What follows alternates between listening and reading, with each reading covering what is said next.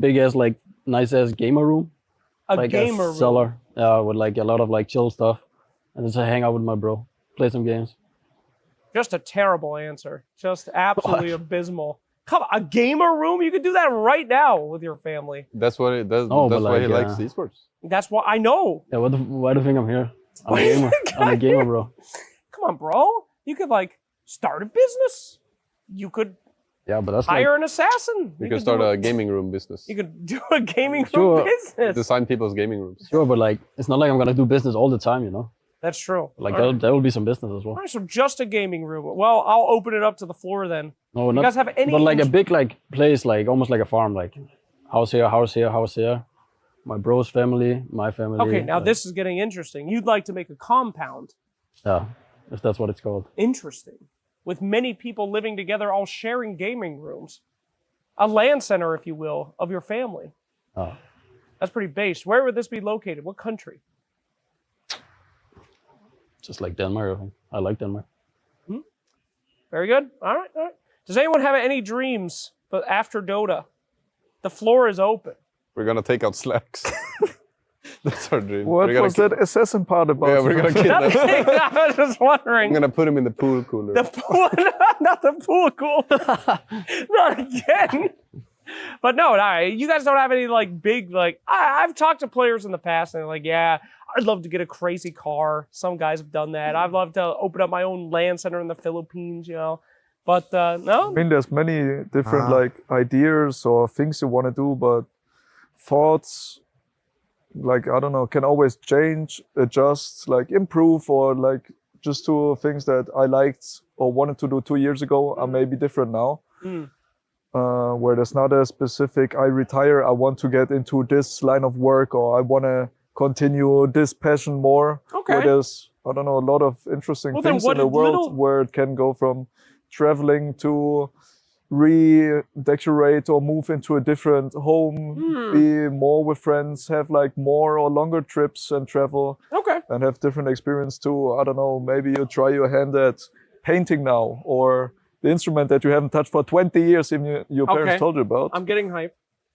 What did know, you little get back Tofu into want to that. do when he was just a wee boy? I don't know, he never knew. He just threw himself out there to like see what is there. Little 6-year-old Tofu And- didn't want to be an astronaut? That's true. Or sometime. What did, what did little Mickey want? Football store. I don't know. I just live. I don't live in the future or the past. I just live in the moment. And there's no like. I like think myself 5 years from now I'm gonna be like become like Slacks interview people. I just like live by the day. You know. Today I have an interview Wow. with Slacks. Tomorrow I have a game, and that's it. That's pretty based, honestly. I'm Mickey's sorry that you're gonna- living in this moment He's right a philosopher. now. But that is philosophy right there. What did you want to be when you grew up, Boxy? Little Boxy? No, I thought that was when I was a kid. I thought that was pretty stupid What? to like to like wanna be something because I I thought it was stupid yeah. to dream. yeah because when I was a kid I was like, man, I'm like stupid right now. So whatever I think is like not gonna be correct, you know, because I'm like all kids are like stupid. That's what What do I you thought. mean, dude? No, because like I knew like all the Gotta kids were like believe in dumb. yourself. When I was a kid, I knew I was stupid. Yeah. What are you talking I knew like about? whatever like I wanted now, it's like not gonna be like later. You know That's what I mean? fascinating, dude. I've never heard but of right anything. Then you were Maybe kind he of was smart. just realistic. Like, was- then you were like the smart one. You are a very like smart every adult child. I knew, like nobody was like living their dream. You know, it's just sad. Everybody's but, out there uh, playing Pokemon, having fun. You're like, this is meaningless. This is so. But right I'm- now, no, I have a few. I want to start a band. a Reality, band? That's Yeah. cool. That's reality sick. hit him. I've been playing drums to redirect my anger from my pubs. That's into, like, the awesome. drum Hell set. yeah. So my goal is to get paid maybe in a beer and some food. Okay. I think it's attainable. Yeah. I'm gonna try bring all the boys on a snowboarding trip. Trying to get Mickey to go skiing. There you go. Now that's break my hand and Yeah. legs. Yeah, because when we're out of esports, don't then you need can it break your anymore. hand. Yeah, I it's guess okay. so. is that what esport players dream of? Is after they're finally done, they can do all the risky hand things. Yeah. Finally experience. Yeah, you can finally play 5-finger fillet. You've been waiting for years. The Yeah. knife one. The knifey yeah. handy game. Yeah. Well, that's So, really cool. y- You actually have dreams, bro. Be outside more, I think. Yeah. Wow. Some nature. Nature is good. maybe hiking, but like the nice one when you have like a couch in your tent with like a. Oh, so Glamping? Yeah. glamping. Yeah. Yeah, I learned from a lot about glamping from Insania 2 years ago on this yeah. interview. That's nice. That guy doesn't even get a tent. He just goes to a place where there's houses. It's just Yeah. called going somewhere. Yeah, no, I mean I remember that actually. Yeah. Age and money changes perspective. Yeah, it sure really does change people.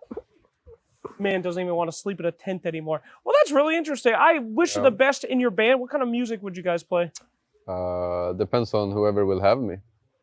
But you know, I think some like not too complicated, maybe some rock, some indie, like a little pop, a little chill. Okay. Whatever pays the bills at that point, you Alright. know. Would you join his band, Ace, if you were invited? Oh, I'll be a Don't know. spectator. Spectator. I'll not share sure what one. instrument I would Do be playing. the But sorry dance on the Sorry. stage. the what? The what now? What is this? The Justin Bieber sorry dance. You haven't The seen it? Justin Bieber sorry You haven't dance. seen it? You want to show him, Mick? No, I don't Go want ahead. to. That's That's the for another podcast. time. All right. That's a shame. We just lost a lot of Yeah. TikTok viewers, but thank you so much. All right, cool. Well, that is good to know that our esports players still have dreams. All your little child versions have now grown up. You have so much more left in your lives. Is retirement close at all for any of you? You guys still kicking? It depends if Liquid kicks me or not. I don't know. Okay, so if Liquid kicks you, you're retiring? You don't want to go for the revenge arc? What is there to revenge? I don't know. You get pissed about something. It's like we'll see how the year goes. Yeah, we'll see. We'll see. All right. Well, I hope you guys don't retire for many, many years. You're carrying the scene. And it's good to know that you guys at home keep your dreams alive too, just like Team Liquid. Stick around here at EWC for some more dank conversations. Hey everybody, we are here at EWC with Team Liquid. Gentlemen, I have captured you for a nice topic. Today we will be doing annoying hypotheticals. Are you ready? Woohoo! Huh? All right, fantastic. Zombie apocalypse right now in your room at home, right? Practice room. Here. All of Team Liquid is there, including Nisha and Blitz. Yeah. Zombies are at the door. 3 of you can go out together. Who are Okay. you taking with you? I mean, Out as in dying It is or easy. No, not die. We're not electing 3 people to die. have I'm you saying seen William's foot? Ah, His debate. the bait. Because he All right. cannot run anyway. Okay, but okay. what do you mean going out? We I'm have, saying, like, we have 2 weapons dudes, or we don't have enough food we and need we're to gather sending free resources, food out. or why are we going out? All right, let's make the situation, all right? You have to elect 3 guys to go get supplies. The other Okay. guys are there holding the fort. Well, how Okay, do you split I mean- this up? I'm actually pretty good at interior design if you guys want. Hopefully I can do the gardening. That's good. All right. No, actually, I think William is staying home no matter what. Yeah, because he's injured. He has And then we need someone to take care of him. who So was the- who's volunteering? Me? I'm not taking care of him. guys, I want to somebody go has outside and go. explore the wild. Someone has to go out the window. I want to become one with the zombies. I think me and Mickey, we go out. Yeah, we can go out. We speedy. That's very good. Speed is powerful.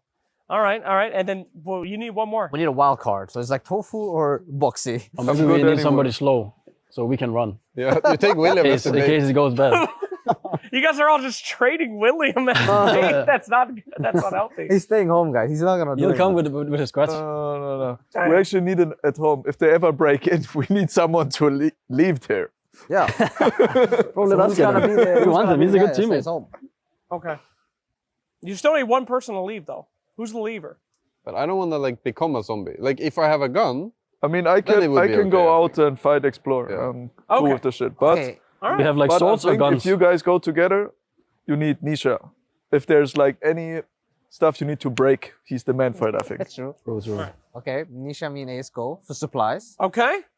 And Tofu and Boxy hold the fort. Do nothing. We're, Yeah. we're Oh, they chilling. need to hold it down. Okay. Yeah. you gotta Interior design. Interior we're design. like we have like the They're like- on the It's not pirate just the ship, fancy like, stuff. We'll have loot, We're obviously. scouting for you. All right. Hindsight, they're like comfortable. our strongest warriors. They just like holding We're the also fort. like That's we're also Jeff putting can hold the door. nails He's on big. the All right, outside gentlemen, it's everywhere. time for our next hypothetical. Now, this is a very interesting one that I personally love asking. Who here would say that they have the best family ties? Who's got the most, like, people waiting at home and all that stuff?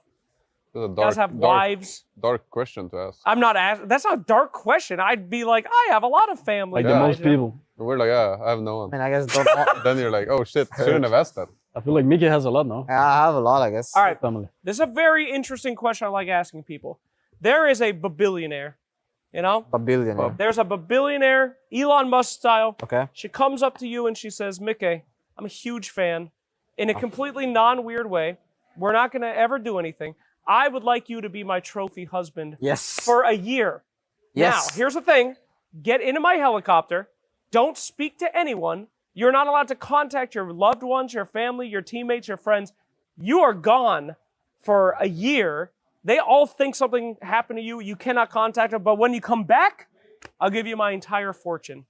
Do you take this deal? Yeah. What do you mean? Yeah, that was instant. That was That sounds kind instant. of good. But you can't even be on Discord with the boys. It's fine. 1 Let's year. go with the boys. I'm setting up Oh, 1 that year sounds of right then. sacrifice for like how much can a billion like It's hold a on to? billion. A billion. A billion. That's like No. generation of generations. He's sacrificing about- himself for Exactly his 1 future year. bloodline. What They about will your- understand. They will understand. What do you mean? Would you guys understand? This guy They just, would understand. you walk out the room, he's gone I mean, for a year. obviously they're gonna panic in the beginning, but like once they see that I come back with a billion, We never give up on we- Mick. they we will play, keep we looking play a for lot him. anyways. Not that we have so much time with our loved ones and friends, Right. but 1 year trader for the billion of now you're free forever. Yes. That sounds pretty good. But I mean, aren't you worried that they won't have you for TI and they'll worry about you and you'll be That's it, racked we'll with be fine. guilt? What do you, they'll be fine. That's they will not, understand. A billion. a billion. Okay. A billion. All right. Very good. Easy answer. One of our last annoying hypotheticals. Ace, you have to go into a body of an animal for 2 years. Okay? If you die, you die. What are you choosing? What lifestyle would you like to live as a I think you have seen creature? too much Bear Grylls. What do you, what? Isn't That's that not his name? Bear Grylls question. This is a There was intelligence actually question. there was That's actually a some, Bear movie, Grylls episode. you know, and like a little beaver. Yeah, it's the I believe that Pixar movie is Hoppers, and it's not like that. No, Operation they're Beaver. not trying That's to the die. Swedish word. They're trying to survive. Anyway, you have to survive as an animal. What do you pick? What do you Beaver. think? What creature do you What think? I have to Yeah, do- you can't just copy Hoppers just because it's topical. You can't choose beaver. Okay? Like what? I have to live inside the animal, or do I have to like You gotta be that You animal. are the animal. I become the But animal? he still has his conscience. Yes, but you know, you use your human intelligence to survive 2 years. What creature would you choose? Brother, he would be the smartest animal of any animal. He could like create his own kingdom. Good, but Ape. depending on the The animal. what is He the could ape start movie called? What? like the War of the Apes. Planet of Apes. He'd take the world back. Why would you choose monkey, dude? You guys are so bad at Because they're like they're hypotheticals. closer to human. They're like 99%. I am not asking you genetically- these questions on purpose. Please stop interrupting this man's important hypothetical. You gotta take slacks down. I am not asking you. gotta- Bob. All right. I will take like a deep sea like anglefish or some shit. Why? Because like nobody has explored like the fucking depths of the I'm ocean. not asking you about humanity's. I'm just telling you to survive 2 years as an animal. Why would you choose a deep sea anglerfish? That's Maybe my- they You live don't for even like know the forever. struggles of That's this my choice, bro. creature. That's my choice. Some turtles, they live like hundreds of years. Maybe. the I'm deep sea asking you to fish- do 2 years. Boxing, I'm not asking you any Okay, but do you hypotheticals. understand if an animal lives for hundreds of years, the chance that you die during those 2 years is lower? So what Imagine would how you take? interesting it would be What down would there. you take then? It's something like a house cat or something. It's such an easy question. Nah, that's boring. That's not boring. That makes sense instead of a The goal is not to survive. The goal is to like have an experience, like Is that explore the something. goal? Okay, Let that's them fair check enough. out the water. It's cool. Yeah. All right, fair He'd enough. come all right. back with the whole ocean map. But you mean like one that has like Like the fucking anglefish, man. This dude's cool. like fucking down there. Homie doesn't even know what an anglerfish is, and you were completely supporting him. You had no idea. All right, fair enough. Tofu, hypothetical for you. Okay? I'm a Rage beaver. bait everyone, man. What? Beaver. You don't get to Me be a too. beaver. It's a different question. All right. Tofu, you have to trade consciousnesses with someone on your team. However, if anyone finds out that you have traded consciousnesses, you die. You both die. You have to keep up the facade. Like switching my brain into someone else. Yes. And we're just trading each other's body. Yep, and you have to be in a boot camp for a month. Who are you going to switch with? You both know the stakes. It's Who like do you that movie. trust enough. It's like that horror movie. I don't know if you've seen But it. no one is allowed to find out. If they find So it's out, not- you're both done. It's You're not for cooked. fun. Like it's actual This is survival. not for fun. You don't get to pick anglerfish to explore the depths of the ocean for fun. This is a serious, you got to trade with one guy on your team, and if anyone else on your team knows that you guys swapped, you're done. Who do you pick? But the other person is gonna fuck up also. No, that's why you have to pick a good partner. You have to trust the other partner. You have to trust them. Is this about trust? I don't know I what feel this like is about. personalities are just so different. Well, that's what I'm saying. That's why you're specifically you. Who do you Trust think the other could pull person to off a also have the tofu? ability to It's do it. like Yeah. You have a very it's unique impossible. personality. Like He has to pull out easier to get another guy, and example. they had to pull out him as well. Easier to get example where like it Okay. can be small things where like Nisha, obviously, I'm right-handed, he's left-handed.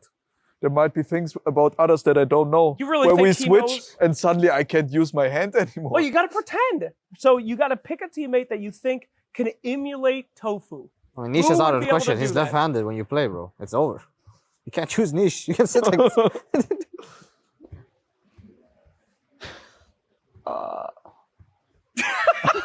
That's Impossible. this is the hardest question yet. I mean, we're gonna die. What do you mean? You're gonna It's easy die, to be dude? tofu. It's At just like, least what's try. up, guys? Anyone What's up, want a vape? Anyone want to fake? Yo, guys. I think you're fine, dude. I would highly suggest boxing. I think you can How pull do it you off. guys feel? Like, who would so hard. mimic me the best? I mean, Ace knows you the best. now, Probably Ace. For sure. No, But can he handle me? I don't think I I don't know can if I mimic can anyone handle on the team. the It's tofu like style. no. too Give me much. one tofu impression right now. I can't, man. I can't. Okay, great. You're dead, dude. That wasn't even close. I can't. All right, that was a good hypothetical. Okay, our last hypothetical. Boxy, it's So time. I asked Mika. I already asked Mickey. What did I ask you? Oh yeah, the billionaire. A billion. The billionaire. Yeah. You're the last guy. Okay, hypothetically, if you had to rename your team, what would you rename it to? Team solid.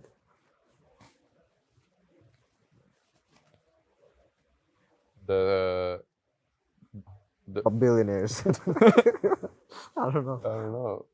Do like a cool band name. Band name is good. Band Oh, name? we will be like. What was the old? Like, what was some of the old esport teams? No Tide Hunter, no Bounty Hunter, no Techies. Digital chaos. Digital Chaos. Okay. no, I don't know. With pickup slacks as our standard. No, I don't know. do It could be like the bros. that. The Bros. We're The chilling. bros.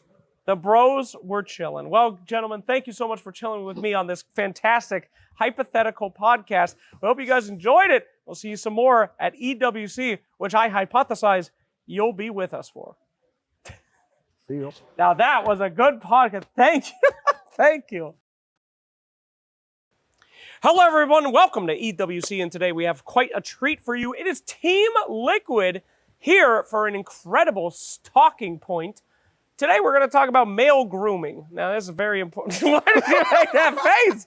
Why did you make that face? What do you want to talk about? Nothing. All right, let's catch up with Liquid then. Gentlemen, you are all champions. Please raise your hand if you've won an EWC before on any team. Interesting. Isn't that interesting?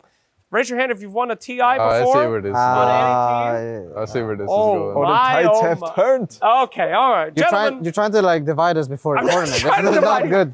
I'm a big fan, okay? I It's genuinely... like 4 against 1. He wants to split us up. I'm not splitting you up.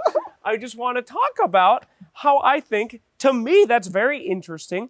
Is it interesting to you guys? Have you talked about this at all? About how now you guys could be, winning an EWC? That's kind of cool. Before we get to that, did Yeah. you raise your hand on any of those 2 questions? No, I did not raise my hand on any of those 2 questions. What was the highest you placed at TI? Combined the 38 or something combined, buddy. Yeah. Combined. I got the second one. Wow, me Twice. too. I got second place on Digital Chaos as Like a the stand-in bench? at TI6. Actually, Yeah, so you and me As a are stand-in? equally as good were as you Dota actually in a players. stand-in? I was 100% a stand-in at TI6. That's That's right. impressive. I didn't do anything except for daydream about killing Sasuke so I could be a millionaire, because they would have had to give me the money. So Huh? nothing. Don't worry about it. It So didn't have you happen. guys Nothing ever have you ever discussed this? How does it feel? Do you want to win this event? No, we're here Yes. to. What are you Oh, we're here to have talking about? interviews with you, Slacks. That's like the main priority. We're here to sit on the couch. Like we're here to sit on the couch and talk about That's really stuff good. with you. Well, I mean, okay, let's get a little serious for a second. With you guys have all won so many things, so many like huge events in your tournament lives throughout your entire careers. What does it mean to win one of these anymore? Like, does it still hype you up? Is there anything there? Is it about the cash? Is it about the prestige? Like, do you still get excited on that winning stage? Do you guys still pog when you were winning? I think on LAN, yeah.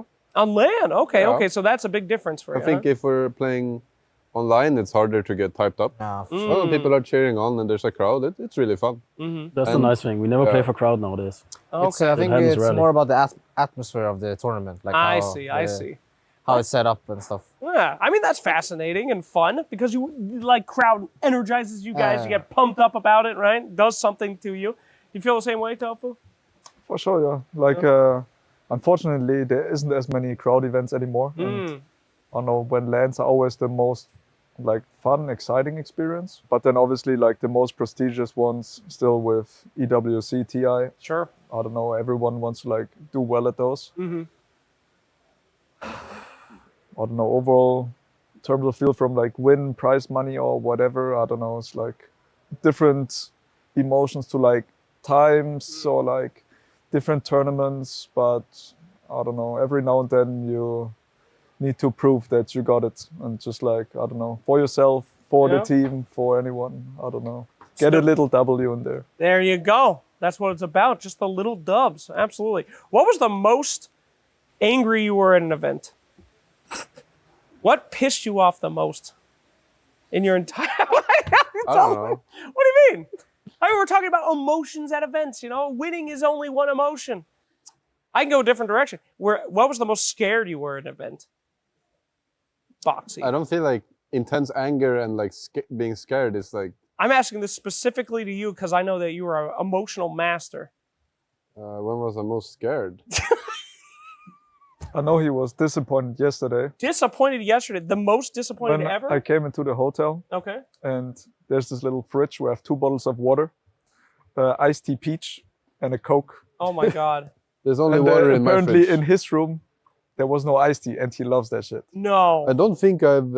Yeah, I do like the iced tea. I don't think I've really been scared at an event. I mean, I don't know what kind of like.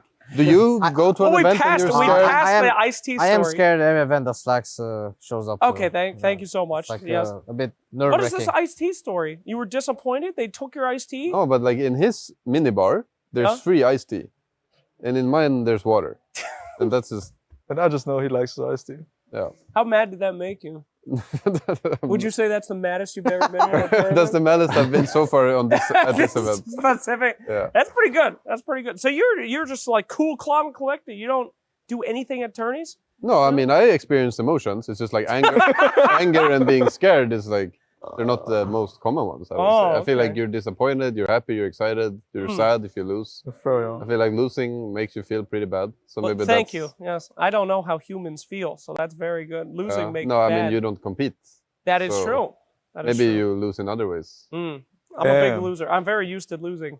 But is this like a normal thing? Would you say none of you guys really get like scared or angry or sad at tournaments? It's really just like robot lock-in No, mode? you I can mean, get nervous. No, there's emotions, but scared is one of, I don't know when you would feel scared. That got like beaten out of you, huh? If like you're on stage and technical issues for 2 hours and you really need to pee, then you're getting worried. That is scary. Yeah, that is scary Isn't it? actually. But, Sometimes you I really don't- have to pee. I don't know, it's That is true. like nervous is a thing if you like compete or play, but I don't think you're like scared to play or If you're scared to play, it's like it's pretty rough. Yeah, Then I mean, I you're, guess you wouldn't be here if you were like scared to do if you're that. I scared mean, to but play, come on. I mean, you're your not doing first well. time in front of a crowd, that was just like a little nerves. It didn't really affect you guys at all. I mean, there's a reason Oh, you're no, for champions. sure. There's a reason you're both here.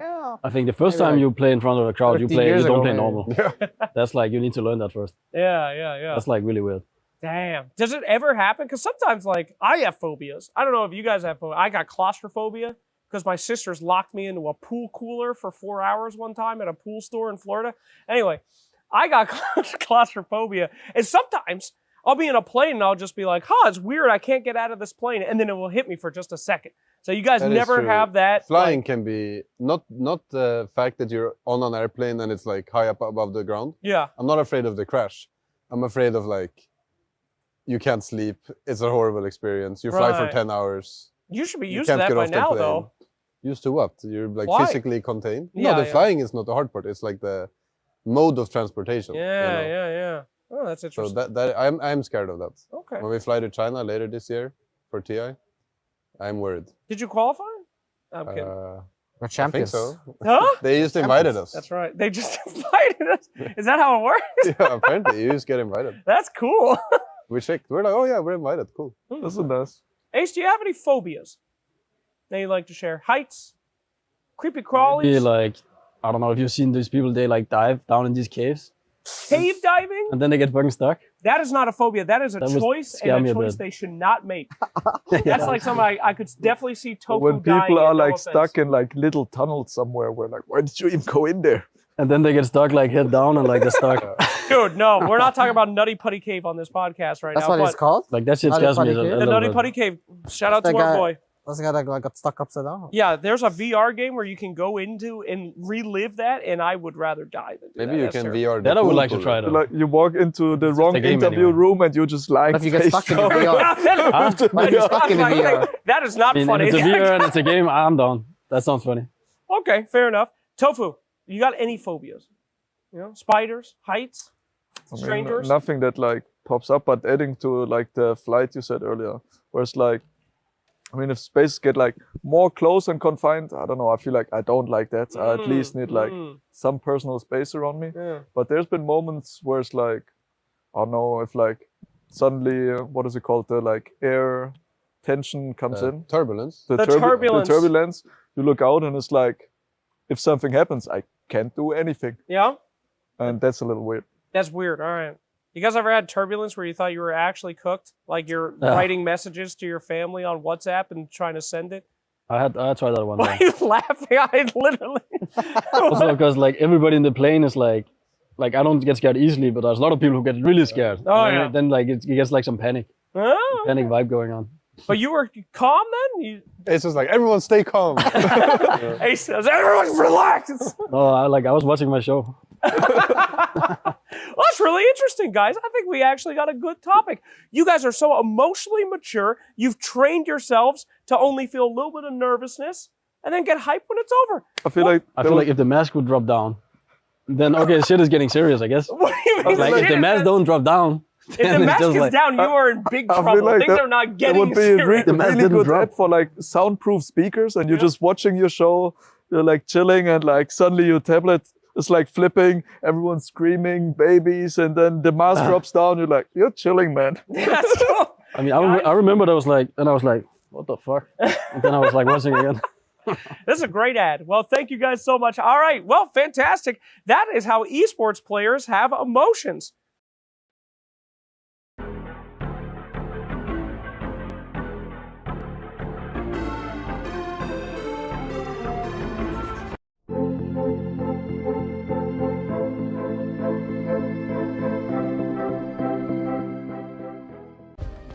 Play is in our DNA. Whenever we let it out, it becomes our superpower. Now imagine an entire city being built to supercharge it. Kadir City, powered by Play.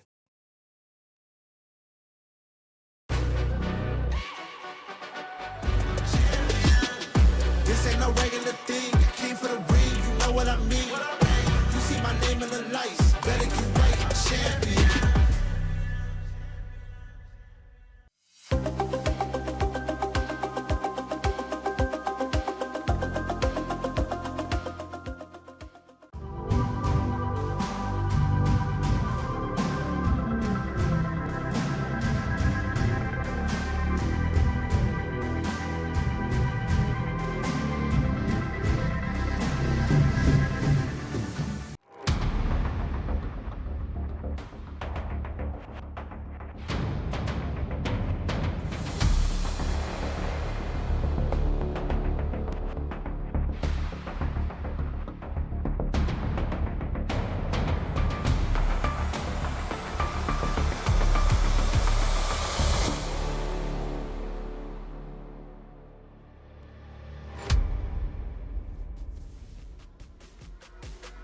Welcome back, ladies and gentlemen. We're into day number 3 of the Esports World Cup here for the B stream, and it is MLP Dota joined.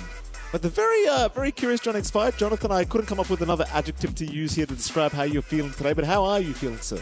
Doing great. Day 3 of the groups now so far here for Dota 2 in the Esports World Cup, and we've had some pretty good matches. Again, we had some pretty good moments yesterday. I was watching a little bit of Aurora actually when we were done, and Mikado was looking pretty darn good, you know. So even though our Southeast Asian teams might not be having the hottest of times, at least how have you found a way? He's Southeast Asian. Okay. You know, so at least some of us Southeast Asians are having a good time, even though our teams... It's day 3, you know, it's time to kind of find some win here. Well, what's happened, John? Do you want to, we got time, do you want to summarize, what's your problem with the SEA teams this Well, this OG time? got 2-0'd, Reckonix is, you know, touch and go as well. What did they do? What happened? Well, OG lost with Lone Druid. I saw Red was not very impressed with them losing with a hero that's been first phase banned every single time. That's not good. Yes. No. And that was a 0-2 for OG, so... Yeah. To be fair, you know, playing up against, I believe it was P-Vision, it's that's a hard matchup. It's a tough opponent. That's a hard but, you know, I mean, every matchup's going to be tough. If you want to make it into the survival stage of the Esports World Cup, you've got to bring your A game. And, well, Southeast Asia, you know, maybe it's time to wake up a bit. It is time to wake up, John, because we've got a championship explainer to look at to explain exactly how all of this works. $75 million, 25 tournaments, over 200 clubs, only one club champion. The Club Championship is the beating heart of the Esports World Cup. Over 7 weeks, esports clubs send their players to compete. Every placement, every win, every podium earns points for their club. At the end of 7 weeks, every point counts. The club at the top walks away with $7 million and the title of Best Esports Club in the world. It's not about being the best at one game. It's about being the best across all of them. Depth, versatility, consistency under pressure. One championship trophy, one title. Who will take it? Watch history unfold in Paris at the Esports World Cup 2026.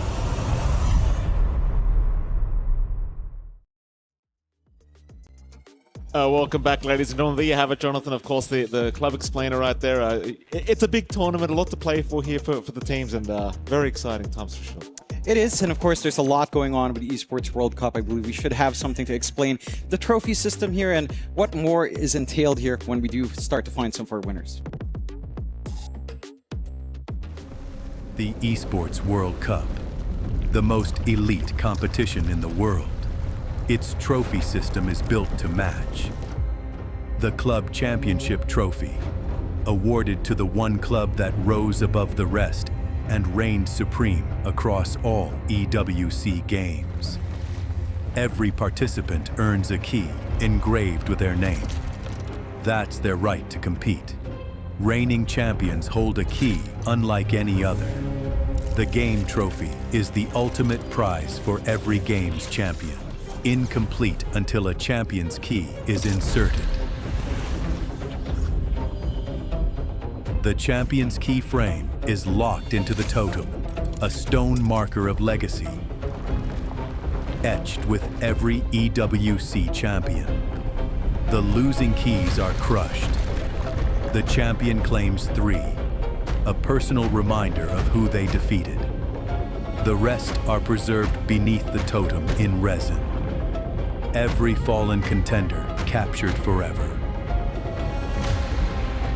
Will you be remembered or forgotten beneath the totem? At EWC, nothing is granted. Everything is earned. I was actually pretty darn hyped, Jonathan, and I know you get very excited about crushing keys. Oh, yeah. Apparently it's going to get locked in resin as well, so Yep. if we want to crush you, you'll be there forever, John. They don't need to go through that effort. There's Why nothing not, worth John? preserving here. I wanna you know, see it. I'm no trophy. No. You know, so you can just put me wherever after you're done crushing me. But You're my crush, John. you're my crush too, Mikey. Of course, Oh, we do have our format lined up here for Dota 2 in the Esports World Cup. We're on day 3, Mikey. We're starting to lose it already. It's a little bit early. We've got some time here, and of course, our format for the Esports World Cup in Dota 2. 24 teams going through here in the group stage, 12 teams that end up going through into survival, and 8 teams left in the playoffs. Single elimination on those playoffs as well, and from the survival stage, we're on to the best of 3s. So that's where things really get exciting. Remember, from the group stage, bottom 2 teams get eliminated, and that's a rough one to be in, because you only have so many matches to play. The group stage is only so long, so every single series does count. And in a best of 2, that's a really stressful environment because a lot of the teams, I talked to a lot, maybe just the C teams, but I think this is the mindset everywhere. Yeah. A best of 2 for them doesn't really represent what they can do because it feels like you see some teams go, 1-1, and you're like, we could win a game 3 if we go all the way. If you get 2-0, well, that's the end of the story there. But there's some momentum to carry through, and I think, again, a best of 2 really tests you in that way, in a different way than a best of 3 does for a lot of these teams. Yeah, I mean, it's certainly a challenge here with the format, and like you said, the group stage is not that long, so they've got to make something work here for themselves, these teams, and we are looking, of course, at some teams here. It's, I believe, from yesterday is what we're looking at, and there's a lot of highlights, a lot of games happening. Of course, BB team in particular, that game 1, looking like it really, really shouldn't have gone their way yesterday, but huge comebacks being made. Of course, Poor Rangers, there was some sad faces. There was some sad faces at the end, especially after game 1. I'm not quite shocked by that, I'll be frank. I would have been pretty upset too. Oh, for sure. And I think what you can take away on the side of Poor Rangers is that, going into today, they've got some potential. Again, we've been talking about it. I think you and I have been casting Poor Rangers and L1 team. We're going to see them later on as well. And there's just so much room to grow for these teams. We had some pretty fantastic games yesterday, though. As you are seeing in the highlights, again, some pretty strong showings from especially BB team, one of the top teams in the tournament. A lot of people expect them to go through these groups, to go into this straight to playoffs, and so far it is looking pretty well lined up here for BB team at the end of day 2, going 1-1-0 so far, 3 wins, 1 loss across all their games.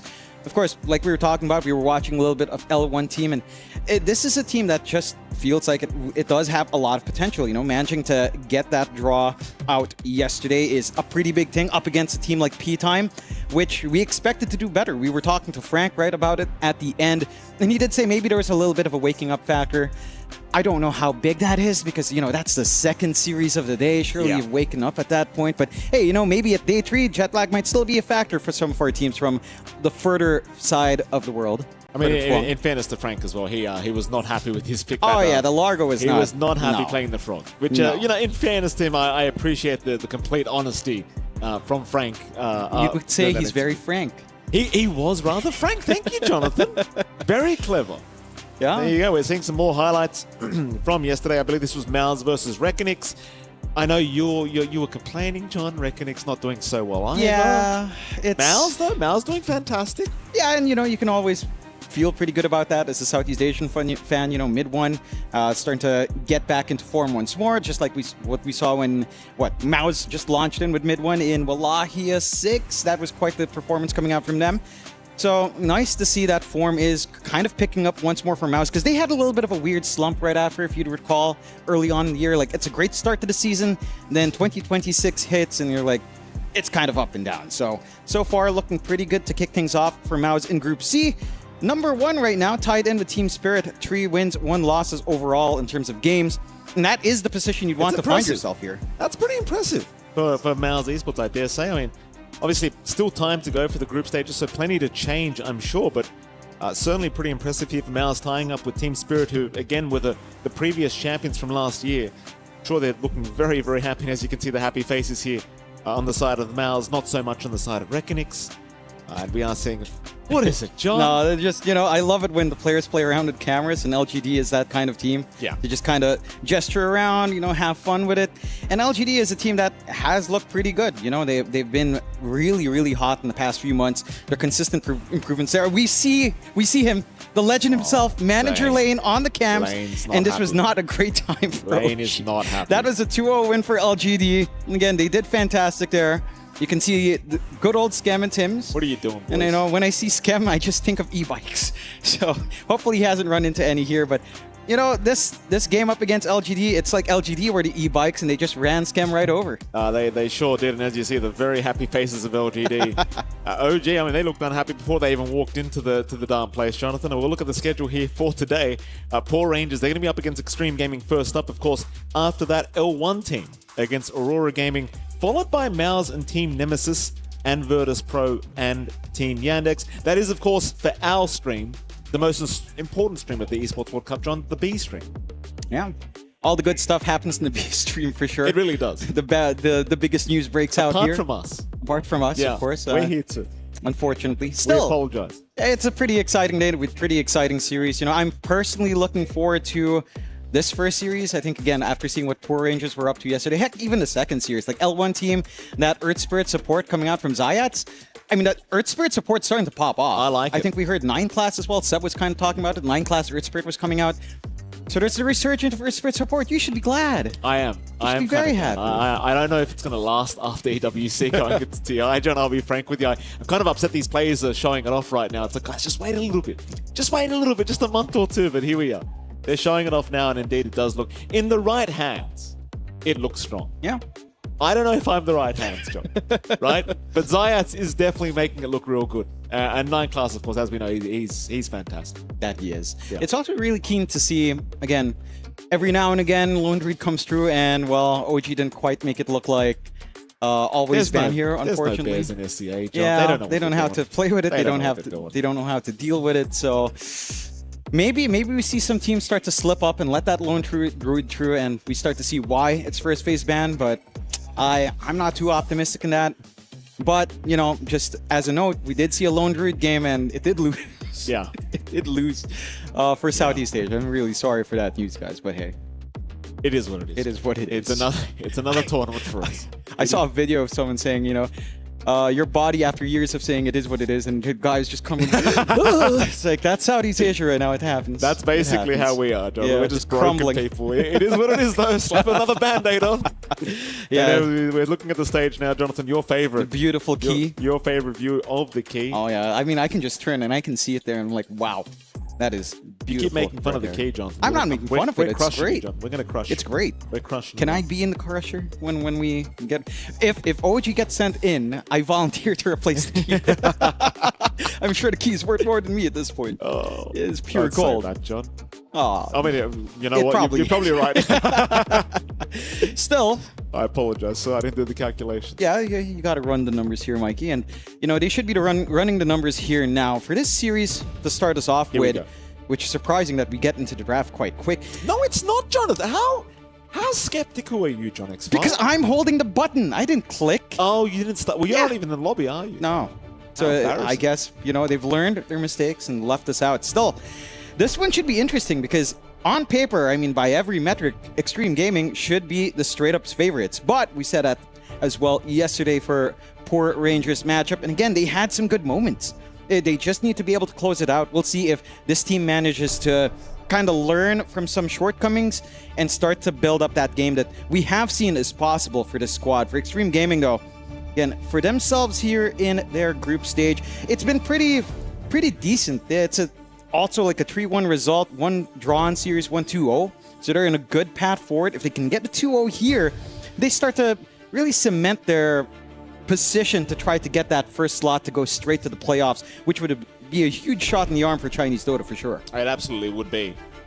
Absolutely would be. And I'll tell you what, John. I mean, I don't mean to be the pessimist here going into this matchup, but Poor Rangers have not had the greatest time. No. Right? So if you're Extreme Gaming right now, you're probably thinking this might be a matchup that we can easily take. I don't want to say easily. That's a bit rude, but you know, it's considering the standings right now, I dare say Extreme Gaming probably the favorites going into this matchup. For sure.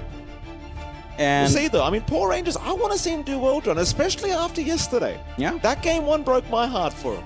really did. And it's just their game to win. Again, that's the kind of thing that I feel like a good team should be able to reset, go into the next day, be like, all right, we see our potential. We know we can do it. We just got to clean up a couple of things. And, you know, I feel like if you were going to weigh these teams, you know, BB team was probably the harder team. Let's Yeah. be frank. Yeah. On paper, more consistent, a little bit higher average placement. And Extreme, you know, they've been there, but it's been touch and go. So, again, we'll see how they do change up things here on the side of Poor Rangers. For Extreme Gaming, though, they do start off with that Shadow Fiend first pick. We have seen this multiple times. And we actually get the Beastmaster sliding through here for Poor Rangers. This has been something in the first phase bans as well. And now you get the strong offlane. It can kind of play into the SF. We've seen some struggles on the offlane here for Alberca, right, into SFs. Like, a lot of offlane players generally just kind of getting raised down. You know, you don't have fun in your dooms. You don't get to just play your game. This Beastmaster has quite a fair bit to get done. The timing into Dominator Overlord is going to be super important to hit that tempo to start to take these objectives. But laning-wise, going for the Axis and Boars should lead to a relatively stable laning here for our Beastmaster. No Kotl option to kind of combine with, but the Hoodwink's still in the pool if you want to go for that down the line. And all you really need is just one support that can kind of poke back, maybe set up to land some Axis, and you're pretty good to go here in the Beastmaster. Yeah, interesting to the ESF. I mean, you just kind of spoke about how popular it's been as well. It's just, it feels so good during the laning stage. Like, Razors have always felt really nice, but you get a nice support like a Clock with you or something else. It's so potent, even against a hero like Beastmaster. At least with the Beast, you can just spam wild Axis, right? You can sit back, you can try to avoid to hand anything over to the SF. You might not even want to go the ball route, quite frankly, because you're just giving free souls and free gold away. It's just so scary, this SF right now. Just such first pick material based on the fact that its laning stage is just so potent. That it is. I'm wondering if we see something like the Clockwork coming out for both sides. I mean, I know it's been de-emphasized. No one really goes Clockwork SF, but just having like Clockwork overall has felt like a really solid hero. I wouldn't mind it for either side to kind of consider it, just because the backline jump has been great. The scouting potential to set up for these smoke plays has been great. Having a debuff immunity piercing stun and hookshot has always been useful as well. It does kind of fit the bill for both sides. And again, if you run Clockwork SF, that's still a classic lane, even if you're not focused on like feeding out Cogs' souls. Just holding people back, throwing around these Cogs can be quite nice in lane, especially against a Beastmaster who is very reliant on Axis. So curious if that's something that either side will think about as we start to close out these bans. We do get the Shadow Demon along with the Treant being banned out by the side of Extreme Gaming, and the side of Poor Rangers taking care of that Doom and Bane along with the Ember earlier on. And they do pick up the Wind Rangers, so I would prefer to see this on support. I think there is potential for Beastmaster Wind Ranger in lane. Think about it this way. Axe spam plus power shot on an isolated hero, that's a lot of magical nuke to play with in lane. It can be pretty hard to sustain up against that. And that does give you a lot of poke potential up against this SF who plays at pretty moderate distances, right? Axes are pretty long range, power shots pretty long range. So you've got a stable way of destabilizing the SF's lane, which is always helpful. Seb's really been selling this Wind Ranger too, hasn't I mean, he? I did see the potential. I'm kind of fine with it. There are still some issues, I think. You know, is it me versus Seb, John? No, I mean, Seb said the same thing. If you don't land your shackles, then it can look pretty bad. Who's the devil, me or him? Who's the angel? Who's the devil on your shoulder, John? Who's whispering good and bad things to you? I think I think you're much more biased, and Seb is much more objective. You didn't answer my question, John. No, I think he's much less biased. Like he does understand the shortcomings of the hero. I like this. So you know who doesn't have shortcomings, John? Who? Lich. Yeah, that's Lich fair. is a good pick. Nice deny on the creep wave. Great nukes against the Beastmaster. Your balls aren't going to survive. Wind Ranger doesn't like it. No. I like this Lich pickup a lot, and quite frankly, with the SF, it's pretty yucky. It is. Like there's so much poke now coming out from the side of Extreme Gaming as well. So much sustain, so much armor to play with. Like this Wind Ranger, you know, sometimes even supports can be a little bit of a threat with Focus Fire. With Frost Shield up, no one's really gonna die. We see that level 1 Focus Fire really just tickle. We've seen it on a Tidehunter who basically takes 0 damage. With Frost Shield, that's everyone. And the thing is as well, I can't remember who was saying it just earlier, but the Lich, like the timings, it just, you can hit level 6 so fast as this Lich hero. Yeah, around 8 minutes maybe at worst. And it's a bit much, right? Chain Frost at level 1 is just so ridiculous. Yeah. Expo, you can't lose the team fight assuming you land a good Chain Frost. No. It's tough. And now speaking of tough, the Hoodwink comes out. Another great support for the side of Extreme Gaming. I really like what I'm seeing here. Another support as well that does pretty well against the Beastmaster. Yeah, it's nice and stable, really good backline reach. You've got pretty strong ways of setting up. I do like the puck coming through here for the side of Poor Rangers. This has been, you know, a first phase, second phase ban, and for very good reason. The puck is super slippery. Hoodwink and Lich don't necessarily catch the puck all too easily either, unless you catch the puck by surprise and say the tree line with a bushwhack here. But it can be a bit challenging. I'm curious to see what matchup mid you start to bring out here on the side of Extreme Gaming. What kind of hero you want. Nothing to say to play. There is still the option of running the Storm mid. We've seen that a couple of times.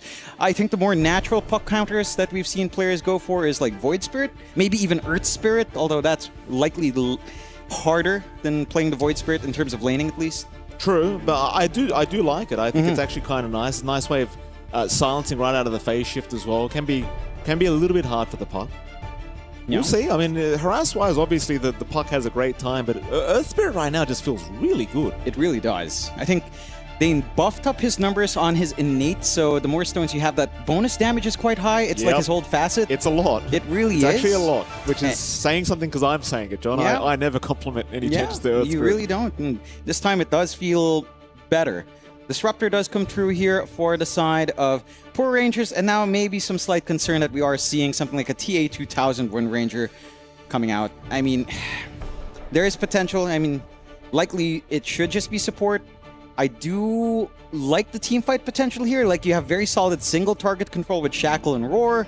You've got the AoE control with the Dream Coil and the Static Storm. So you have some good ways of playing. This is a very interesting pickup from Extreme. We don't see it too often, right? Like the Sand King coming through again on mid for nothing to say. I like it. Up against the Puck, this is a matchup that does actually feel pretty good. You know, Puck is not going to be able to maximize Puckish at all. You can just easily keep farming up here on Sand King. My one concern with Sand King, we've seen this a couple of times now, it's very reliant on big items first. Like, you need Blink, and even after Blink, you still need the Ags. Without it, there's just no damage. No, there isn't. I do appreciate how much teamfight and wave clear it does provide, though. Like, you are still up against a Beastmaster. You know that Poor Rangers, they want to really start applying pressure very early on, and Sand King is one of the heroes that can just TP to a lane and make it extremely hard to actually get through those T1 towers. So I do appreciate the SK pickup. Like you said, though, it does require a lot of farm, but I think the objective is to just slow down Power Rangers. Just a little bit. Because the SF's not going to enjoy those T1s going down this early. For sure. And here's how you kind of close it out now on the side of Extreme. We are seeing the last few off-lane bans coming out. See Axe being taken care of by Poor Rangers, Magnus being taken care of by Extreme. Sir Littlewood. I feel like an Underlord looks really good here for the side of Extreme. Right? Like, just running that in XXS, you get maybe one aura item up, then you start working towards your Ags. You get the Pit of Malice with Burrow Strike.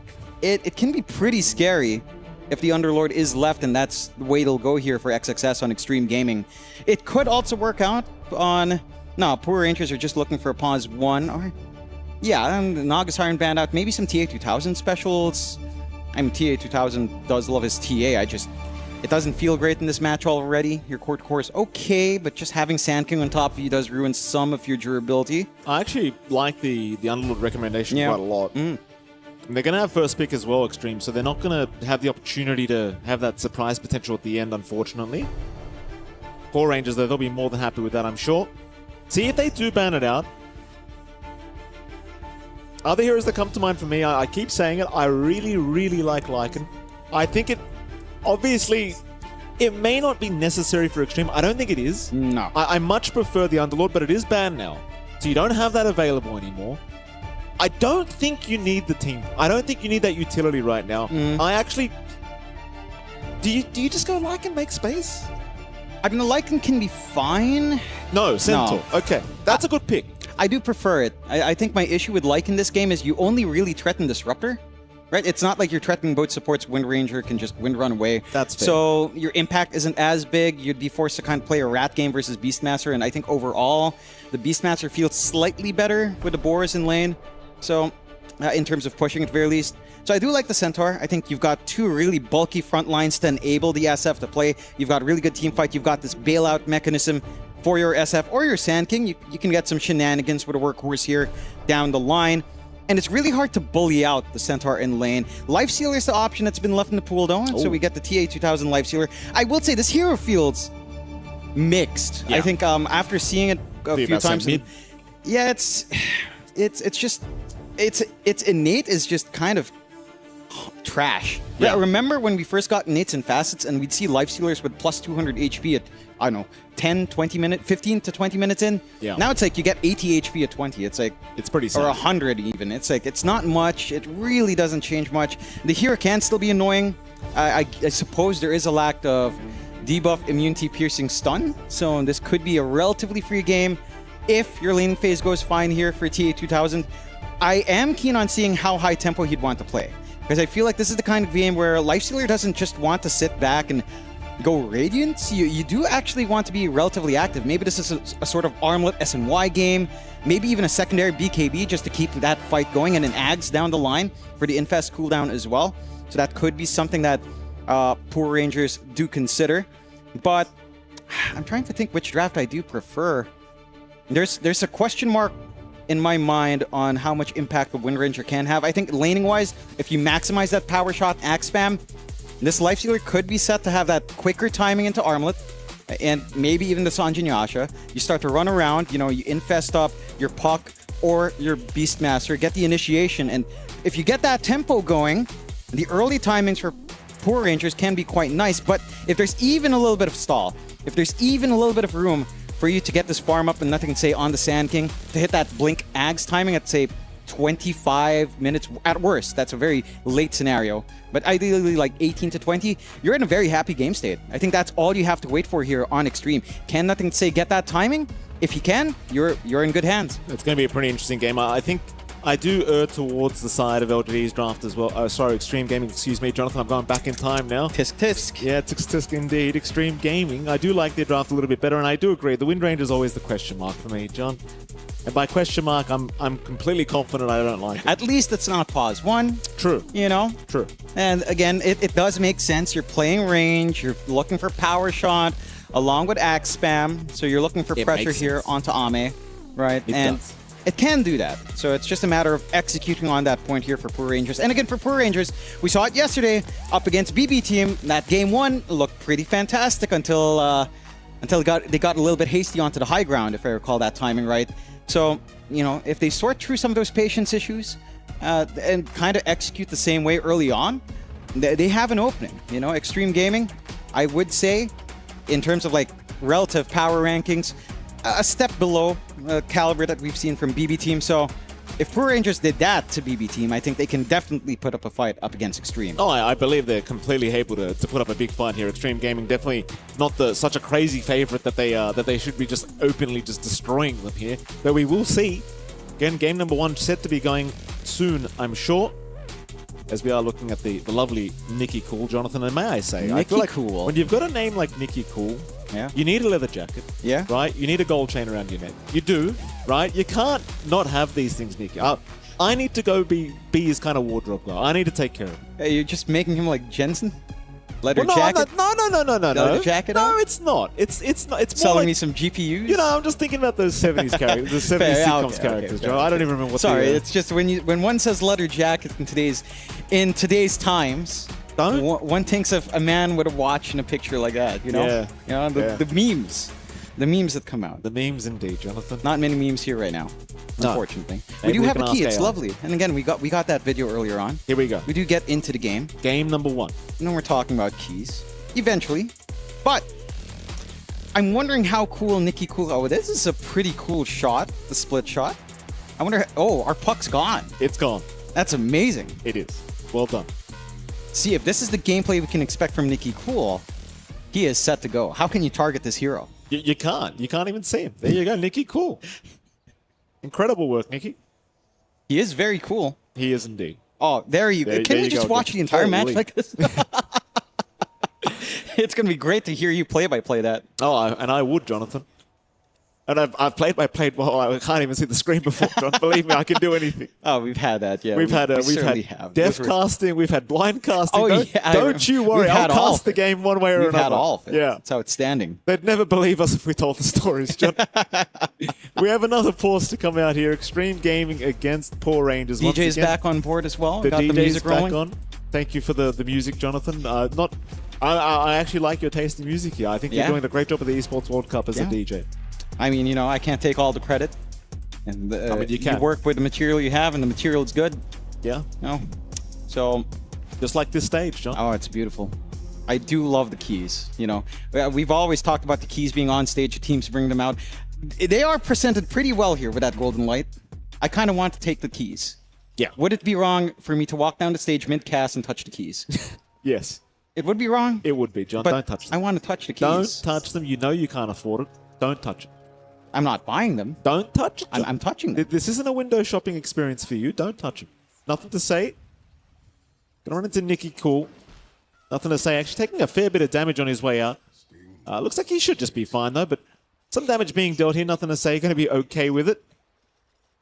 This Puck versus SK matchup, do you think Nothing to Say has a rough time here? I mean, obviously the harassment does get a little bit annoying, but I feel like the SK still just does fine in the farm department. It should be relatively stable. I think the issue for SK is maybe the first 2 levels, right? Like level 3 is when you start to stabilize. You get the level 2 Sandstorm. You kind of just sit there and farm. You just ensure that you can maybe take care of the sentry ward you do have planted here from Poor Rangers. So that is one thing that can allow a little bit more play for Nicky Cool. Taking a look at those side lanes, so you've got Immersion again running around the Wind Ranger. This is a hard lane. Like this could be a pretty big kill lane here between these two sides. I still want to think Extreme have the stronger nukes to throw out and more kill potential, but it really can go either way. There's just so many strong spells at this top lane, and I feel as though this should be where we see first blood. I think in absolute terms, it's easier for Extreme Gaming to land their spells, for sure. Because you can get the slow setup into the raises, you can just easily run someone down. But the absolute damage output, the scaling of it, is a lot better in Poor Rangers if they consistently apply that Whirling Axe debuff. So it's all down to whether or not Alberca can land some good hits onto Ame. So far in the first wave, doing a decent enough job, fairly even on the board in terms of CS. You are seeing just a lot more pressure out from Immersion and from good old X-Nova and playing Poke up against each other. And not really lining up for too much just yet in terms of direction. Level 3 is where this thing should start to really pop off. Level 2 Axis, Level 2 Power Shot. Oh, these balls just cannot survive the amount being thrown at them. That's the one thing I thought Alberca wouldn't even bother going for the ball build-up, quite frankly. I thought he might just skip it all together for a little bit, but yeah, certainly finding out the hard way they are not going to be surviving too long. Of course, Ame going to enjoy every single ball he does get. They are worth quite a bit of XP, so you're always more than happy to take them. Things still going swimmingly for both sides. X-Nova taking a bit of damage, but no first blood being drawn quite yet. Looking at the CS, mid lane seems to be pretty even between both the SK and Puck. 13 and 12 in terms of CS, so only a 1 CS difference here in the mid lane. Of course, down at bottom, XXS and FY having a great enough time till the end of Naive. Fighting back, but again, it is a bit of a farming lane. Neither side's really getting too excited quite yet. If you were to see a kill, it would probably be on the side of Extreme because you have the Hoodwink Centaur combination, and obviously that is a pretty devastating one if you do get hit by the Bushwhack. And they do, but XXS not within range to try and chase down for a kill. Nevertheless, both side lanes look like they could kind of break out at any moment. That they can. I will say it's a lot harder to pressure out Naive, even though you have this double stun combo. If Naive just turns around, gets a couple of right clicks off, because of how much HP XXS has, even in the lane, like the damage output coming out from Naive is pretty darn high. Up top, Ame, he's going to go for a fight here, but Ame's dropping pretty low, hoping for the Healing Lotus to heal up through this Immersion. He's going to die. Ame, no, he can't get it. Alberca will ensure he just stands his ground, but Ame got first blood. I think you're pretty happy with that. You're very much happy. I think the one concern is that the free EXP here for Alberca is a pretty good trade-off, right? Like, you're getting the bonus gold here in the SF, but the Beastmaster now can start to get more levels up on the axis, maybe start to hit that level 4, get the value point and the Hawk for a little bit of root, and that's where things can start to get a little bit dangerous if you overextend here.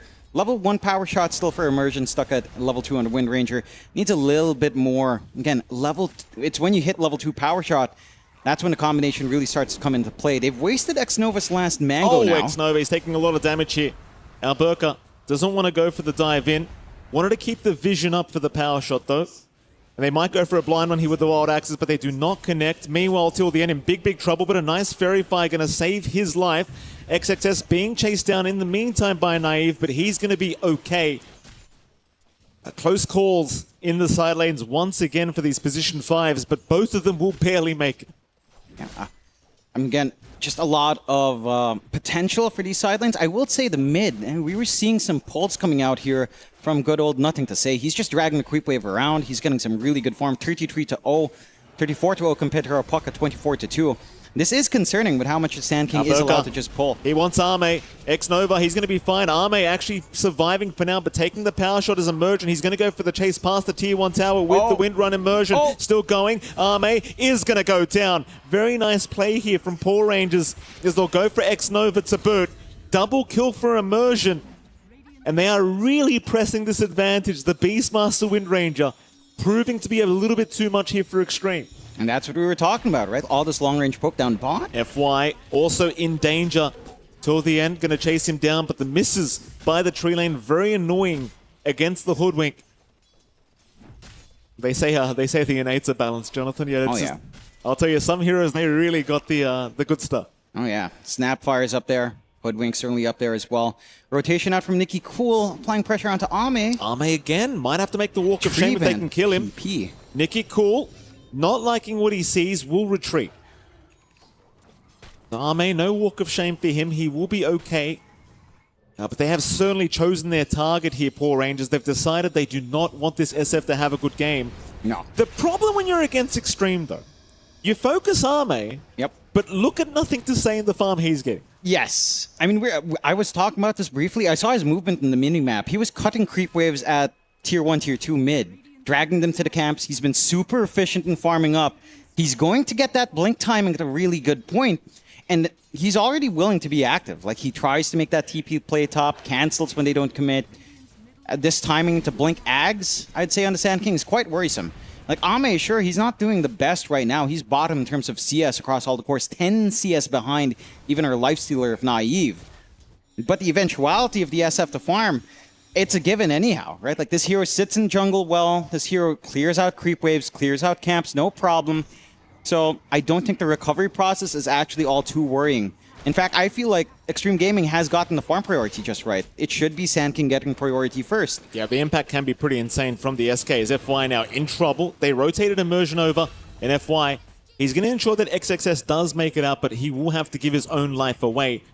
Still, going back to the SK, I mean, the impact you can have on this hero with a quick blink, it can be pretty scary. It's not going to take him too long. He'll have it sub 10 minutes with the way things are going. And I'll tell you what, it could be dangerous for Poor Rangers ignoring this man. As a Shrine of Wisdom going to be fought over. Alberca, he's going to intervene. Looks like X-Nova probably set to fall, but here comes nothing to say. Alberca looking to go down and does. So they'll take the Shrine of Wisdom. Ame will pick it up for himself. It's going to be two going the way of Extreme Gaming as FY setting up for another is going to find till the end. I mean, that's completely made up for a little bit of that slower start on Ame. Net worth difference with him and Alberca is basically the same, considering all of that aggression coming out to Ame in this lane. That's a decent spot to be in. Not ideal, but decent. They're even stealing out stacks. He's getting aggressive now, nothing to say, just stealing the farm away from Nikki Cool. Nikki not too happy seeing all of this. They'll just try to soak a bit of XP while they can. Eventually NTS will leave anyway, seeing that Immersion has made the rotation over. That's the thing, like the Sand King, he's just getting away with so much in this game. Concerning signs just a little bit for Poor Rangers. At least your Lifestealer Puck's having a great old time as well. And, you know, one bad move from nothing to say can just ruin all this lead that he has accumulated anyway. But for now, happy days for him. Again, he's just about 600 gold away from the Blink. Has an damage room bottled up, so he's ready with the Blink once it is up. And Poor Rangers, they're going to take their time now to just continue the farm game.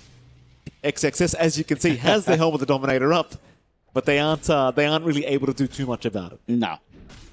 Maximizing farm, getting that build up. I think the one key thing now for Poor Rangers is when Alberca is set to go himself, trying to go for that Dominator build up of his own.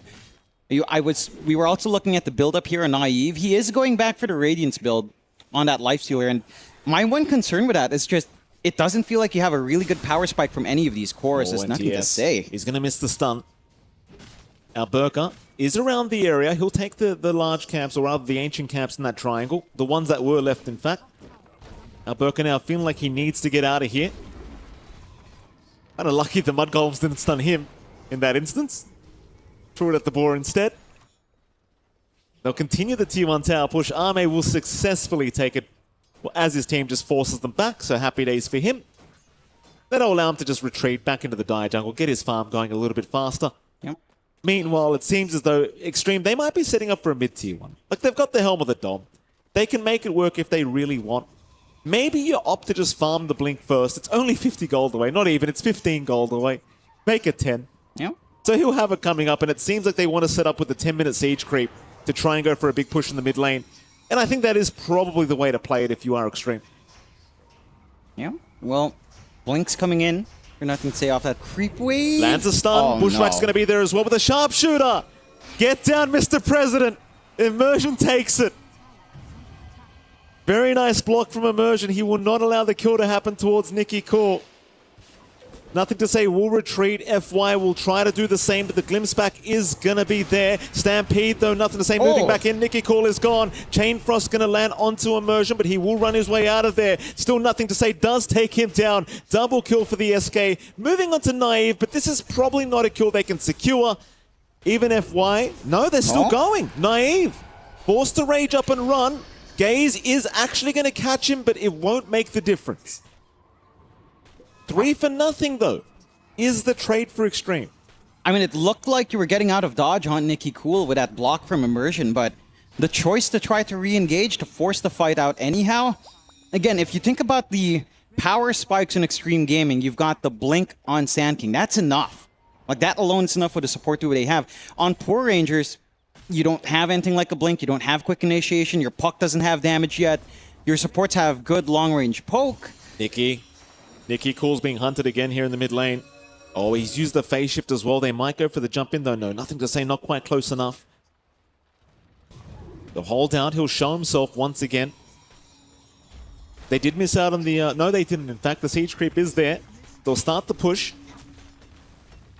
And it looks like there'll be no defense to come for this.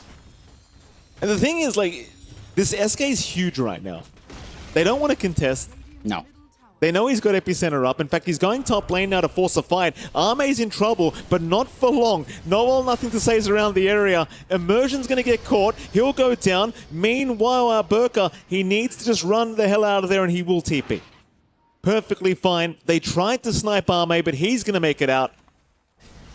It's tough times right now for Poor Rangers. They're already 4K behind in net worth, and things probably aren't going to get too much easier. No, and again, it stems down to what timings you're looking for on your lineup, and you're looking at way later timings. It's Radiant still coming out for Naive, still a ways off from that, getting that fully done, and even at the Radiance timing here for the Lifestealer, you're still going to need to go back for the Armlet anyway. You know, it's just so much farm you need to wait for. Your Beastmaster, again, Dominator, maybe the Overlord into a Blink, perhaps a Blink BKB this kind of game, can start to give you more openings. Your Puck didn't have the freest game in the world, and they're smoked up again here on Extreme. They're going up. Burka, he was trying to farm the triangle, but he's going to get caught out.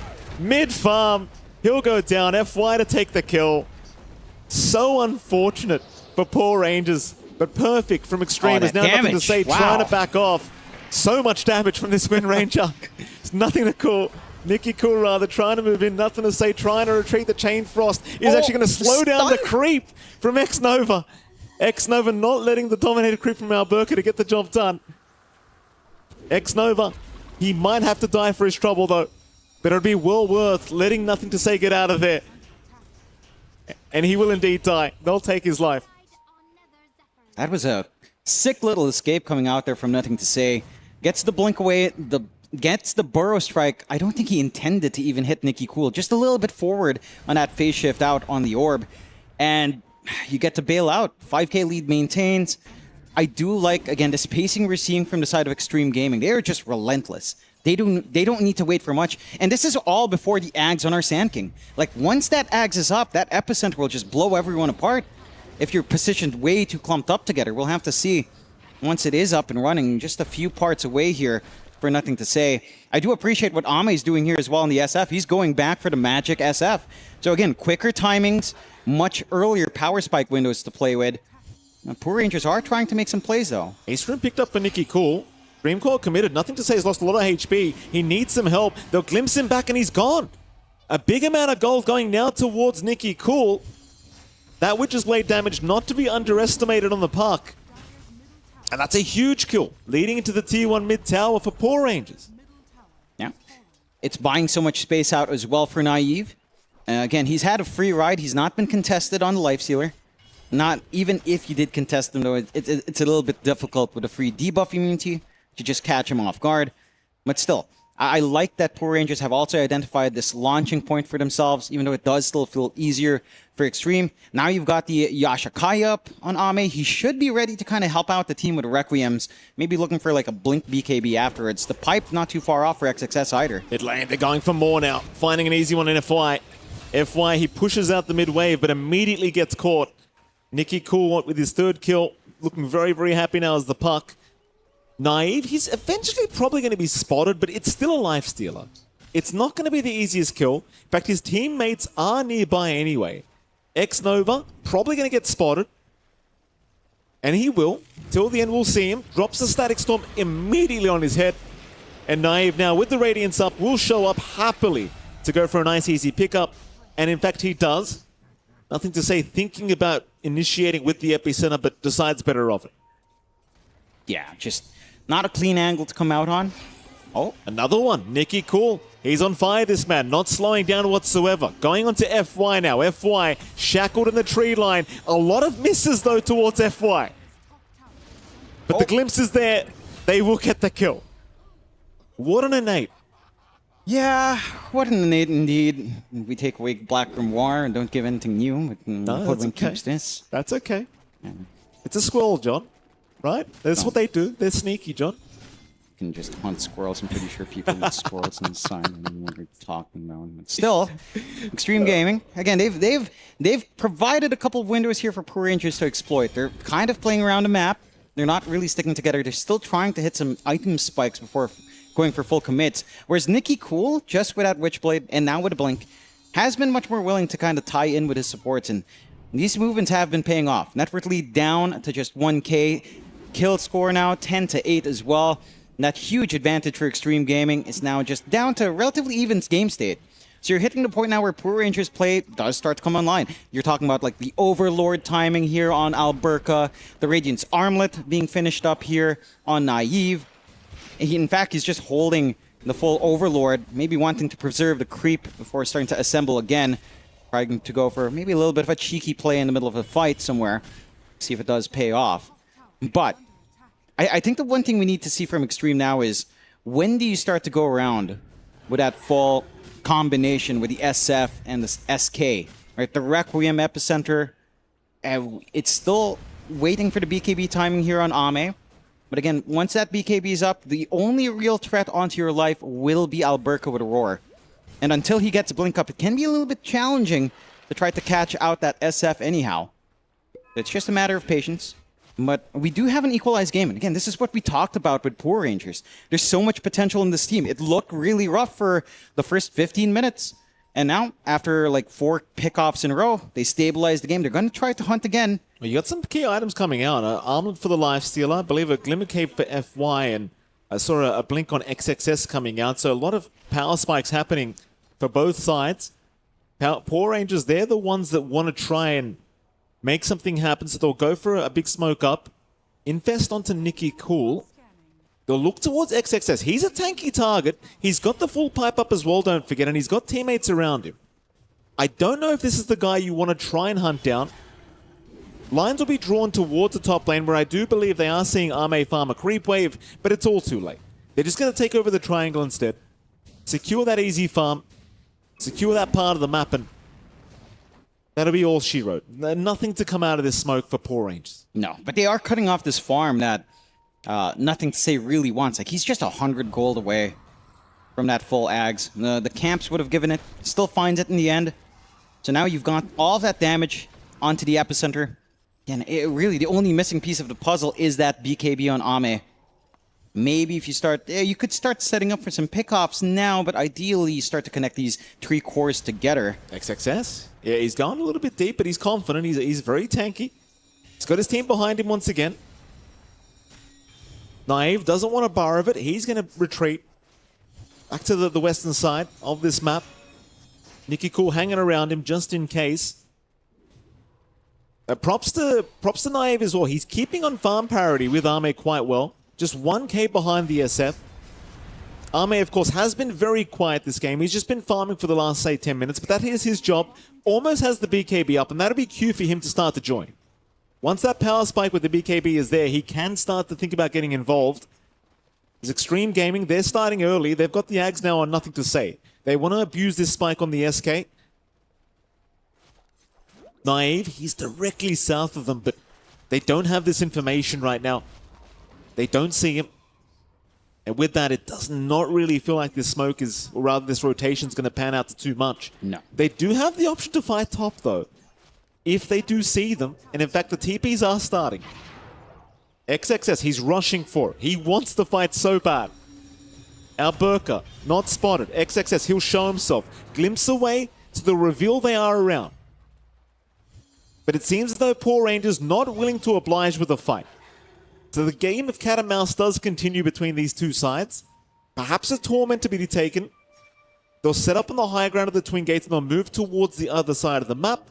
FY is going to leave the area. And unfortunately, the rotation from Extreme not going to mean too much here. No. I mean, neither side really finding much. At least, again, like you said, Tormentor opening up for Poor Rangers. Should be able to find us no problem. I think you are starting to get a little bit... You're missing out a little bit on Extreme, just because this should be your power spike. Like BKB on Ame. Oh, until the end. Oh, okay. No. That happens, you know. It's all right. Who cares about the pause 5, right? Not important. No value lost. He didn't even get the shards. No. I feel like if you die, you should just guaranteed get the shards. Oh, well. Wouldn't be a race to the bottom for supports to show up at low HP at that point. Be a great meta for you, John. Yeah. You know? I mean, the best meta was when you had Soul Ring Pudge. I know, John. I know. You can't do that anymore. Roshan started. They are not aware this is happening. There's no vision around the area for Poor Rangers. No scan out either onto the Roshan pit, so no idea this is happening. This is the one play you could go for quite easily for Extreme Gaming, considering you knew the Tormentor was just taken. So they'll find the better objective, I'd argue, in the Roshan. And again, Ame, he's more than happy to force the fight now. He's got the full Yashikaya and the BKB up. With an Aegis now, he wants to force a fight. Nothing to say. He's been caught top lane with a Dream Coil. This could be rather dangerous for him. He needs to find a way out of here, but he's been silenced up. Still, he's quite tanky. He'll move back into the puck, but he can't get the kill. He will go down. Meanwhile, mid lane, they're going to find a few creeps. Our Burka's creeps. Yep. Not taken. They're actually worth probably more gold, in fairness. Well, not more gold, enough to say, but, you know, close enough. A good chunk of gold that you don't feel too bad about losing, nothing to say. They do need at least one defensive item up now on the Sand King. Again, should be a BKB at some point down the line, but Poor Rangers, again, they're doing a great job of just holding on to the game. And back to Naive, like his build is basically what we were talking about in draft, plus the Radiance. He's going back for Sanj and Yasha. He's going to go for the Ags. And once you hit that Ags timing, or even just the Sanj and Yasha timing here for Naive, this Lifestealer does become a little bit of a pest. Again, how are you going to go through the debuff immunity of Rage here? You're going all magic on Ame. So once Rage is up, you're just not doing damage to that Lifestealer. He can just stand forward, rip through your Centaur, rip through your Sand King, rip through the SF if you're not too careful. Because of that Yashikaya build, you don't have something like a Dragon Lance to get out of danger. And it just leaves a lot of potential here for Naive. He hasn't really shown up too much of these fights, but the investment will eventually pay off. I mean, there's a 2K deficit with him and Ame. It just doesn't feel like, considering the builds and what they're supposed to do in this game, that 2K doesn't matter as much as you'd expect. It matters more that these items are eventually coming in for the Lifestealer and for the SF. Because you're a magical SF, there is a timer in this hero. Like there is pressure to actually look for a fight. Heck, we haven't seen a Requiem out from Ame just yet. No, we haven't. He's going to go for the Silver Edge build-up, but the Roar is there. They've caught him. They found the big target. The Aegis is gone, and that's all they want. Just a hit-and-run situation here for Poor Rangers. And, I mean, in fairness, Ame didn't really seem like he was going to try and use the Aegis anyway. Looks like he was going to go for the Silver Edge build-up first. However, they haven't quite retreated yet. They might reinitiate. Till the end's going to go down bottom, but now they know he's completely alone top lane. X-Nova's going to drop already. Ame's going to try and run with the BKB Stampede out. Requiem committed. Now the Sand King stun flying in. Naive dropping pretty low, but still looks like NTS going to die. And Ame, he'll continue to run. In fact, he'll survive, but it will cost them the Sand King. Not exactly the trade you would like, as Naive still fighting here with XXS, but healing up. Bushwhack's going to lock Naive down, and he's going to drop. XXS looking to retreat, but cannot make it out. It's a 3-for-2 trade in favor of Poor Rangers. FY now, also caught, will go down. That'll be a 2-for-4 trade in favor of the Poor Rangers, and or at least Ame gets out of there, so we are going to have a look at the Giga Chad Ogre Bruiser. That's what I look like with my shirt off, John. Did they get a Ogre Smash off? I didn't quite notice. I didn't notice. It would have been quite funny if that was actually one of the things that killed him off. But not very funny situations for Extreme. It just goes back to what we've been saying. They hit these early power spikes. They had that blink on Sand King. Heck, they had a relatively quick Yasha Kaya, and Extreme Gaming just couldn't capitalize. They went back to farming. It's Poor Rangers that took initiative, that started hunting around the map, finding these pickoffs, and hit this point where they're even comfy enough to just run into Aegis. Like, Aegis is just gone. It does nothing. I believe this is one of the few Aegises where you just lose net worth lead instead for Extreme Gaming here. And Poor Rangers, they're at the point where this game starts to get relatively easy to control. You've got this puck that feels nearly impossible to stop at this point. This lifestealer that's just super tanky that you can't burst down even with nothing to say in his full channel epicenter. Like, we saw it come out in that team fight. It didn't do much. Ame going to reveal himself in the mid lane. He's got his team behind him, so they're trying to force a fight.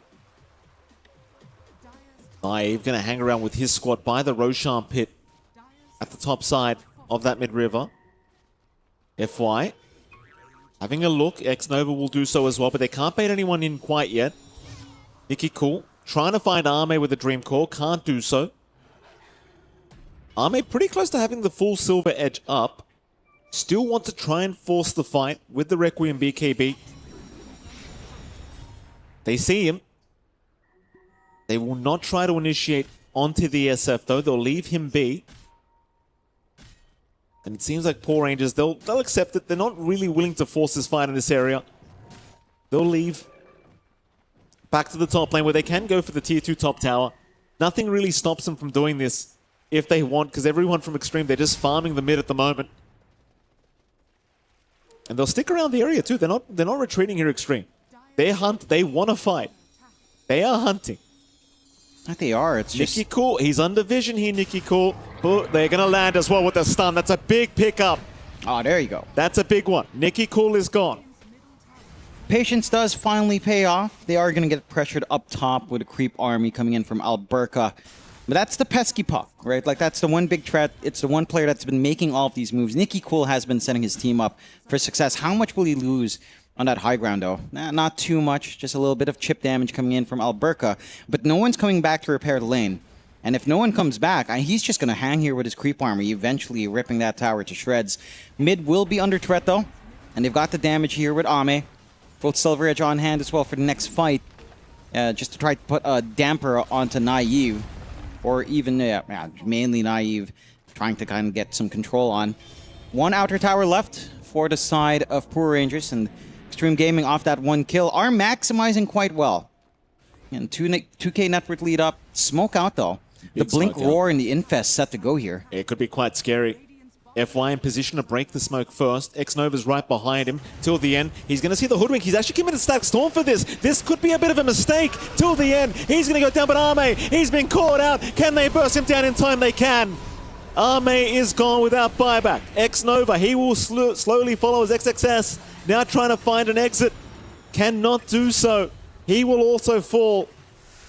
And I thought the Static Storm usage might have cost them. It turns out it just doesn't. Poor Rangers still proving to be way too strong here in this game one. I think the cool thing about that Static Storm usage out from Poor Rangers was it just cut off these angles that they were looking for in Extreme as well. So even though it looks super awkward just catching the side, it did mean you have to route around it on the side of Extreme Gaming to kind of get your own follow through. And it just made it easier to look for this angle on Alberca. Like, look at his position. Perfectly right by, being protected by Static Storm. Forces the blink forward for the center to initiate first. And then you're just kind of free to play your game here on that Beastmaster and Lifestealer. Like, we're seeing the issues for Ame again. He gets caught out with one stun. He gets killed off. His damage never becomes a factor. It's all because of how well that was zoned out. Like, if you weren't forced to jump the center all the way to the Lich, all the way to that area with the Disruptor, and you save yourself to try to catch out this Beastmaster instead, could have been a different story. But you don't have that info. Where was nothing to say in that fight?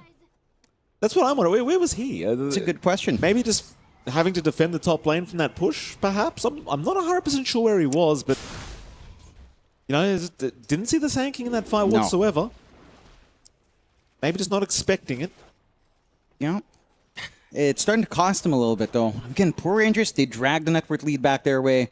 I love this on Nicky Cool, going straight for the Aeon disc. You've almost got the Ags done on Naive now as well.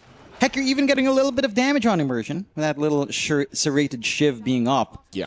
On Witch Ranger, so Focus Fire can do a little bit of work. It hurts. It does hurt. It does hurt. And, FY, again caught out here in the tree line, but Glimmercape is actually going to buy the time.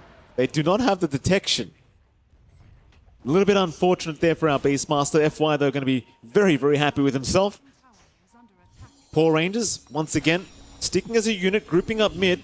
Nicky Cool will be infested, jumping in. They'll find XXS. He does have help around him. Ame, he's going to wait with the Shadow Blade, not being spotted yet. XXS, he's perfectly fine as Nicky Cool trying, but the stun's out. Aeon Disc will protect, however.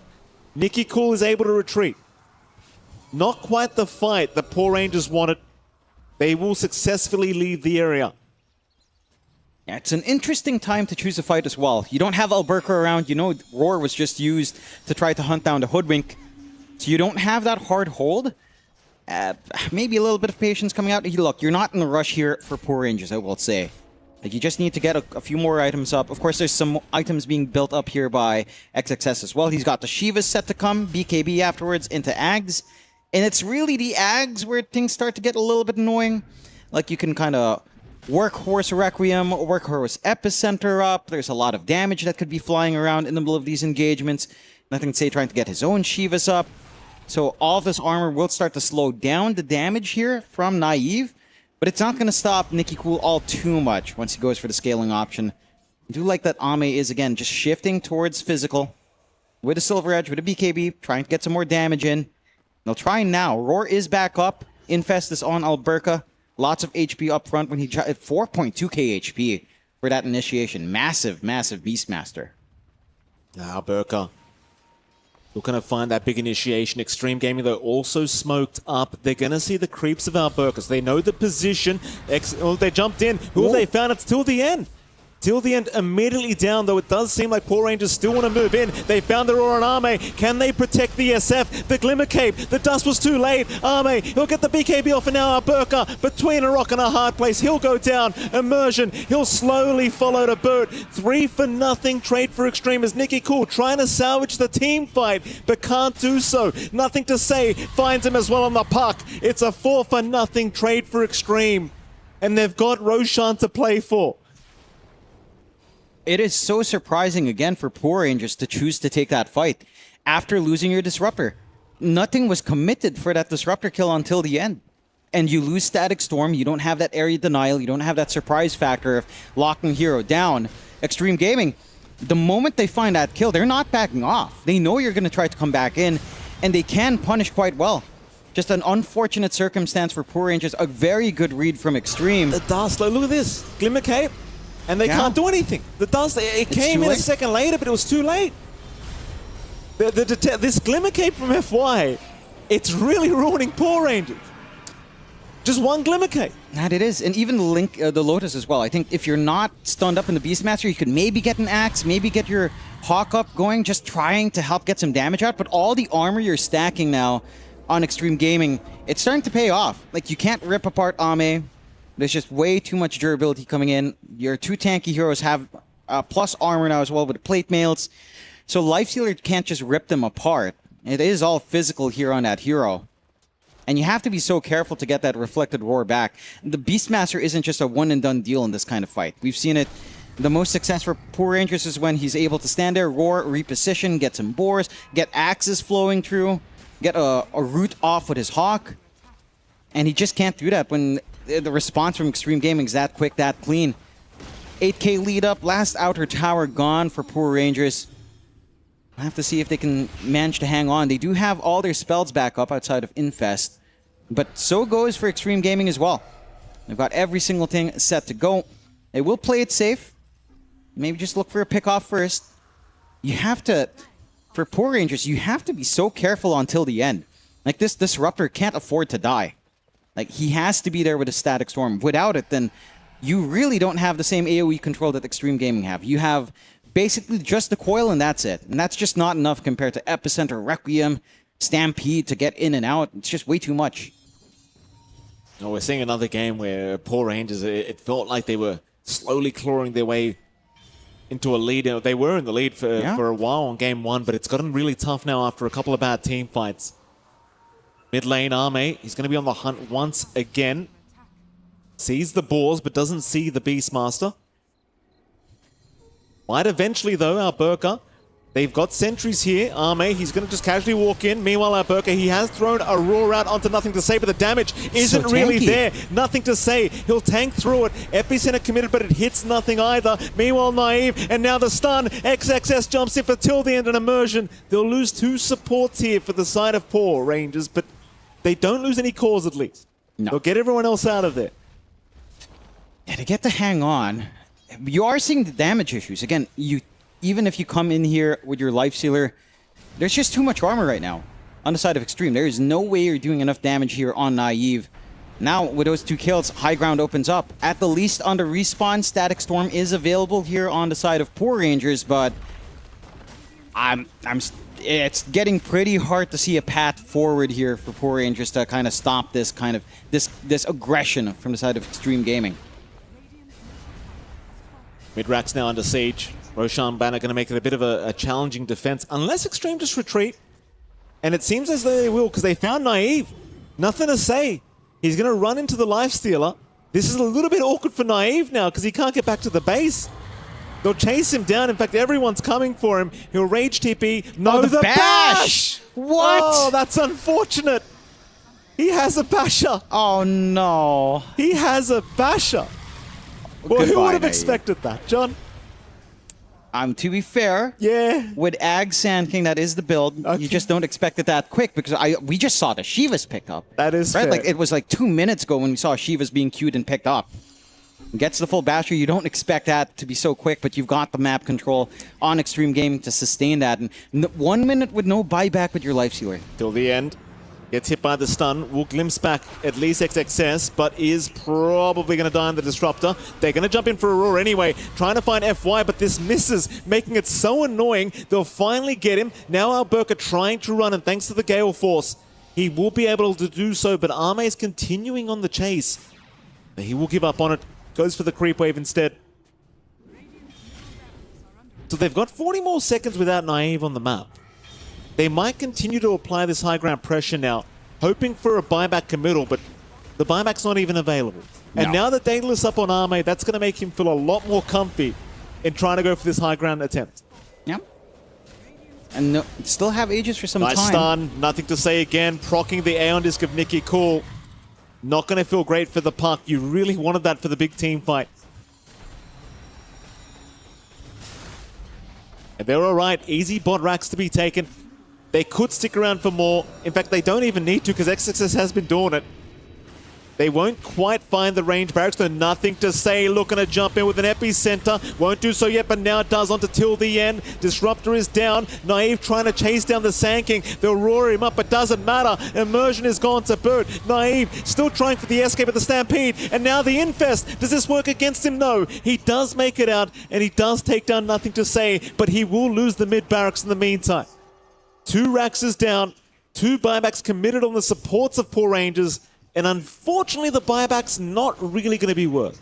No, just not going to be amounting to too much. And again, you just see some issues here for the side of Poor Rangers. Like the damage output coming in outside of maybe pinning down these supports, it's getting pretty difficult to pump out the same. Like the damage on Nothing to Say alone eclipses every single core on the map by a good margin.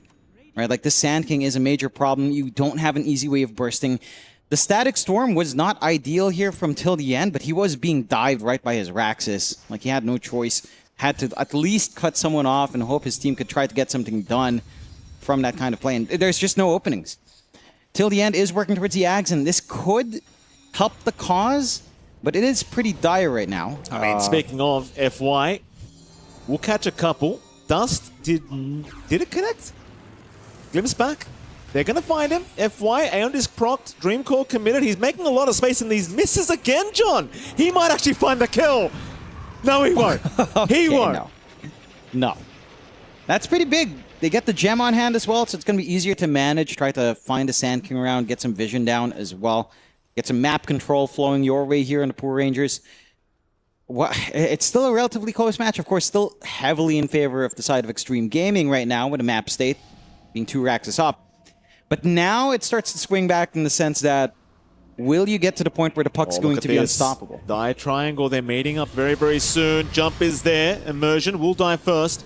Nicky Cool, happy to jump in. Alberca will do the same, but he's going to be a little bit cautious here. Naive, he's going to jump out of the Infest, but the Lotus Orb, and now the workhorse, XXS, he's not going to allow it. Alberca trying to TP away. Can he do it? He cannot. He won't make it in time. Neither will Nicky Cool. Both of them will go down. A 3-for-1 trade. Not really what you want to see as Poor Rangers. No.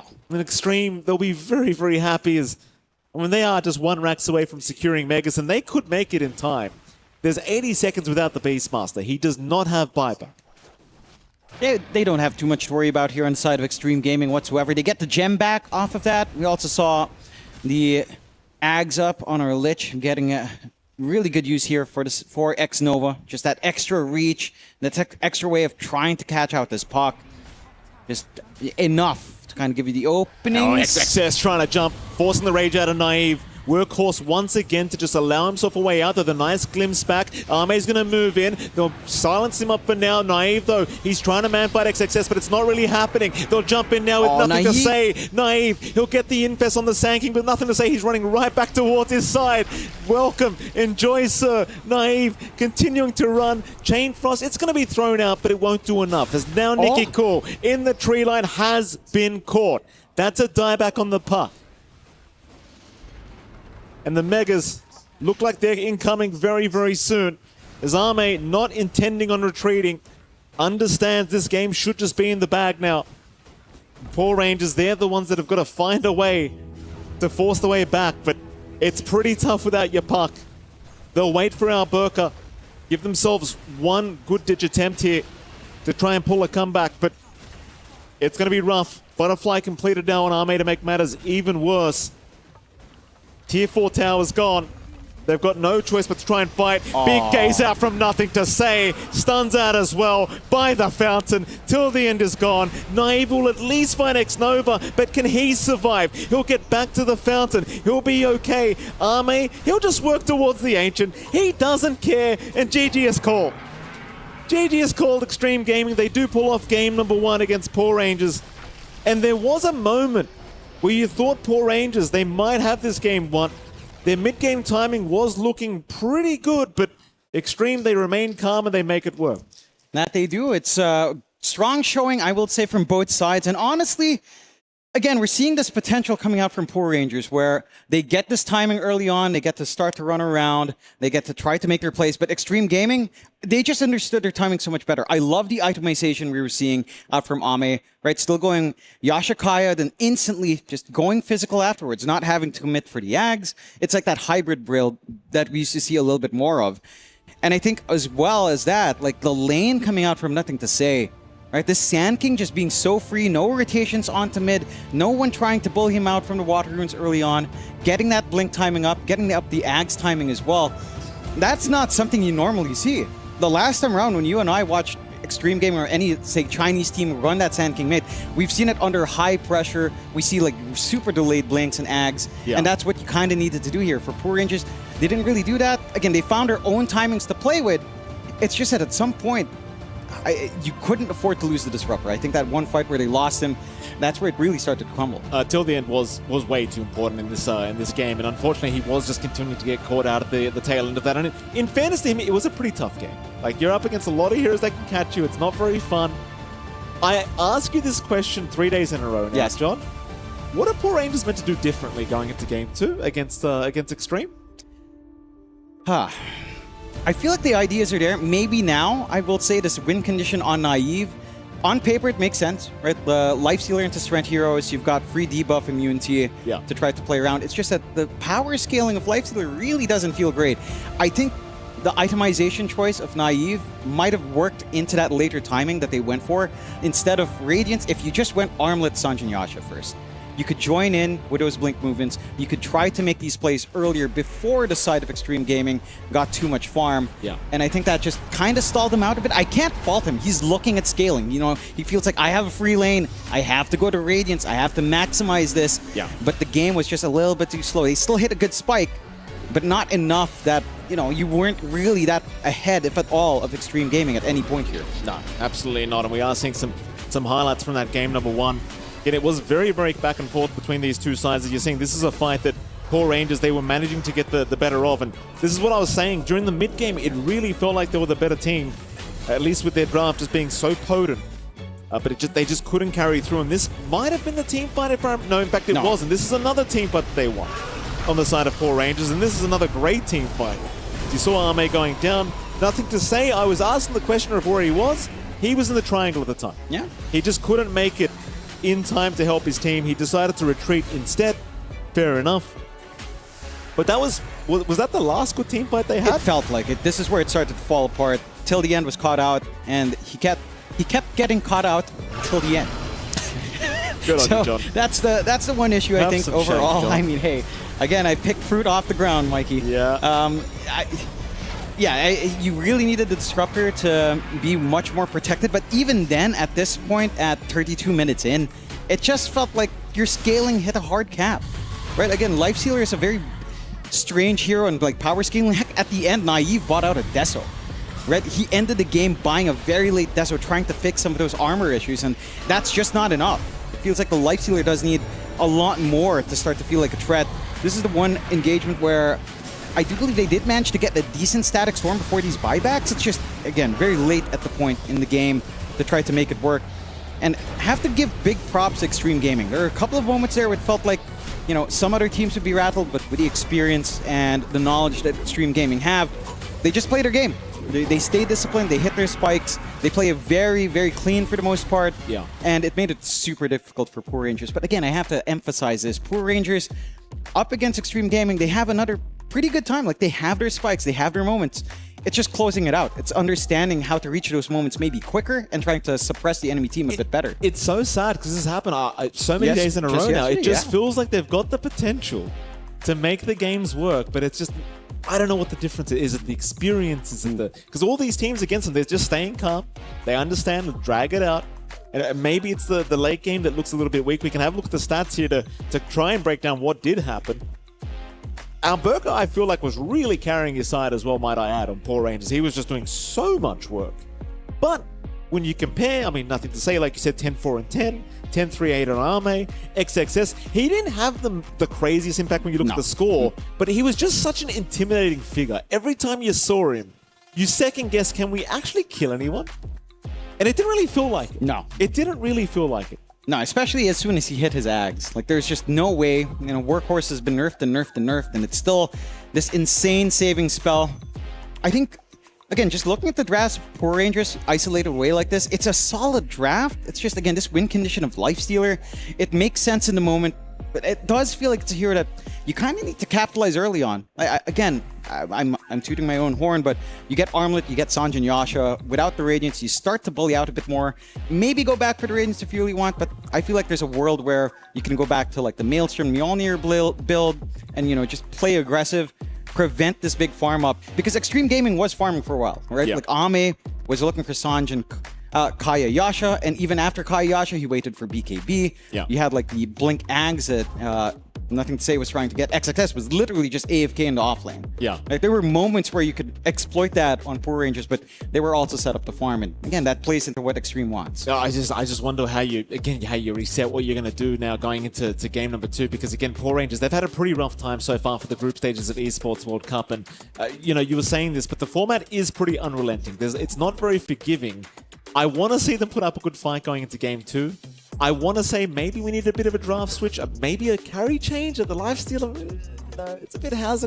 I don't know. Do you agree? Do you agree? I do agree. I was looking at more, you know, other TA 2000 heroes. Like, again, TA's on hand. Maybe, again, not the best, but we'll have to see what options are left next time around. What options we have, though, John, is we're going to go to a break, and right after that break, we're going to be back with game number 2 between Poor Rangers and, of course, Extreme Gaming. Don't go anywhere.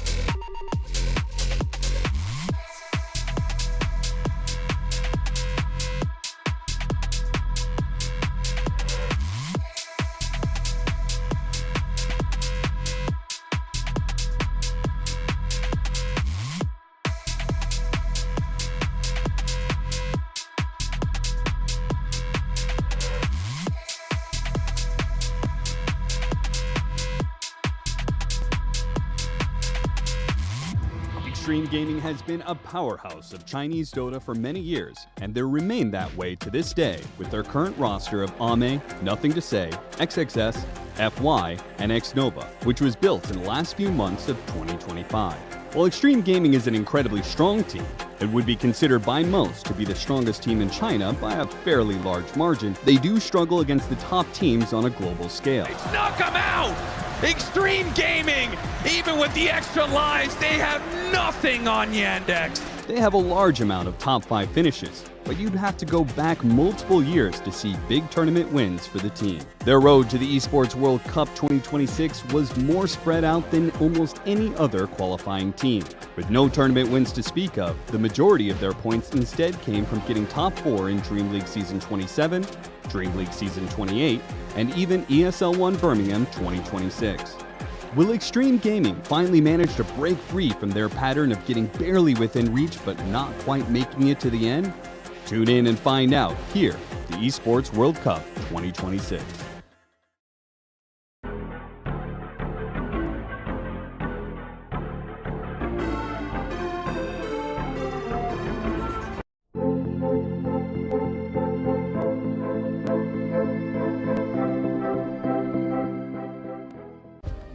Play is in our DNA. Whenever we let it out, it becomes our superpower. Now imagine an entire city being built to supercharge it. Kadir City, powered by Play.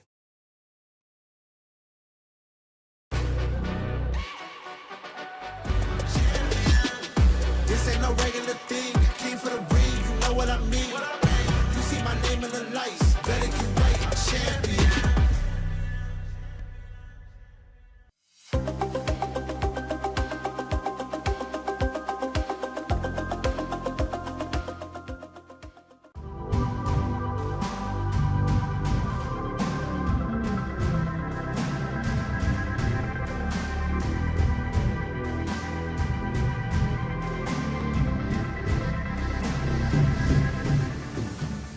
Thinks he can come in here and play my game. Let's go. He knows nothing.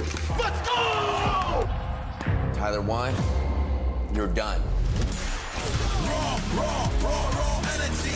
House from blow the house down.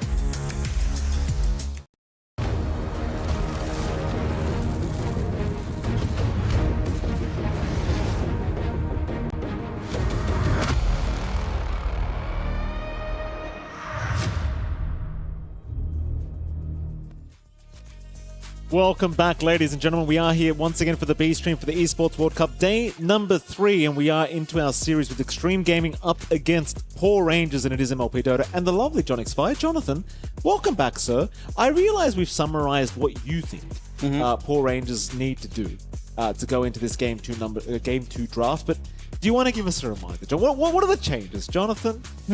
I would say playing around maybe a quicker timing for TA2000. Like Lifestealer, it was a fine idea. I think this build-up for Radiance really stemmed from the idea that he was winning lane hard enough that Radiance would come out at a good timing. So I would like to see, like, I don't know, something that's more in line with what we think of with TA2000, a really nice flash farming hero that doesn't take too much farm to get online. TA was an option, but it's not really in the meta right now.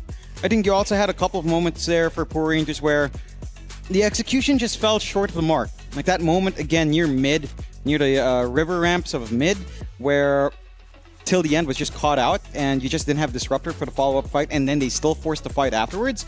You have to be able to kind of look at the situation and be like, all right, we need to back off. We'll try again when our Disruptors back up, cut your losses, and just go next. But they kind of commit all in, and it just cost them. Like, it was a pretty even game up till that point. That one mistake definitely started to swing it back the way of Extreme Gaming, and just kind of took the chances away. I think you really had to play that game a lot quicker with the draft you had. We'll see if they start to pick up the pace here in game 2. We'll see what kind of adjustment they'll make in that draft. I think once it's up. I like what you're saying here, though. Like, when I think of TA2000, I really do think of the heroes like TA, like right? more aggressive picks that want to play mid, during the mid game rather. And in fairness to his lifestealer, he was pretty aggressive with his team. As soon as the Radiance was up, he was trying. It's just the hero itself just quite frankly, felt a little bit underwhelming. That it did. That it did not feel like a player issue. That game. No. And that was one of the like ideal Life Stealer games as well. Into Centaur, into Sand King, it still kind of falls flat. So we'll see what considerations are made here. Do have that draft for Game 2 on hand. Poor Rangers this time going into the dire side. Extreme Gaming taking Radiant. And you get the Lone Druid and the Terrain Protector being banned out. Poor Rangers, for their part, take care of that Darkseer, Bane, and the Axe. So some top-tier meta heroes out of the picture early on. Leaving heroes such as the Hoodwink still on hand for FY if you'd want it.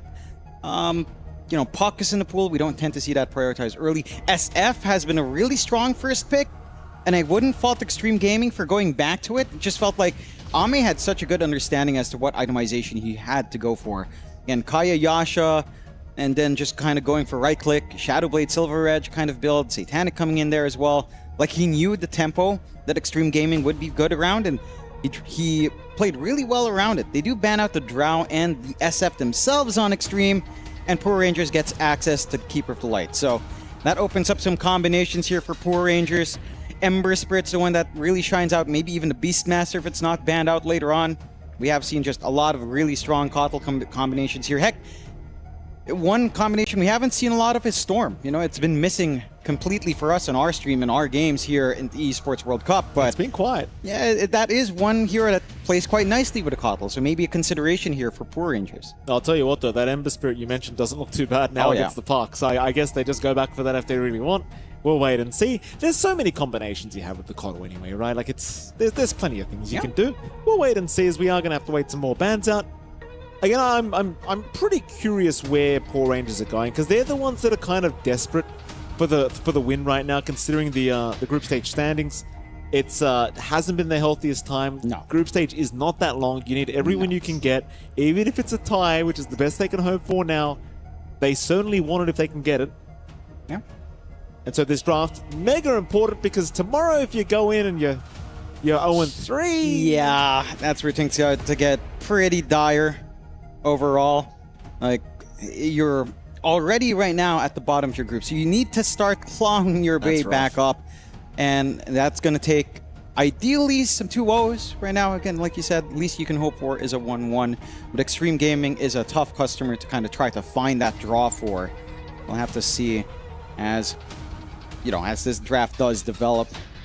Digging into the reserve time deeply here for the Poor Rangers. Seeing what they'd want to kind of ban out at this point and go into their picks. That was a heavy think about it too. Right? 1 minute, 11 seconds left on the reserve to ban time. the Centaur. I mean, I think that's respectable. Like, XXS does play a main Centaur. I mean, maybe the hero itself not the highest priority in the meta right now, but I think it's just a respect ban.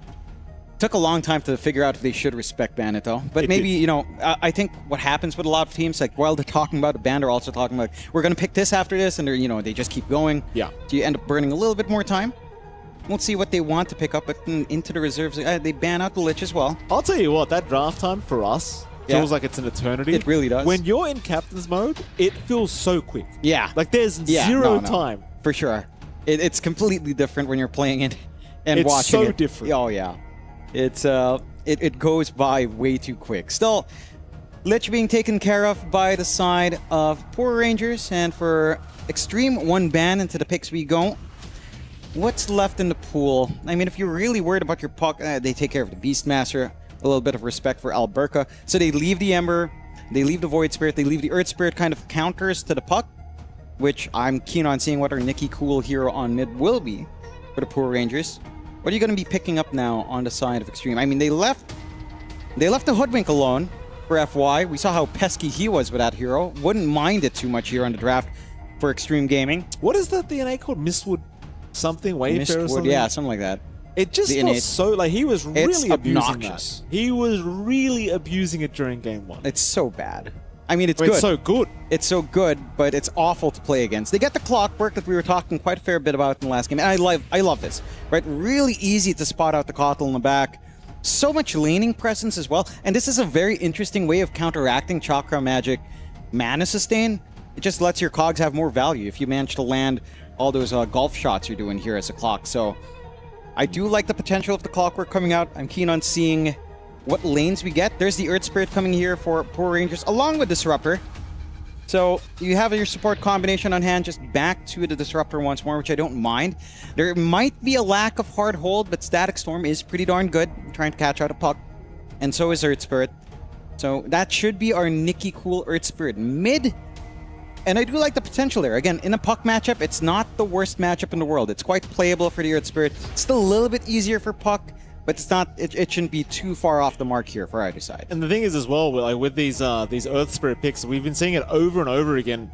The amount of damage. Oh yeah. You know, what was it? Zayat had the highest damage just yesterday on a Pos 4 Earth Spirit, and it was just magnetize and just keep refreshing, keep going, and it's just you pick up the Spirit Vessel, the damage, or even the Essence Distiller if you need it. It's in this case it should be the Vessel. Obviously, it's a core Earth Spirit by the looks of it, but nonetheless, the hero does a lot of damage in prolonged team fights. Really does, and up against a puck, you'd maybe expect that to be prolonged anyhow. You do get the Snapfire coming in here for Extreme, so very straightforward combination now. Hook shot into Kisses set to be played here. I'm curious to see if we'll get a flex on that snap, whether or not it's off lane or just say pause 4, pause 5 here. Pretty open in the draft to kind of consider both. You don't know your safe lane matchup just yet. You can try to ban to protect it if you'd want on Extreme Gaming later on, and we get a real treat here. Mirana coming in. You know, it's so open on the side of Extreme. This could be a Mirana 1 for Ame. I wouldn't mind that. This could be just a Mirana support with a Clockwork 5, off-lane snap, which is also fine. But I am intrigued by the possibilities here for Extreme, because I actually don't mind Mirana 1. It's awkward, just a little bit, but the quiver is just so much damage that it actually does scale if you wanted to go that direction. I mean, no matter where they put it, I'm quite happy to see this hero. It's just so strong, especially in the right hands. I think it was Save yesterday that was making it look pretty ridiculous in the support role, but like you said, it would be fun to see a carry Mirana coming out here for Extreme Gaming if that's where they want to go. We shall, I mean, it looks like it's where they're going to go. We shall see. Poor Rangers. Fourth pickup for themselves. Not as much reserve time left. They'll have a cheeky think about it, but they do require 2 more cores to come. I mean, I guess it is just a carry Mirana here, right?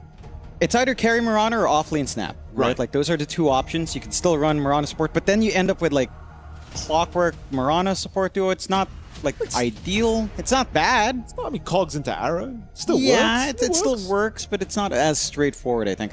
I actually don't really mind Snapfire 4, Clock 5. Like, think about the lane. Clockwork Mirana lane. Yeah. With a Clock 5. That's pretty solid. Yeah. Right? You get to play with a combo off the bat. So I think that's the way to go. We see the Terrorblade coming out.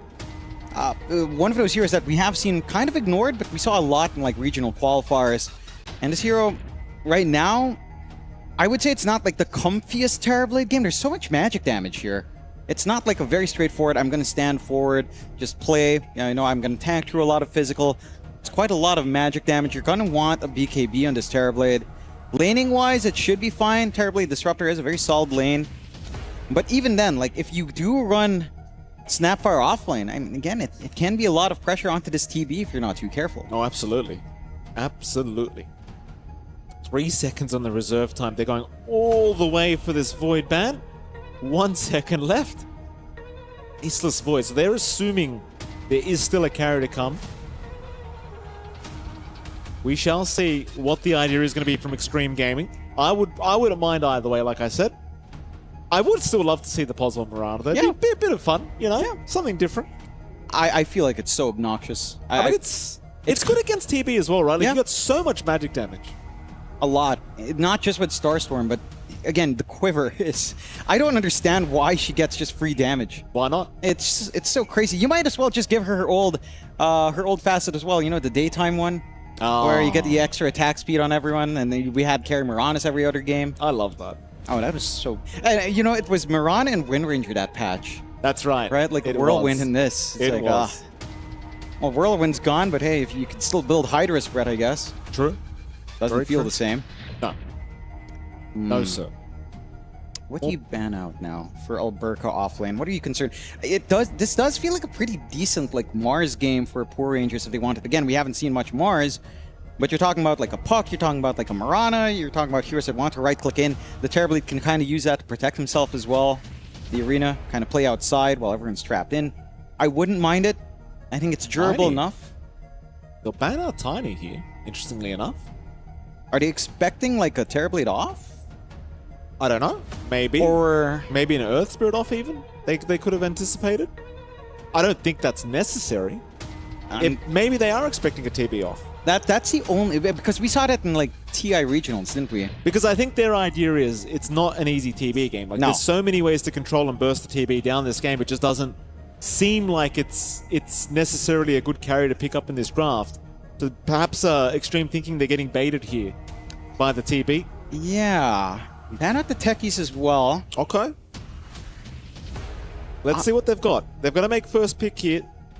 Poor Rangers, 15 seconds plus 1 second reserve time to think about it, so not much time. And it's going to be Batrider coming out. Okay, so it is a carry TB being made here. Off-flame Batrider, it looks like for the side of Poor Rangers. For Extreme, now they reveal, what is this Mirana doing? Yeah. Are we going to get the Mirana 1? Are we going to get the Snapfire off instead? I mean, either one works. It's just a matter of locking things in. For cores that are left that are great against Terrorblade, I'm trying to think. Laning into Batrider is going to be annoying. Morphling it is. Oh, I like it. I don't mind that. That's pretty darn good. Ame is going to be quite happy to be playing this game. You have the Terrorblade to turn into, right? You have a Metamorphosis, very straightforward to play. Heck, even turning into Earth Spirit's not too bad. Think about how slippery this Morphling will be. What hold do you have for him outside of just Lasso, really? Lasso and Static Storm, that's it for your hold on Ame. I mean, he can get away this game with probably just a Manta, probably still looking for Manta BKB. I like the draft of Extreme Gaming. I think it's super straightforward to play. The lanes look pretty solid to play as well. Like, there aren't any major challenges you expect here. For Poor Rangers, what has to happen here is, like, tempo. Right? Like, you want to play with its Terrorblade. We've seen Terrorblades just rotate mid with Metamorphosis, take a tier 1 fast at around 8-9 minutes, and kind of just try to shrink the map from there. I want to see that kind of movement out here from Poor Rangers. Try to slow down the game from the side of Extreme, shrink that map a little bit more, get some quick timings on Alberca and his Batrider, and you know, if you can get a nice blink timing in that, then you can really easily connect with your Earth Spirit. Like, it's really down to Earth Spirit plus Batrider here. You've got to have a good lane, and you've got to get some good timings here to, again, apply that pressure onto Extreme and show that you can actually clean out a game after having a decent enough start here. Well, tell me, John, I mean, we are about to go into game number 2. Do you think that Poor Rangers can do it? Can they force a tie? I think they can. Okay. Of course they can. It's just a matter of... Do you predict they can, John? Let me be more specific. Who are you predicting wins this game, based on the drafts? Based on the drafts, I would have to lean Extreme. Okay. I think even though Poor Rangers can, it's still easier for Extreme to play this draft, right? Like, you hit 6 on your supports. These two guys can kill literally anyone by themselves. Sure. Just hookshot kisses, and you're probably killing off 2 supports if you catch them in the right spots.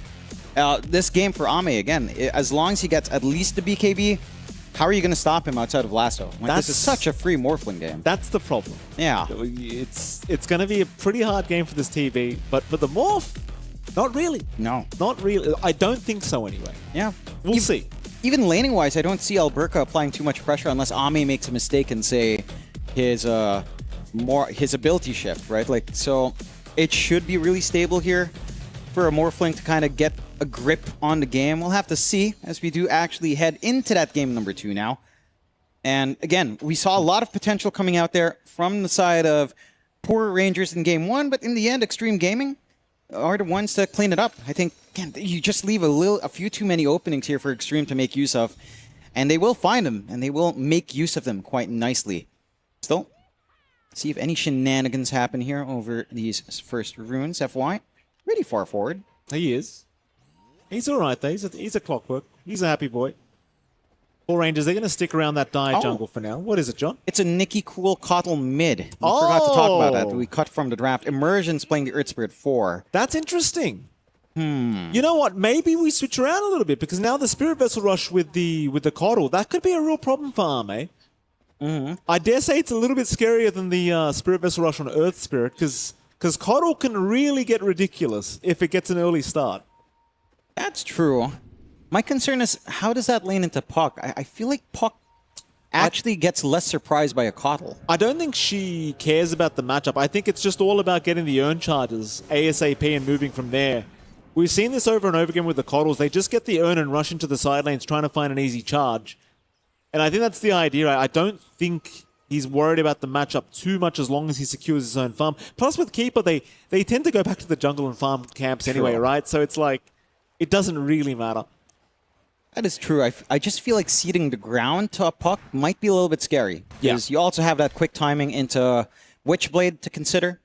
That can be quite terrifying here from Nothing to Say. They get a good snipe on the range creep early on the side of Extreme. And they do start with a 3-1 on bounties. So the foundations are set to kind of balance out that mid with a quick bottle. And again, a little bit of free XP in sniping that range creep already. A little bit of pressure onto Naive. Xnova, and he's got the quiver. He's got some free damage if he'd want. Well, Naive's going to get to work. Xnova will return the favor with a Starstorm. FY until the end also moving in. FY just being very, very cheeky with these cogs. Still don't know if I like these skill builds anymore with the Clockwork, but it is just fun seeing people getting pushed away constantly. So frustrating. Just the mana burn as well. It's just so annoying. Yep. It's like playing line, but better. It really is. It really is. You see the joy of the mana drain, Mikey. You see my joy in lane. Yeah. And you were laughing at me before when I'd say like a 1-1 tree build on line was the way to go. Well, I mean, in fairness, Jonathan, it took a lot for that to happen. But it was a thing, and it was funny. It was funny. I will give you that. That's so funny. Look at it. It's so satisfying. Look at that. It's just zap. Zap. And it just gets so bad once you get level 2 cogs as well. Xnova. Going to go down, Alberca. Able to get first blood on the Bat Rider. That is one of the things with this offlane of Poor Rangers. Earth Spirit Bat, it is pretty strong together.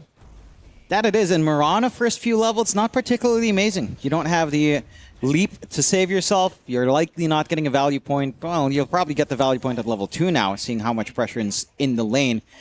But the damage has been done, and you're getting free XP on that double off lane there for the side of Poor Rangers. Immersion can maybe look to pull, and he does for Alberca. Of course, Ame is still free to farm overall, but you aren't going to be stopping anyone from getting the EXP they'd want here as well. The mid lane matchup still relatively even on the board, as FY starts trying to be a nuisance, ensuring that the pull isn't going to go for free. At least the stack does come in, but cogs, yep. Oh. Wonderful. The illusions are kind of copying a couple for Naive, so there is a positive there. Oh, yeah. I guess so. Nothing to say. Nicky Cool still going at it. NTS able to pick up the water in for himself, so he's very happy. So again, if you don't watch much Bitcoddle, Nicky Cool's going to rush for the urn and more than likely try to rotate after. You could try to rush for the vessel as well, but you do tend to see them want those initial urn charges ASAP. Yeah. It's so potent if you can get it early on. FY is such a pest. Every pull, you just run up, snipe a courier, nice tread snipe there. Xnova, again going to go down Alberca. He's having the time of his life down to this bottom lane. No points in Firefly yet, but Sticky Napalm proving to be more than enough with the Flame Break. As long as you can land those initial stuns with Immersion, it is pretty easy to just deal with Xnova. He doesn't have any points in Leap yet. He's still level 1. Yeah. Still trying to get to level 2 desperately. Now he should have it. There's 3 range creeps. He'll get. There you go. Yeah. It's just rough going. You've done the damage here on Poor Rangers. And like we talked about, this lineup is all about momentum. They're finding it on the off. Mid lane, you're finding a decent enough start. You're getting the camps being cleared out. Nice free stacks to make here on a good old Nicky Cool. The top lanes maybe where you're struggling the most, but even that struggle's not too bad for Naive. Like, yeah, they're getting poked out. You know, they're not free farming, but they're not really being stopped all too much compared to the damage being done here down bot onto Ame and Xnova. There's just not too much to do. Well, Xnova again being hunted. He'll get away. Immersion trying to find where this Mirana leaped to. But is a bit too late to the party anyway. They are doing great work in slowing Ame down into this bottom lane, though. He doesn't feel comfortable whatsoever against this Batrider ES. It's just because the amount of damage you can pump out can get a little bit ridiculous. Has our Coddle got an urn yet? Yep, he's flying out. It's on the way. Onto the Spirit Vessel. So see if he wants to make the early rotation, or does he just stick around and keep farming? I mean, you have potential to just rotate bot. It's such a strong lane. Doesn't feel like you're waiting for too much to find these kills. So bot should be the go-to. Let's see. Right now, just farming up. I don't mind if they wait for a full Spirit Vessel either, because it's so quick. Again, there's nothing stopping, no mid-rotations, no way of punishing, no camps being blocked. So you are getting this timing here to kind of just find what you want on Nikki Cool. Hold on.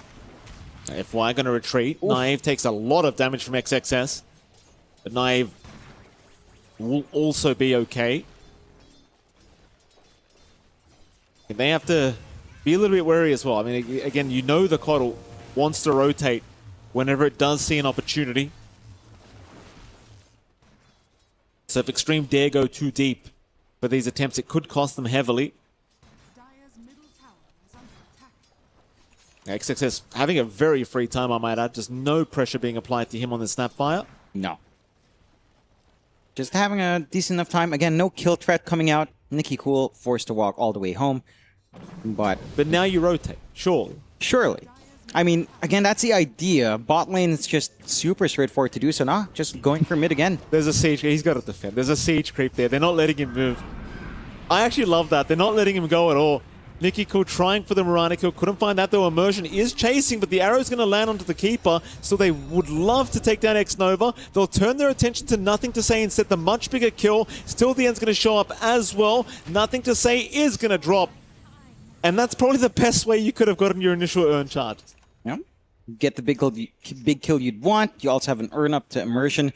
Probably going for the Essence Distiller at that point, just to split it out a little bit. Regen rune down bot as well to find.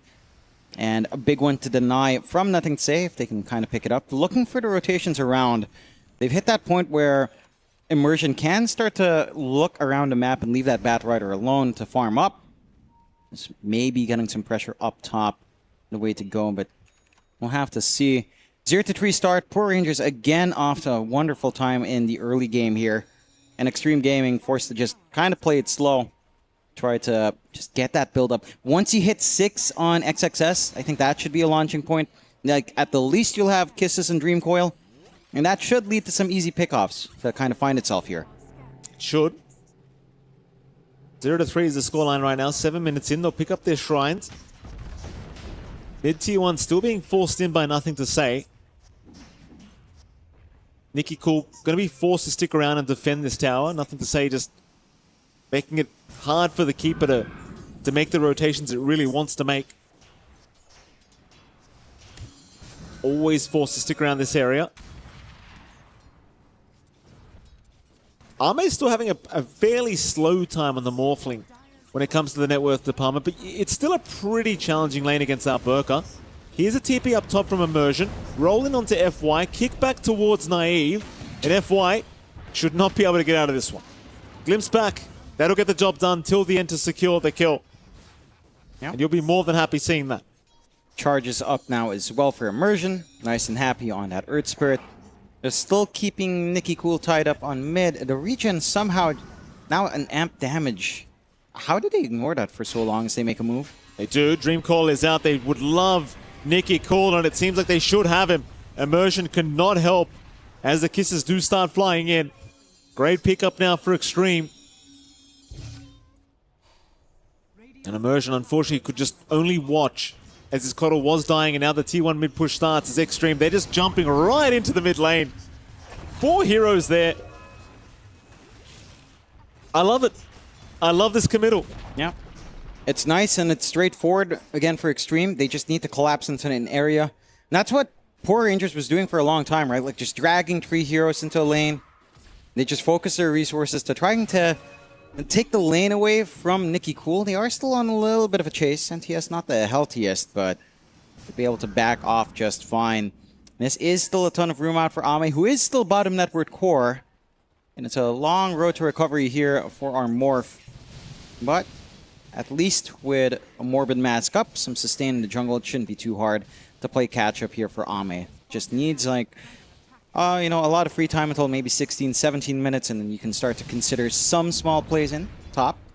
They are moving in onto the Snapfire. XXS, he's been having a great old game, but now the chase will be on. Immersion wanting to set up for this. The glimpse back going to be very nice from Naive, but they've got a coil out from Nothing to Say now, and XXS is actually just not dying. He's not going to go down. He'll make his way out. They'll take the life of till the end. And that's a little bit bitter, I think, for Poor Rangers. They're just not finding the kills they really want. You look back at Nicky Cool, he doesn't have any earn charges. No. Things aren't going that great apart from maybe our Burka. Yeah, but they've given him a free lane to farm in. And he does have that blink. We need to see something happen now with the blink lasso. Right? Like, you have got to make this investment work out. You have to start really suppressing, say, Ame before he becomes a massive issue. If you can somehow find him. Has managed to back off to safety, though. And a little bit of a smoke out from Extreme. Nothing to say in Nova. They've got a lot of damage. Even Ame kind of trying to join in for the smoke. I mean, why not? They'll give it a crack. Vessel is up on Nicky Cool, but again, no charges available on that Vessel. They'll move down towards the bottom, hoping for a good team fight. They don't know that there's 4 heroes around this area. They'll try to jump till the end first. Till the end should just be falling here to the puck, though he's making it very hard for Nothing to Say. But eventually they do secure it, and even Naive also going down. Poor Rangers, they never made it within range to help out, as somehow Till the End actually made it out of there. Meanwhile, Nothing to Say, trying to go for more. He's found Nicky Cool. Nicky, he's going to heal up throughout all of this. Ame, he'll take down Till the End in the meantime. It's still a horrible fight for Poor Rangers. They're still hunting for a little bit more with our Burka. He has not got lasso, but he's stacking up the sticky napalm. This doesn't really seem like the fight anymore. Not for Poor Rangers, but it's going to be Extreme, who feel as though they're running out of gas. They do look to retreat. They've already won the team fight anyway. Yeah. There's not really too much more of a reason to stick around. I mean, we're just not seeing the angles out from the side of Poor Rangers. We're not able to kind of get forward. I think this is where you have this difference in like what your mids can do, right? Like, because this Coddle's always going to be hanging in the back or in a moderate distance. You're always kind of in the mid area of the fight.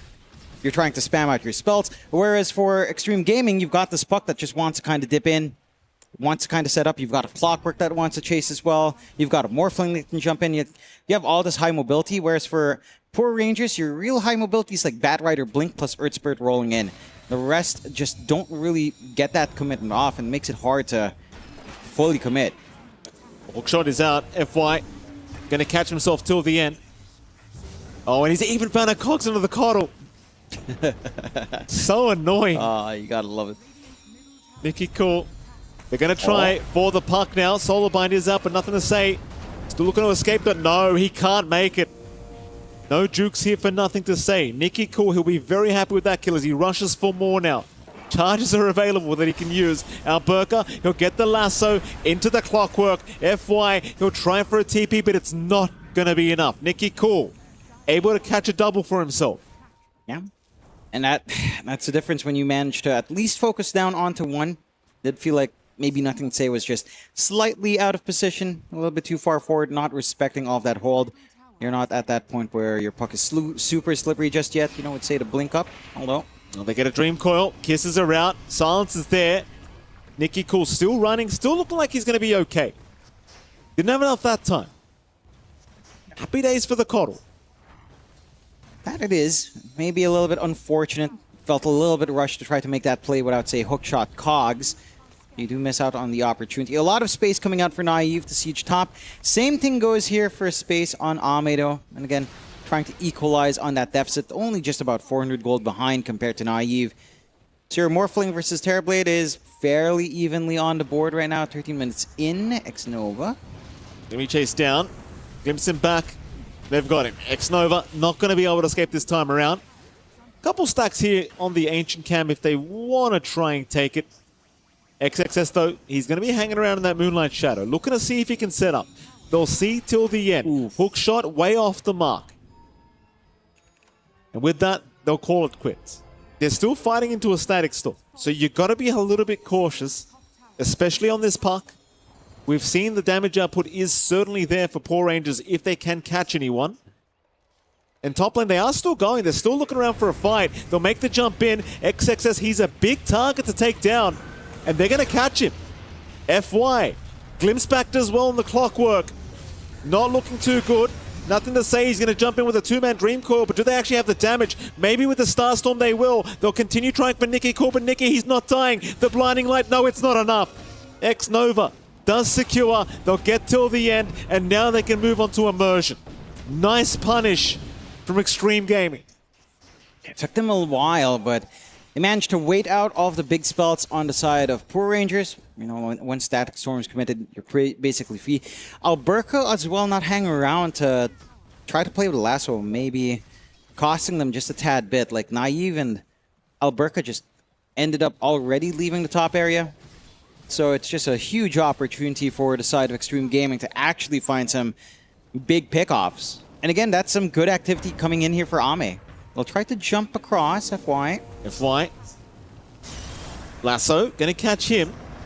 Naive around, hook shot. He actually didn't drag him to the higher ground, but it won't really matter. I suppose they always knew that the hook shot was going to be there.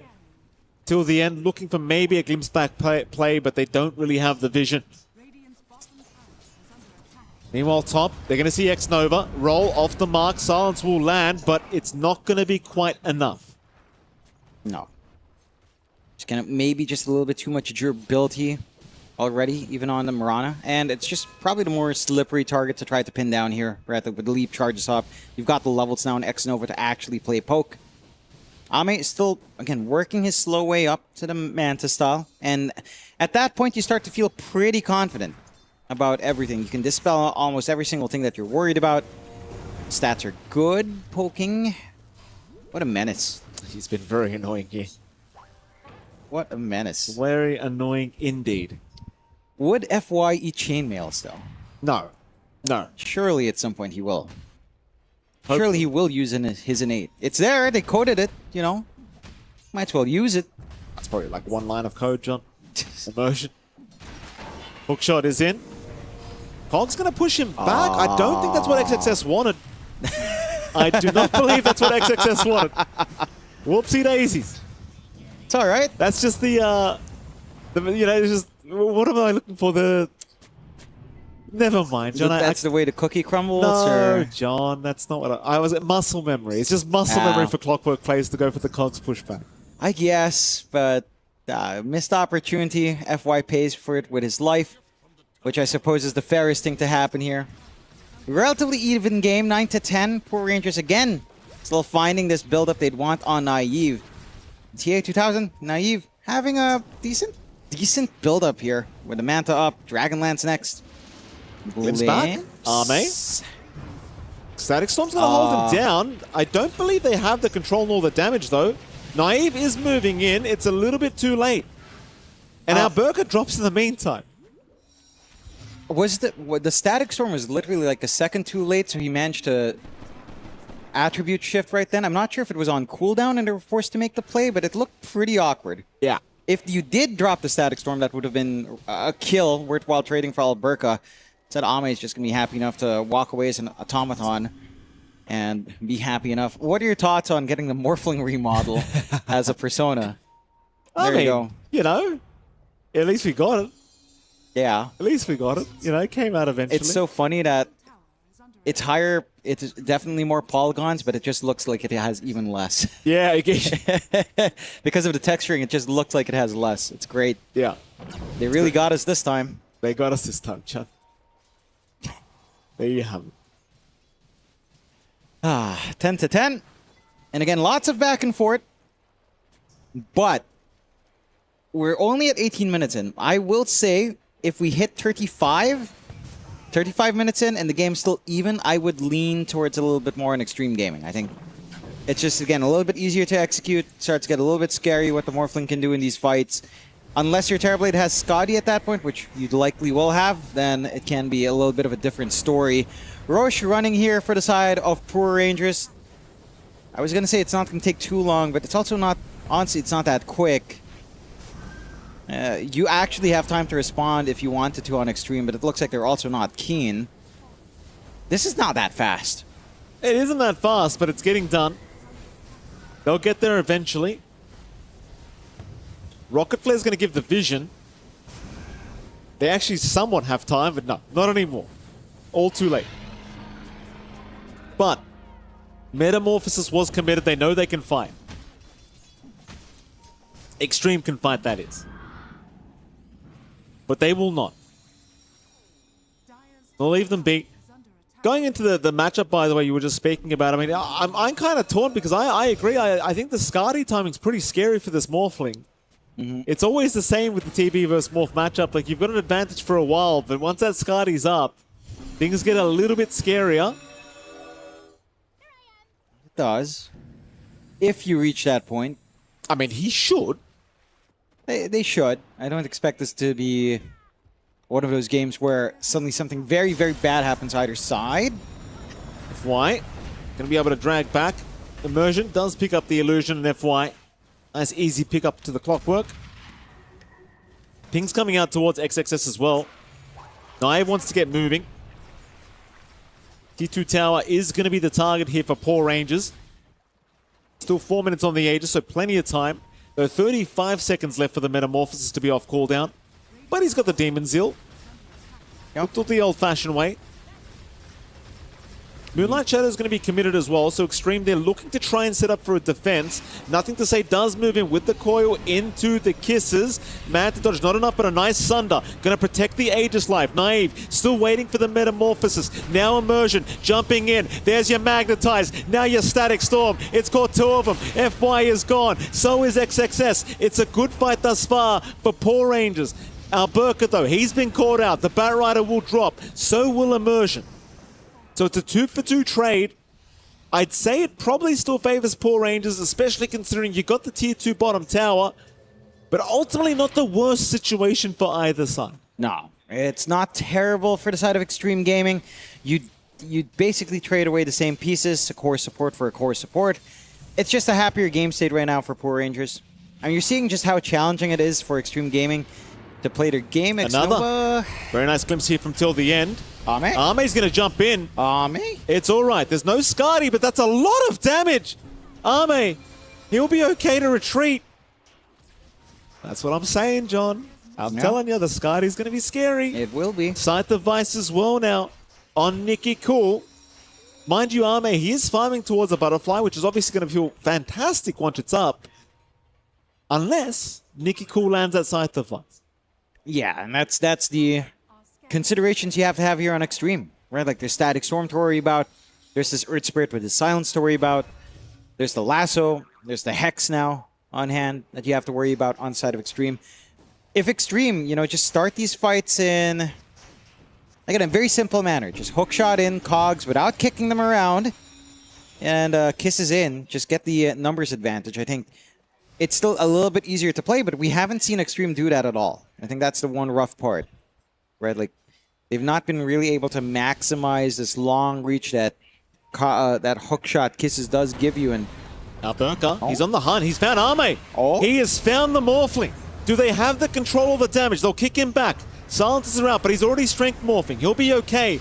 Instead, Alberca, he's actually barely going to make it with the Firefly. He'll make his way up, and no, nothing to say. Does snipe him with the Dream Coil. 1 for 1. In favor of Extreme, they'll find the offlane Bat Rider. Yeah, it's a little bit messy. I think if you want to make that play on Alberca, you need a lot more of your team to be around. And it just can't be you looking for the lasso. Who is going to follow through with damage there? The rest of the team on Poor Rangers was just a little bit too far out. We'll go for the gate usage into the Tormentor. Should be able to find this no problem now. Free shard to come in is going to be quite nice. I will say, honestly, it's not a bad kinetic fence game. Is he fine? He is fine. Okay, no death for till the end this time around. Oh! Almost. Could have been, but Jeez. no. 2K net worth lead, 14 to 15. Still an extremely close game between these two sides. Again, the key timings, I'm going to keep repeating it, is Skadi. Butterfly up for Ame is going to be big when he does have it. Nicky Cool will be spotted. Oh, the hook shot block on nothing to say. And that was a BKB usage too to make matters worse. FY understands he's probably not going to be making it out. Static Storm is going to be at least expended, trying to catch nothing to say, so you at least get that usage. But not the greatest feeling. Your BKB charge wasted. Your clockwork dies. It could have been worse. It could have been worse. Still not ideal. Again, Poor Rangers are just finding a bit of a cleaner game in comparison to Extreme Gaming this time around. That Scotty timing you were talking about on Naive is basically one part away. You've got Ame going back for the BKB, as we talked about the importance of just being able to stand there and fight with all of these control pieces on hand here from the side of Poor Rangers. That's also going to be a little bit of a turning point, but I don't know, Naive is just like, what, 1.3k away from his full Scotty being up, prioritizing it. Like, the butterfly will cause issues, but will it cause enough issues? I think even just getting one hit off with a healing reduction, it's going to be massive against our Morph, so it might not be enough to actually fully save you. And for the side of Extreme Gaming, like, if you think about their lineup in comparison to Poor Rangers, like, their single target control isn't really there, and you kind of want to be able to just hold one down. There's so much pressure on FY to get the setup with these cogs, and it's not an easy thing to do here on the Clockwork. Once you hookshot in, you are committed. You're likely dead, so you only really have one shot to get everything lined up for you. And again, it's been rather difficult with how Poor Rangers have been positioning themselves on the map right now. It absolutely has. Poor Rangers. I believe they actually have enough gold for the Scotty as well for Naive. He's just waiting for the courier to come out. Head down towards the southern side of the map. Extreme. They're going to Moonlight Shadow. They saw Naive. I believe Naive has the courier on the way as we speak. No, in fact, that's Immersion's courier. There's your Scotty now. This is very interesting timing. A smoke on smoke. Let's see if this pays off. They'll see Naive. FY, he'll break his smoke. Jump in from Immersion though, trying to burst him down. Yules will save for now on the Clockwork, but not for long. Nicky Cool does burst him down. I do not believe Extreme like what they see. Oh. They retreat. Our Burka, he's on the hunt for X-Nova. In fact, he might even try for nothing to say. Eventually, Immersion. No, he can't find him either. The puck's going to be just fine. X-Nova will also be just fine. He's a championship hide-and-seek player, X-Nova. Yes. Just hiding, waiting for Roche to tag. At the very least, again, they mitigate their losses here on the side of Extreme Gaming, but it's looking a little bit awkward. You know, I expected this to be easier to play on the side of Extreme. It's certainly looking a lot easier for Poor Rangers to actually get these openings they want. And we kind of ran out of steam here with a Snapfire pick, right? Like, earlier on, XXS was trying to get these kisses. It felt like after that moment where FY did not trap someone in the cogs, they kind of stopped trying, which is a shame because that's where your strength lies here on Extreme Gaming. Like, yeah, you mess it up once, you should still keep trying to find that kind of output because that is your way of suppressing the side of the Poor Rangers. And when it comes down to just playing a farm game, I mean, you're doing a fine job of keeping up here on Poor Rangers. 4K lead maintains. Your Terrorblade's getting pretty darn big. This Kotl, we haven't even really seen the use of the Ags as frequently as you'd want. You've got a BKB being formed up by Alberca next. So he's going to be very free to just BKB blink in and lasso. And your timings are kind of lining up. They're moving in once again. Radiant Jungle going to be occupied by Poor Rangers.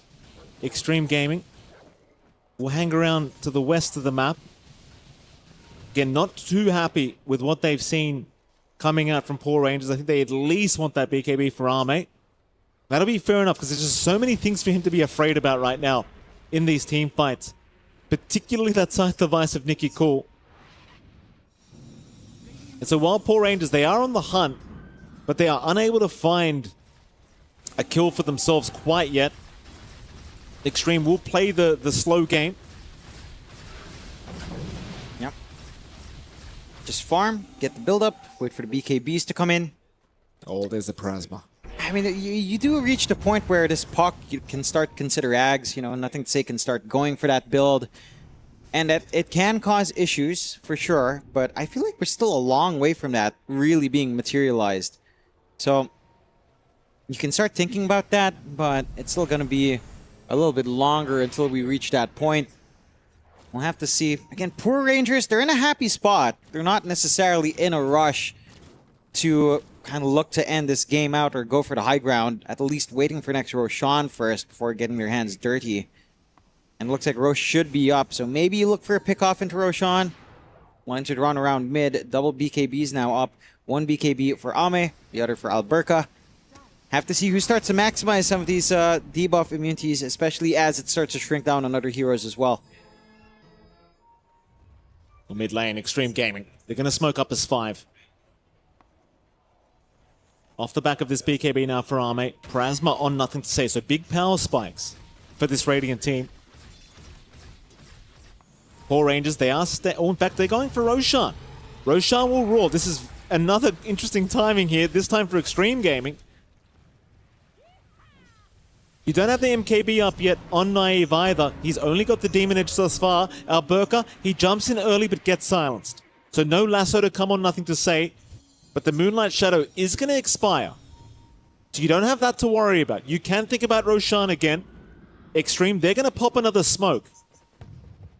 Rocket Flare does not give any vision. Smoke still active for Poor Rangers. Wrap around, they'll break the smoke until the end. Alberca wrapping around the long way. Ame, he might get spotted. Oh, Lasso, it's going to catch the big one. Ame, is he going to be able to survive it? He cannot. They've got the Morphling. Nothing to say. He got till the end of the end. Naive, nice Sunder, actually maybe killing his own Cotter, and he does, but he needed to survive Naive? till the end. He's going to buy back, but no, Naive, he's gone. Naive. It looks so good to start, but nothing to say. Makes it a little bit too challenging for him. Such a fantastic start to the fight. They'll keep trying, but it's all too late. Till the end, he bought back for this, I believe. The Glimpse not looking too worth right now, but they'll drop the Static Storm, trying for more. They'll catch XXS. Worth for now, till the end. No Glimpse back on the Mirana. Doesn't have it. Or rather, didn't have it. No. Very messy set of fights from both sides. It's hard to say that's a clean win for Extreme when you lose so much with Ame not surviving through. Look at the output right now on Nothing to Say. Just so much damage coming in. And it's just that chain stun. Right? Like, does Ame have to consider something like the Lincolns? I feel like that was just a very weird position for the Morphling to be at. Like, he was hanging out in the river by the ramp, forward ahead of his team for maybe a rune. It just didn't feel all too clean. Let's check that out in the replay. It looks like he was wanting a rune there. Exposes himself in a really rough way. If you had your Morphling live through, that would have been a much cleaner fight anyhow. Oh. Yeah, that Sunder was a little bit on the ugly end though. Like I think he'd rather go for immersion with that Sunder. Ends up getting his cold instead. Pretty awkward. Is now Nothing to Say. Gonna find himself till the end, and that's gonna be a dieback. Dieback for till the end. Roshan is up, don't forget, so you've got 70 seconds where you don't have to worry about this disruptor. It's a big opening. You do have the damage on Ame. He is going for a Scotty, so it's basically like a mirror build plus the butterfly right now on our Morph. And Roshan will begin. A nice and steadily quick Roshan coming out here from the side of Extreme Gaming. For the side of Poor Rangers, they're the ones that were kind of setting up for the Roche until that smoke fight broke out. And now they're in a bit of an ugly spot. Moonlight as well to scout. It looks like they're going to try something. Nicky Cool's hanging around, but no, they're not seeing it. In fact, Nothing to Say will be the one to jump in, but Immersion says no thank you. Ame now with the Aegis up. So Extreme Gaming suddenly looking really strong. There's Nothing to Say. Still going to find Nicky Cool. We'll get the BKB usage out of him. It's just funny how this puck hero works. Like, you pick up this Parasma, and it's like instantly you become like the best hero in the game. Oh yeah, it's just wild.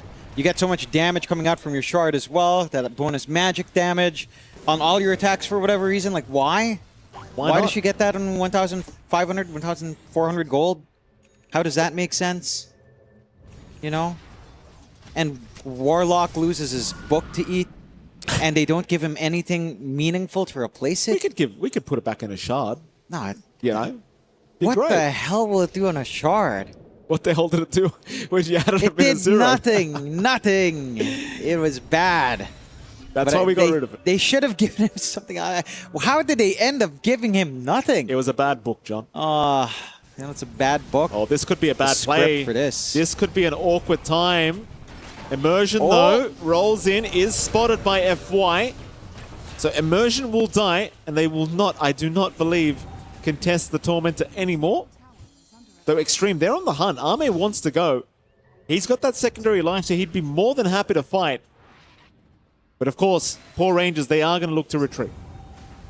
Yeah, forced to run back, and now here goes the free Tormentor, and Extreme Gaming again.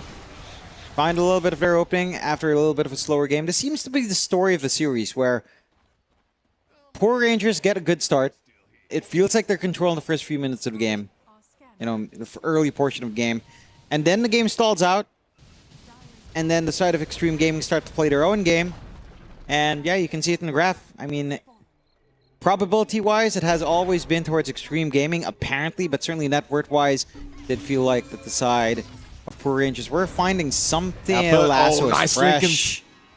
Nice Lincolns. That's your Ags Lasso. Finding nothing. Right on time with the delivery. Like, just showed up on screen. Unfortunate timing for the lasso. That is very unfortunate. But it is what it is. You know, sometimes timing works out that way. And for Poor Rangers, it does feel like the timing is starting to swing out of their favor. You still have all of this farmer naive. But now you're at the point where you're caught, right? Like, it's more about the sustain now from your ultimate. It's more about that side of vice control. Maybe you can consider something out, let's say an Ags down the line, but it's not particularly amazing. Oh, the kick onto Arme. Not sure if they wanted him to go the other way, but they'll kick him away for now. MKB now completed on Naive, so much easier to burst down Arme if you can control him. Still XG, looking for the kill. Nicky Cool has been caught. They'll pull him back. BKB is going to be forced once again from Nicky Cool. Now the lasso. He's got two of them, and the Static Storm dropped right on top of their heads. Nothing to say is gone, and so is X-Nova. Now Arme trying a man fight, but he can't do it against the TB. Glimpse won't matter through the BKB, but he's going to be forced to try and TB, and he can't do it. Arme going to go down the first time. No TP. They're going to have to try and help him through this, but it's looking real tough. Oh, boy. As they'll sunder him up. Waveform away, but the Skadi is just too strong. On a XXS. He will make it. The BKB will last long enough. But a huge team fight now for Poor Rangers. And I believe they might have just enough time to go for at least one lane of barracks.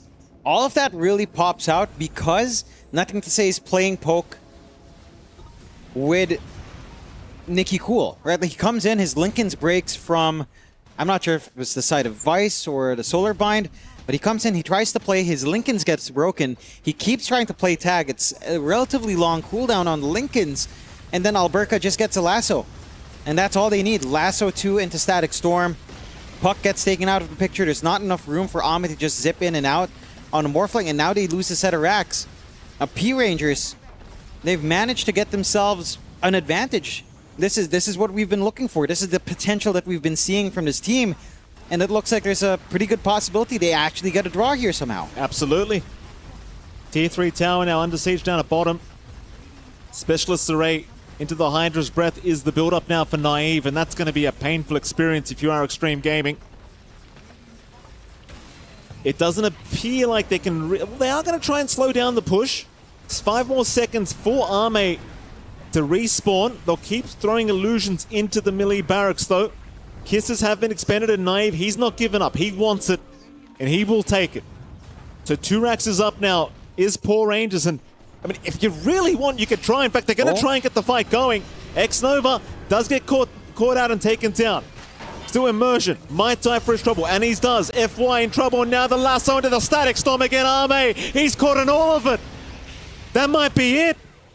They might just be forced to call the GG. Poor Rangers. It's been a rough start for their Esports World Cup group stage, but they might be finding their first victory. Yeah, up against Extreme Gaming of all teams, but again, we've talked about this in a power scale with how P Rangers or Poor Rangers performed up against BB Team. I think they could always bring that fight out to Extreme, and the GG's called. There were a couple of moments there. It did feel like this time around, Extreme Gaming. I mean, look, it felt like there was just too many small mistakes this time. This kind of draft from Extreme required like very clean gameplay. Yeah. And at some point, it just got not really sloppy, but not ideal, right? Like FY was playing on muscle memory. playing with the cogs outside when you could have gotten simple kills. The lane matchup for Ame, really not smooth. I think they underestimated this Earth Spirit pause 4 quite a fair bit in the offlane Batrider, and it really just cost them. So very well played out to the Poor Rangers, managing to get a draw at the very least that drags them just a little bit higher. You know, maybe there's some potential for them to try to tie up with Rune Eaters and whoever else is going to be on that cutoff line at number 4. Yeah. As long as they keep that momentum up. For the side of Extreme Gaming, this is actually a pretty painful loss because they're on the edge of, you know, being up there with BB Team and Falcons and vying for that first place slot, but without that 2-0, it's going to drag them down just a little bit more. Well, I'll tell you what, it is nice to see the boys of Poor Rangers finally smiling on day number 3. As you know, we did see a couple smiles at the end of that game. They didn't smile until the game ended. Oh, yeah. They saw the GG call, but no expressions until the game was officially over. And again, props to them. That's their first victory of the tournament thus far. But it's one way to start. You got to start somewhere. They've got number 1 now. Hopefully, it continues from here. If you're Extreme Gaming, I don't know how you feel about that. Like, personally, I was a bit hazard going about the draft purely because I'm always against Morphling if it's against TB. Just because of the Skadi. Yeah. We've seen it way too many times. And I think the one thing, again, that caught me by surprise a bit is just the lane, right? Like, again, that offlane for Alberca and Immersion looked really good. This Earth Spirit Pause 4 tech, I think it's going to be popping out a little bit more as well. You know, maybe we felt like maybe it was just Zayats, but it's spreading a little bit more. We saw 9 class do it as well. It's going to start popping up. And now the question to ask is, going forward, is Earth Spirit a ban? No. Will it replace any of the first phase bans? Because it looks so good. Let us have our moment, John. No moments for you. You know it's going to get nerfed to the ground after this tournament. No. Just let us have our moment on Earth Spirit, please. No. Please, just a week. No. Just a week. All right. It does 2 days. 2 days. That's it. Well, Poor Rangers again, John. First victory. Happy. Yeah. I wonder how they are feeling. And, you know, on the same token, I wonder how they've been feeling mentally over these last 3 days. Because it's pretty rough, right? Like, you've lost every single match. Yeah. At least 2 of those games we watched, it should have been going their way as well. So there's been a couple of tough losses. Do you reckon they've kept that mental kind of clarity up with the team? Or? I mean, they must have. I think it showed here again, right? Where game 1, it felt like they had some moments where they could have gotten. Game 2, they closed it out a lot cleaner. Yeah. And it just feels like if you were completely defeated, you'd just be done. You know, we've seen that from some teams as well. That it's not something that teams are fully immune from. We've seen that in some tournaments as well. And happy to say for Poor Rangers, at least that's not the case. And again, with this kind of squad, with all the potential they have, I don't think they should really look at it as badly as the results would say. And again, those games were close. It's just that in a format as unforgiving as this, close is just not good enough. No, not quite. But regardless, again, we're off to a start here now for Poor Rangers, and I think that's good enough for them. You know, a win's a win. You know, it's something, John. They're happy. I'm sure they're very, very happy. I wonder if we get to speak to anyone from there as well. I mean, it's going to be exciting to see how they feel. I have questions to ask, Jonathan. You know, for sure. I'm so curious, like you, on the mind state, on what expectations were, and you know how they prep for all of this coming in. Of course, we can take a look at the stats that we closed out with here in our match. And overall, just a really solid performance coming out there from Naive after all that time. A really solid performance from really everyone. I want to say that a lot of that early game was probably down to Immersion. Like, the scoreline doesn't really reflect it, but the 20 assists kind of tells you the story of how active he was in using that Earth Spirit to buy some openings, to buy some space, to hit that tempo for the side of Poor Rangers. And they just built off, you know, the rest of the team built off that foundation really nicely here. And we are seeing some highlights as well from that game number 2. I loved the way Nicky Cool was playing this mid-coddle. And we were kind of talking about this through the early stages of the game. Mid-coddle, one of those heroes that can really pop off if it gets off to a nice start. And we did see that quite a lot from Nicky Cool this game, just being so disruptive, so annoying here towards the side of Extreme Gaming. And it is still one of those just really detrimental heroes that you can't underestimate. And again, I just want to say it. It's always the same thing with TB versus Morphling. Once the Skadi's up, Skadi just completely ruins the hero. That it does. And again, it just feels like at some point as well for Extreme, they just kind of, they have this tendency to just pull back, play it ultra conservatively when maybe there were openings to do more. And this time, Poor Rangers were the ones to exploit that, right? Like they're on the offensive, they're on the get-go, the off lane for Immersion, and the Burka, again, is just online quite quick. The safe lane for Naive goes pretty well as well. You know, it's nice and smooth, steady farming, not too much pressure coming out there. And they have that foundation from Nikki Cool on the mid. Like this Coddle, you see it every now and again. It gets that good timing on the Spirit Vessel and from the Urn to the Spirit Vessel, and all the connections happen. And it just felt overwhelming for Extreme to have to try to comprehend it. You know, like again, it just felt like Extreme should have been able to play faster, but they just kind of slowed down after a couple of ganks went wrong. And I don't think that's the way to go when you have to kind of play up against this kind of matchup. Certainly a pretty challenging kind of game here. And again, props to Poor Rangers keeping their composure, understanding what it took to win with their draft. And they made this game too look pretty easy. This is the kind of performance you'd expect from this side. I mean, these are great players here playing on the side of Poor Rangers, and this is more like it if you ask me, Joe. This is what I was expecting as we are seeing the tail end of this, and it was just all too much. I mean, these lassoed, these static storms, it was just fantastic from the boys. And as you're seeing the tail end of this game is, well, Poor Rangers able to force the draw and make it a little bit harder for Extreme Gaming, as we are seeing the reactions. Yeah. Not even necessarily happy, just like, it's okay, relief. we got something. We got something. At least at least Naive is nice and happy there. You know, nice to see you smile there to close out. Indeed, and speaking of the devil, Naive is with us right now. Naive, congratulations, sir, on your Game 2 victory. How are you feeling? Well, guys, I feel confused. It's like, it feels when you get one win, you could get much more. It's like, we should have been at least 3-3, but we bad. Well, no, terrible. Not at all, Naive. I actually agree with you. I think you should be 3-3, which leads me to my question. What went wrong? I don't know, we're just bad, you know? We're super unlucky, we're bad, we're making bad decisions. It's like against Bit Boom, I go to high ground with 20k advantage and I got 2 crits and died in 1 second.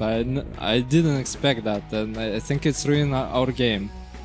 First game against Extreme we should have won. We just had bad builds and bad idea how to fight. We should have jumped supports, but we committed SF and we lost game. But game as simple as second. We just need find right jump. We just can't make it. Oh, well, fair enough. Talk to me about the mental state. It's been 3 days. It's been a rough 3 days. You guys are, again, you found your first win, so you're happy, Naive. I mean, I'm happy, yeah. What's the mental state of everyone else? I think now it's getting better. We still have some super low chances to get in playoffs if we do everything right, but we're ready to go airport anytime. just give us the bus. Go on, John. All right, I'm curious, Naive. It's been a while since we talked. What were the expectations coming in, right? Because it's a stack that hasn't been able to qualify, but you make it here. What was the expectations before this group stage started? How did you think you guys would perform? We get what we deserve, but always I think that we can win any team if we play good enough. It's like we have skill to do it, we just need to make it right. It's like it's possible. It's like just need to do it better. I think we can make it, but we'll see. It's so random. It's like you can't expect anything. You just should play your best. That's it. Best we can do.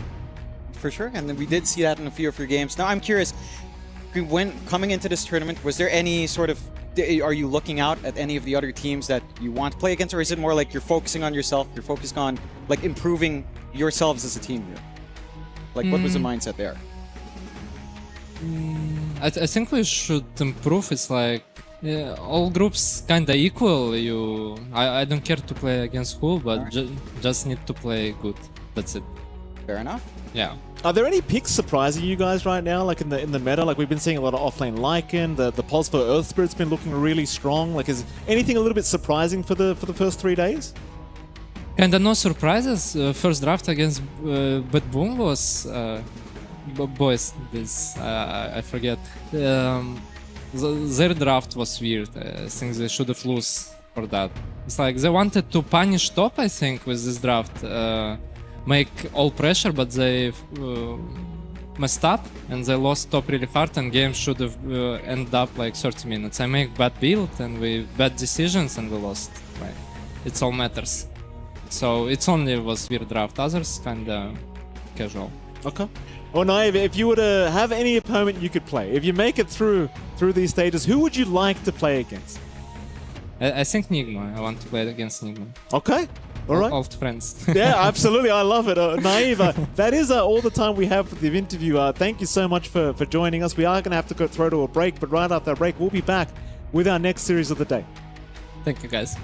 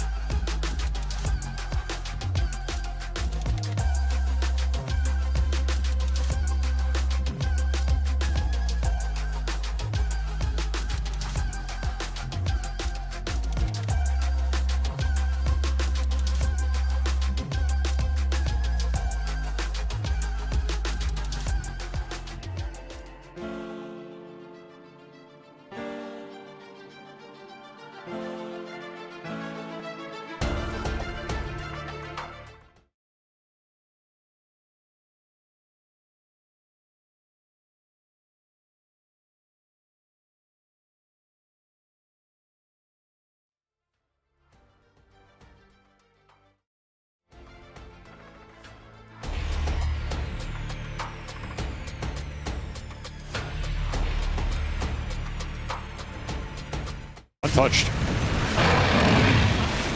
Unsurprising, right? I mean, Ghost, when he was playing for Enigma Galaxy, felt like he was just a rock. Never really saw him had very many bad games. He was just always very consistent. And he's brought that to Gamer Legion. Well, they had bad games. But Enigma Galaxy had bad games. He did not have we bad won't put games. it in. We won't put it on anybody individually. There's the BKB for Mallory. That changes things quite significantly. No longer has to deal with this Night Stalker silence as much. And can just make the full commitment to killing the Shadow Fiend or the Invoker when he spots him. Very powerful item in this game. Pretty much nothing Gamer Legion can do to it other than the SF with Alacrity just starts swinging, which it is a real threat. He's hitting quite hard this early in the game. You don't have any armor up yet, but otherwise you're working the fight for sure. This game looks a lot better for Gamer Legion than it did 5 minutes ago, though. Yeah. Trying to find a little extra pick off with the Sunstrike should be pretty easy here. Night Stalker feasting. Man, Fate could get to BKB during this next round of daytime. And they'll be pretty online for the mid game, at least. I'll also say they like their scale, so. I like the vision aspect of Night Stalker for him this game because I think that was a massive issue in game 1. Yeah. It's easy for us from an observer perspective. Oh, Amar? Amar's in pretty deep here. They have so much chase that there's no way out. Very greedy spot to farm in. Yeah, why was he there? This is normally a spot we see him push if he's like Timbersaw or something. He's like, even if you bring 4 heroes, you're not killing me. Necro is not going to be tanky in this game. You need BKB for sure at some point. You need a Dispel. You probably need Force Staff or Hurricane Pike to get out of the silence. Like, you need something to deal with the multiple disables. Invoker dunks on your hero. SF kind of dunks on your hero. Night Stalker kind of dunks on your hero. It's a pretty rough Necrophos game. They definitely counterpicked him pretty hard. Yeah. So you have to recognize that. Do you think that was intentional? Like, this play, he played so deep and then his team took Tormentor? Was that part of the plan? Not really. I don't think we normally see ATF sacrifice himself almost ever. I think it's just Falcons making the most out of a bad situation. Also, you got to abuse Night Stalker's downtime. I feel like anytime he is in the daytime without ult, or even if he has it but he's in a bad place on the map, you need to be taking more gold or at least objectives out of Gamer Legion's hands. Sure. Which is why you got to be so careful using this Dark Ascension against a team like Falcons. I mean, he pops another one of those and they don't find anything for it. Maybe it's, Roshan or bad daytime team fight. Shadowblade is a pickup for the SF, and this is really well timed because this Earth Spirit is looking for him with the BKB, but he doesn't have any detection.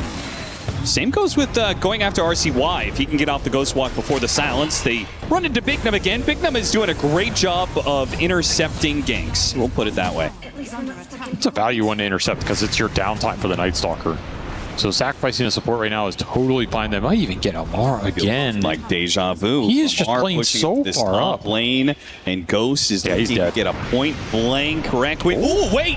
What? Tornado misses from RCY. That was supposed to set up the Requiem. That's a guaranteed kill. Yeah. You are not supposed to live there as this Necrophos with 1300 HP. Ghost Shroud getting dispelled. He is lucky to escape Mercy, was shown. Still, Gamer Legion are chilling in this game right now. Like, they're not under pressure to force any bad moves.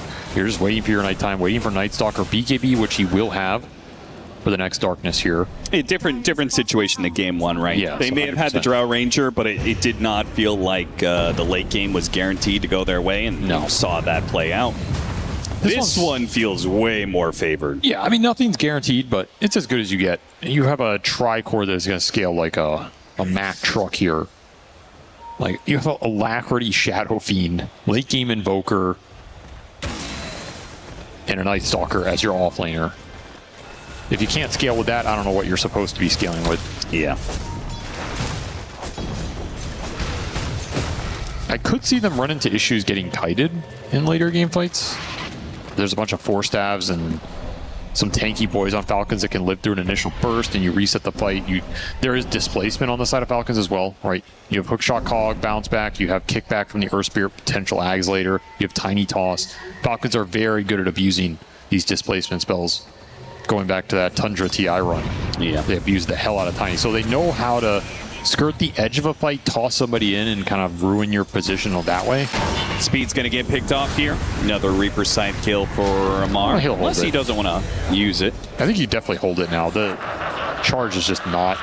It gives you what, 1 regen or something. Like, congratulations, right? Yeah, it's not amazing. I guess my thought being, are you going to have a fight in the next minute while it's daytime? But what is the point of using it, I guess? What do you gain out of Reaper? Playing with an Eastern European roster, it's, I will say, a bit weird. But I think it just, we had to do it to get a competitive roster. And we've been, like, you know, like when you're not this top 4, top 6 team in the world, you don't get to pick to like very, very like top players, like from like when people shuffle. So you need to kind of find a really good players, but I guess a bit underrated ones. And we did it, and I think it's been working kind of good since New Year. For culture difference, I think there's some difference is there because Asian players, I'd say they're like more like active and used to like scream, but actually in our team, one of them is Mikoto, and he's more chill guy, like more like just EU plus CS people. But actually, I guess even like if like EU, I mean CIS and C players, you can even like say they're a bit similar because like, you know, both cultures, it's like kind of emotional people, you know. Good morning, Dota fans. It is Slacks here at EWC Media Day. That is right. We have all the teams arriving to come take their pictures, get their makeup, do some interviews. It's sure to be exciting, and we're going to walk you through each one of the teams and see what they're up to. In fact, we have some teams coming in right now. Maybe we can do a seamless transition. Looks like one of our first teams of the day is Team Liquid.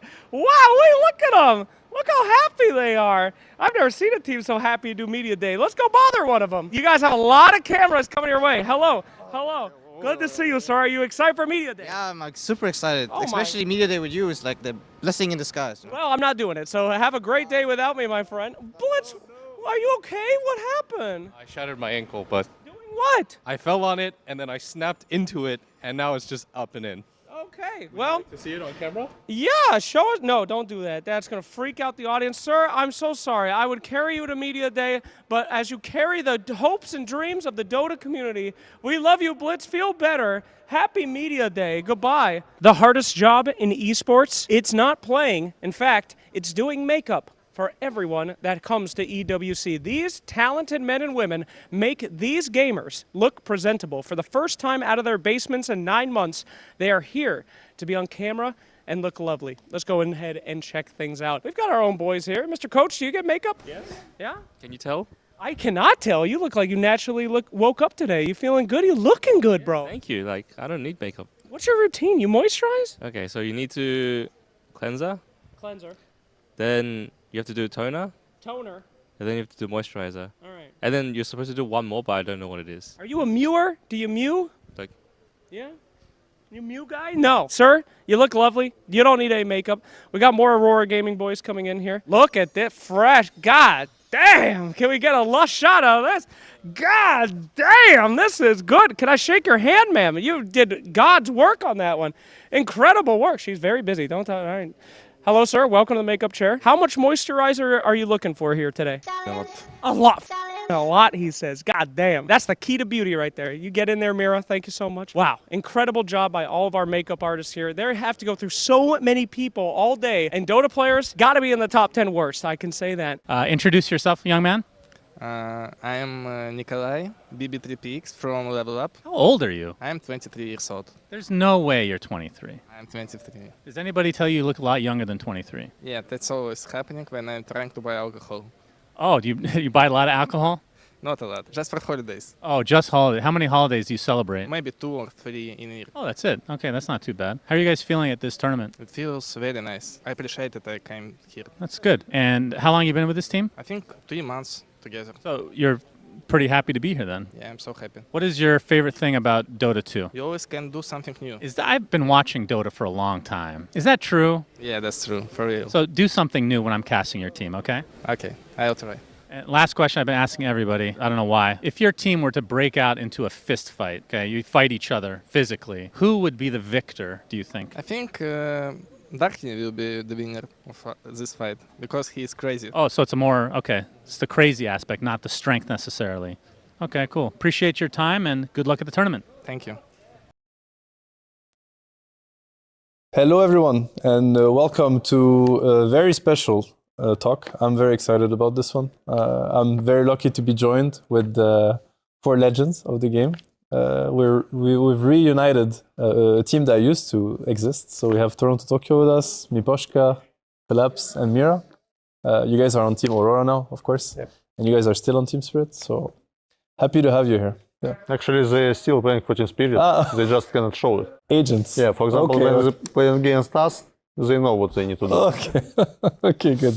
I want to ask first, like, have you guys have the opportunity before to sit down like this and just chat, or? Sometimes, yeah, like maybe just after the tournaments we can speak about like some stuff, but like not like four of us sitting and talking just like randomly, like one by one. Okay, so not for the podcast. Yeah, not for the podcast for sure. Yeah, you don't do podcast with each others when you have time.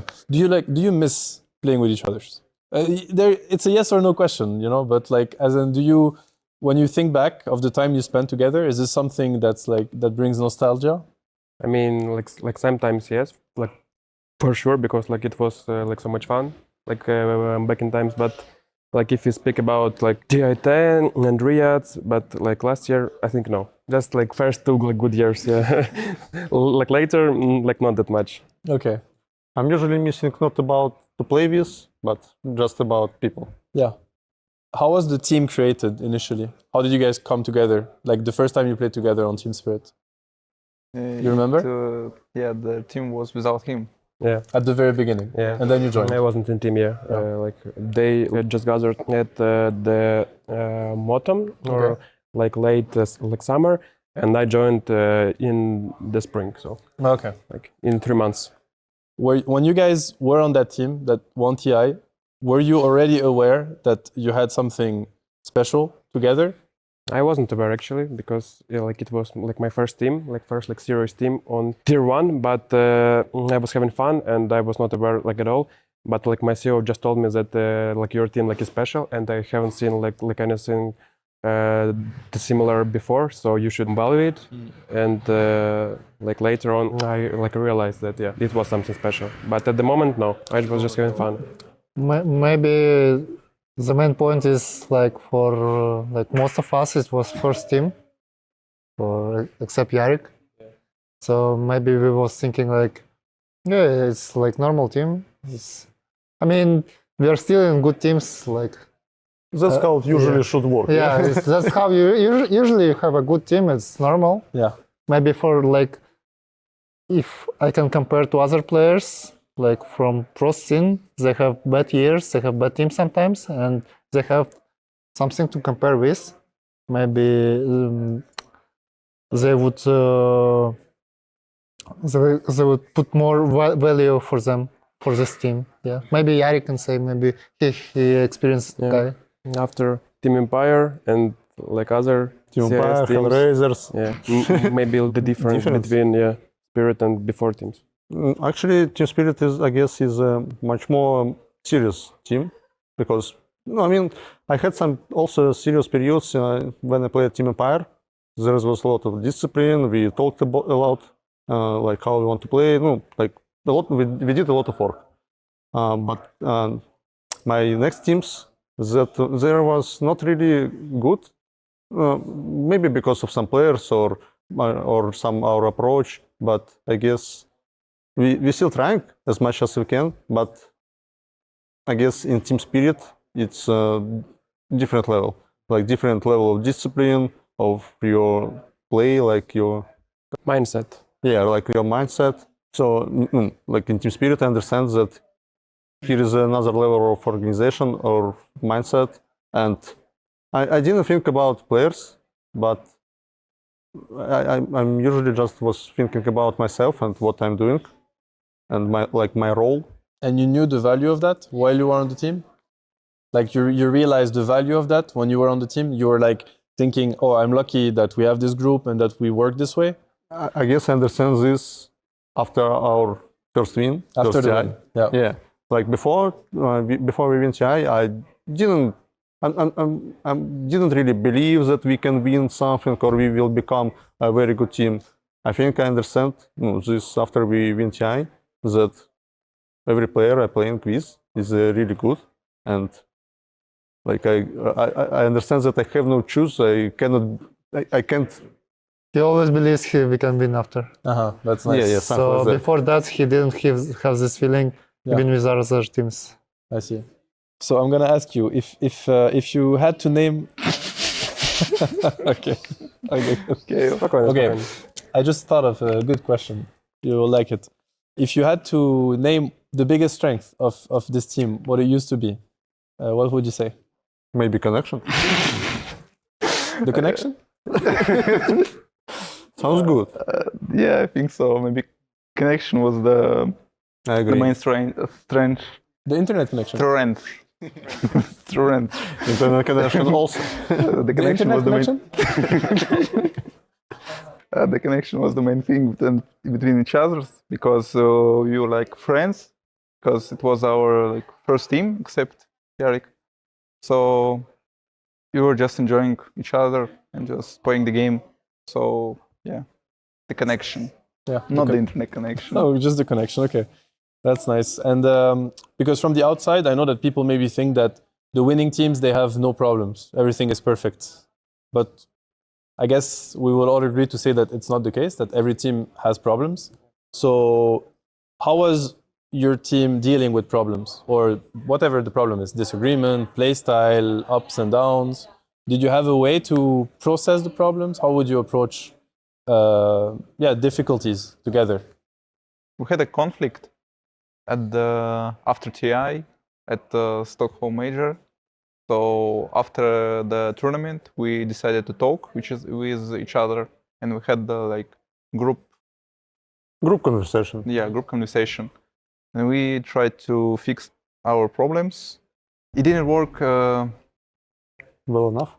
Yeah, well enough, because at the start, after the group conversation, at the start we just had the same problems, but in the process, after the DPC season, when we were on Riyadh, and after on the Arlington Major, the problems were fixed. But then they happened again before the TI.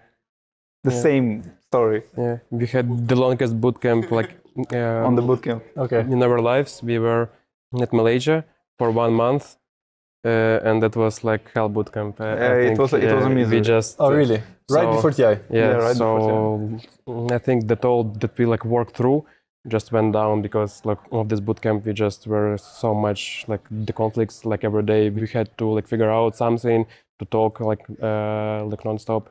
And on TI we were not that good bonded between each other. So yeah, it was very bad atmosphere. The worst, I think, during all team existence, it was the worst part of it. Yeah. On this TI. We made a good shuffle after New Year, and we got WS and Corey coming in, and also after TI we got Damian, KP. And I think all these roster shuffles were quite good. I think WS and Corey are quite they're really, really good players. For Corey, this guy, some games you can see this guy actually over impacting all other fives and doing some just playing super good. And WS, I was quite surprised honestly that this guy is that good, laning, spellcasting, and that he's also not.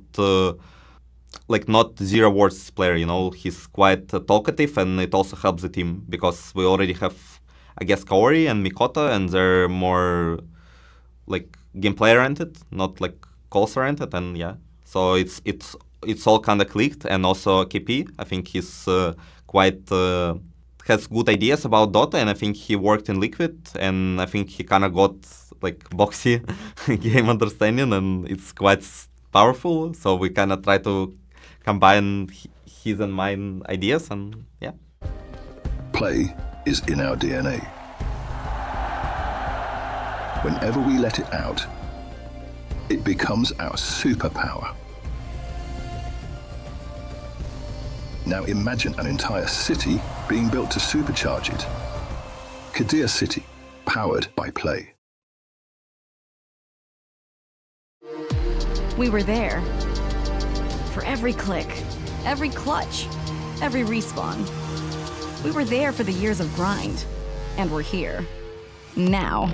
The proud founding partner of EWC. Powering the biggest event in gaming. Shoulder to shoulder with the world's best. Making history. Greatness deserves a stage. Lenovo Legion. Reach your impossible.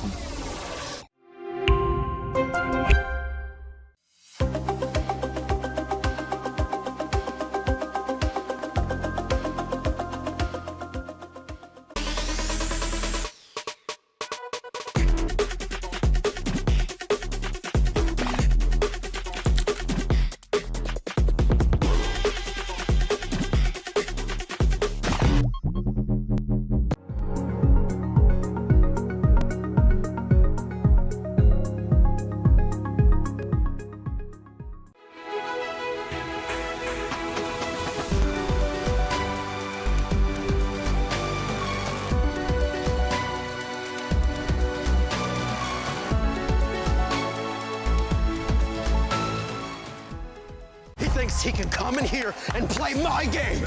He knows nothing. Let's go! Tyler Wine, you're done. Raw energy. House for parts and blow the house down.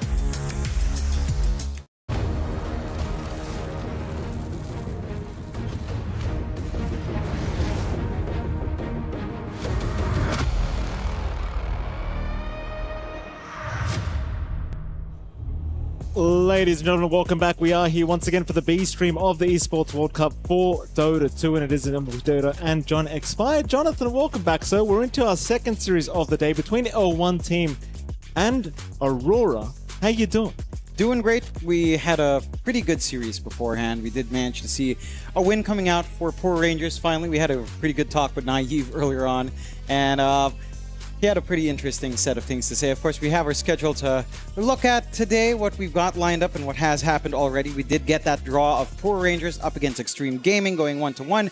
Right now, we've got lined up for us L1 team up against Aurora Gaming. Afterwards, you've got Maus up against Team Nemesis and Virtus Pro up against Yandex. So a pretty action-packed day here in Stream B for us, and pretty exciting game coming up already for us here. L1 team up against Aurora. I'm looking forward to seeing just how far L1 team can kind of try to get their momentum together. You know, we've seen them already get a draw up against P-Time yesterday, which I expected the 2-0 for P-Time. Didn't quite happen. We heard from Frank, you know, maybe they were trying stuff in draft. I don't think that the side of Aurora is that kind of team to try stuff on draft either. So it should be a little bit more challenging for L1 team, but we'll have to see. We will have to see. It's not going to be an easy matchup, that's for sure. As we are seeing the walk-ins here from these two sides. And I think Aurora is certainly looking to be the favorites here in this series against L1, but L1 maybe a little bit more to play for considering their scoreline right now. Certainly a bit more desperate times for them as we are looking at, of course, the lovely faces here of Aurora. And can I say as well, I mean, I know you've got a couple of VSCA boys here on the side of Aurora, but I was looking at a few cheeky clips just yesterday of some games from Aurora, and there was some fantastic work happening from Makoto. He was looking like he was on fire.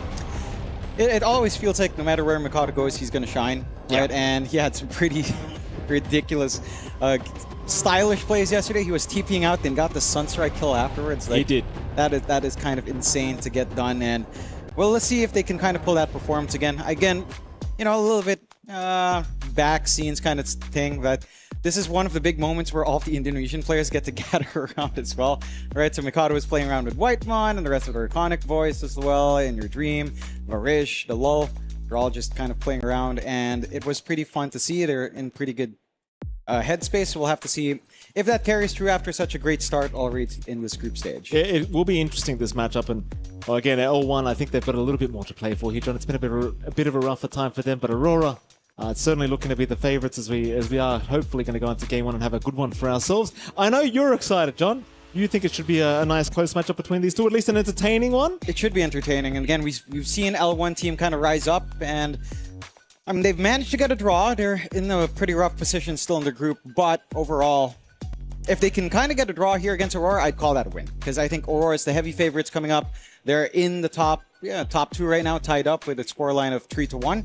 So if you can take a game off of this team, I think that sets you up for a good time and, you know, making your way above that bottom 2 position right here for L1 team.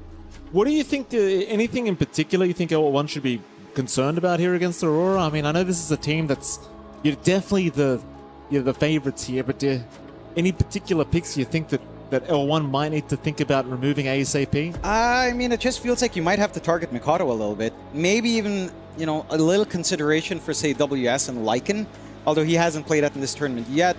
But, you know, that's something that you always think about, because he's the guy that, like, revolutionized the Hightail Lycan kind of gameplay all the way back in C. So I think those are the ones to watch out for. We'll see which ones get banned out, as we do have our draft on hand.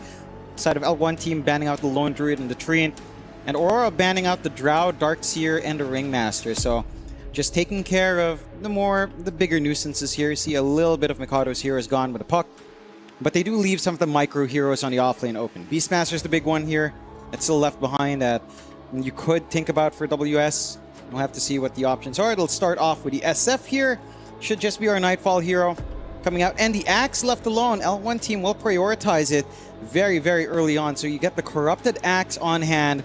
Laning into SF for Axe is not the worst thing in the world, but it's also not the comfiest for Axe. So I will see you have set yourself up for a pretty happy time on Nightfall, just considering the core-to-core matchup in that lane. Should be pretty okay. I wonder who feels like they got away with more between the Axe and SF. I mean, we've seen SF basically first pick every chance that you can get from any team.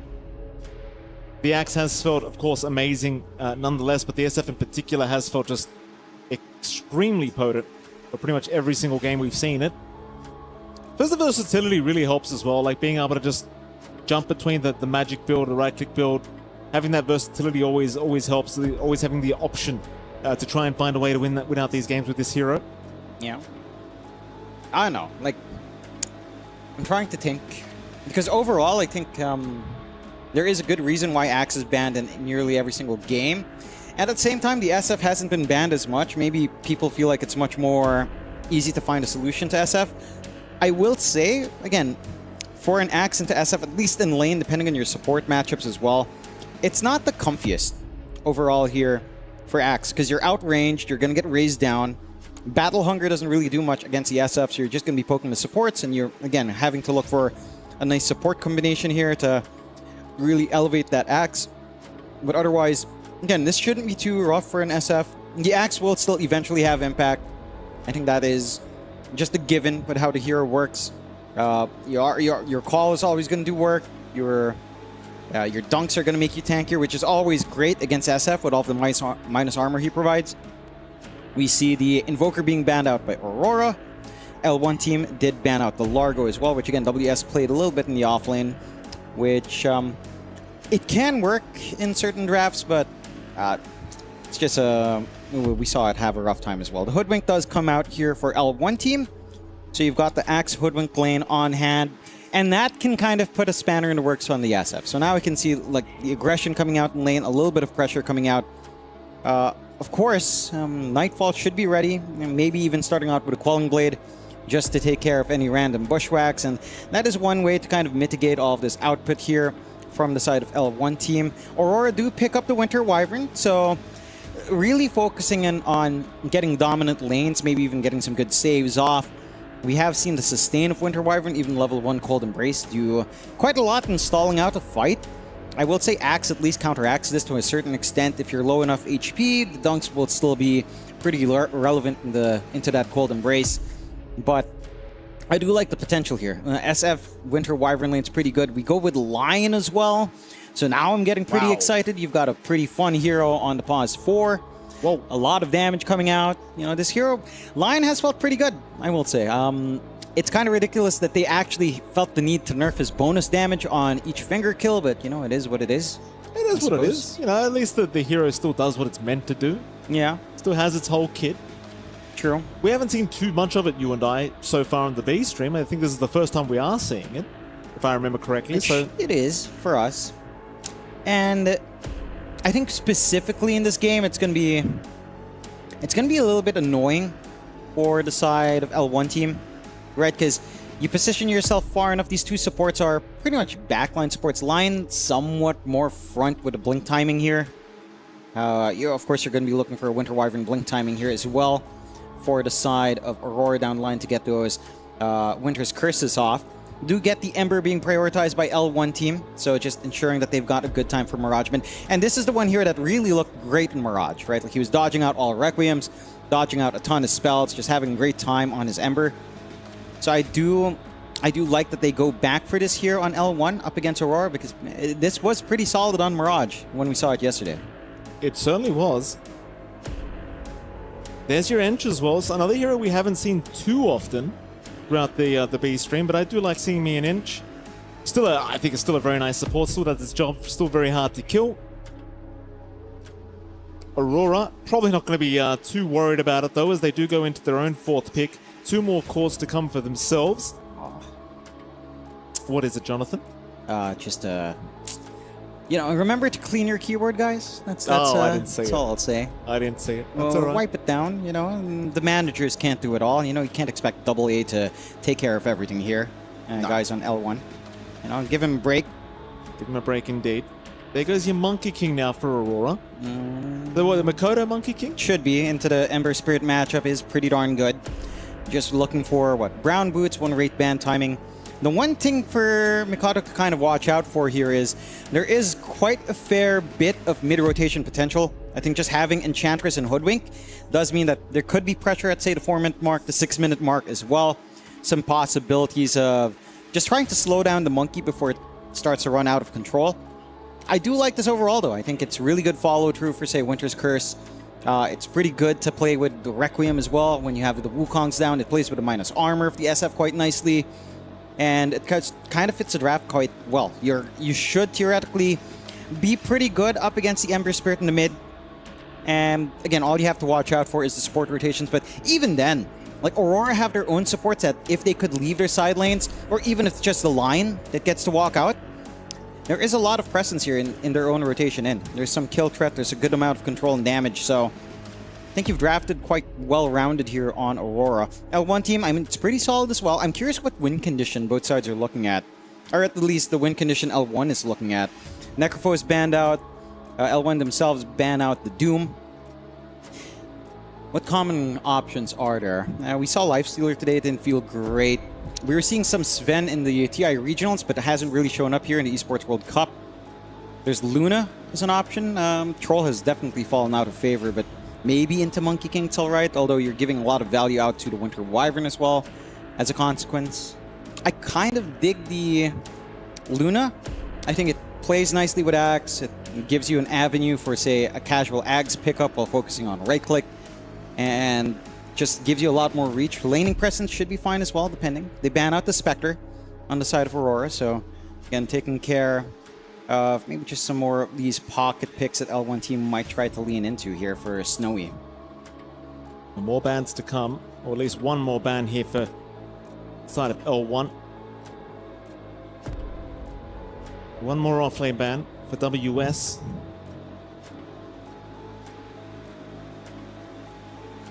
They'll get rid of the Timbersaw. WS, of course, a prolific Timbersaw player. Yeah. Then again, with this kind of guy, you never know what he's going to pick. He's got a pretty big hero pool, and it just seems like he's always good no matter what he does. I know you've been calling out Mars the whole tournament, John. If there was one guy that was going to bring it out, it probably is WS. It would be, but I would say in this kind of game, okay, Undying's the pick. That's cool. I would have said, well, doesn't matter. The Undying is pretty darn sick here. I like it with Lion, because you get mana out, you get a couple of decays, and then you get the Earth Spike off. It's a ton of damage relative to their total HP. It would have been a decent Lycan game. I'm surprised you didn't want the Wolf to come out here, but WS Lycan is something that he enjoyed and kind of pioneered in Southeast Asia at the very least. L1 team, with the Undying on hand, maybe it's a little bit more awkward to run a close range win condition. Terrorblade's there, but Terrorblade into Undying in lane is kind of awful. There's also decent magic damage here to make that pretty slow. You could pick something like Drow. Oh, no, you can't. It's banned. Never mind. You're never going to pick Drow. It's always first phase ban. Yeah. Again, the only time we saw like Lone Druid pass is when OG lost with it, so. I was going to say maybe Necrophos, but that also got banned. Like the only viable things are like Luna, Alchemist, I guess, is the call for Snowy. Doesn't feel good. Doesn't No. look good to me. Really not, but you're out of options. That's the thing. You had to go for something. yeah. I don't know. I just feel like maybe you could be open to trying, other carries on hand. Like, okay, Troll is dead, but experiment.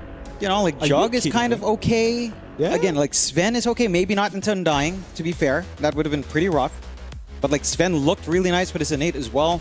I get the Alchemist. It's very stable. You're going to outfarm. You shouldn't be under too much pressure from the Undying lane. So there are some good conditions to play around here on the side of L1 team. I will say overall, I do like the draft on Aurora. I think it's really pretty much in line with what you'd expect here from Aurora in terms of what they'd want to achieve in a game, what kind of tempo they'd want to look for, what kind of pacing they'd want to bring out. I think it's all pretty laid out here for Aurora to play with. I think you have to watch out for mid, Mikado and the Monkey King up against the Ember matchup. That is fairly straightforward. You are going to have to invest the support resources from L1 team to kind of contest, if not contest, at least try to bull him out at the 4-minute mark, at the 6-minute mark, especially here on the Monkey. Otherwise, you hit the Brown Boots timing, you hit the Wraith Band, and you're pretty set there in that lane for Mikado if you're not too careful. We'll see how this one does go. Aurora against L1 team. Game number 1 set to get underway rather soon.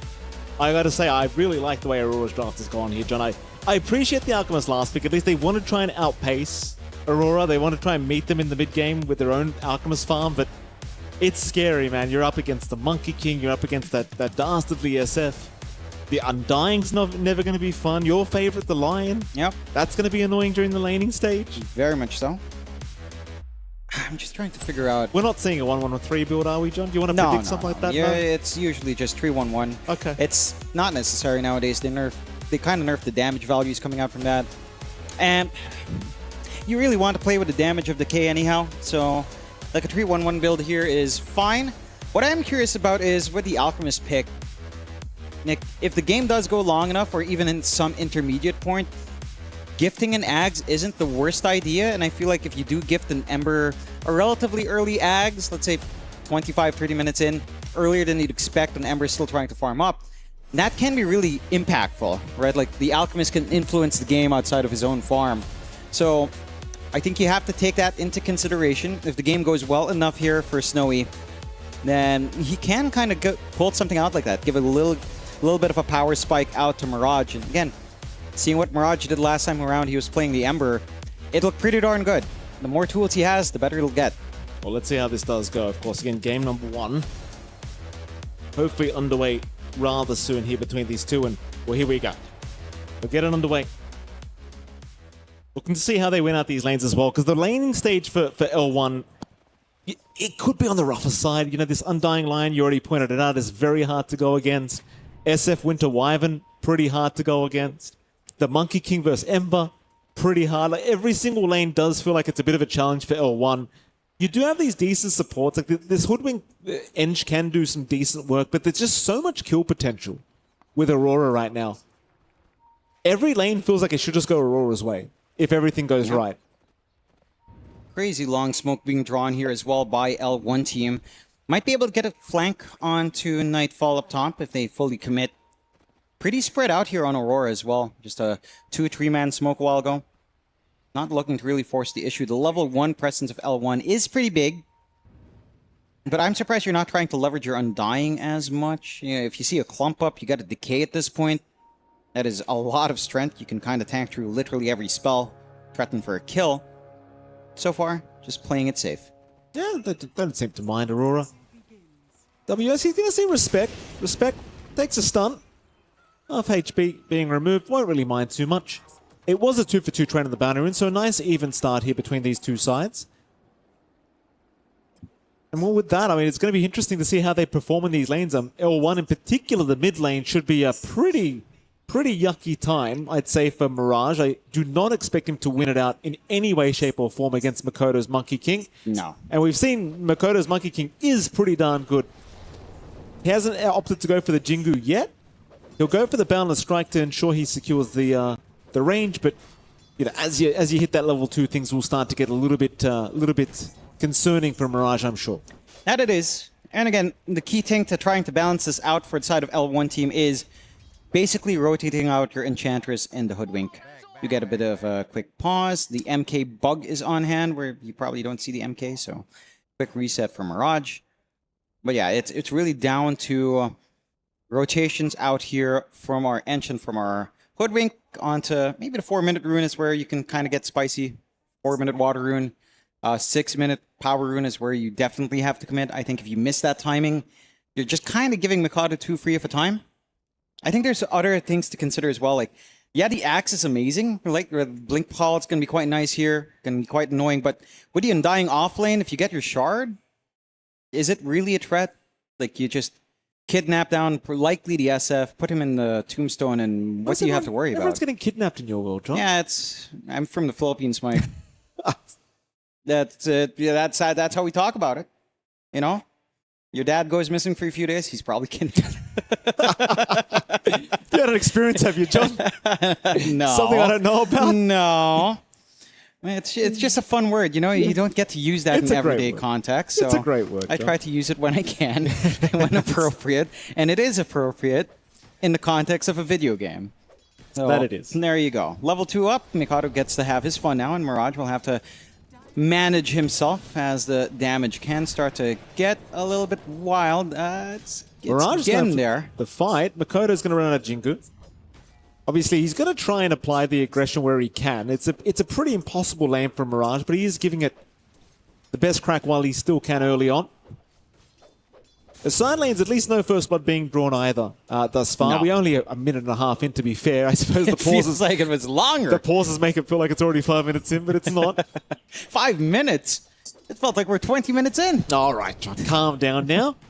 Calm down. Time flies when you're having fun, Michael Phoenix. Yeah, Zayats chases on from Kauri.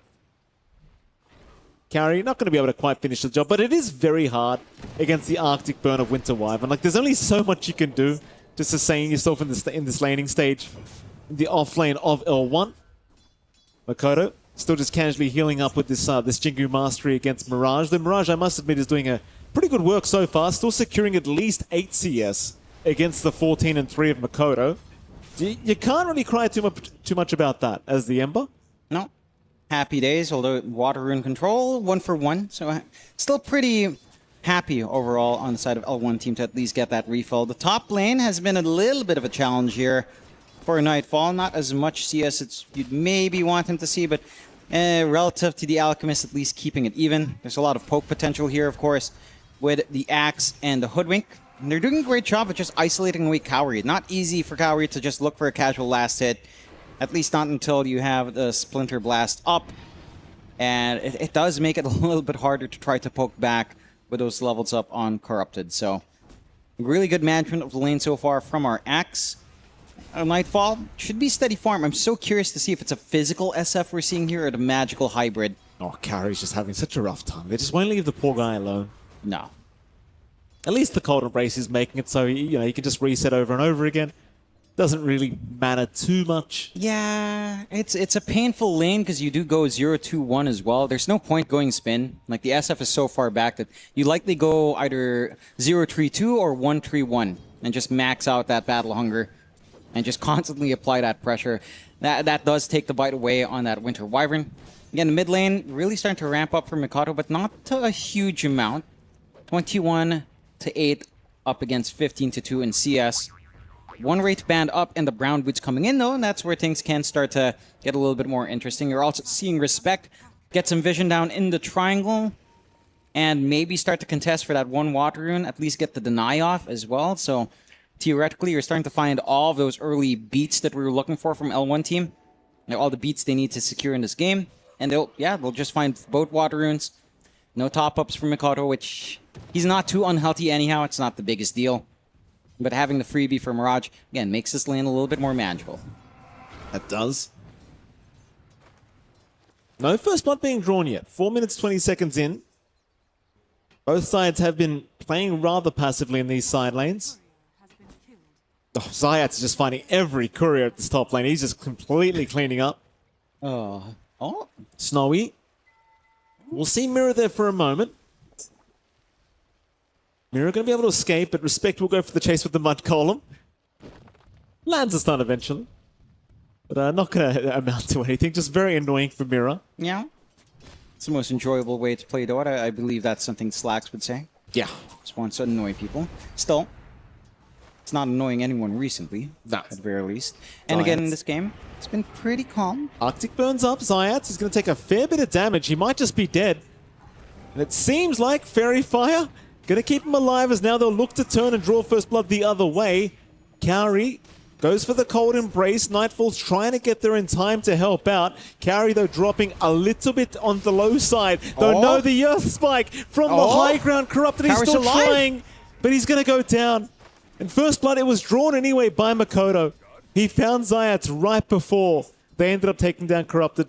So I guess it wouldn't have mattered in the grand scheme of things. First blood already drawn by the MK. Yeah, but still, that's on the edge gameplay for Kaori. Keeping himself just barely alive, getting the bait play in.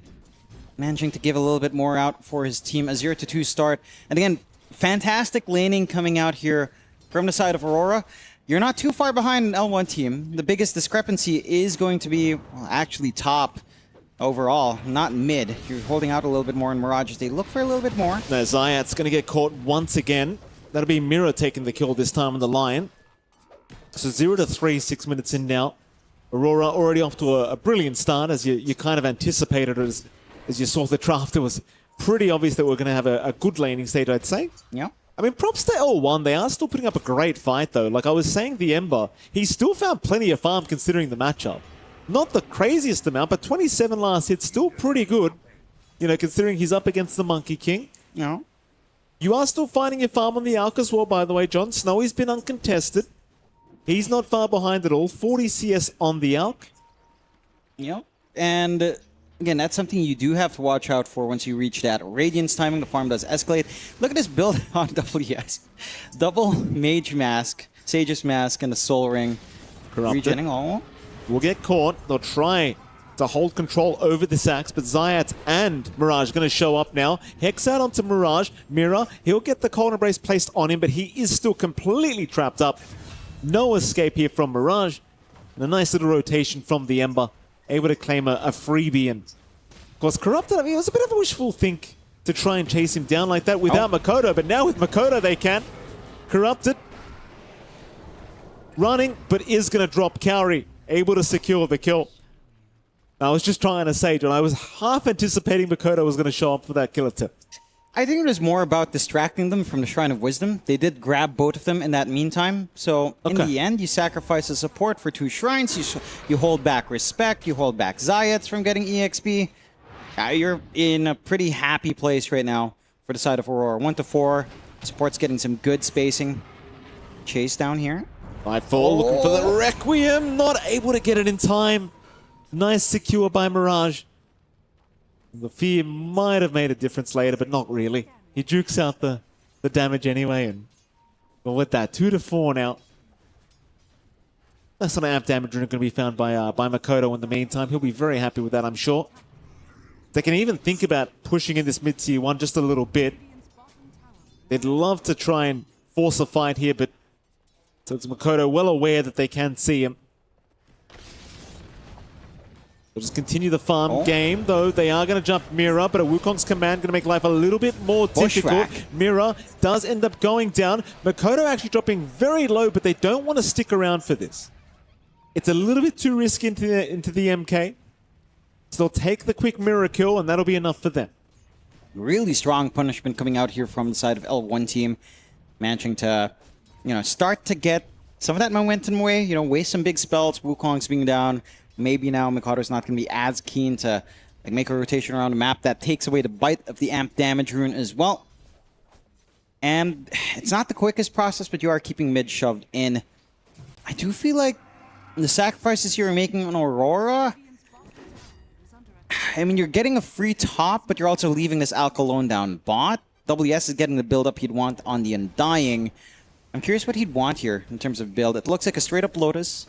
So just wanting some self-dispel, some durability, some plus armor, which is going to be helpful.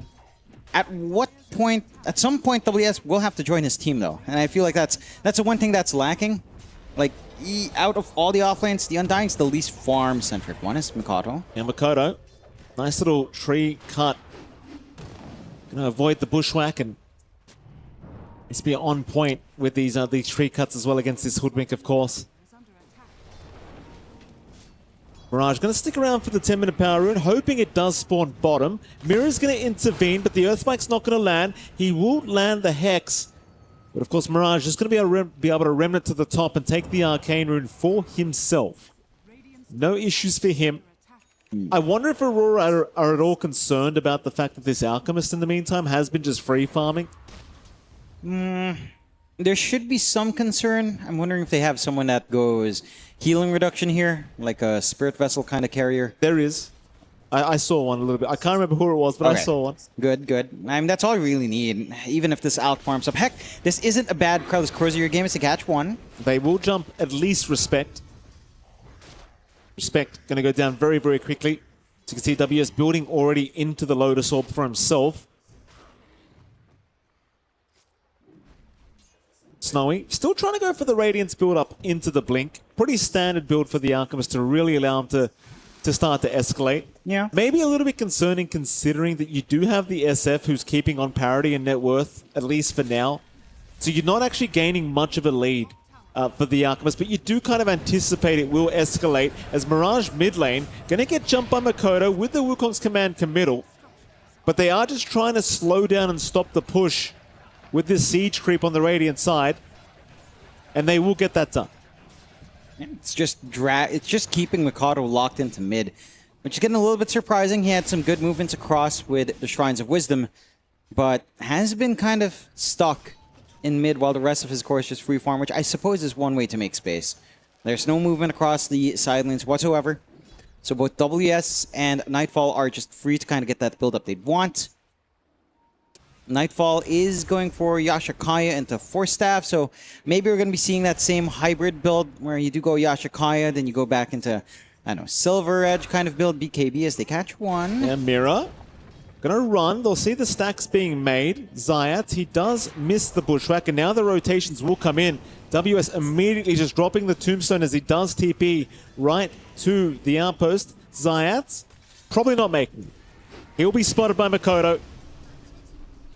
He'll tank the gank for his side. WS to take another kill for himself. And thankfully for Aurora, they're not going to give those stacks away, but the information has been granted, so they will probably have to start thinking about taking them before that Alchemist Radiance is up. Yeah, I mean, at least with a Tombstone down, they can kind of slowly get that done with WS. Not the longest duration left in the Tombstone, however. Eventually does help the cause and at least the large camp.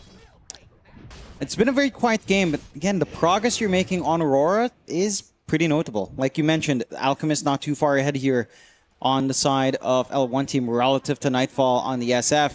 Still getting everything he'd want here on the hero, going for that Yashakaya. You have Mikado just waiting for some initial items as well. The Radiance is up, and that's when the farm should escalate. But this Desolator timing on Mikado where certain things get a little bit scary. And I do like that in this game. Like, he's not going for what we normally see in, like, Mage Slayer, I think has been the most common. He's just going to melt some heroes here. Everyone outside of probably the Axe is just not going to be enjoying having that Deso on. Not the highest armor heroes in the world here. So once he hits that timing, you know, you're going to start running around here on Aurora with Mikado, and you should be able to find some kills, especially in the supports. Just super squishy here.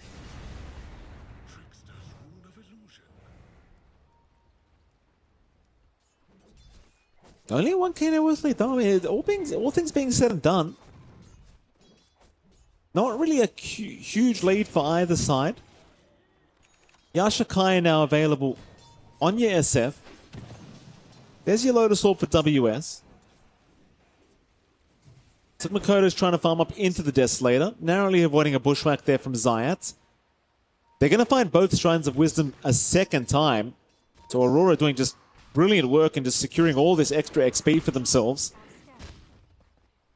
And I appreciate them just playing the slower game. They don't seem at all concerned about the Alk. They seem to trust their draft very, very well. And I mean, they're finding everything off the map. I mean, just all this XP, all this gold.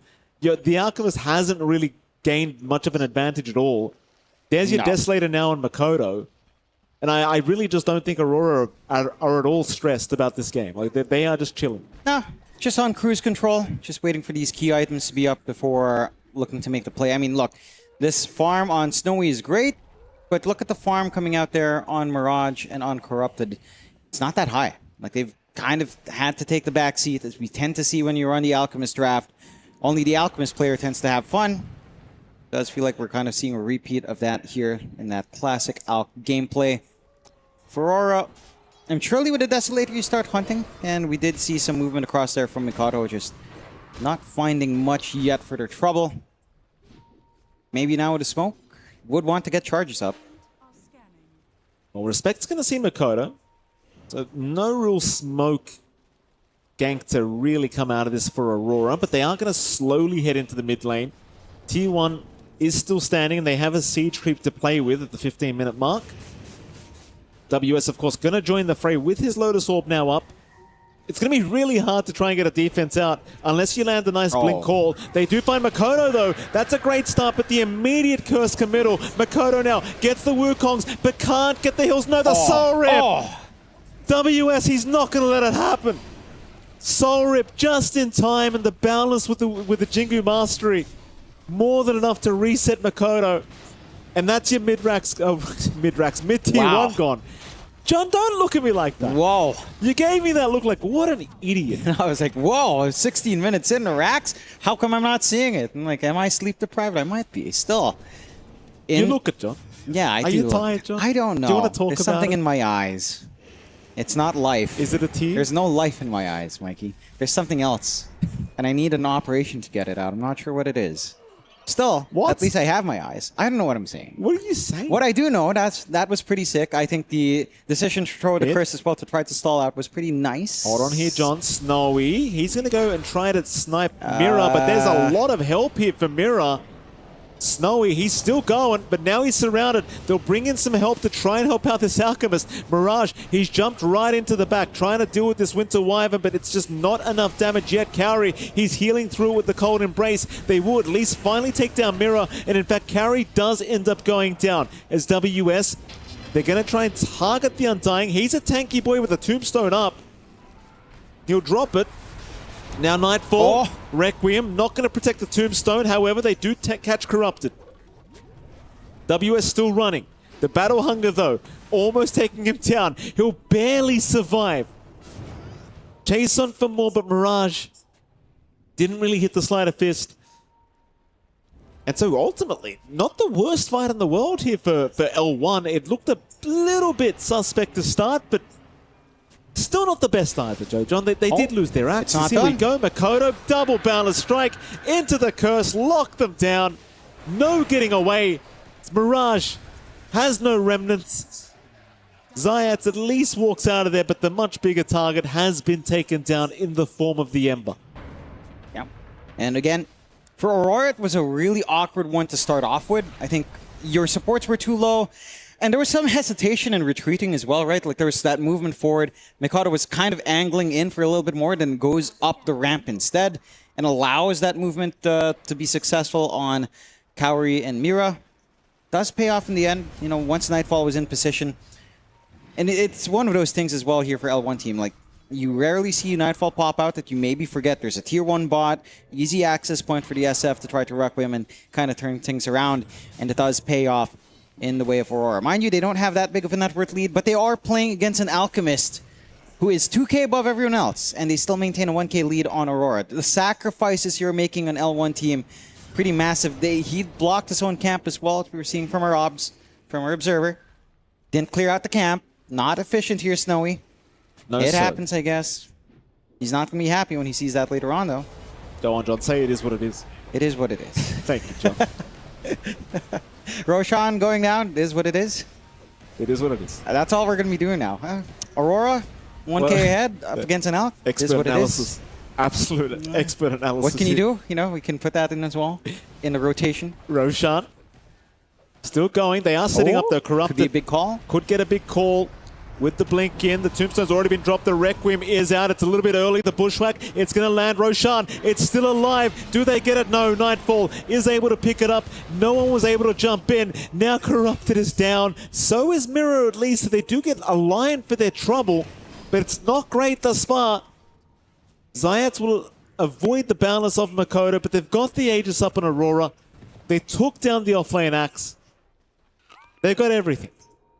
Pretty heads up for Mikado to just head into the tree line by Roche, preventing that jump in. You know, the Requiem to protect the pickup of the Aegis as well. And you get a pretty clean result for Aurora. Now they got the 2K lead up. You have an Aegis up on Nightfall.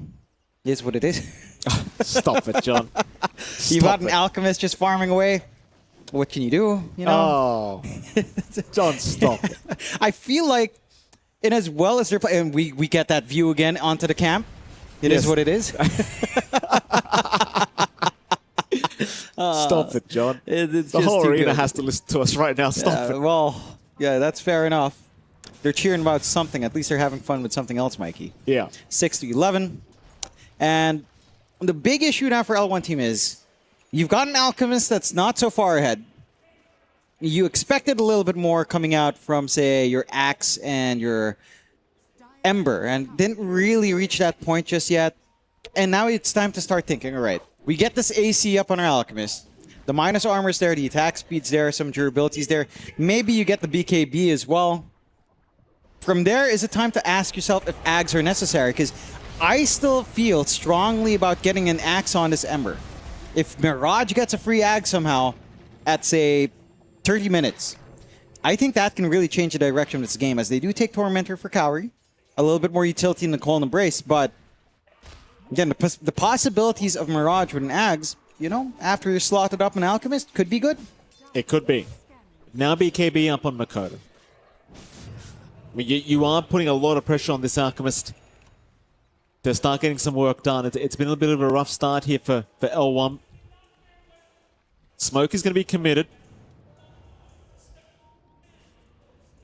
Nightfall will join his team, but he's trying to bait for them. Still has the Aegis available on the SF.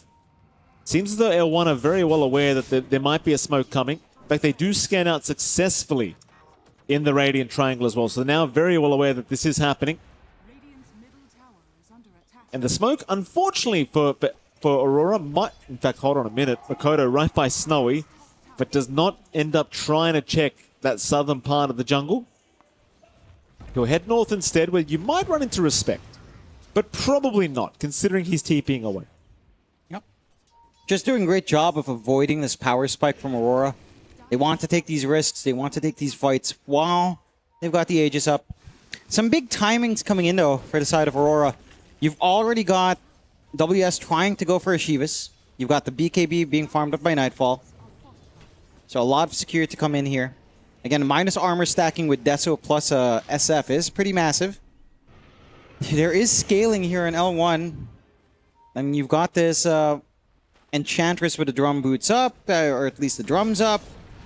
Can kind of play there as they catch one. Yeah, Makoto right in, already finding the Alchemist, but they are going to get the Chemical Rage off eventually. As Respect, he'll be the one to get taken down first. The zombies are keeping up vision, but it seems as though the chase will end. Aurora, they've had enough kisses. It's terrifying. That is actually terrifyingly animated. Yes. Yes, it is. And they're still gone. There's still one of them. Off you go. The zombie that could. Look at him go, Jonathan. Look at it. Wow. Look at him go. Dedicated to the job. Plus 10. No. For Snowy. Not like that. He's a happy boy. Gets a freebie. Wonderful. 6-12. Wonderful time for Aurora as well. And again, maybe it doesn't feel like they're maximizing Aegis. Look, these tier 2s are still alive. All these fights are happening away. Uh-oh. Snowy? Yeah. Oh, never. He's on. Nice BKB usage. Pulling a Nightfall, as they say. My eye's playing tricks on me there, Jonathan. Maybe you need to get your eyes checked to see if there's some signs of life in there, Mike. There's no signs of life. What's wrong with your eyes, John? They're scarred. they have some scarring. Okay. And other unrelated medical issues. Okay. That I would rather not disclose in the stream. No, non-medical issues. One would say pseudoscientific issues. Okay. That, you know, are deeply personal to me as they get the curse. Carry. Jump in. WS going to be there as well. Earthspike will land. It's just so much control on Mirage. He will drop. And this is the strength of the Lion. Just so many ways to control heroes like Ember Spirit. There's Zayat's also going down to Makoto. Aurora maintaining complete control over this game number 1. You look back at Snowy, I mean, he's almost got the AC up, but as you saw, he didn't have the BKB to use, so he couldn't really join the fight, and the game is proving to get more and more difficult as time does go on. Like, you just have not seen enough of an advantage here from this Alchemist where it matters. No. He's still only, what, 3k ahead of the SF. It's just nothing to write home about. It really is nothing. I will say, on a separate note, that I feel like that's the first time I've ever heard you praise a Lion. Not a Lion player, like the hero itself. Like, I've heard you praise, like, Sin-Q Lion, you know, Boxy Lion and stuff like that, but not the hero. Okay, so that was amazing. Okay. I was like, huh? Did I hear that right? He didn't say Mira? He said Lion? Whoa. Look, John, Lion's a good hero. All right? Is that what you want me to say? You look like you're in pain when you say that. I am in pain, John. Oh, I can't Not because I'm believe a it. hero, but because I know you enjoy hearing it. Yeah, well, it is what it is. What can you do? Hey, you started me on this pad, Mikey. You should watch what you say. I'm going to parrot it all day. I started all this 7 years ago. I started this, John. Yes. I could have saved myself. Yeah, you could save everyone. Everyone. Not just yourself. You selfish man, as Mikado. No. Unlucky. Unlucky. Didn't seem quick enough. That night fog. Not very nice.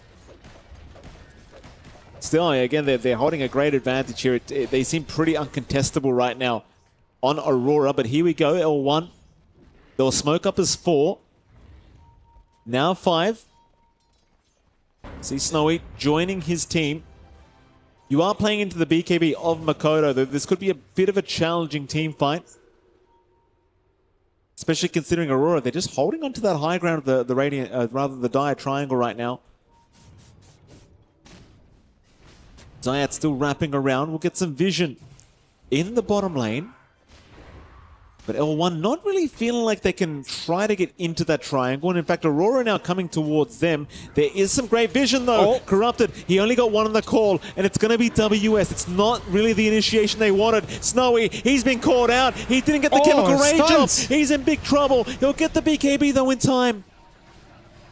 He's okay. He will escape, but they've lost Zayat. Chase for more now. Makoto looking towards Respect. Respect is going to be the one that has to tank the gank, it looks like, for the team. And in fact, they haven't even found it. He's okay to run towards the Twin Gate and try to get out of there. Makoto can't get him in time. Nope. But they're still chasing. They still want more than just the one Zayat's kill. It just doesn't seem like it's going to happen. No. It's a lot of time they're giving out here on L1 team. And Aurora, I mean, that could have gone a lot worse. You know, they barely managed to scrape by and save Miro with a cold embrace. They managed to bail out that moment, maybe force out, you know, at least one chemical rage. They are still setting up for this fight, though, and Aurora are a little bit scattered here.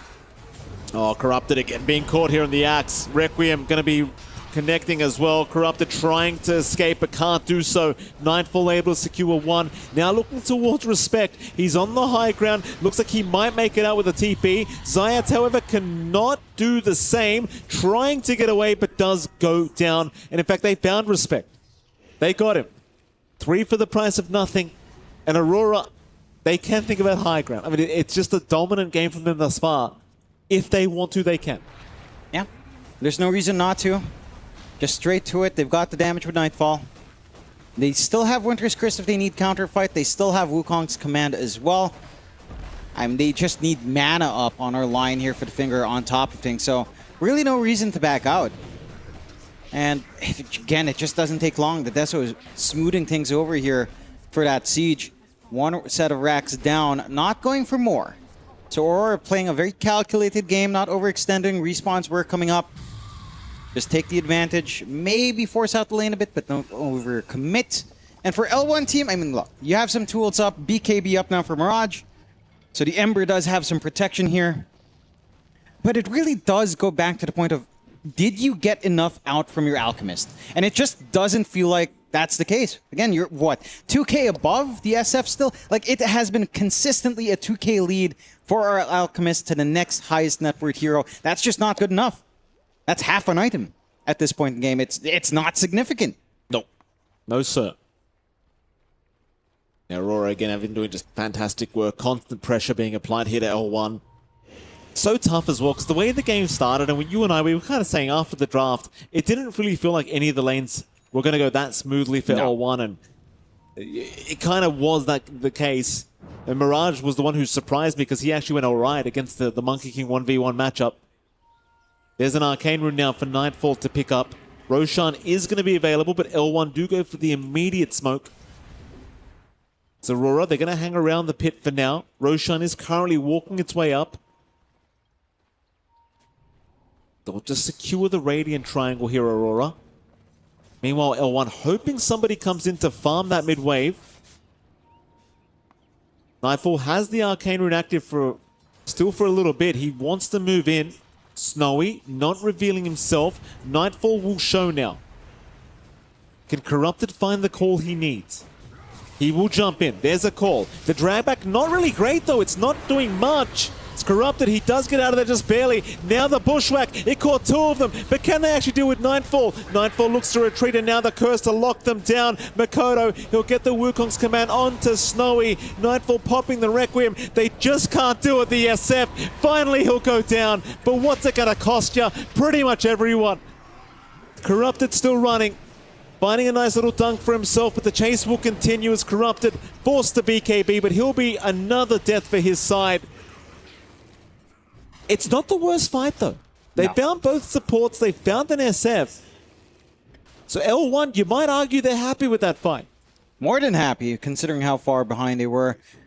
It's just not enough to really swing the game back. I think that's your biggest issue. You had to lose 3 of your cores, whereas you only found 2 supports in exchange, plus 1 core. You still lose out a little bit, but it's better than really any other result. Yeah.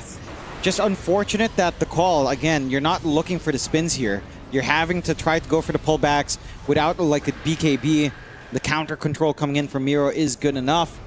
It's really awkward with the HP of Nightfall in the end, though. It's just not really getting much regen on hand. Perhaps really time to consider something like the Satanic to come in.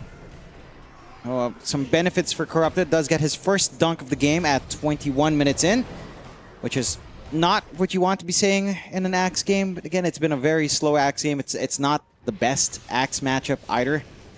Get to steal away some stacks now and start to set their eyes on Roche. Mind you, you fully respawned on L1. So you can kind of come in and fight, and they should be aware that Roche is set to go. But they're not really making their way out there. So despite that, it looks like a freebie this time for Aurora with no contest even. Roshan. Aegis going to be up. Roshan banner being left in the pit, but Miro will go back for it. Immediate smoke up right after the Roshan as Makoto finds himself an easy kill on Respect. So Mirage tries to show up, but can't really do much about it. And Silver Edge making it much easier to deal with this Edge now, as they are going to find another. Zayat also caught. Finger immediately used up to burst him down. Even more WS keeping up the vision. Going after Corrupted, just this decay spam. So ridiculous on the Undying. As they're going to find Mirage. He will remnant out. Yeah. At the least right now for Aurora, going high ground with the Aegis. Maybe a bit risky. There's a tier 2 they could go for down bot, but they're not backing off. Nightfall just jumps straight in even. The rest of his team hanging so far back. Here we go, Nightfall. Gonna make short work of this tier 3 mid tower. Roshan banner will also be dropped, so that creep wave gonna keep going. You're forced to try and fight or just watch it go down here as L1. They are going to smoke, hoping to jump in on Nightfall, and they will get a call off, but the problem is he's got such a long range, it's not actually able to drag him back at all. Nightfall's okay. Now Makoto, he'll happily jump in for an easier kill onto the edge, but doesn't quite find it. Hills with their own time as Makoto now being called into the tier 4 towers, but with the BKB up, they can't really deal with him. Makoto, he'll drop the Wukong's command. Now the BKB wearing off. He's still perfectly fine in all this, though starting to slowly drop a little bit lower, but Mirage jumped in a little bit too deep. Now buying back will finally deal with Makoto. Requiem committed by Nightfall, a little bit too late to the party. They'll take the Aegis down. Carry's going to buy back in the middle of all this. WS dealing with Mirage. He's died back on the Ember. That's not good. Now Nightfall with a secondary life. Onto Respect, will take him down. Snowy to jump in. He'll take down Mirror, but he's going to find a way out now. Is WS in the meantime taking down Corrupted on the Axe. A triple kill for WS. They'll chase him down in the Undying. He'll drop a quick tombstone and say see you later. Is Snowy still trying for another, but can't deal with the Winter Wyvern of Cowrie. And so I guess could you call that a defense? It's a costly one, but they do hold on to their high ground for a little bit longer, right? Like it costs you a couple of buybacks, a dieback here as well on Mirage, but you hang on to your objective. So in a way, yes, it's a successful defense. I'd say it's more of a costly defense than successful, but you hang on, you try to get to this point where you get more items flowing out in this game. I don't know if you can really expect much from Snowy. Like, he's getting the overwhelming blink, and then surely that's the point where you start to think about Ags, if not replacing the boots. And, I mean, the timing now, it's still going to be good if you can find, like, the Ags blessing for Mirage. It is getting a little bit scary, though. No Aegis up, but Aurora will just go to clean up these Raxes. Yeah, Nightfall. Bushwhack not going to land initially. Mirror trying to back away. Snowy's going to move in. But the Glimmer Cape going to make it a little bit more challenging as Mirror does go down. Now Corrupted. He'll jump in for a call onto Nightfall, but the Cold Embrace is going to make it impossible to continue as Corrupted in big, big trouble on the Axe, trying to run. But the chase will continue with these zombies even, just keeping up the vision. And Corrupted will be forced to fall as they'll move on to Makoto now. Snowy, the Lotus Orb, is making it very, very hard. Makoto, he's going to die. WS, he'll keep going, but it's not looking too flash hot for him. In fact, the Cold Embrace, and now the Requiem. Mirage, he'll juke out the Requiem at least, but Snowy cannot do the same.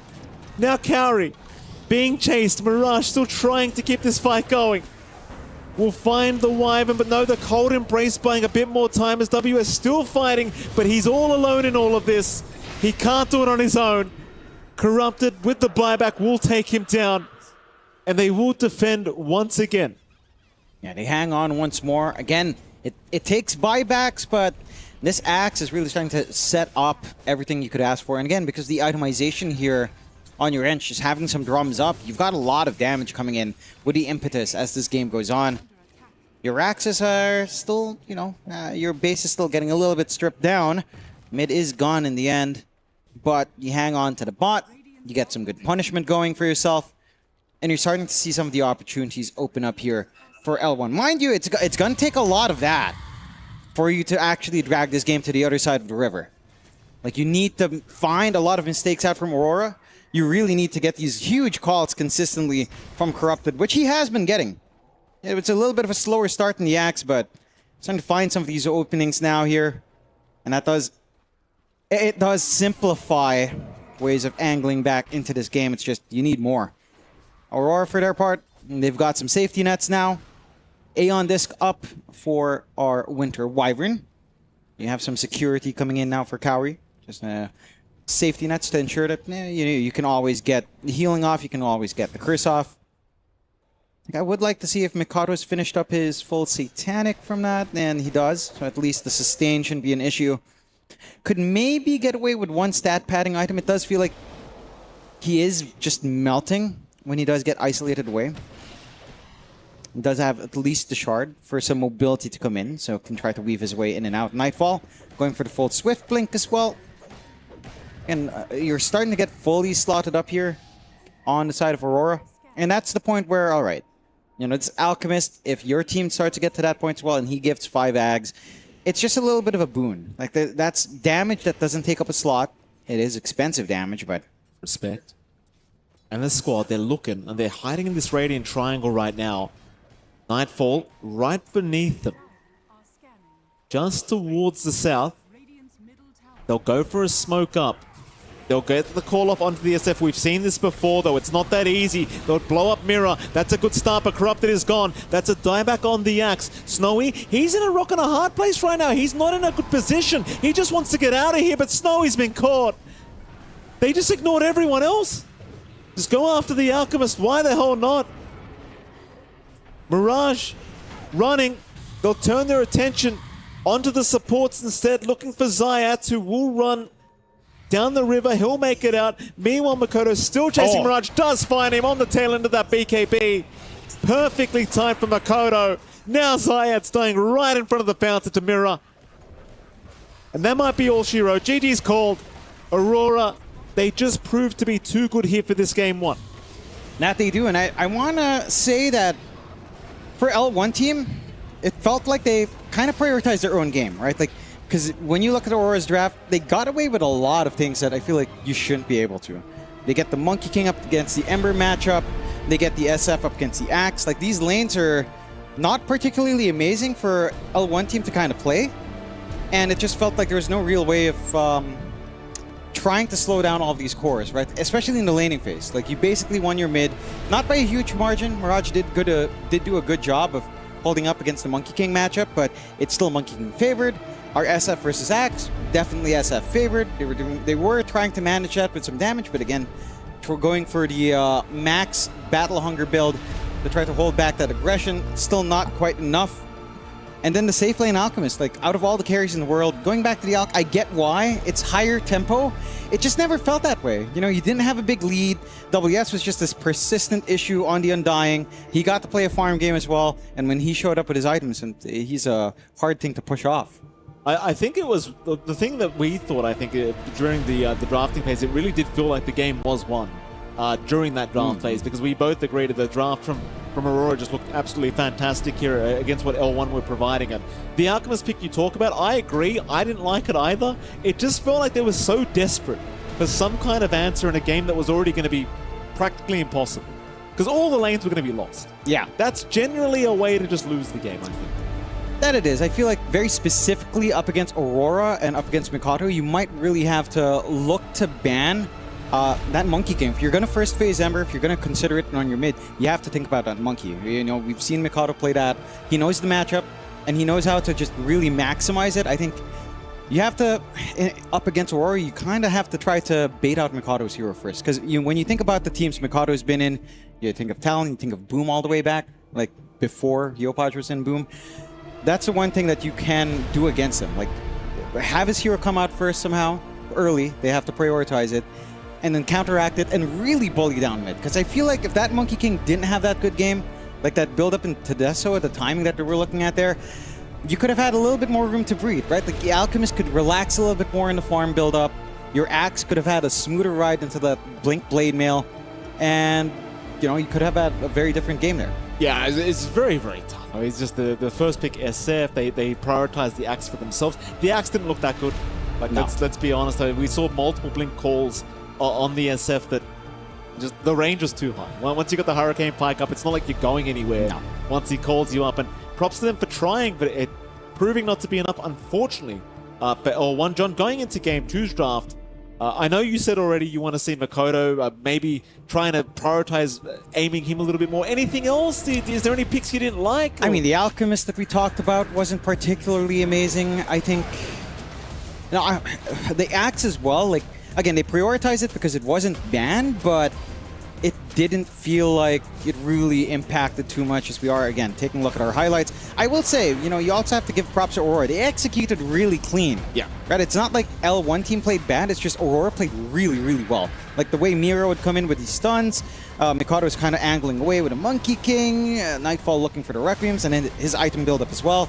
Yasha Kaya, but then going back for Fizz, not all in, which, again, we're back to like the hybrid SF minus Ags.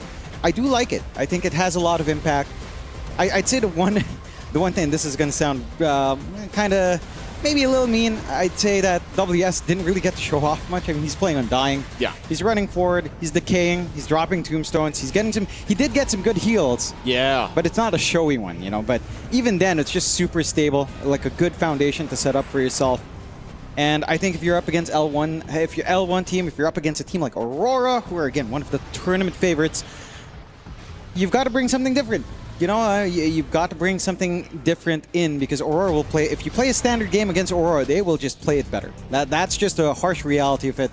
That's why they are one of the favorite teams coming into the Esports World Cup. Yeah, I think that's the challenging part as well. I mean, we've been talking about drafting a lot, but it's like you focus Makoto, you got to worry about Nightfall. You know, WS is there. We've seen him carry 1 billion games himself. It's hard. It is very hard to know who to focus when it comes to a team like Aurora. And indeed, I do agree, John. If there were to be favorites, I'd definitely say Aurora would be one of them at the Esports World Cup. And all props to them. Game number 1 going their way in quite convincing fashion. I really want to see L1 put up a good fight. I, again, don't know how you do it. I think it has to be made in the draft, these changes, but KP in the squad, they were doing a good job. They drafted very well. That they did, and I think the big thing here is, again, just adjusting the draft, try to bring something different. We'll see. They have some time to think about it. They do, and we have some time to think too, because we're going to head to a break, and right after that break, we'll be back with game number 2 between L1 and, of course, Aurora.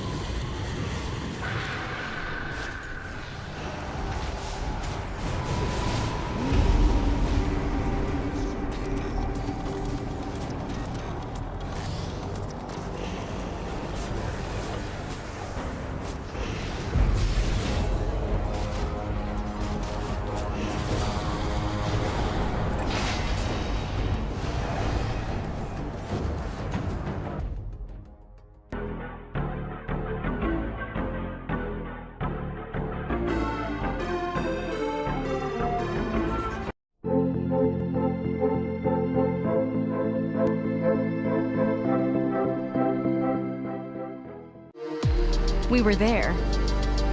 For every click, every clutch, every respawn.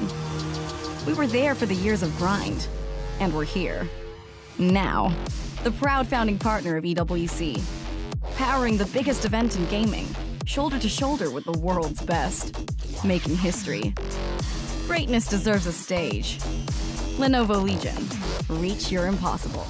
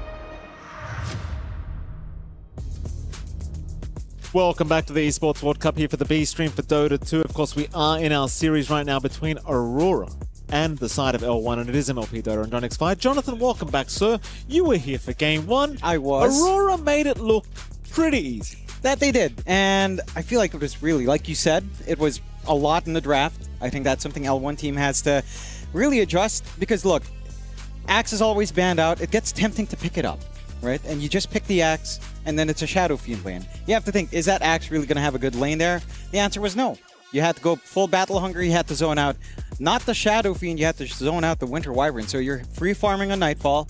You're not able to flash farm an Axe because you go 1-3-1. So you don't hit like Blink Timing, you don't hit like Blade Mail, or even BKB, or even like a Phylactery build if you wanted to. You don't hit any of those timings. Your mid lane matchup was not ideal either. Like Ember up against Monkey King ends up being, of course, pretty darn good for Monkey. Not to the extent you expect. I think Mirage, again, did a good job of managing that matchup quite well. But just, you know, it's not a great matchup already. And then you get this Alchemist that never really had a gold advantage. I don't think that's Snowy's fault. No. But the Alchemist has not been the top tier meta hero. I think at regional quals we're seeing it banned out a couple of times, but it has kind of faded away as the months have gone by here. Yeah, absolutely. It was I think we both agreed the drafting stage was where things may have gone a little bit awry here for the side of L1, and I don't know how you fix it, because Aurora, they just drafted very well. They've got the legendary KP there with them, of course, coaching them, and they just did a fantastic job. Obviously, all their players pretty versatile. Yep. No hero puddles, as far as I'm concerned, here on the side of Aurora. So things could get quite tough going into our draft number 2. I want to see L1 come out with something a little bit stronger this time, John, because I like competitive matches. Yeah. That was a little bit too dominant for my liking. And it was. And it was. I just don't know what they're going to do. Yeah, I mean, look, I think the one thing they can take away from that is Mirage on Ember is super stable. Yeah. Even against a Monkey King, and he had a pretty decent lane. So Mirage on Ember, you could kind of keep that idea. You really want a strong win condition for Snowy. I don't know what they could have gone for there, because it felt like all the big ones were banned out. But again, there could have been a Luna instead. There could have been maybe some like Jug, although, again, laning-wise, maybe a bit awkward. Might have had a little bit more impact. So I just want to see, again, almost the same story as what we were talking about in the first series, where I want a little bit more tempo from Safe as well. Like, not something that just sits back, farms for like 25 minutes. Do you like the Ench? Oh, you and I, we were kind of like question marking the support. I don't think it was bad. I don't think it was bad. Just whatever. The impact on mid was less than I'd expect, and I think that's where my disappointment is. Because again, there's been a de-emphasis on like 4-minute water rune, 6-minute power rune, 8-minute power rune. It's all kind of de-emphasized.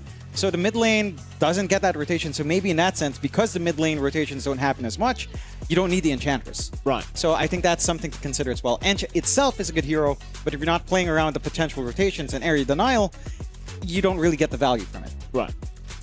Well, there you have it, Jonathan. Well, we'll have to, again, we're going to get into that draft rather soon, and we'll get to see what the idea is going to be here for game number 2. I hope it's something exciting. You know, I always say, I've been saying this for 2 days now, if you're going to go up against a stronger team, just think about the cheese. Yeah. How do we cheese these guys?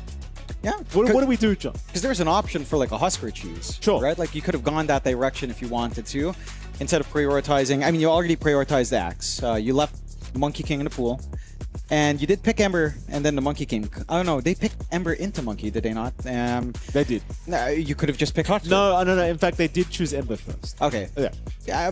Then you have to watch out for his stuff in the draft. But again, if you want the cheese, you know, Husker is a pretty good piece of cheese. Yeah, it is Could be hard one. though, because it's like you said, at least for them, the Ember is extremely stable, right? So it's like, yeah, prioritize the Ember. It's a good hero right now anyway. Problem is you have to be a little bit wary that Makoto, he does play Monkey. Yeah. Plays a mid laner. There's a lot of heroes Makoto can run. The Invoker can be very annoying. Yeah. He's got the options. There's no lack of options. Yeah, and we should be able to see what those options are. So we will get into our draft relatively soon here. Already have the initial bans on hand. We've got the SF actually getting the respect ban out from L1 team, along with the Doom and Tiny. Aurora take care of the Treant, the Lone Druid, and the Puck. So nothing off standard here. And we'll have to see what their first pick or what their next bans will be, or their first pick will be here overall. So curious to see what the priority is. As you are seeing the side of Aurora, nice and relaxed, just going along with the draft. Drow is the next ban, as you really should not have to play against that hero. It's unbelievable that the Drow has just not been nerfed with some sub-patches, I swear to goodness. And they're going to prioritize the Axe once again. I don't think that's a bad thing. This time, at least, they're not going to give the SF. So they've paid the respect towards Nightfall's SF. I just think that those blink calls into the run back, it was just so hard to watch. Yeah. So at least this time, maybe you don't have to be worried about that. Mayhaps. I'm curious what Nightfall will pick up now. Because this tournament, at the very least, Mikey, you'll be pleased to hear, outside of Shadow Fiend, the only hero Nightfall has played is Wind Ranger. Wow. So, I don't know about that. Into Axe, that's not the most fantastic time here, but get the Largo to start things off first for the side of Aurora. This should be our WS hero on the offlane. I mean, it's really early for a WS hero, I feel like. So they could hold on to the flex value of this Largo overall. They could just look to, you know, maybe give it to Mira, try to get some aura items up, try to get some utility up with the hero instead of just committing it onto the off. We'll see what bans you'd want from L1. I mean, if you're thinking about Mikado mids, Monkey is still there. Maybe you even have to think about Storm, Invoker, like you said. Lena as a weird consideration. Heck, even Zeus. Although it's not so much Mikado as much as other C mids, but certainly still in their repertoire if they want. Yeah. Well, there's your Wind Ranger patch, Jonathan, so we're not going to have to experience that. I also appreciate the Ursa ban, even though we haven't seen much of it. Nightfall likes playing Ursa quite a lot, does well into the Axe. Wouldn't recommend. No. It's so strange that it's not a top-tier pick when you could just easily rip an Axe apart as well. I suppose can be a little bit annoying. I always feel that way about the Ursa. I genuinely don't think Ursa's in a bad place. There's a lot of matchups where I think to myself, well, why not? Why not just pick up? Yeah. It's it does feel good. You know, there's an argument for like a troll there as well, right? With Diffusal, I suppose that could work. You know, yeah, lots of things happening here at the Esports World Cup, Mikey, you know? Absolutely. Absolutely. Here we go. More picks to come. How are they eating so much into their... How is this not reserve time, actually? Are you bothered by it, John? We talked about this, right? When you're on the panel, the time goes slow. If you're in the game, the time is currently going 10 times as fast. Yeah, but I'll say my base take again. I feel like the draft should be half the time. I agree. I think so. I think you guys have had so much time to scrim and practice that you should be able, on instinct, to just know what you want to play. You know, I agree. There's too much time to dilly-dally and think around and disconnect your mouse and ask your manager about how to fix your hotkeys. Send a complaint and, you know, bring the papers around. Send a complaint in. No one ever listens to those complaints, Mikey. No. There's a winter wine. All right. Does well against the Axe. We saw this before. Even with the Battle Hunger spam that was being made, didn't really matter. Just told him braces himself. Completely resets. Yeah, it's. I was gonna say maybe if you had the Largo in the Axe lane, it'd be nice. But again, if that is a Largo off lane, you are not facing up against the Axe. So we've seen this before. Literally last game, it does manage well. I am curious. The Ringmaster is to pick up with the Earth Spirit. So I like this change up from L1 team. Again, we've seen a lot of really impactful Earth Spirit plays. That should be a Mirage mid, but actually, no, it's more of a Zayat's 4. So that should be our Zayat, our support duo on hand. A Ringmaster 5 coming out as well. I think the Earth Spirit Axe lane is actually very interesting. It's super tanky. You can just run in. It has a lot of pressure at like level 3. So there's some pretty good kill threats here on the side of L1. That opens up the lane a lot more, but Aurora should be able to read that. Like, they should know, all right, Zayat is pulling out the Earth Spirit. We need something that can kind of manage that. We can swing the Largo onto maybe pause 4, pause 5. That is a possibility here. We'll have to see what they'd want to do, as they should start to hammer in their draft, digging into reserve time just a tad bit while conversations happen or ruminations happen as they're all staring at their screens, not talking. Absolutely. Spectre, okay, is going to make its appearance. I will say Spectre with the current rework does feel honestly pretty obnoxious. Okay. Like, the hero is an actual pain in the butt to play up against. You get the Lion out as well, so that should be Largo off lane. I want to say something crazy like Lion mid. No, hold on. Hey, Calm Lion down. mid? No. Lion mid. Actually legit, they had to nerf. They nerfed finger damage from kills because of it. I swear to God. Okay. It's actually obnoxious. You play against that once or twice, you get kind of angry. Lifestealer comes out for L1 team. This is where I'm like kind of doubting the draft. I'm not the biggest Lifestealer fan. It hasn't felt great. Mind you, you have Axe and Earth Spirit to infest, so maybe it's okay, but the last time we saw the Lifestealer earlier today as well, you had so many infest vehicles and it still felt lackluster. So I'm not completely sure.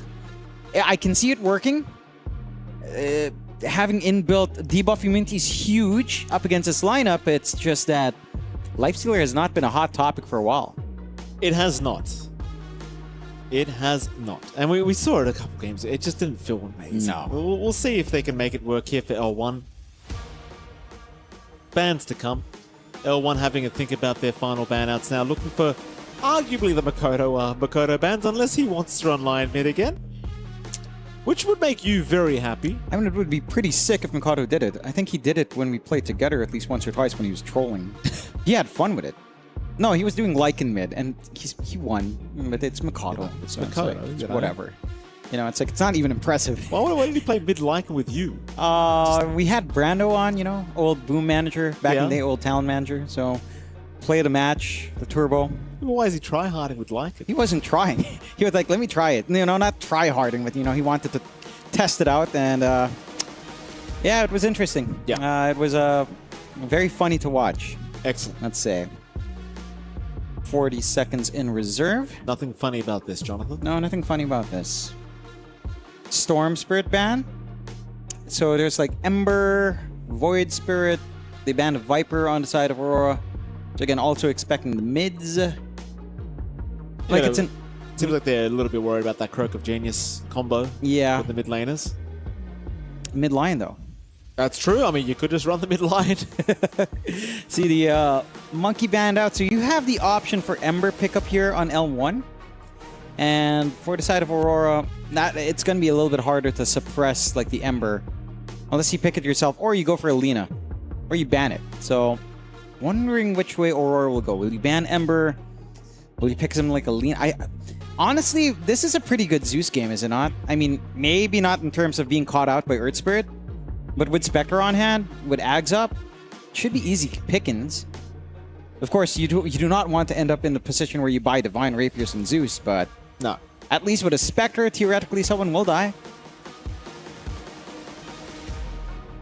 Well, here comes another ban. Eventually. Stop watching the timer, Jonathan. The more you watch it, the slower it goes. DJ's on point again. He is. Do you ever wonder if the players should be able to hear the music as well? I feel like there'd be a lot of complaints. They should be able to hear us. There'd be a lot of complaints if they could hear us. They were like, please mute this. Please. There should be a tournament where they can just listen to the casters. And they all fail every time. They're Didn't Midas Mode do that once? I think so. Yeah, there at some point there was. There's your Hoodwink banned out. So just for the potential that the Earth Spirit does get flexed to mid, which again, I doubt. I think Zayac is stuck to that hero. So what Mirage here do you want? I mean, Ember is there. And it is the Ember, so more vehicles in. This draft is rather interesting from L1 because there's a lack of like ultra hard control at the same time. There's enough control that it's fine. You have a lot of good infast vehicles. You have a save in the Ringmaster. Laning wise, it's looking solid enough. Like Axe Earth Spirit's fine. Ringmaster Lifestealer maybe is the more passive lane. That doesn't sound ultra threatening. I see a little bit of a discussion with KP and WS. It's so funny to see WS talking so much nowadays. It is. Remember the first time we saw him when he came back into the pro scene in big ways? They do pick up the Necrophos. He was a very quiet boy in that restaurant. Now he's all talky and all grown up. Like, well, did you ever assume he just didn't like us, John? That's Maybe impossible. Can't be that. That's impossible. Can't be that. No. No. Those were lovely dumplings that day, by the way. Who is playing the Spectre? I mean, okay, Nightfall. Mikado is on. The Necrophos mid. Yeah? It's all right against the Ember. There is, again, the save in the escape attack, so it's maybe not as clear-cut. I will say this, and we've said this a lot of times when you've seen Mikado on like non-flashy heroes. There is potential where this can fall flat, just because, well, if he doesn't have a good lane, if he does get shut down here, the recovery process for Necros really is non-existent. That is true, but in fairness, it isn't that easy to lose as Necro. Yeah, it's not that easy. It's not that easy. No. Right. Is it not that easy or not? Oh, yeah, it's not that easy. What are you trying to do? You trying to correct me? Don't go on. No. I was going to say it's not that hard. It's like, no, that's the wrong word. It's not that easy. That's You're correct, Jonathan. I am I'm an English speaker, Jonathan. My first language is English. Yes. Mine is, I don't know what it is. It's something. Yeah. It's close to English. Yeah. Not quite it. You're American, John, I think is what you were saying. Ah. See? I love freedom. Yeah. I do enjoy it. So don't we all, John? It's a lot of freedom. We're going to have a pretty big day soon. 14 Juillet, July 14 coming up. Oh. Bastille Day. Very nice. So a lot of the celebration of the French Revolution, Mikey. Excellent. Lots of freedom. Thank you for that, Yes. Jonathan. Yeah, it's History relevant. lessons with John X5. Do you know the history of Bastille? Why that happened? I'd rather not ask. Why? Do you want to talk? Is it appropriate?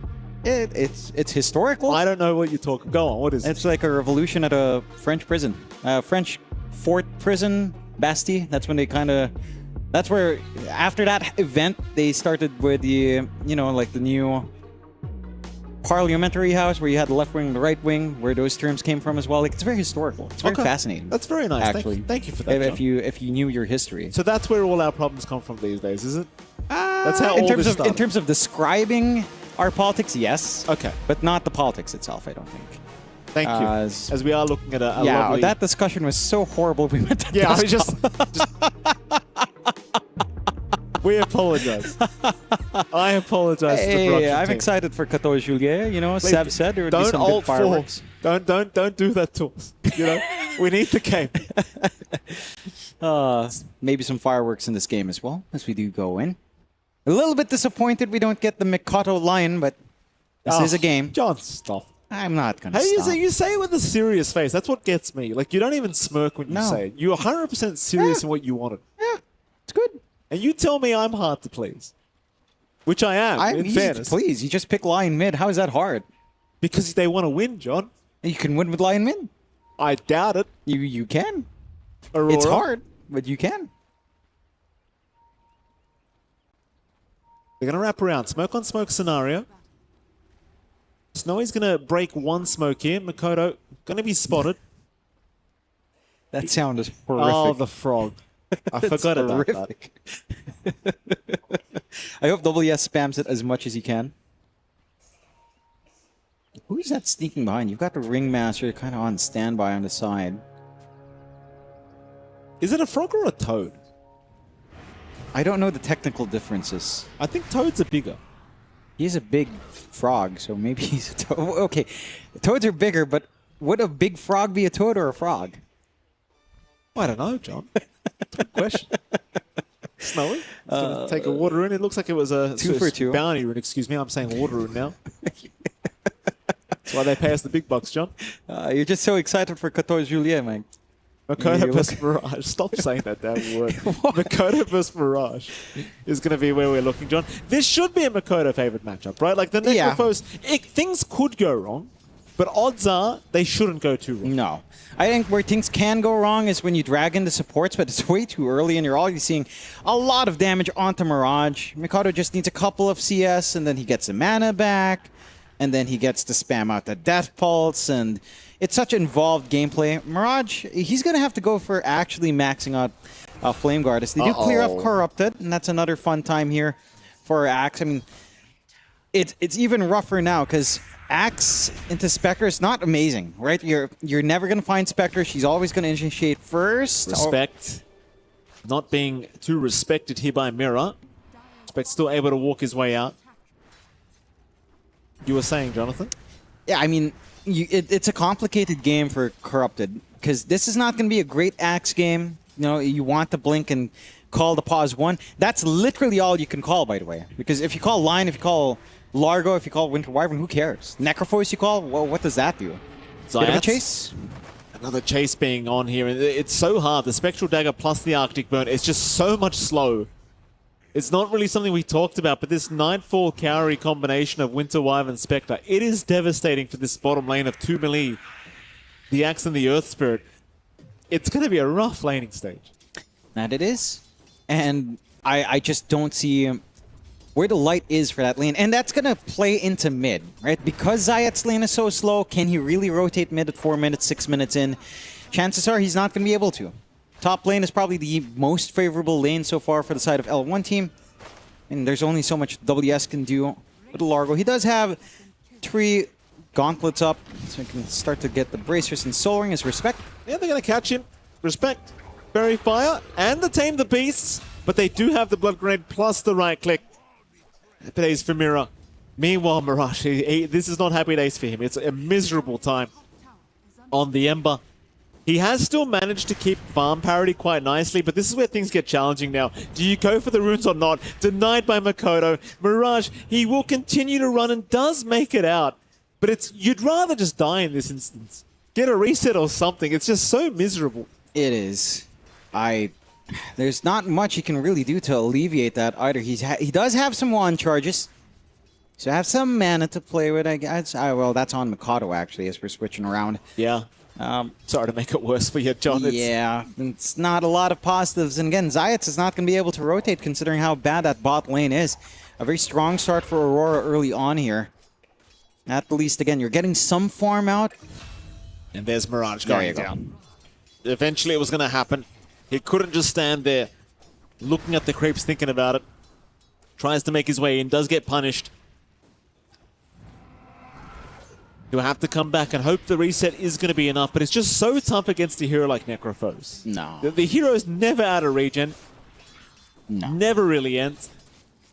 It's just so self-sustaining. And I think the curious thing now for L1 team is, can they identify the moment where Mikado is going to be a liability? Right? Because the moment where Necrophos starts to become more manageable is around the time when he's farming for Radiance. Right? It doesn't seem like it, but at that point, you should be a little bit more with damage. You know, you should have your level 6s up. It's still a ways off because of how far ahead Mikado is.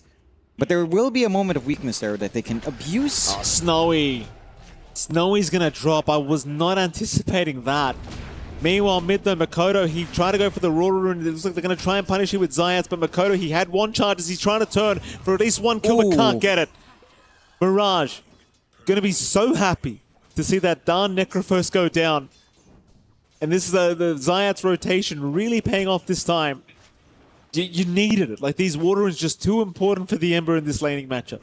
And it is. And one thing as well, Mikado, he's going for the more greedy build of the 302. So no Ghost Shroud, no flash healing potential. It's not as big as it normally would be if you have the Ghost Shroud up with the amplification.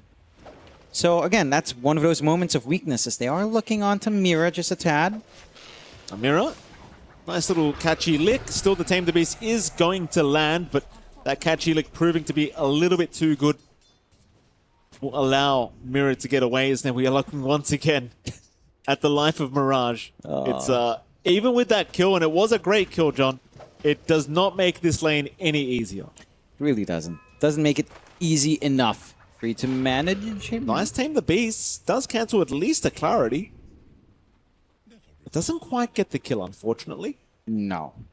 Still, you know, you're letting Largo go solo for a little. I can't believe Mira's still hanging here. Yeah, he wants to give at least the mana away. Respect.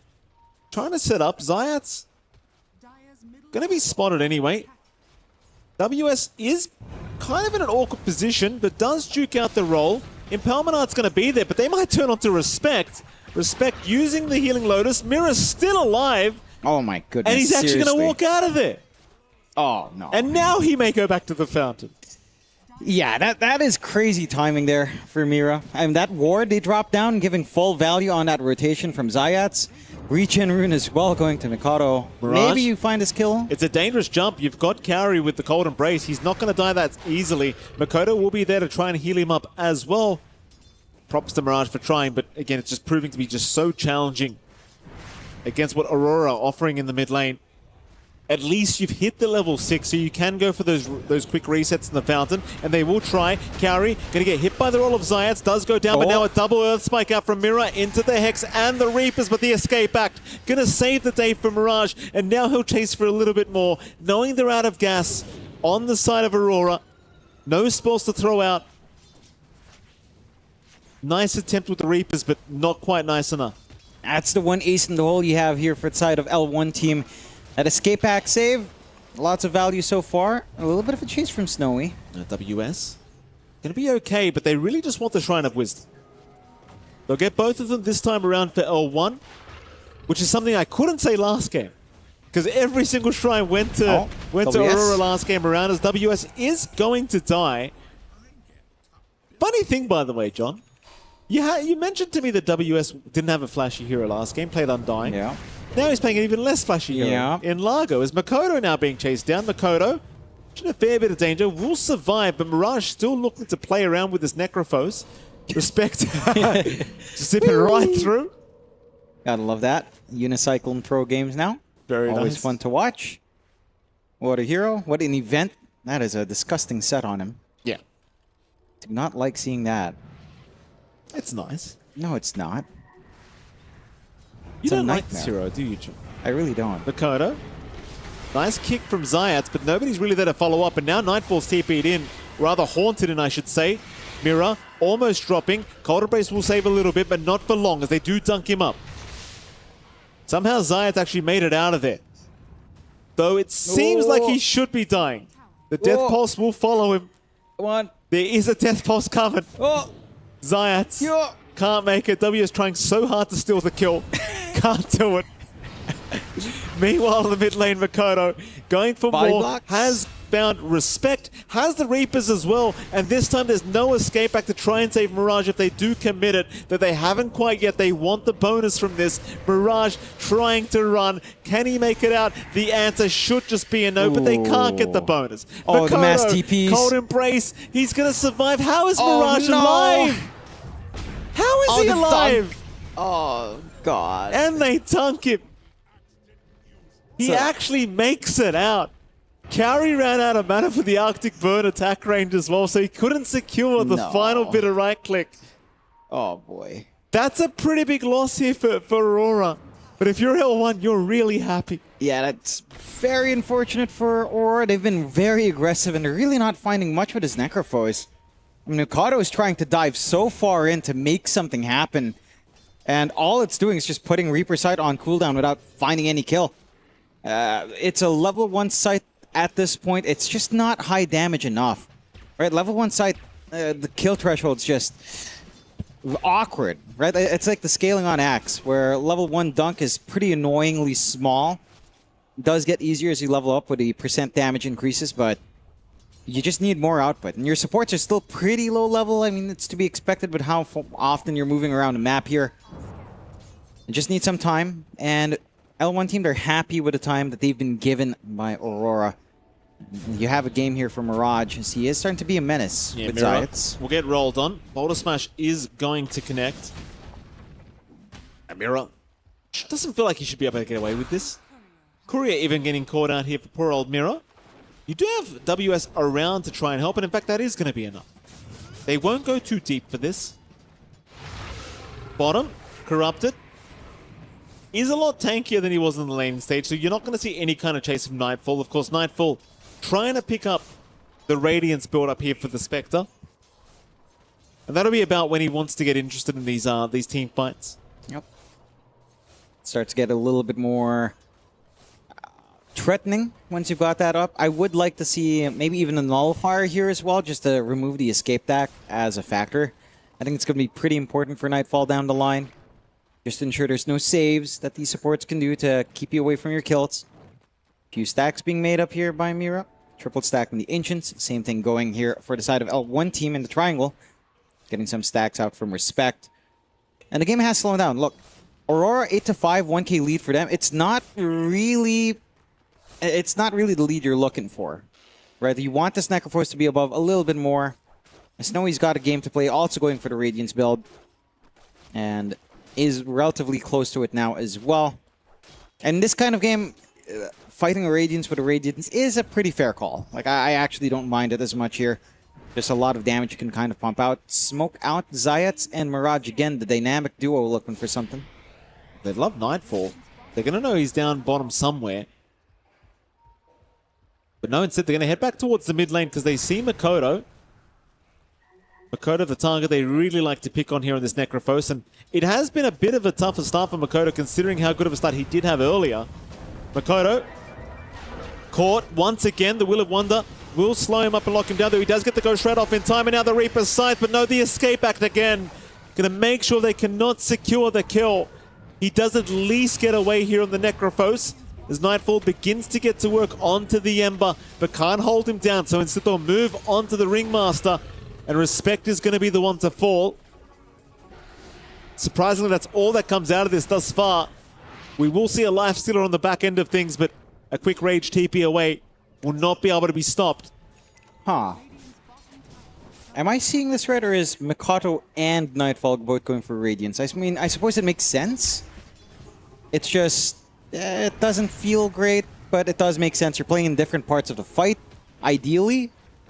So you can still get max value out from these multiple Radiances. I will say the timing is, again, not ideal considering just that rougher start now for Mikado. You will be slightly behind compared to the Lifestealer, as he has had a pretty free time about it here on the side of L1 team. 9-5, less than 1k advantage. Again, a very even game so far. The ace in the hole has to be how you execute here as they chase Nightfall. Oh, this will be a big one. Nightfall needs some help ASAP, but it doesn't seem like it's coming. Nightfall to go down, Corrupted now able to find another dunk on this axe. And L1 looking pretty damn great thus far in this game too. I think it was, we were talking to Seb about it earlier in the green room as well. This Necrophos, it really doesn't like playing from behind. No. Really sure, you've got that Radiance up soon, but yeah, it's kind of like you said, you're stacking Radiance. It's not bad per se. You do have 2 Radiance heroes. It's just the item build they like to go for. Yeah. And they are going to be doing different things on different sides of the map, but yeah, this Necrophos, it just needs more. Needs way more for Mikado. I'd say it's actually less so Mikado and more so that they need a Dispel for Escape Act. Right? Like the Nullifier, perhaps, once that's up, if you farm that up on Nightfall, your game starts to simplify a hell lot. And again, it's a natural build-up on Spectre anyhow, as they catch 1. Oh, it's a big one, but the Escape Act again going to kick in right in the nick of time, and Snowy, he can get to work now. Moving on to Mira. Takes down 1. WS trying, but can't continue. His Respect going to be infested now, and the chase will continue. Meanwhile, Zayats on the side. Actually, Reaper's not going to be enough again. No bonuses here for Makoto, unfortunately. And so 1 for 1, but it just feels a bit rough seeing those Reapers. That's the third one now that should have probably ended up, but just doesn't. Yeah, I feel like maybe Reaper's side should have a grace window like Finger. Like Finger, if you get the kill after 3 seconds of using it, you have a buff. You do get it. It feels so unforgiving to Necrophos. Because your spell is such long cooldown. It's something that you rely on a lot. Like you really need those bonus HP and mana regen to maximize your innate and your Ghost Shroud. So maybe still nice catch. Again, this will be a great catch if they can get him. Hex was out. They've got so much damage here on Snowy. And he just picked up his Radiance as well. It's a bit of unfortunate death for Snowy. Losing the power spike of that Radiance here as Aurora immediately punishing. Though L1 look like they want to go fight again. They'll head up north with the smoke. They are fighting into the Radiance build-up of Makoto as well. Even another one now for Nightfall coming out. But that's just the Sacred Relic. He hasn't got the Talisman of Evasion yet. Oh. Call committed. They do find themselves a line, but Mira's still barely alive. Carry trying to retreat as well. Looks like nobody's dead quite yet, but Corrupted is dropping very low, and so is Zayat. And now both of those two will fall down. Is Respect the only man left standing, and unfortunately he's not going to be standing for long as they'll break his legs. Nightfall with a double kill. Mirage trying to at least push down the tier 1 mid tower, but the Reapers! Oh. All right, well, I mean, that one worked. It does, and I'm surprised Mirage plays so greedy, right? Like, he's getting tower hits onto himself. He's copying all of these free right clicks coming out from Mikado. He's just so desperate to get this tier 1 mid. And he actually gives a charge out to Mikado. I'm like, I'm sure Mikado is not going to be, you know, he's not going to ask any questions. He'll take the freebie where he can. And L1 team, after what looked like a very solid start, it feels like we're starting to see some of those issues come out here again. Right, like you're hitting your timings on Aurora. You're starting to have more ways to really take control in this game. Very soon, the sustained game coming out from Aurora will be a massive problem. Because you've got this Largo that can just keep healing up. You've got this Winter Wyvern as well. They jump in onto the Wyvern. Carry immediately bursted down, Corrupted. Nice, great kill for him on the Axe. They'll get the middle tier 1 tower as well while they're at it. It was still standing. Makoto now working onto the shards of the Necrophos. That Death Seeker just so annoying to play up against. It looks like he'll rejoin his team because they have spotted out Corrupted. The Corrupted with a quick blink out. Still sticking around. Mira's going to go for the Hex, but Mirage is going to intervene to boot. They'll try to chase down the line. Zayat's going to be there as well, landing a very nice stun, but no, the Winter's Curse. Corrupted.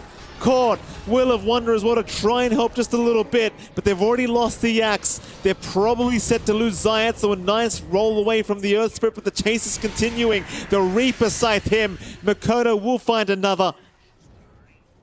And it looked like, oh, and another one on top. A third kill now. Nightfall able to find the Haunt onto Respect. It seemed like a decent start, but a crazy Winter's Curse out from Cowrie. Just stopping them in their tracks. Just way too much. Really, most of that damage coming out there from that Winter's Curse in terms of setting up. And L1 team, again, also a little bit surprising they opt for that because you saw the position that they had to go from. They had to run from mid in the entrance into the bot jungle, and all of Aurora was already kind of setting up for that fight. Like, it's such a forced position to do it, and your team's not even entirely together for that kind of play. Pretty big risk. We'll see what they can get up to here, as there is still a hold from Aurora up top. Zayat seems to have some idea that something's going on. Reaper's Sight, still a ways off from being off cooldown at the least, so you have some opportunities here if you'd want. They'll play it a little bit safe, although did show with the D wards, but again, you kind of need to get the farm up here, or at least get the map control. Look at that. Unisec. Isn't it great? Isn't it great? He crashed into a sentry wall, did he? It looked like it. No, I don't know if it has the duration, or the duration time was just right, or collided with this. Can you imagine you don't even see the damn thing? It's an enemy sentry. You're just suddenly off, and you're like, what? Nah, but it must have just expired. Well, we have it. I mean, 18 to 9. Aurora once again in a pretty strong position. 5k advantage sitting their way. Both top cores, the Necrophos and the Spectre at the moment. WS. Call. Going to be found onto the Frog. He's got help coming in, though. He's actually alive, what? WS! He's not going to die yet. Reaper's Scythe not going to work out. Here's the escape deck, saving Corrupted another time, but he's still going to fall eventually as WS walks away from all of this. Chase now onto the Lifestealer. Winter's Curse onto our Ember Mirage. At least buying the space to allow their carry out of there. And he will also leave. Snowy will eventually run the old-fashioned way back to the fountain. Poor Corrupted. Fortunately left behind. And oh, it seems like Zayat's not really out of the woods yet either. Vision's going to be on him. He's okay. They won't have any stun. No. Insane amount of damage coming out there, though. And again, like we were saying maybe 5 minutes earlier here, Mikey, the sustain is a problem for the side of L1 team. Like, WS has a lot of sustain. Mikado has sustain. Kaori has sustain. Just have so many ways of keeping your front line alive. And you don't have any way of reducing that healing. I say this every time we see a lot of heals in game, but Krellis Crozier could be a good item here. It's just a matter of when do you pick that up? Or are you satisfied enough with just the urn? Because there's so much. The urn Spirit Vessel, there's just so much healing here for you to hope to look for that burst play. Tormentor taken by Aurora now. Free shard coming out from Mira, so you know, going back to the good old Reddit thread, just buy a plate mail now and you're indestructible, right? Oh yeah, I miss those times. That was an amazing thread. That was amazing. I think about it sometimes, you know. I know you do, John. I think about a lot of things, Mike. Do you, John? Sometimes. I wouldn't have guessed that of you. Sometimes. I always forget what I think about, but I do think. Does that mean if you forget, did you really think in the first place, John? Well, I mean, I guess you have to think to forget. Wouldn't you? Yes, you would. Or you'd have to have a thought. It's not necessarily thinking, is it? Yeah. Or is it? Is a thought thinking, John? Is this philosophy class 101? Oh, no, this is a call. Top lane, that is a call. They've got the Wyvern. Carry's gone, no dunk. Doesn't matter. Makoto, now on the chase. Not gonna find the axe. And in fact, Respect will also go through the twin gates, and looks like he's going to be a little bit too challenging to catch. WS down at bottom has been caught by Zayat. Now the call in from Corrupt, and Snowy's going to be there to boot, and Corrupted this time will find himself another dunk on the axe. And L1, I mean, still successfully fighting back. It still doesn't look like the easiest game in the world here for Aurora, at least when you compare it to Game 1. For sure. It's a lot more challenging. I think they do have to be careful about bleeding out all these kills to L1, because now you've got a whole bunch of armor in this axe. You're managing to bleed quite a fair bit of gold away. It's going to be the BKB pickup for Corrupted next. And keeping control on the axe is going to be easier said than done. You could maybe Winter's Curse him, but it really depends on your priority target here in the middle of these engagements for Aurora. 7k lead still stands, but you are seeing play in L1. Still, Aurora already in Roshan. Not going to take too long to find this objective for themselves. Their own BKB on Mikado just about one part away. So they're going to get a little bit of tempo coming out here. Secondary light for probably Nightfall. No real need for Mikado to have it, as he is durable enough. You can afford to take the risks now on that spec. It's a matter of how much can you get out? Are we going to be seeing a 2k gold swing off of Aegis? Are we going to be seeing a 3k gold swing off of the Aegis to catch one? They are Respect. Disrespected by WS. Zayat hanging around mid lane, hoping for a power rune to spawn, but it is going to spawn top instead. We found out by Kaori. 8k advantage standing. Aegis is up on Nightfall, so chances they want to go. Maybe once the BKB is completed on Makoto, though, in fairness. He's not too far off. It just needs a recipe.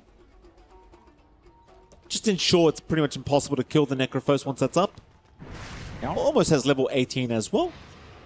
Yep. Start to get the full damage of the Reaper's Sight out. I'm wondering if we're going to be seeing a Nullifier here anytime soon from anyone. It looks like an Orchid build-up for Nightfall. Look at the pesky Spectre illusions just chasing away. So annoying. They really are. It's like, why? Why did we make Spectre like this? I don't know. Did she have to have a laning spell that just chases you like 1,000 units away? Did she? Bottom, well, there you go. Not much Corrupt could have done about that. He's just gone. And in fact, Zayat's now also caught. Zayat's trying for the roll, can't make it out. They'll hold on to the Reapers as well. And this is where things start to get very hard, I think, for the side of L1. The draft just completely aligned for Aurora. They've gotten all the items they could ask for now. And you're playing with a lifesteal that it just doesn't seem like the kind of game where he's going to be able to stand there and actually hit people for long enough. There's so much to be worried about.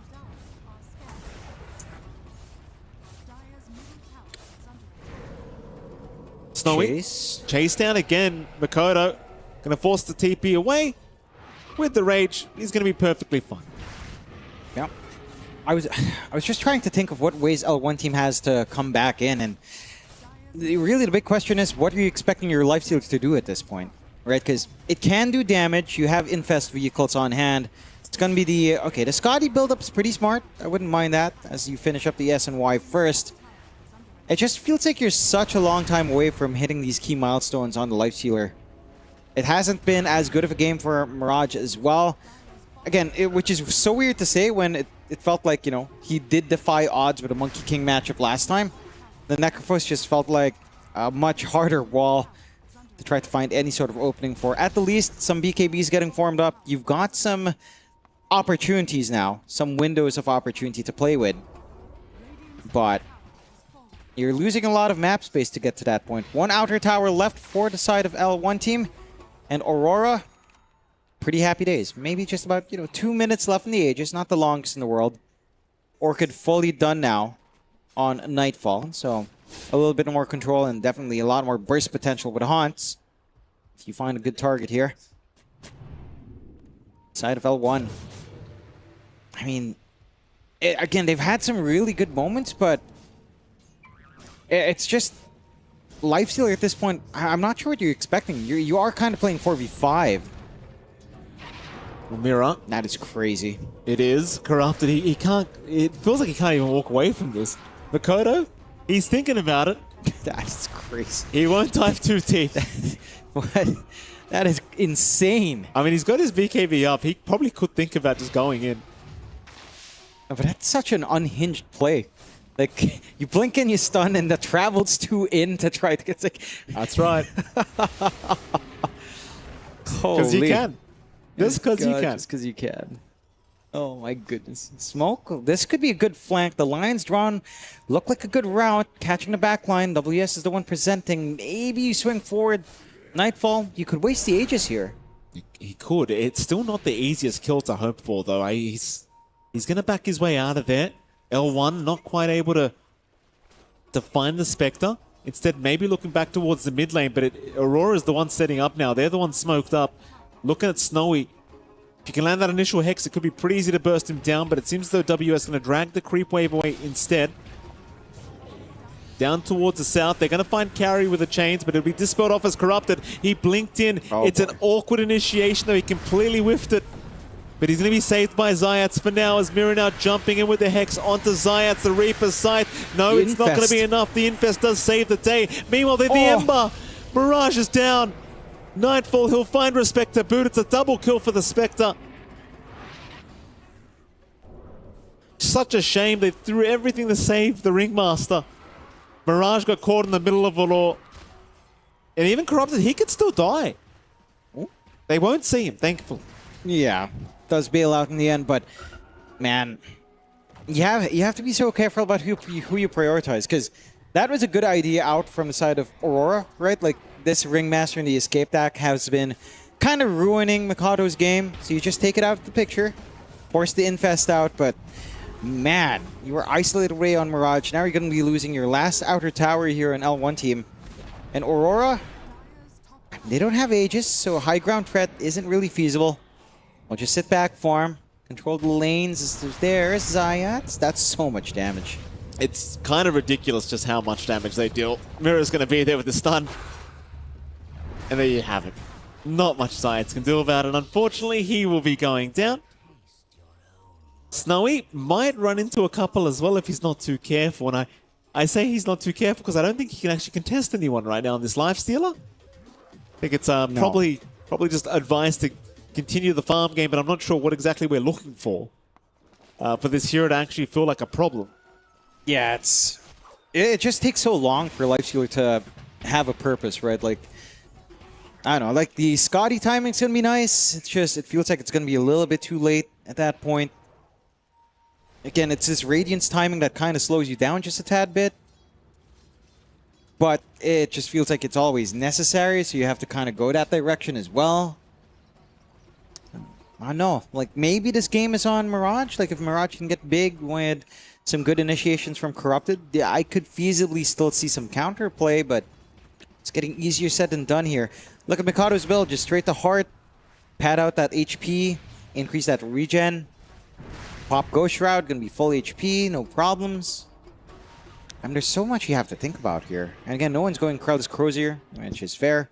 You at least have the Spirit Vessel to try to mitigate, but hasn't felt like it's been enough here. No line being drawn out towards the bottom lane. Nobody really around the area, but it seems like Aurora, they'll at least check that dire triangle. They'll see someone mid instead. Who have they found? It's gonna be the Lifestealer. That's not the one you want to lose, but the Reaper Scythe gets the job done instantaneously. And now Mirage, between a rock and a hard place, just trying to get back towards the fountain, is gonna make it. But you've lost your Lifestealer, you almost lose Sciats in the fountain to these damn Spectre Illusions. And that's 50 seconds without that Lifestealer. I don't know what you do with him anyway. Not much. It really isn't doing much at all. And that's two series in a row where we've seen Lifestealer coming in and having a little bit of a rougher time. Mid-rack set to fall. L1 team, they're smoked up. They could get a rear flank here. Maybe if you get some good magnetized, good calls, could kind of salvage something out of this situation. But the smoke does reveal itself. You did slide a fist around here on Mirage. They saw that on the map with the pings. But they just back off. They play it safe. I mean, again, maybe it's down to what you were saying as well, Mikey, where you want to wait for the Lifestealer at the same time. What is the Lifestealer really doing? And the answer is really not much at this point. No. So, safe play for Aurora up. Roshan set to fall. Nice free kill to take. Heart already up in Mikado. 3.3k HP with 52 HP per second regen. You love to see that. You do. There's your BKB now on Nightfall as well. L1, they're trying to rush towards the pit. It's all too late though. It's not really going to pan out for him. In fact, Makoto's already in the hunt. See if he can find somebody. In fact, I think they have the final breakout. They're trying for Nightfall, but this is very desperate plays. Corrupted will go down. He's going to buy back. This could be the last-ditch effort to try and save this game, but Snowy is just deleted. Oh, no. Are they calling it? I think it might be that time they call. Yeah. Yeah. Fair enough. Yeah. Fair enough. That's a fair call.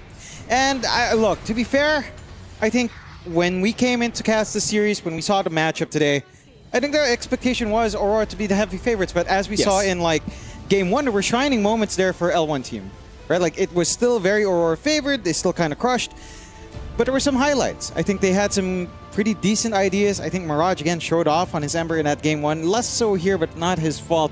This time it was really a highlight of just drafting experience, and I think you can see the difference that KP brings to Aurora, the way the team wants to play as well being considered, having all these options on hand. It just felt almost like game one where the draft dictated a lot here.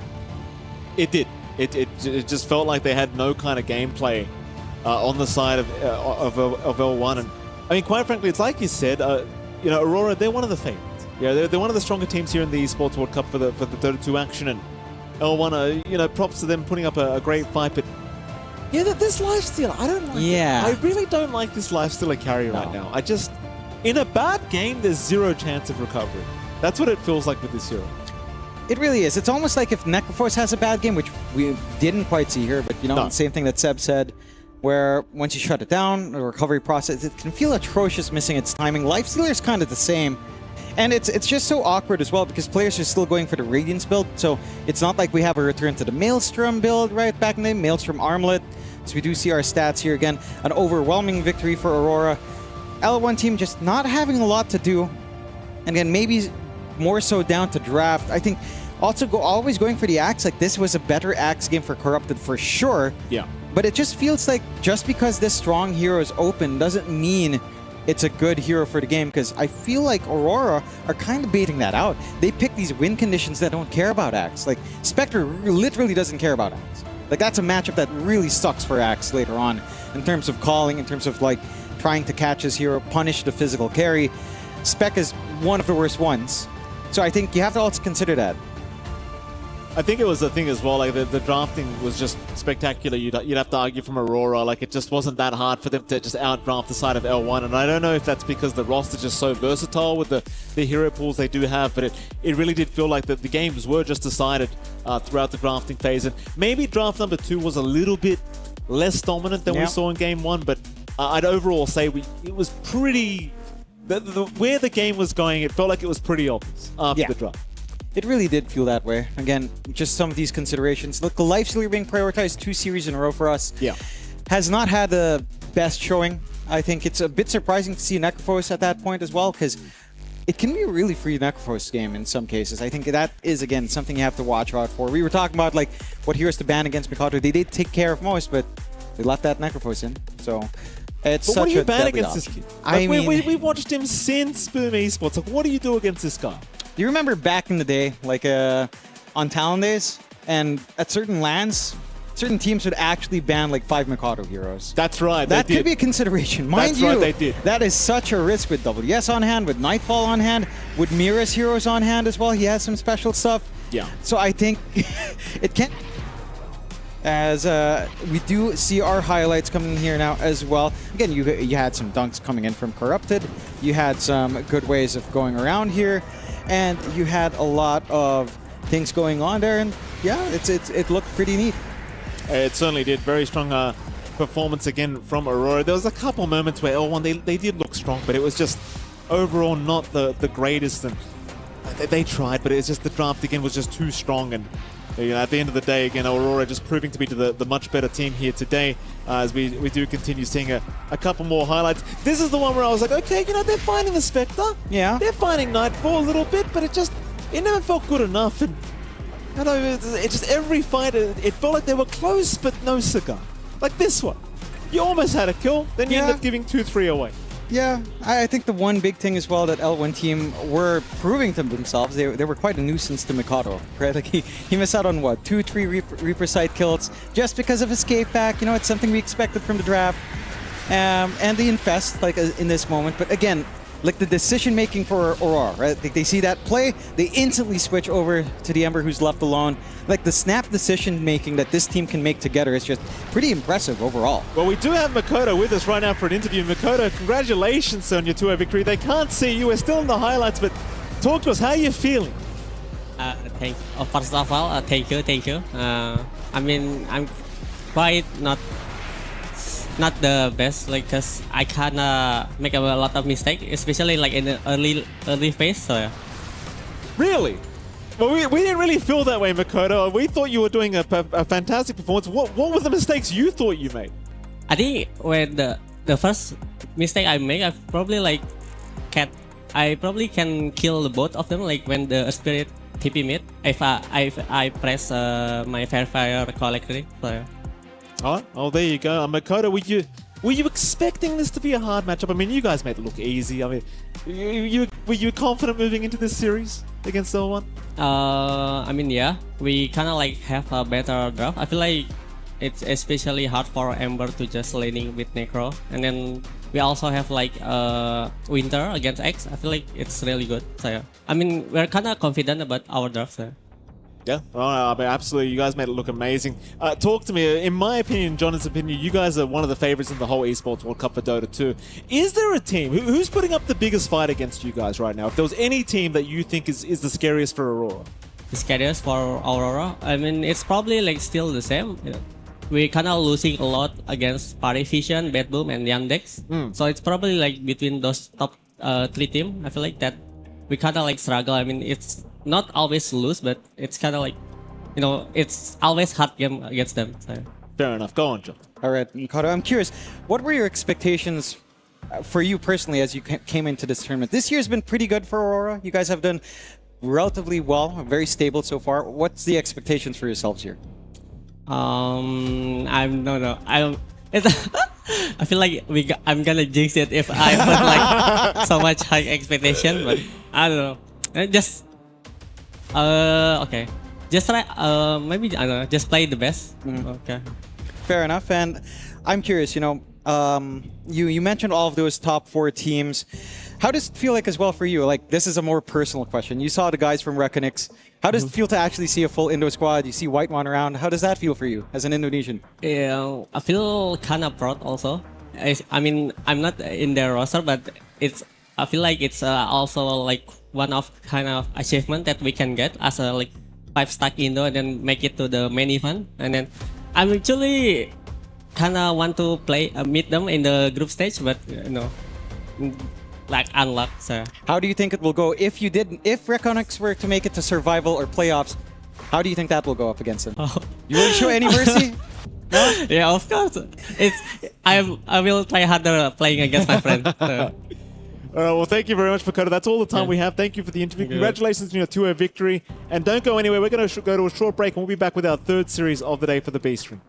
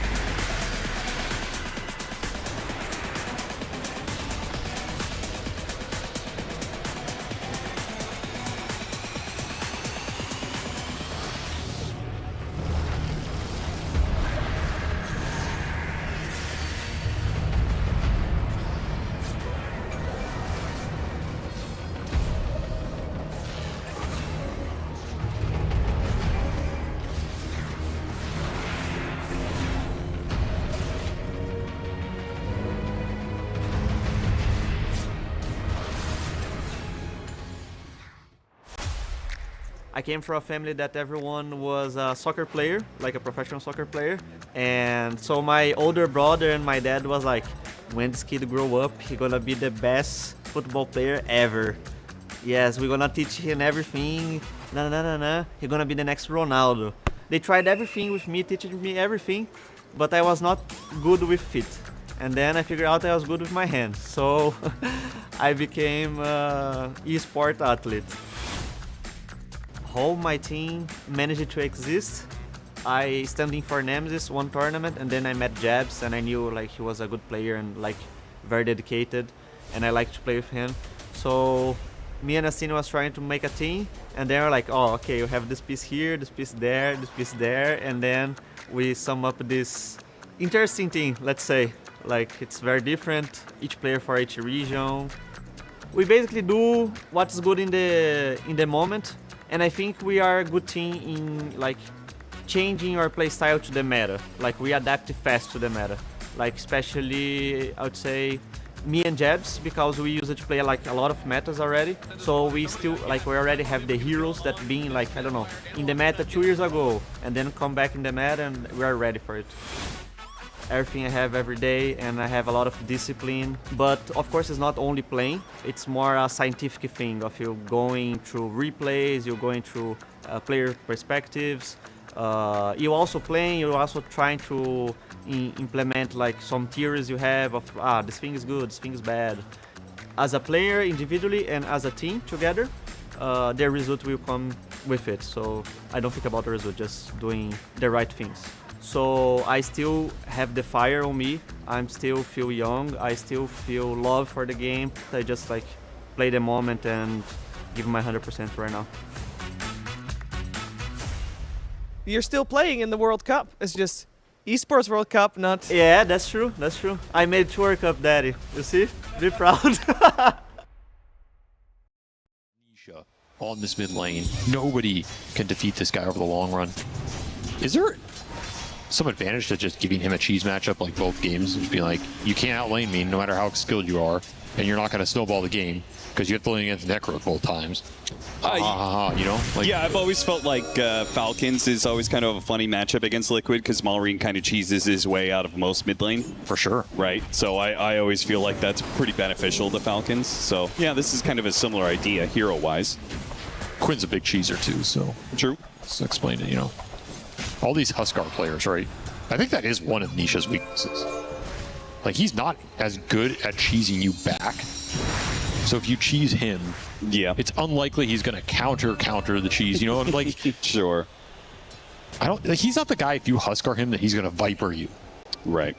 Or if you Necro him, he's gonna Sniper you. Like, it's pretty rare that they end up in that situation. So I think this is one of the teams where you can kind of just throw that cheese hero mid and reliably know it's gonna do some work in the lane phase at least. Doesn't mean this puck can't come back and just absolutely carry the game. We've seen that a billion times.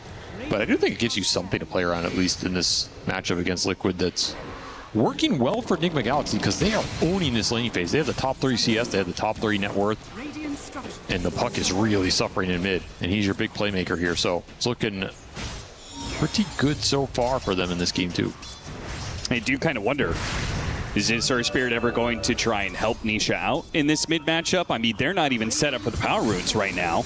Ace is going to try, but he's being chased down by GH and Zamail. They finally put a stop to all this backlaning that he's been doing. The Reaper's side, not enough to get the kill on Nisha, but maybe the follow-up is. He jumps the orb, the power shot lands, not enough damage. Meanwhile, roll in from the Earth Spirit, pushing back the heroes with the cogs, but didn't actually get anybody inside.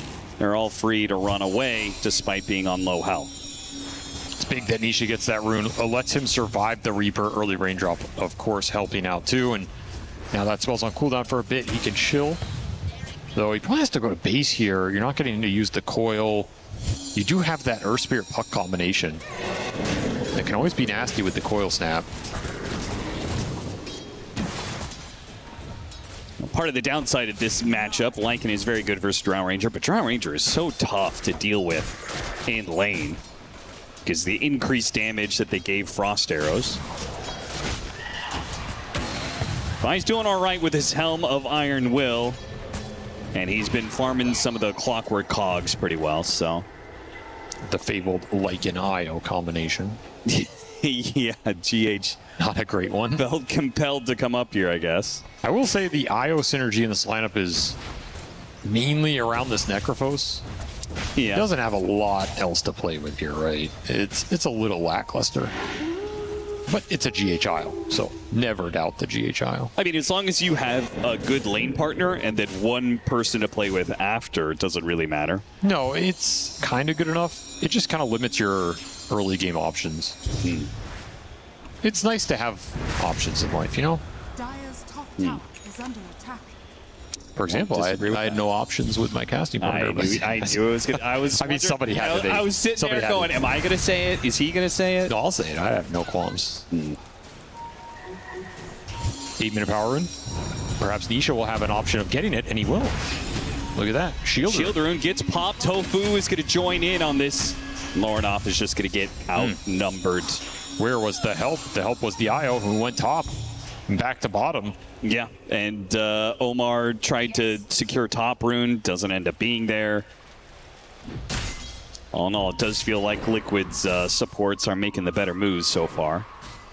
Kind of interesting. Again, that goes back to that TP top for GH.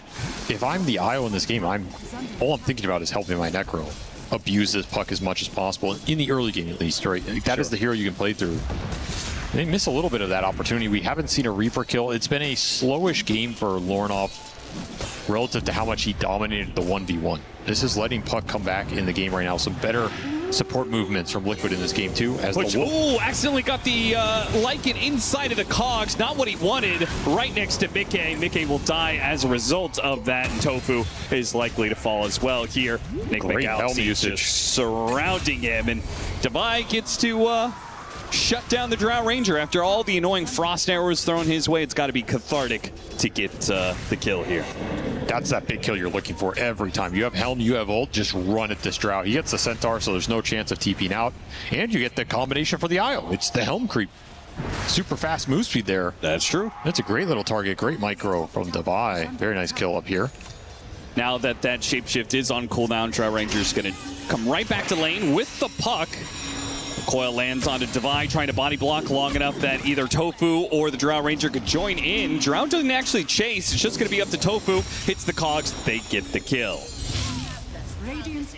Nice return. They get a courier bottom as well. Axe is going the vessel. I think this was mandatory. Too much heal in this lineup for somebody not to get that vessel.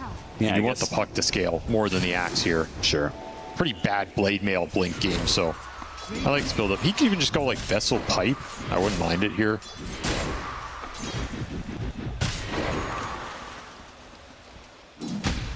He's certainly been annoying in his positioning here. Double wards plus the Watcher and doing this really deep backlaning where he's pulling creeps to neutrals all the time. So if Nick McGalaxy ever want to try and kill him, it takes them so deep into their own side of the map that it doesn't even feel worth it. He's also killing these small camps behind the tower, which means Alex not farming them. Sure. You can't stack them. Yeah. As the Axe would just take the stack. So it's really annoying for Sumail down here. That said, Sumail is still pretty damn farmed. Do you think that's where that Axe pick came from then? Yeah, the for sure. concept then, okay, we can't let this Alchemist farm any stacks. We need a hero that can do that. It always is a factor. That's why Sand King used to be great back in the day. Sure, yeah. I think the majority of it was they want a hero that could free up the Earth Sentries. Nisha did not expect that one. Thought the Invis rune was a get-out-of-jail-free card. Not the case. Beautiful setup from Omar there. Again, landing this Shackle as your one stun in this lineup is not going to be easy. That's a huge kill to find before the puck gets out of control in terms of mobility. And you get some Reaper Sights going for Lornoff. Very appreciative of that gank. With a Focus Fire, they're going to take mid-tower, yeah. Super value kill, just kind of out of nowhere. You can ping it all you want, but that tower's gone. Last hit to the Necrophos. That'll bump him back up the chart. Liquid going to try and get the return bottom. And this is a tower that nobody has any interest in defending. Lycan will never defend this safe lane tier 1. Alk is not the best hero at doing it either. So this was going to be a gimme no matter what. Simultaneously, Nick McGalaxy are likely to take the Liquid safe lane tower as well. Nobody wants to fight into the Lycan lane if he has Shapeshift up, so. Could be a lot of just objective concessions here from both teams as you try and ramp into your first set of carries items. And then they're ready to join some of these objective-based fights. Everybody doing a bit of jungling. Vessel is done for Ace, and he's eyeing that pipe, so I fully agree with this build. It looks pretty juicy here. Needs to get some Vessel charges going, though. That could be the harder part. Yeah, the fight never comes his way. He doesn't really have a way to force the fight either. Battle Hunger is not going to be particularly useful. A lot of times you have a Dispel on the Alchemist. The IO is dependent on other heroes for movement speed. I think it has to be Earth Spirit plus Puck with the snap guaranteed off the kick combination, setting something up for the Axe coming in off a Smoke Ink. Could kill whoever shows mid with this kind of play. That's what I'm eyeing.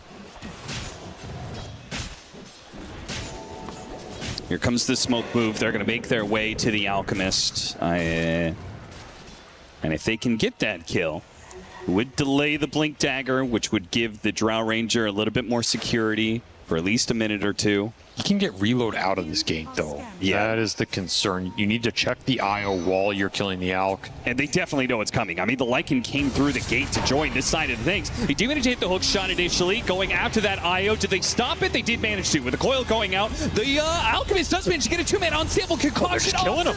Another beautiful shackle shot from Omar. You've got one stun, and Omar is making it work. The boy's a beast. I give it to him every time if he's going to land those. That was an absolute beauty. That's one of those game-changing shackles, because that's a big commitment of a move for Liquid. Bringing all the heroes, trying to get the Urn and the Vessel charges off of this Alchemist kill that just goes horribly wrong. Sumail gets the ult off. You have to commit stuns to stop the reload here. You get that, but there's not enough damage to finish Sumail off, and then Shackle into Concoction, into Reaper Sight. Everybody joins the fight. No way your Drow gets here, so you're going to be outnumbered no matter what. Devi was already down there, kind of reading the move preemptively.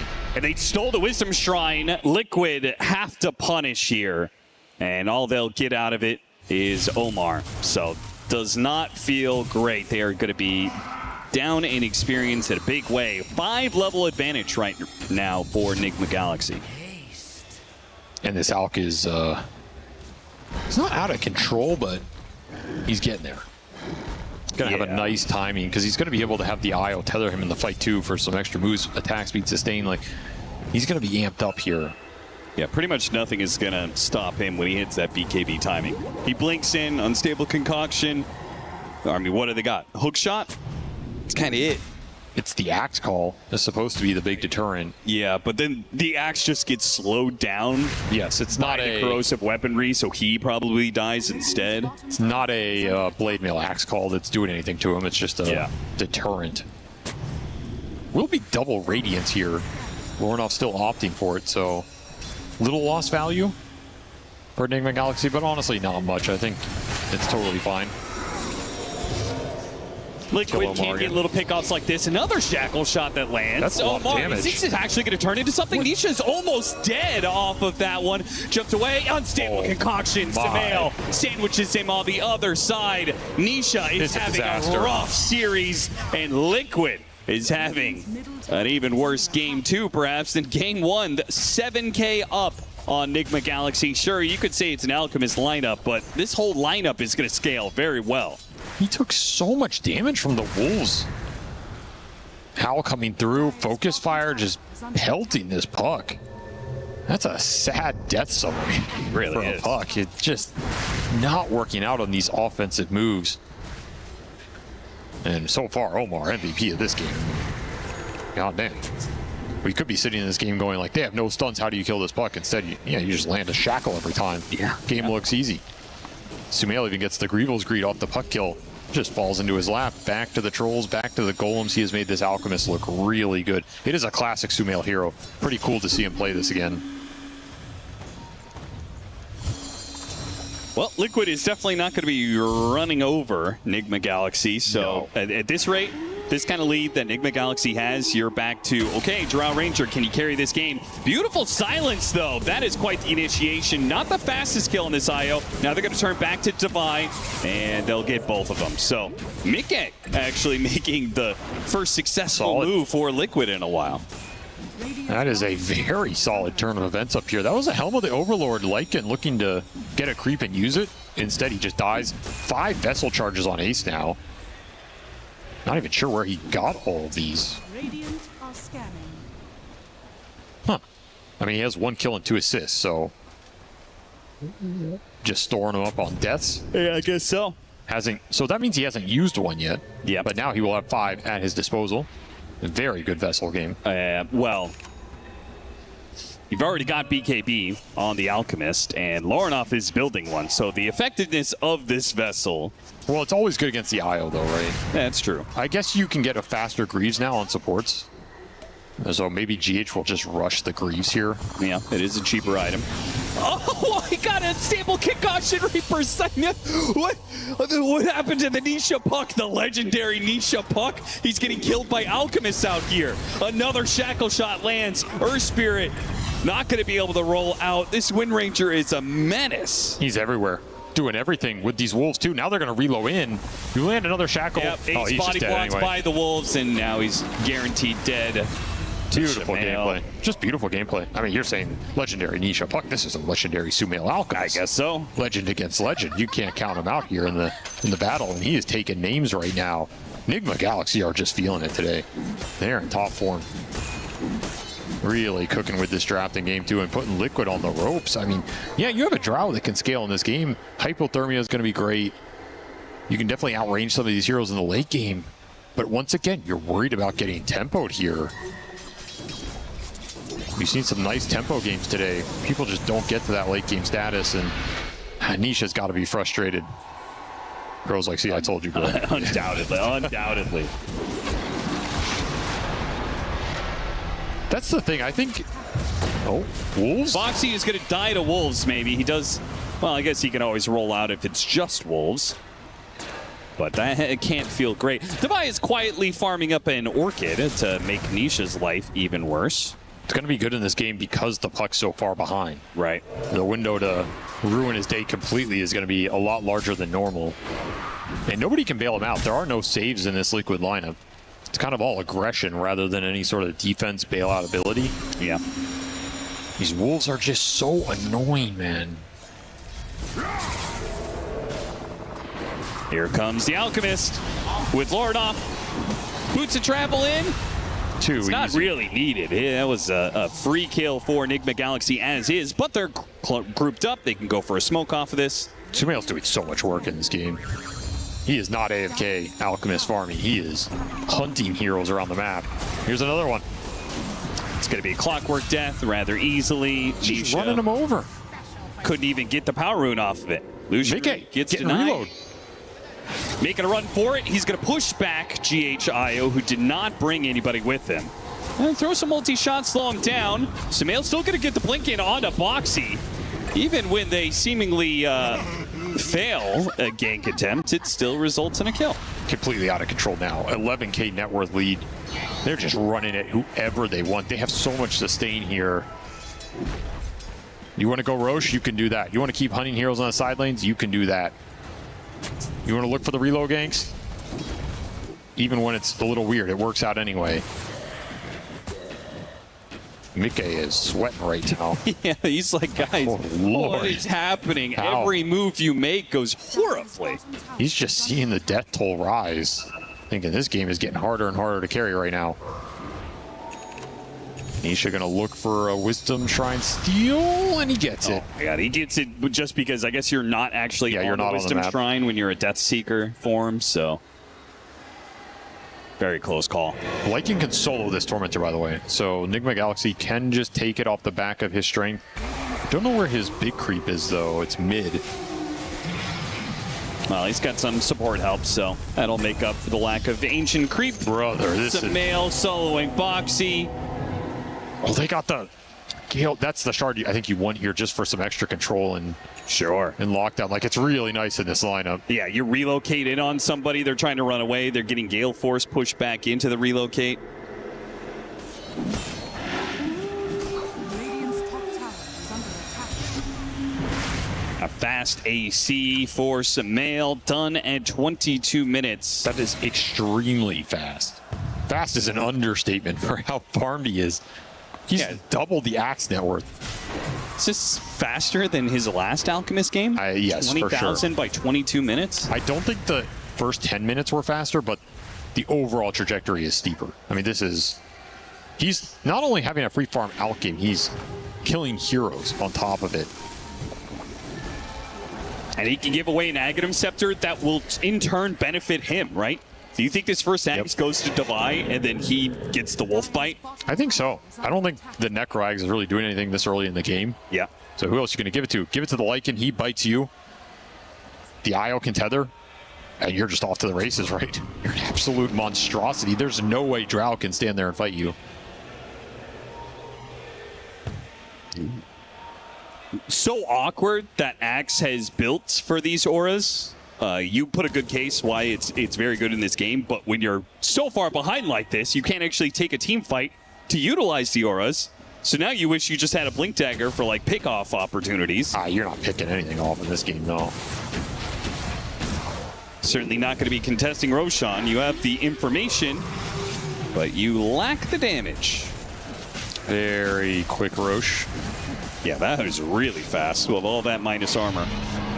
And you know, the nice thing about being this rich is you can just kind of itemize to make up for any deficits your lineup might have and just make the game even easier to play. If Enigma Galaxy just want to buy extra stuns here, they can do it, right? Throw a Eul Scepter in there, throw a Scythe in there.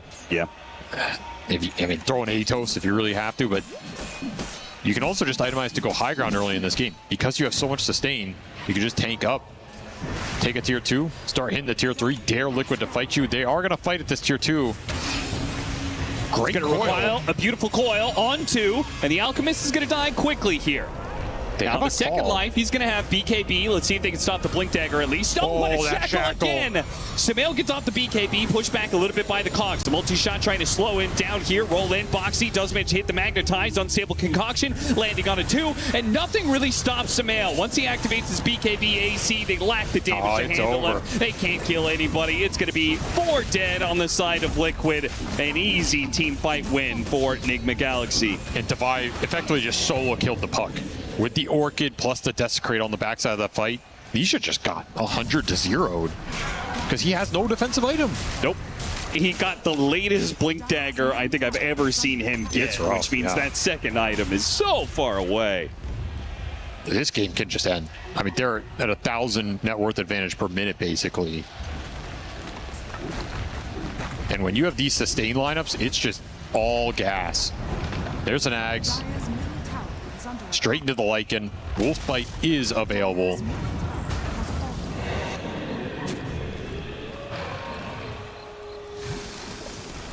What a game here so far. Yeah, what do you do to stop a hasted, tethered Alchemist? Because you can't coil him, he's got BKB. You can call him, but we've already talked about how that kills the Axe anyway. Omar does walk into this ward area, and they'll get that quick little pick-off. Boxy does not die for it. Let's see if everybody from Liquid escapes. Sumail, here he comes. They push it back with a gust. Try and keep these heroes at bay into this choke point. Enigma Galaxy do not dare to keep that dive going. They're going to chase after the puck instead, who's out on the map. Self-stun. You know, get him. Well, a victory for Liquid. The first team fight they won. Oh, that was a cute play. Hops back up to the high ground. Please no. With the tumbler toy and does find the opening to roll away.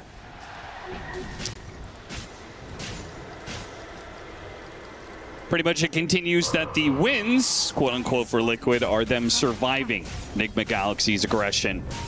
Not actually turning anything back around themselves. You need time for Mickey to get items here. Yeah. Like that is just, you're just praying this Drow can get to the next item, Did survive that Aegis period, I guess, and you got D-wards. You have a little map control to work with. I mean, it sucks because he can't go straight damage to threaten these heroes. He thinks that it's a requirement to get a Lincoln's. Which I don't blame him. Like, one unstable concoction, he dies. But at the same time, it feels like you're just going to be lacking in damage because the rest of your teammates do pretty much nothing. Maybe you're supposed to just go straight Daedalus here. I don't know. I do kind of feel like you should go all in and just, you know, whatever. This game is probably lost anyway. You might as well just try and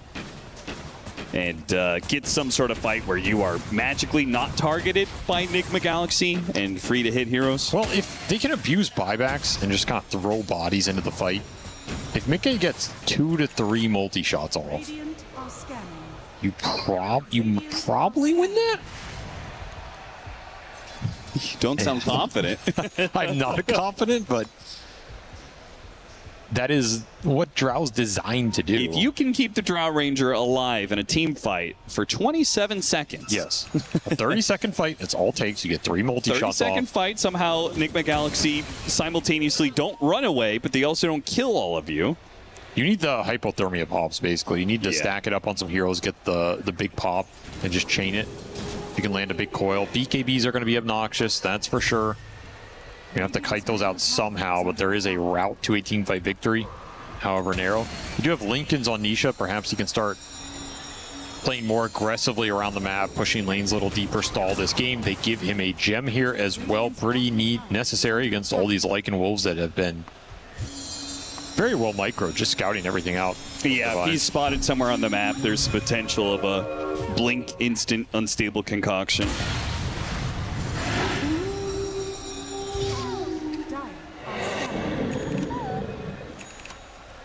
Shivas for Sumail. Interesting itemization choice. Yeah. Just tanking up. Not that high of DPS for him, but he has a lot of armor to work with against this Drow. It's an insane amount of armor. He's got plus 36 armor. I guess he doesn't lack for damage. That was very convincing. I mean, frankly, the rest of Liquid are so underfarmed at this point. Boxy's rolling out. They do manage to hit the silence on Omar. Catch him at the coil. Heavy commitment to get that one kill. Mickey's outside of the base. Lordoff gets behind him, and he's just dead. You can turn around, multi-shot slow these heroes, but once you're outside of that base, Enigma Galaxy, they only have one hero they need to stop, and that is the Drow Ranger. Oh, Nisha. Got the Orchid on him, Nisha. He's just ruining his day. Dead again. The gem is going to be dropped. Dude, he went Diffusal, I think, just to be able to pop the Lincolns. Nasty. Just so he can absolutely murder this. I mean, it's brutal. Brutal out here for Nisha. All right, well, Liquid are going to try and slow this down. Don't think they're going to be able to stall it even a second here. It's giving him the 3-core call if he wants it. Yeah, go for it, Ace. I dare you. Do you want it? Without the damage dealers, it's not really a point. I will say the Shivas on the Alex seems kind of nice. He has a bunch of AoE, right? Concoction and the acid spray. Makes it so that he has so much bonus armor that marksmanship doesn't change anything. Oh, yeah, you're not doing anything to this guy. You're getting past 10 armor, but there's still the bonus 36. 2 lanes of barracks, gonna fall here, Liquid. Okay, well. Read him like a book. That feels a bit embarrassing. Still, they are smoked here. Still look for an opportunity. If you can get a team fight win into the Roche spawn, that is your best opportunity to come back in this game. So it's do or die here for Liquid. Gotta make something happen. They're gonna find separates from the rest of the team. He's gonna show on this Watcher. He's gonna break. alone. Managed to get the BKB off. Still pulled in a bit. Lornoff, though, is ultimately fine because the Liquid are not certain they can take that fight. They don't know how many heroes are here. They're gonna get the Wind Ranger again. Boy, they hate Omar. I don't know if they hate him. That's just the only hero they can kill. Yeah, that's fair. 8 vessel charges on Ace. This is such a weird game for him because it's such a good vessel game, but I don't think we've seen him use it once. He's just stockpiling charges, and he was so... Liquid were so far behind, like they never got a chance to fight with the vessel. So in some ways, it just ended up being a dead item. Yeah, every fight, the cores show up, they pop BKB, and the fight is over by the BKB going down, so... Really awkward, man. You're going to end up in a losing game with 8 vessel charges. It's really weird to think about. You know, normally you lose a game, you're expending every charge to try and win some fight or something. Yeah, if you have 8 charges, you should be heavily winning the game. Exactly. I don't know if I've ever seen so many charges in a losing position. Yep. Very awkward for him. And there's the Lycan Tormentor solo. Shard going to the Alchemist for even more HP regen, move speed, attack speed. Divide pays Sumail back for the Aghanim Scepter that he got. It's all juice here. He spent his gold on something else. Overwhelming Blink for the Alch. Yeah. Okay. I was about to say, he is kind of 6 slotted here, so probably expect another Aghanim Scepter to be built soon. Yeah, he's killed Boxy a lot this game. Boy. Amp damage all.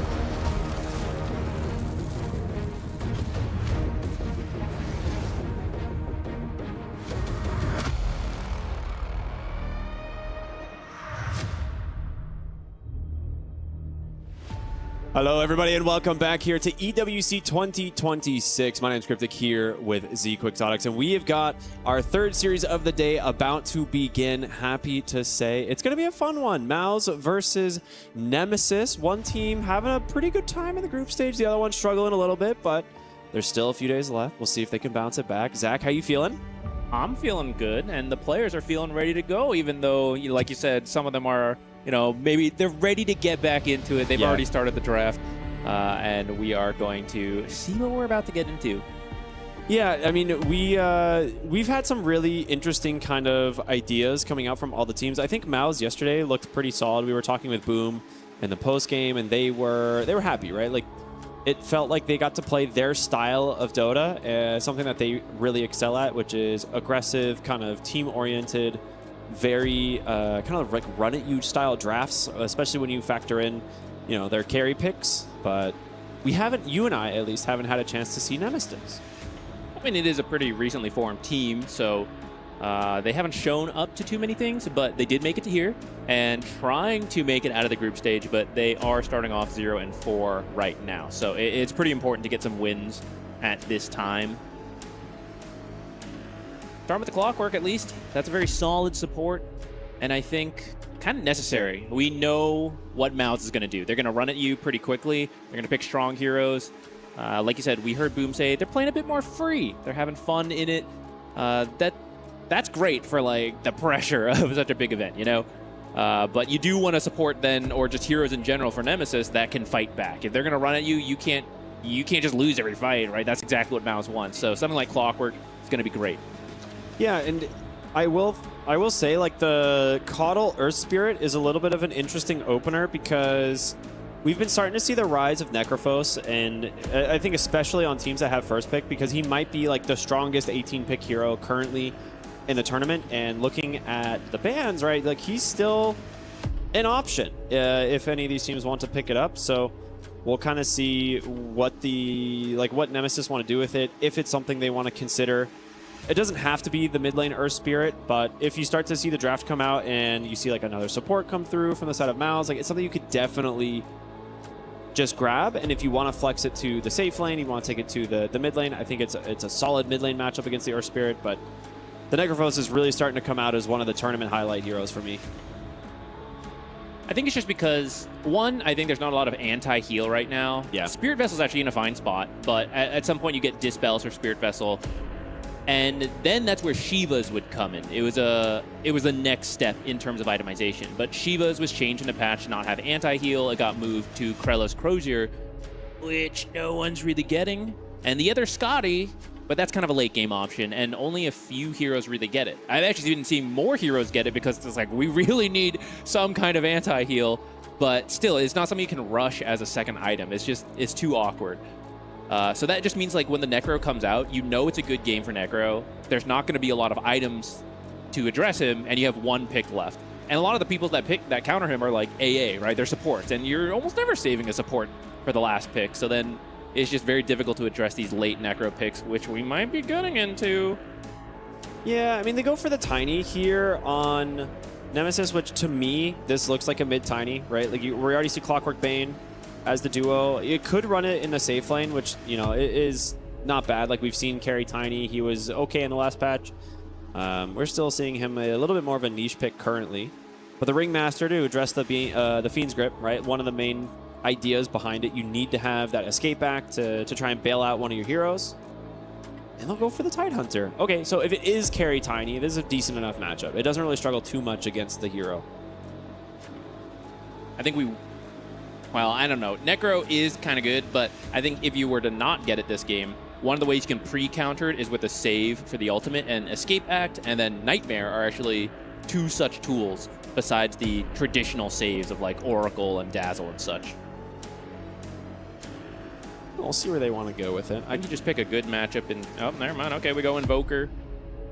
So it is going to be that tiny carry, like you said. They decided that's fine for the Tidehunter matchup. And the Invoker, which we saw Mid One actually himself have a very good game on it last time for Mouse. Nemesis, they don't want to see anything like that. No shenanigans here. Yeah, he actually crushed it on that game.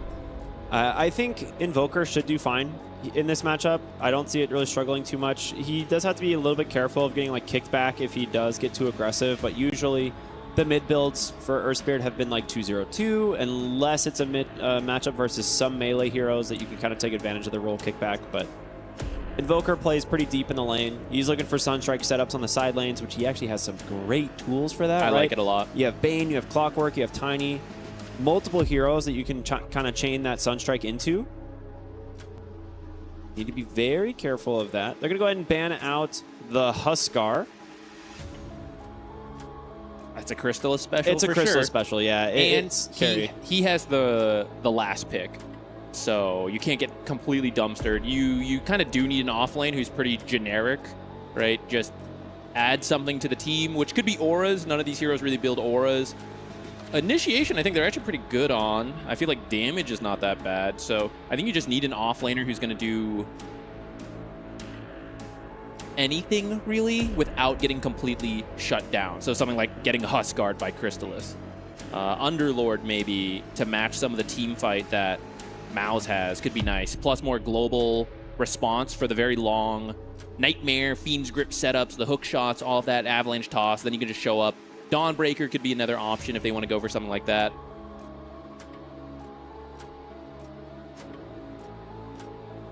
The Bristle. Okay, yeah, we saw the Bristleback yesterday from them.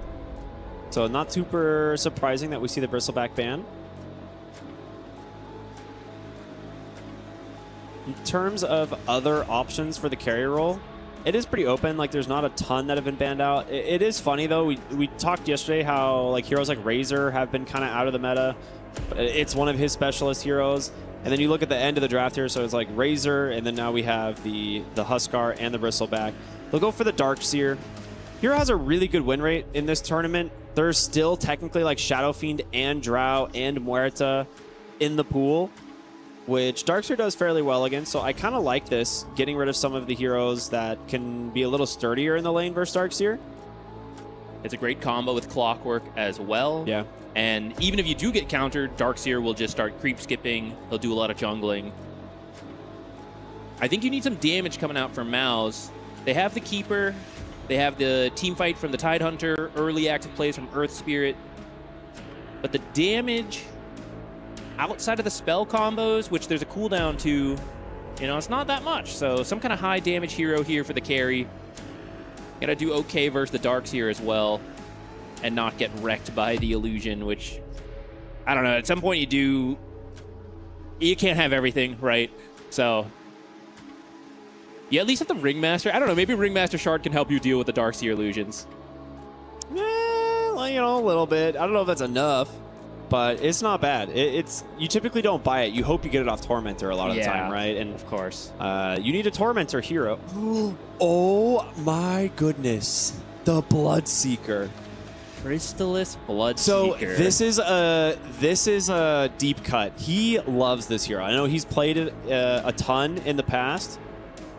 I mean, we're going deep into the hero pool in terms of like the niche heroes that can play into a Darkseer, because they pretty much pre-banned a lot of them, right? So we have Crystallis Bloodseeker. I'm so genuinely curious where the build is going to be. I think the irony, I know, and every once in a while I like to lurk on the Dota Reddit. It's a little bit degenerate sometimes, but this morning someone made a post be like, hey, y'all remember when Bloodseeker was a hero? Well, here we are. EWC main stage, and Bloodseeker gets picked. Still a hero, or is he? We're going to find out. I guess we're about to find out if that was a troll post or not.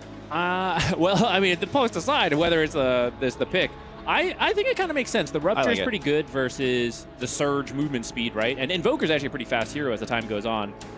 We saw the build yesterday with the Shard, just running around, being invis, burning things.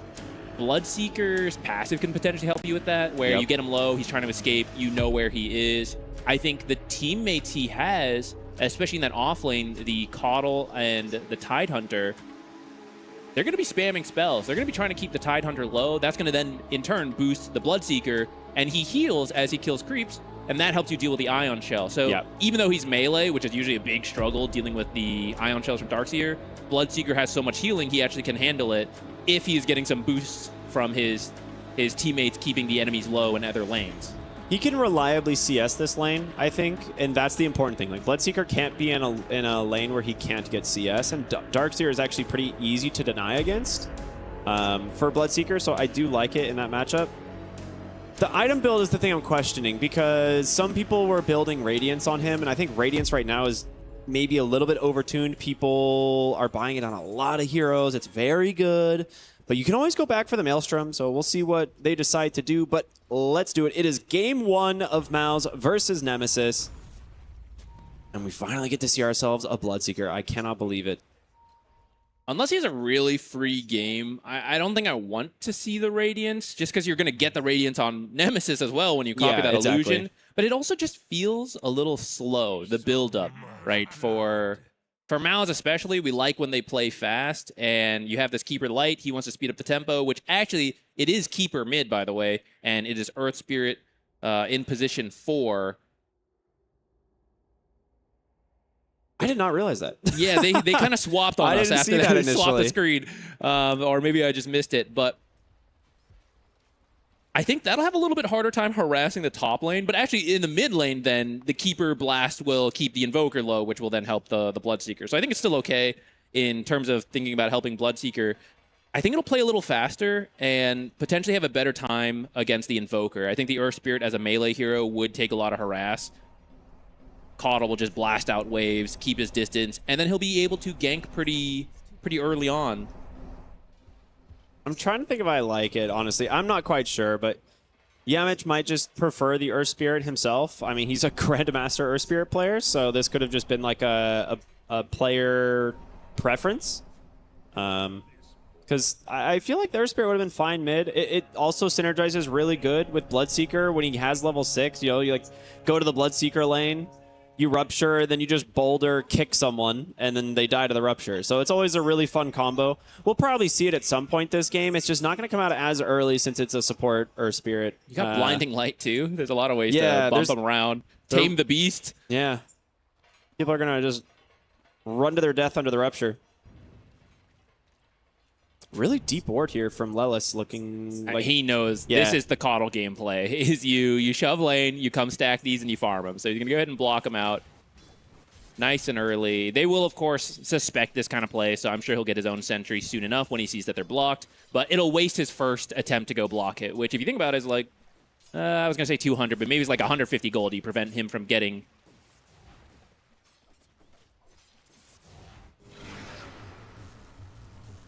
Something we didn't talk about is that Yamich usually does prefer these melee heroes.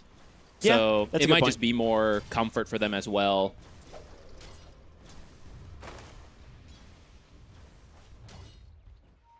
Now we see the Creep Dragon start early. I mean, it's kind of what you do anyways with Darkseer, but especially versus Bloodseeker, you're just not going to have a great time going for last hits. Yeah, in terms of heroes that play into Darkseer, you always have to be durable, and you have to have sustain, or you have to be able to avoid the Ion Shell. And Bloodseeker, you can't avoid the Ion Shell, but his base stats are actually really high. He has some of the better base stats for an agility hero. And then on top of it, tons of sustain through his innate, so he'll be fine. It's just whether or not this hero comes online early enough for it to matter, right? Because we haven't seen it. It's a little bit untested, I would say. I mean, he's possibly ran this in scrims and stuff, but from what we've seen, this is the first time a Bloodseeker pick has come through in a while. He did have a buff that I believe it was the Shard, right? Where the scaling on his pure damage is better than it used to be. It was, yeah, but it was never really that good in the first place was the problem. Okay, 3 daggers in a row from Panto. Come on, buddy. Bleed him dry. Gets himself first blood on the Ringmaster. Very good way to start it. That can add up because you get those souvenirs too. Ooh. What's your favorite souvenir? And there's only one right answer here. It's the unicycle. It is the unicycle. Absolutely. Thank you, Zach. The strongman tonic is good but boring, but the unicycle, oh, he's got the unicycle. The unicycle exudes aura. Like you see a guy just unicycling through and you know that guy, he's got it figured out. I think they're asking to turn the stage lights off. This has been like a common theme for a lot of the players, being like, we need the darkness. When when it's like the online tournaments, you can see the players in their own room. Some people play in the pitch black. Yeah. So, but I don't know. Maybe they can sort it out in just a moment. Last hits, we do see the Keeper Light doing well up at the top. I think the Earth Spirit would be struggling a little bit in the mid lane. Not like getting totally shut down, and I don't think he would get killed, but you'd just be taking a lot of damage, losing some CS that you have to back up. But for now, he's helping out the Tidehunter. They're doing okay over here. Yeah. Kick Yamson in. You know you want to. He's going to take a lot of damage from this. We'll have to Nightmare him away, but boom. If he gets another Anchor Smash, 3 seconds away, does he get the roll? It does connect. Yeah, they got him. Nice kill there for Boom.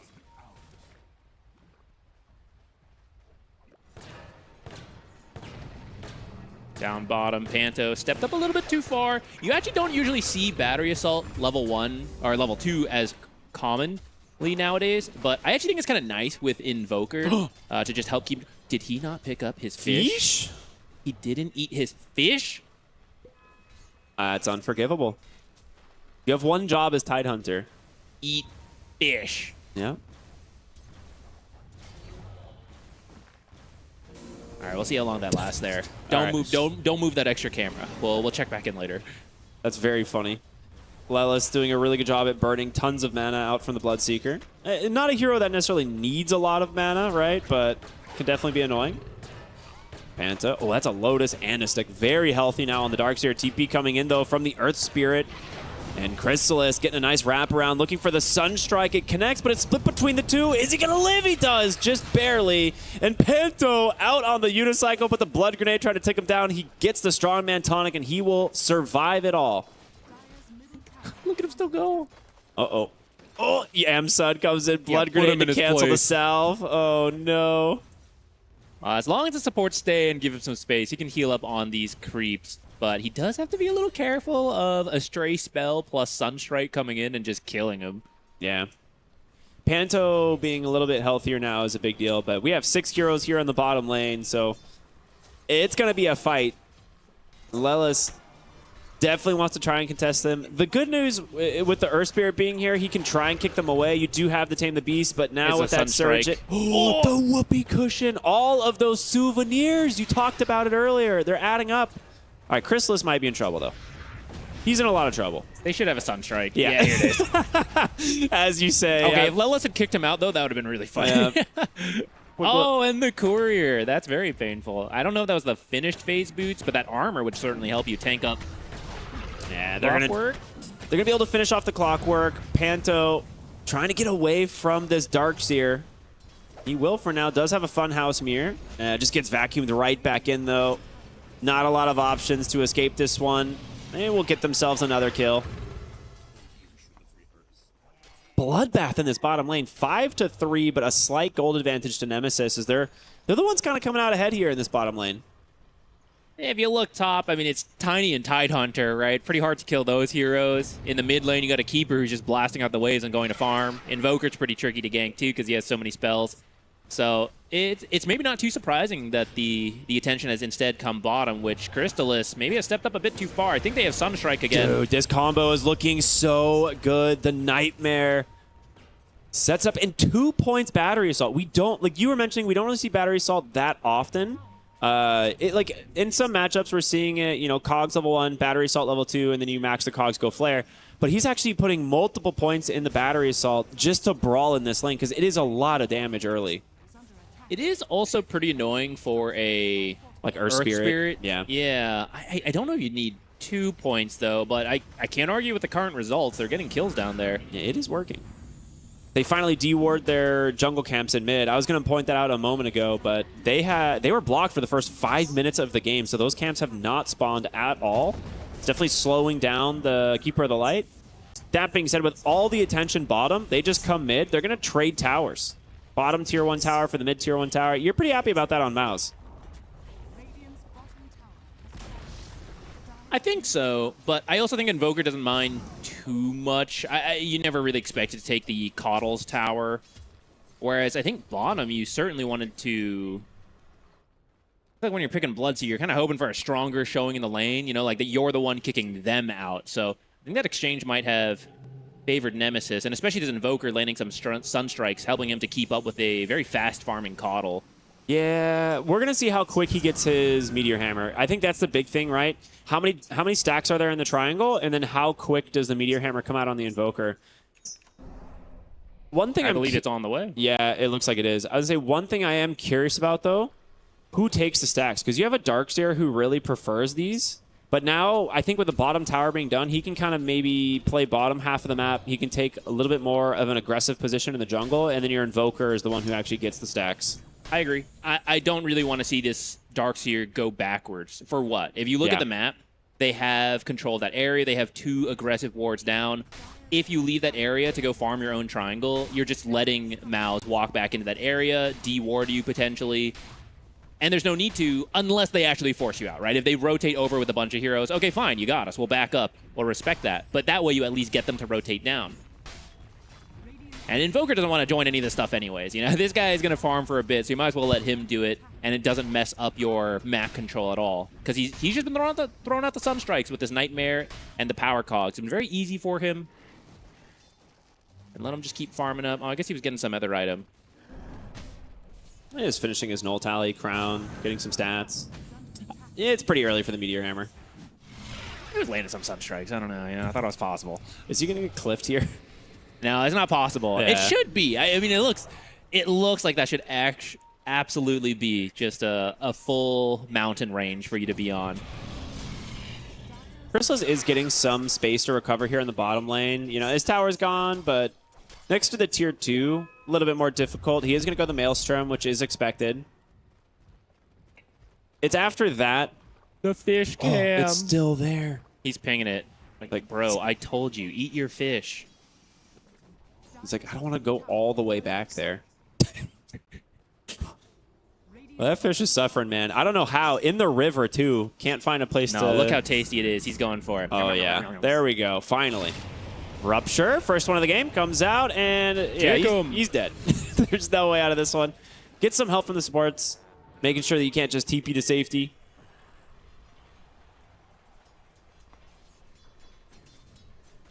See some lines drawn top. They know they want to play top because they took that tower, and they do have a deep ward. So, are we spending so much time down here, guys? Let's go up there. I think both teams are doing something kind of similar, right? Like the Tidehunter can just sit top. They don't have a lot of kill threat against him. Rubicon's just vibing. He's on the Tiny. He's level 8. You know, not the best lane into the Tidehunter, but he's not really being shut down. He's not being pressured. You do have Wheel of Wonder now for Panto, and I think this is something that you can absolutely find a kill around. It's pretty powerful. Yeah. Ravage, Tame the Beast, Wheel of Wonder. That alone is already such a huge chunk of damage, and then just any of the other heroes there to throw in abilities. They're going to start picking up some auras. There. Okay, yeah, mid one's going to rotate with Panto. And with the Keeper of the Light, he's going to be able to see Lelis here at level 6 with the hook shot, but there's going to be the initiation, hook shots to safety, and the Tame of the Beast just in time, ruptured up, trying to run. Oh, he didn't get Hurricane. ruptured. Never mind, he didn't have the mana on the Bloodseeker. All right, he'll survive. Nice Hurricane save there. That's the power of Cog spam. Every time you see him, you just burn out some mana. Then in these key moments, can use some of your abilities. Oh, That's a little annoying for Maus. Keeper as a mid hero does typically want to rotate early, get those charges going. We haven't really seen it be able to happen. They finally go for it, and they still don't get anything. Yeah, now that they're bringing additional heroes down here, right? They have Fiend's Grip up on the Bane. It's a little bit scary. They still really want to find this rotation, so they're going to go ahead and smoke and come to the Twin Gate and bring all 5 heroes bottom, see what they can find. Rupture grabs Yamsun, Panto, Wheel of Wonder, Fear, will taunt him, and a very nice pause. I think they're being hit by blinding light IRL at this point. I don't know what's going on with that one. Bane should be okay here until, like, if they all retreat right now, I think Nemesis will suffer minimal losses, but the Earth Spirit and the Tidehunter are rotating in, and if they stick around at all, the Earth Spirit will be able to roll in, prevent any retreats until the rest of the heroes get here. I mean, Chrysalis is dying. They're committing Ooh, in. nice escape act. They got the Bane. It's a 1-for-1 trade at the moment, but you're going to be walking right into the Ravage. Big Magnetize onto 2, trying to finish off the Darkseer, but he's got a good amount of healing. Rubicon rotating in. The hook shot, Lelis. He's going to finish off Panto. He's not getting out of this one most likely, but, well, I say that. The Cogs too strong. And now it's mid one and Boom trying to deal with the Tiny. Very strong on the Keeper of the Light. Jay trying to keep him alive. There's going to be the Sunstrike after the Avalanche. It's not going to be enough damage, but Caudle constantly keeping these spams up. He has no Spirit Vessel charges, though. He's missing so much damage. Yeah. All right, I was so wrong on that. Nemesis. They have been doing better, and I guess it's the double ion shells, but that Bloodseeker died so quickly. I did not expect that. I guess there was also a Sunstrike. Analog has been really on point with them. I guess it helps when it's like, hey, here's the power cogs. Just drop it in the middle, bro. But he's adding a lot of damage from afar while getting mid we saw in the middle of that fight. Yeah, he's off to a really good start. And this is kind of what we see on Invokers. They play very greedy in the first like 10, 15 minutes of the game. You got to get to your, your Meteor Hammer and your Boots of Travel. After that, we see them get pretty active.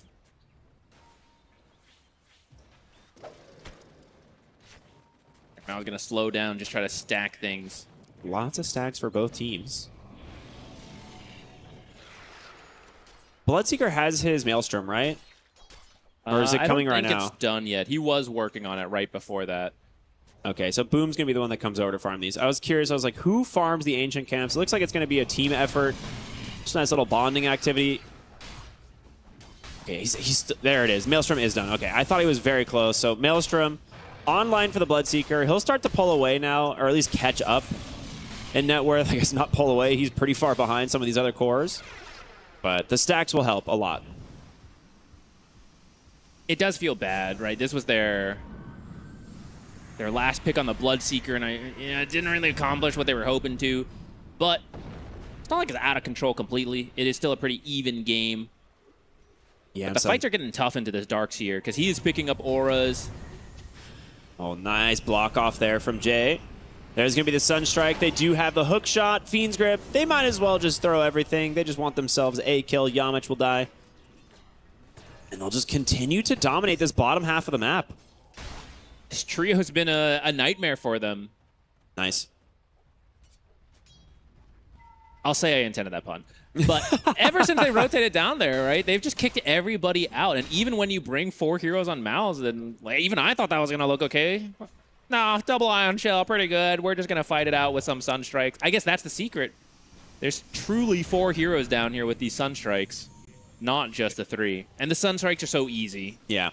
That we mentioned that like when it was picked, like, okay, they already have 3 heroes you can combo Sunstrike with. Like, that is a really good sign for your game. Anytime you're playing the Invoker. Steal it. Nice. Yoink. Analog actually showing himself for once. And he's just having some fun. He's got an Arcane Rune. Yamich going to try and chase. Does have the Magnetize. Gets the Joss, but Nightmare send back. Lelis actually goes in with the hook shot, and now the Sunstrike there as well. He's not going to be able to get away. Nice heals, though. Lelis having to wait this one out. Is that okay, no. 2 heroes rotate top. They take out the Tiny, and they will get the Clockwork as well. Okay, very good plays on the map here from Mouse. The Keeper of the Light doing some heavy lifting with that Illuminate. Kind of surprised they had the damage to kill the Tiny up there, actually. He must have been... Ravage Wheel of Wonder, man. Yeah, it's so much damage. Maybe a little low from some farming. I mean, he's been left alone so much. We've been looking at Darkseer, Clockwork, Bane. He probably felt he had the space to push it a little bit. Yeah, 4 points, tame the beast. It's a lot of burst damage. You think he ate his fish? I hope so. Yeah, he did. Okay, good. Whew. They chewed him out. Like, bro, how could you forget the fish? If I see you miss another fish, we're gonna have a talking to. And he's gonna work on a blink. He's kind of the only. He's the big initiation, right? Like, Yamich will do the small rolls, but actually, I kind of like the saving element of Earth Spirit now. But if he's saving people, then he's also further back. Then you need someone else to go in. So I think this blink on Tide will give them a couple more options. And they do want to land that combo of spells. The Blink Ravage, Wheel of Wonder, Tame the Beast. You got the Rollins, the Magnetize. Mid one, a bunch of AoE damage. Though he hasn't actually gotten involved too much. Not for lack of trying. He just hasn't been able to close out kills. For example, that Bane living a lot longer than I think they were expecting. I cannot believe he lived this long, but instead they just turn onto the Tiny. He's dead, and now the leash onto Jay. He managed to get out of it for now, but slowed up now quite a bit. Pushed back by the blinding light. They are looking really strong on Mouse. I thought you were killing a Bane, but you actually end up getting Jabs and Rubicon instead. You'll happily take that trade. Analog at least pushed in bottom in the meantime. He did get the shard, so his farming speed is going to go up a lot. And the map control going to get a little tricky for Mouse. This invisible Invoker just constantly pushing in waves, non-stop. Yeah, that shard with the level 10 talent is very strong. Oh, I say that. Distiller. They've got everything coming up here. Invoker with the dead in the water. He's got nowhere to go. It goes to Chrysalis. Eat your fish. Boom. He's right next to it. Come on.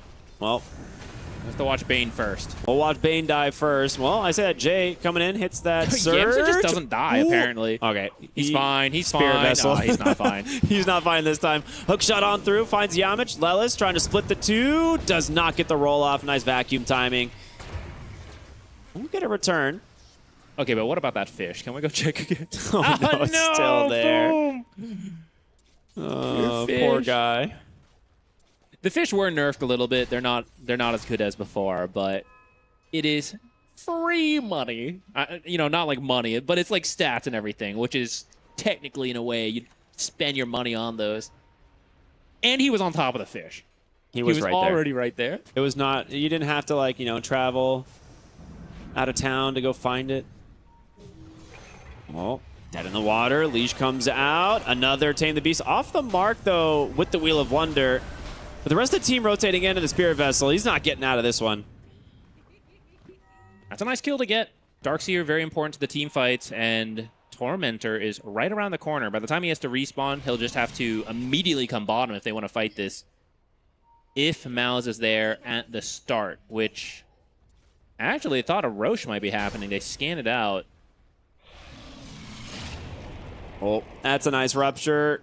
Into the blood right. Yamsun just trying to buy some time knowing that Chrysalis is on the way, but Nightmare not going to be able to save you. Good Eat toss your over. Fish. Come on. Don't forget this time. Boom. Oh my God. That's two fish. One fish, two fish. I can't finish that sentence without potentially getting in trouble. Don't worry, it goes up to three fish later. Oh, look, there's another one right there. Oh, no. There's three fish floating around the map. All right, he's got this one. He walked right by it. We're good. Can you imagine revealing you're smoked because there was a fish and then you picked it up while smoked and they saw? And that's just a lesson. Eat your fish.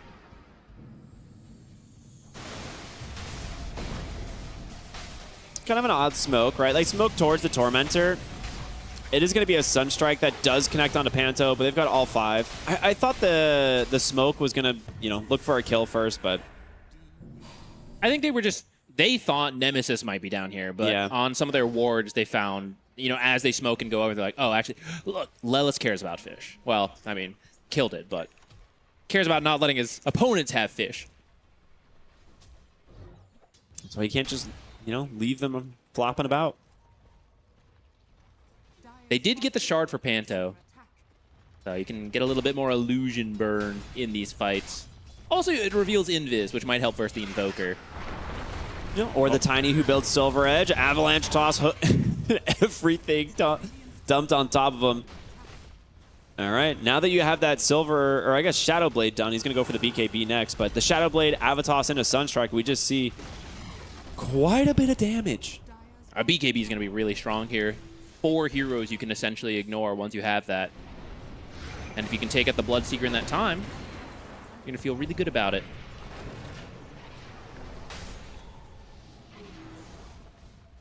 The Ags for the Keeper of the Light. That's a lot more fight control in these fights, or farming speed, I suppose. Yeah, they're not fighting right now. It's okay.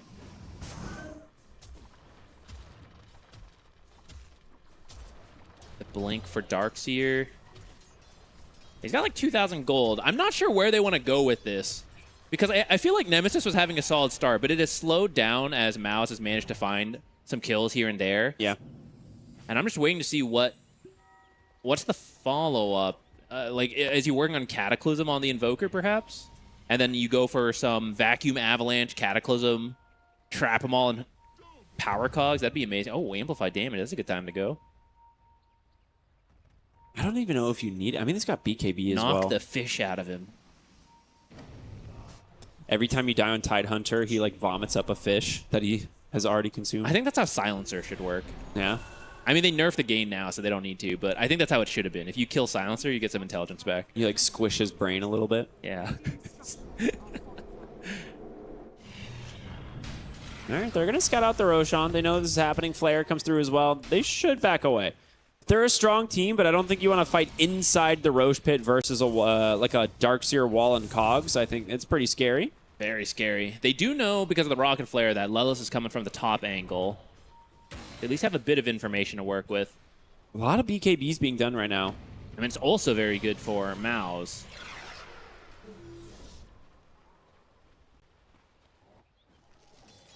All right, in the end, everyone just walks away from Roche, I guess.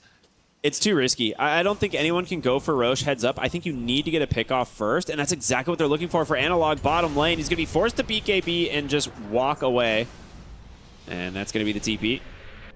So you do force the BKB out of the Invoker. I mean, he's been pushing bottom, though. He cut multiple waves. And here comes the gem now, picked up from Yamich.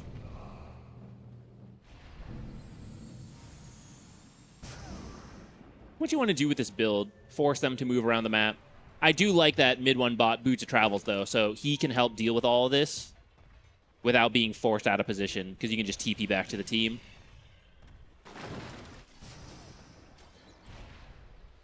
You know, I'm trying to think who wins in the carry matchup, the Bloodseeker versus the Tiny. I think Bloodseeker wins. It is difficult, though, because of Tiny's innate, right? Like, this is one that I think for the longest time has been a little bit too good. Maybe that's why he was like so strong as a carry for a while, but Bloodseeker gets pretty nuts, especially with the shard buff that you mentioned, right? That pure damage. Tiny is a hero that gets pretty tanky. You can also get some help from your team since there's so much force movement, right? Yeah. Rupture does a lot of damage. Now, even though I brought it up, I don't even know if he's going to do it. We really haven't seen much Bloodseeker. It just seemed like a buff. I mean, I guess at some point you get it, right? Because you fill out your slots. It's not good early. It's definitely a better late game shard. I think you kind of want the enemy team to be like 2k HP or more before you really like get value from it. Otherwise, like other items are just more efficient, right, for your money. So he's actually going to go for the BKB into the Basher, which will allow him to kind of stick on the targets in the fights, especially as the fights continue, right? He gets faster. He starts doing more damage. Bloodseeker scales really well. He really does. So at least that's how I view the hero. We'll see if that actually ends up being the case, because, you know, he hasn't been picked a lot. Maybe there's a good reason.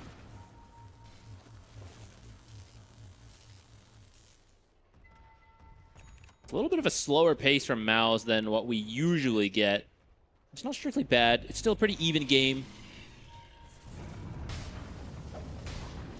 Just not sure what everybody is saving for. All right, it's like, okay, we're waiting for BKBs, but they're getting BKBs. Boom's Ags is coming soon, like 600 gold. like there are some really nice items that are going to help. I fear for Maus that the farm speed on the side of Nemesis is actually a little bit higher. Like Panto did get the shards, so that's why his net worth is a little bit inflated. But in terms of the other Tricores, Tidehunter does not really keep up as easily as like something like a Darkseer. With the Ags, it might go differently, but he did play for a little bit more of an aggressive build, like the Consecrated Wraps into Blink Shard. Bottom lane here, Lelis gonna get found.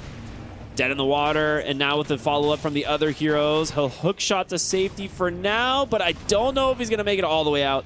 Even gonna commit the Magnetize just in case, and Lelis, well, he makes them work for it, but does die in the end. Meanwhile, top side, Analog gets another tier 2 tower. Or I guess the first tier 2 tower. That's pretty worth it for Nemesis. Yeah. Now, if they can get Roche out of it, it does become okay, which they're going to get going. It is scouted right away, and I think you still have to respect the Darkseer Avalanche combo. Man. That as well. He doesn't have hookshot, so it will take him a little bit, but there we go. Early buyback. Ward Sentry placed outside the base. They will see the Tiny like coming in off the Shadow Blade, but tier 3 is taking so much damage though, I feel, in this time. Yeah, Catapult, 2 Forge Spirits.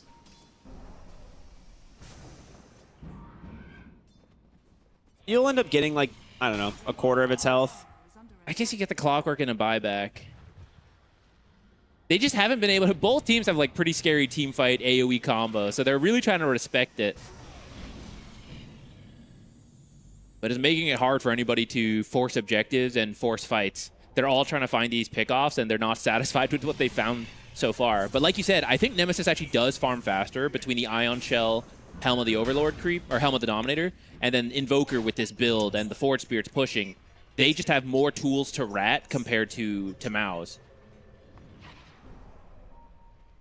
Well, we'll see if they can get it done. They are smoked up here on the bottom, and Maus will smoke up themselves. They actually get a nice scan here. They see that someone's on the high ground above them. They'll get a ward, find Yamit. Do they get the hook shot in? The Sunstrike right away into the Avalanche, and he's gone. Rubicon knocks him down. And that's a big hero to take out of the fight. Bottom, though, they find the Tiny. He's going to turn around with the BKB on the Chrysalis, but there's the Basher. Big Fiend's Grip coming through. Wheel of Wonder into the Hypnotize, though. Chrysalis will try to kite this one out, but Boom is dead. Can they get out of the Wisp? It's doing some work. It's a double kill with a big blood right, and with that, Chrysalis back to full HP. That combo, so strong. I feel like a lot of that actually came from the... I got bugged there. I feel like a lot of the damage actually came from the Earth Spirit support with a Magnetize. It does a lot when you hit so many heroes, it adds so much. But they have a lot of AoE ability, so when everyone's just hitting it, it adds up a lot into the Wheel of Wonder. Even though the Ravage only hit like the Tiny. I mean, it was worth it though, right? You get the Tiny's BKB right away. But then they didn't go Roche. Yeah. They're so scared of the potential comeback and the ratting from Invoker pushing this top lane in. This is the downside with Bloodseeker, right? Like, he's kind of good at killing heroes in the lane, but not very good at taking objectives. So they start on the Tiny here. It was a good tornado to kind of break up the fight a little bit, but the Wheel of Wonder connecting here and everyone clumped up in that choke point was great for Maus. Yeah, I mean, how do you get out of the Wisp here? Magnetize onto 2. Like, it's too difficult. I mean, the buyback from Yamich, right? Definitely worth it in that case. He's like, my initial concern was if he buys back, how does he get to the fight? But Earth Spirit, a lot more mobile than some of the other supports, was able to get there pretty quick. It still feels like the objective pressure is actually coming from Nemesis, though, yeah, due to the ratting. I mean, just look at Analog, man. He's constantly got a wave pushed into the tier 3 every single time. And he's doing it again. I think Maus is having a hard time navigating this. And now he's got the Octarine, so even more uptime on these spells. This is so annoying to play against. Oh, so my goodness. Speedy. I mean, I see Maus top. They invade the area. They want to do Roche, and at the same time, there's the Invoker pushing in bottom. Now, if they can scout this out, maybe Invoker can just keep going bottom. But if you want, you can all go top, and he has the Boots Travels. You're going to have to go soon, though. This is... Another We're flare. reaching the point. He's got a lot of items on the Bloodseeker. Yeah, I mean, the thing is you have to get the vacuum wall to start this. They're going to scan. It's getting low. Finally, there's a beautiful tornado, but they pull back to Tiny. He's not able to get in range, and he actually whiffs on that avalanche, but a great wall onto 2. They push them outside of the Roche pit as Jay is trying to finish it. It's going to be a Sunstrike. He gets the Aegis and a big Ravage, but not enough. Yamsun still has that Fiend's Grip, looking for a target. Yamich dead inside the pool. They will take down the Ringmaster as well as Banto is all alone. Nice Force Staff up onto the high ground. Hookshot off the mark. They will commit the Fiend's Grip. And it's 2 heroes dead as Nemesis. They get the kill on Roshan. They get the Aegis. He died right away, you know, with the Aegis, but a big win for them. Stealing it, you're happy, right? Like, they actually got the kill on Roche and grabbed it, so they pretty much got away with everything there. And it would have been even better, but the Will-O-Wisp clipped the Tiny as he was about to jump in. Yeah. Otherwise, I think you finish the instant double kill on Tidehunter and Bloodseeker.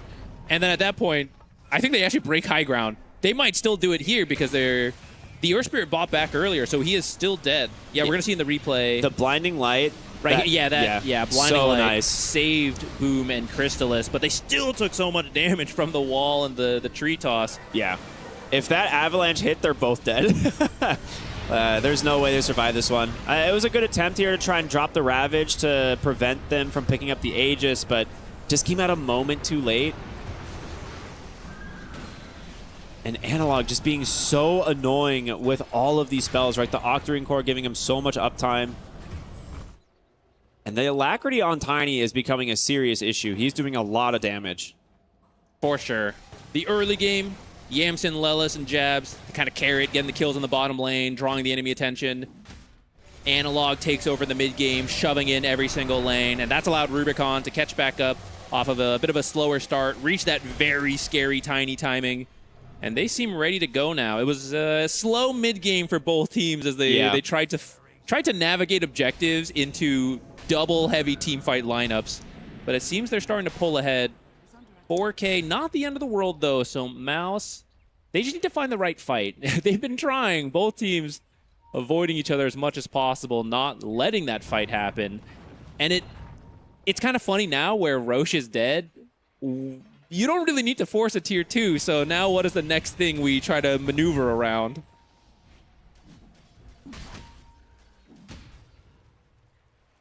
I'm trying to think if, like, the Bloodseeker is still a question mark. We haven't seen a lot out of it yet. But yeah, you're right. Just more ratting coming out. It is not too bad for mid one to come back and protect the lanes, but that means your Coddle's constantly in the base. And you need him for the kills. He has so much of the team's damage. We'll see the Wind Waker coming out as the next item for Boom. He's already got the Yules now. The Gleipnir completed on the Invoker. So, very cool item. I love this one. We've been seeing more. He hit his level 20 talent as well. He never did go for Cataclysm. I don't think you need to. I love this Octarine build. Like, you can go for Cataclysm later. It's just... you're constantly getting wave pressure.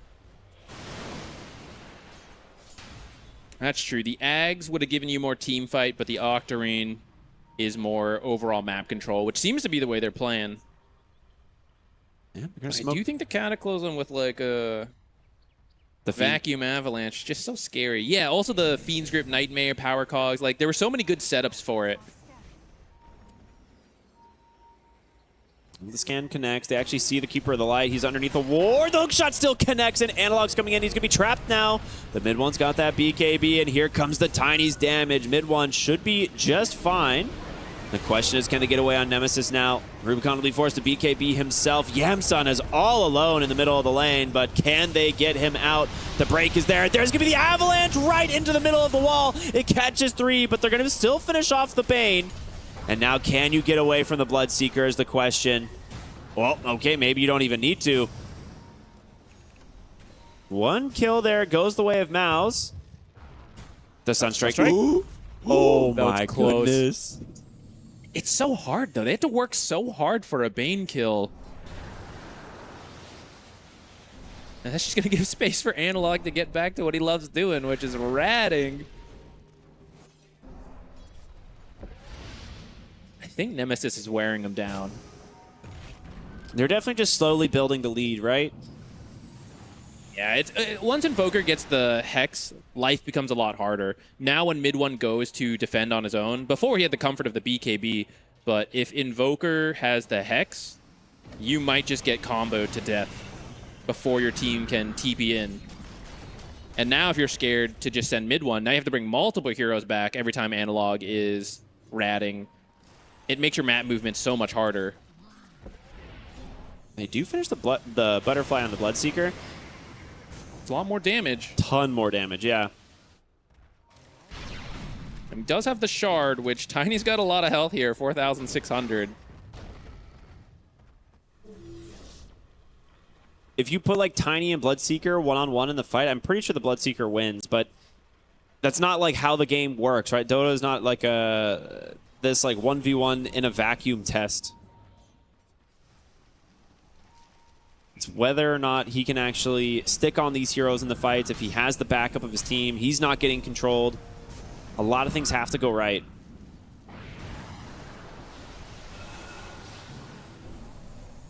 And when you're ratting like this, it's just more likely that things go your way because you know where the enemy are when they keep having to come back to defend.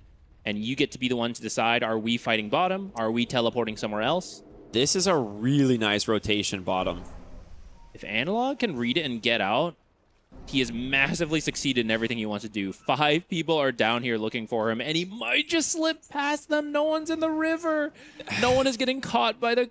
Oh, my God. He's just out. They have the gem, too. Like, they knew he was down here. They just thought he was going north through the jungle. But, unfortunately, he just slipped by once again. I think you have to spread out a little bit there to increase the odds you run into the Invoker. If you're going to commit that many heroes, you really need it to work. And even if he ends up killing, say, a support, like the Earth Spirit is on his own, maybe he dies, but the others will get there to react, and you try to get something out of it. Instead, it's a 5-man move that doesn't connect on anything. Analog farmed while he was down there, and the rest of his team farmed top while they were down there. So for that smoke, Nemesis gained 1,000 gold. And he still pushed bottom, right? Like, he left his 3 Forge Spirits bottom, he TP's top, and now he's pushed top. Analog, this is disgusting, man. This has got to be so frustrating to play against. I love this, man. I love macro heroes. Like, the Invoker, the way it's been playing in this tournament is super cool.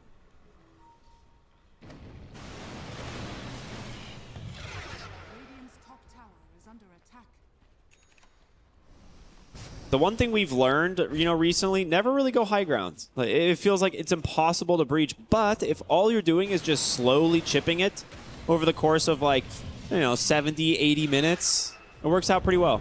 Oh, nice kickback. Oh, very nice one indeed. They're going to grab Lelis. Mouse had to wait a while for that one, but they finally get the clockwork. It's a pretty long death time. I think he bought back earlier and just never died again till now.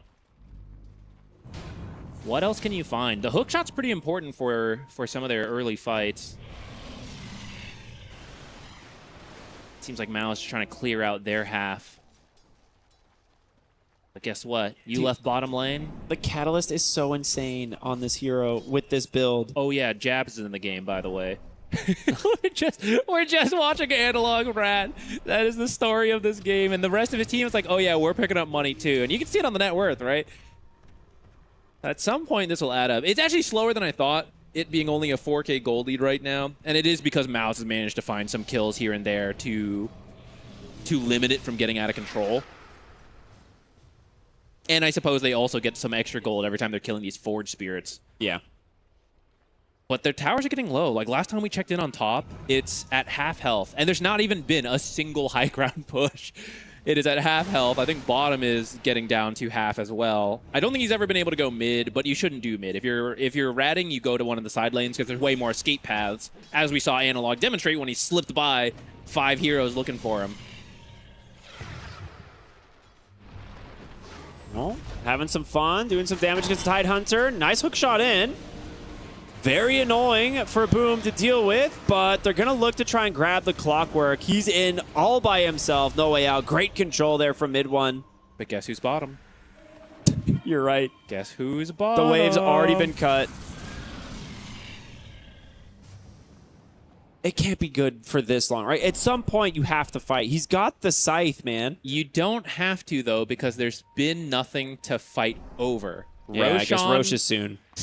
Roshan died. The Aegis got claimed. So there's been this 8-minute period and, you know, a little bit of respawn time that is now about to end, where there was no objective that you really had to risk your life and a full team fight for. Like, a tier 2, who cares? We can just give it up. It's not a big deal. So they've never had to commit to grouping up, and that's why Analog has been ratting down here, and his team has just been staying on their half. And it's been up to Mouse to try to find it, and they have tried, but they haven't been able to actually kill him. And now it is going to be time to force a team fight because the second Roche is up. So this time, Analog is going to look to split push a lane, much like we've seen many a time. But if Mouse does respond, he will now TP to his team. They'll go for Roche. If they actually try to ignore him and force Roche, he can just commit to like, okay, get Roche. I'm going to get your bottom barracks. And then I can still TP to that fight if my team wants to go. I have Sunstrike to contribute from afar. We have various summons. Like, you just keep the Helm of the Dominator somewhere close to the Roche pit. He just bots in on top of that. Trying to watch their movements right now. They are smoked up on Mao's. Chrysalis looking for the Rupture. Amplify damage on the Keeper of the Light. Very scary. They're going to run right in, find Yamzone. There's the kick with the Rupture. Finally, we see it. And with the kill again onto Yamzone, this might be that green light to go Roche, but you are correct. Observers shown. Analog's already bottom on the tier 3 with the Meteor Hammer, the 3 Forge Spirits. They're going to Sunstrike, revealing this the Roche attempt. And the problem is this deja vu, man. I feel like we've seen this before. Roche.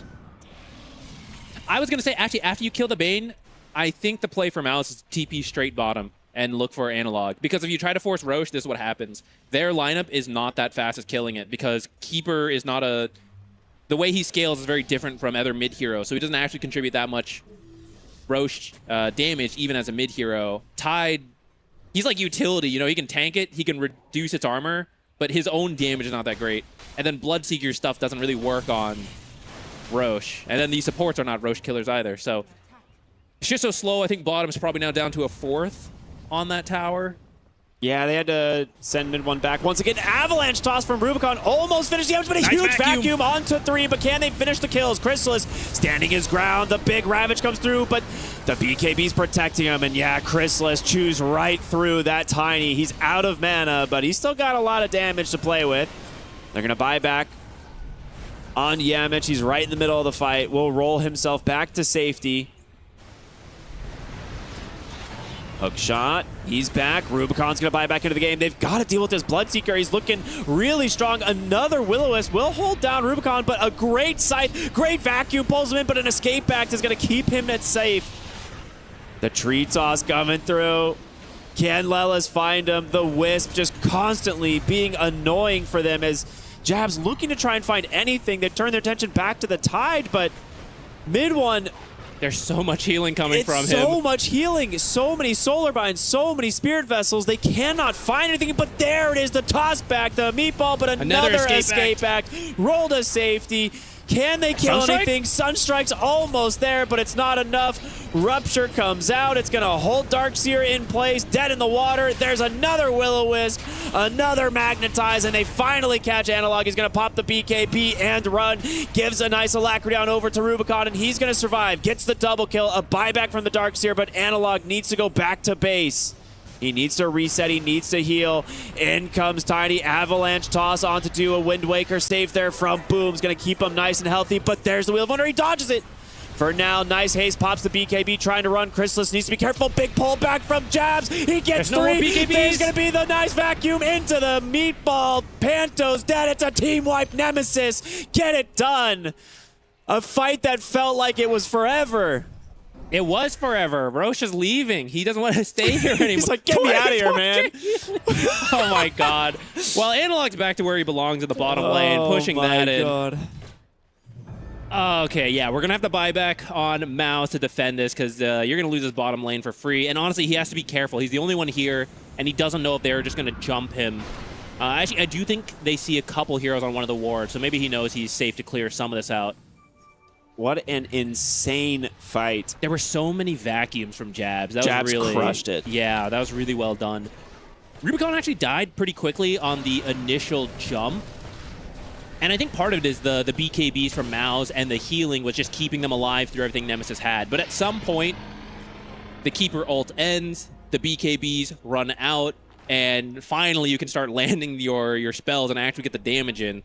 And thanks to that Octarine, he had another round or two of spells. Usually you only get one in a fight because the cooldowns are so much.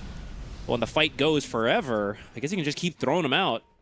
I mean, look at this is the first time they've come to high ground. Look at the state of the towers already. Yeah. Tier 3 top almost dead. They'll drop the Will-O-Wisp. Rubicon should clean up the mid-tier 1, no problem. They drop the banner to protect them catapults.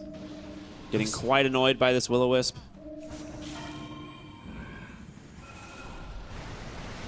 Oh yeah, the Alacrity catapult, a classic. It's good. That's Just an bonking invulnerable away. catapult. They don't have an easy way to kill this banner. I mean, there's you might have to send Boom in, but that's kind of scary. And he's got the Wind Waker, right? Like that's his like kind of get out Push of him jail away. free card. But the Hex toss back. There's the Wind Waker. We'll get him to safety. They got one tack, but the Vacuum. He does get the Ravage. It's buying him some time to hypnotize from the Wheel of Wonder. He gets the Force Staffs out. Okay, Maos are gonna survive, but that's Ravage down. The trade being the wall. That banner took one hit Yeah. for all of that. I think it was the Ringmaster as well who walked up and bonked it. I guess it did drag the catapult out, but a little Yeah. too late.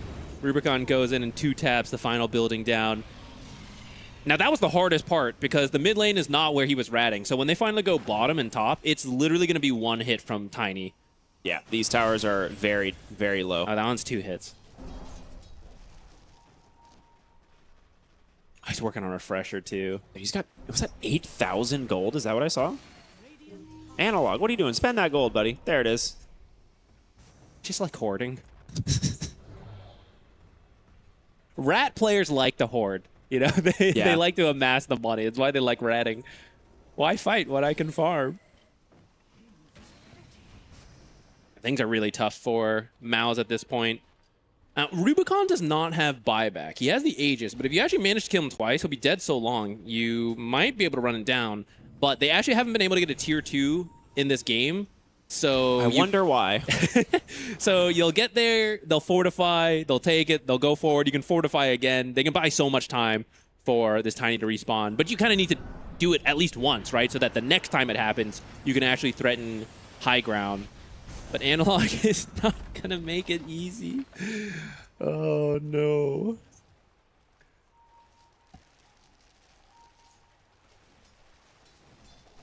You have to find him. You have to commit some wards down here.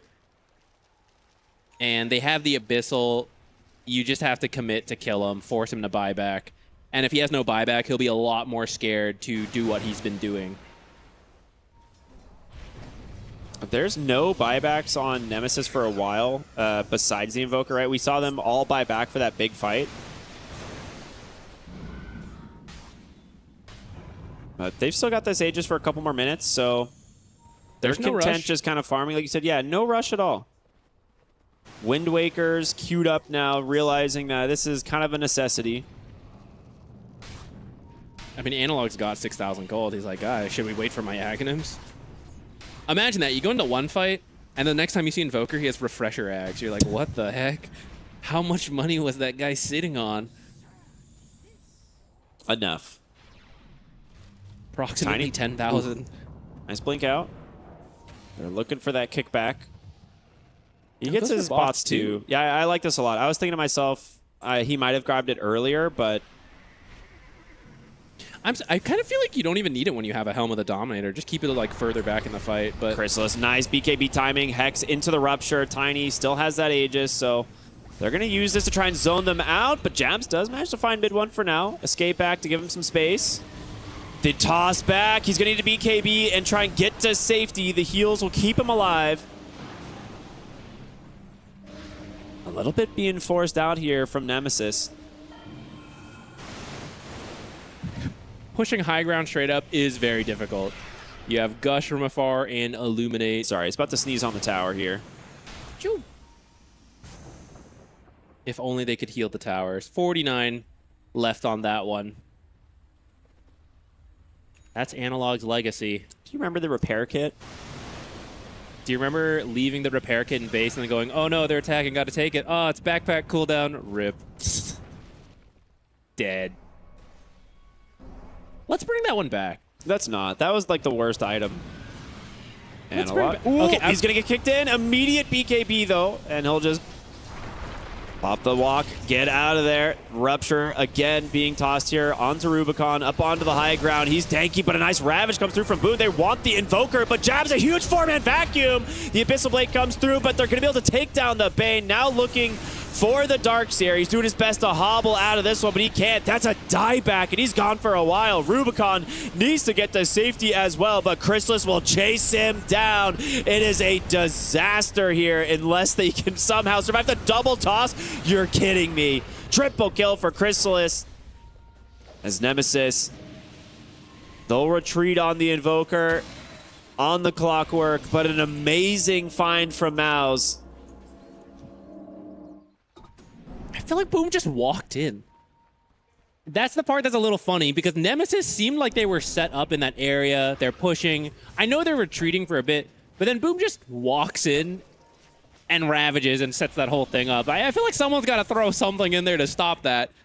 But because of that initiation, the rest of the team is able to follow up and get the kills. We're starting to see the Bloodseeker's damage come out in these fights, right? If he doesn't die right away and he's able to stick on the Tiny, stick on the Darkseer, like he will eventually get them. And now they're looking for Analog. They know he likes to live down here. But I don't think who has the gem right now. I think Tide had it last time I saw, but I don't know Out anymore. of space, what do you do? How do I hold all these Lotuses? Suffering from success. You gotta drag them on top of each other to stack. Tide does not have it. Yeah, I don't know. They could certainly use it. Yeah, someone's got a gem. They have an Essence Distiller, and I believe he should have taken the True Sight Rocket Flare, so you got that at least. We need a Tormentor out of this, unless it gets stolen. That'd be so sad. Yeah. Well, they've all got the shard. Okay, so just a big chunk of gold. The top lane works for me. That's fine. Oh. Ratting's the same here or there. Yeah, they have to be careful because that top tower with those Forge Spirits might die. It's going to be very close. Oh, actually, BKBs. Don't worry. They don't know. Run. Maybe they did. I don't know. But he did get the tower, so tier 3 tower top is gone. He's being such a nuisance, but, I mean, let's look at the gold, right? Like, this... There was a huge lead for Nemesis after the Roshan. It's dead even now as we get to the 53, almost 54-minute mark. And I think they outscale them because of the Bloodseeker. Like, this is an incredibly strong late-game hero, and Nemesis have been doing their best to kind of dodge things out. But one thing we haven't really seen this game is that, like, hard lockdown from the Bane. Like, I feel like Bane's Fiend's Grip is getting canceled constantly. It's tricky. There's a lot. Yeah. You have such a long range on the Earth Spirit to just silence like all the illusions and cancel it. So it's not easy. You have to be pretty far back. The game's been going so long, I imagine he's starting to pick up like all the items to help you do that. Stay way in the back. Maybe even consider a BKB if you want at some point. Yeah, but with Wind, like at this point, Wind Wakers are coming out. That's true, yeah, too. like there's going to be a lot of saves.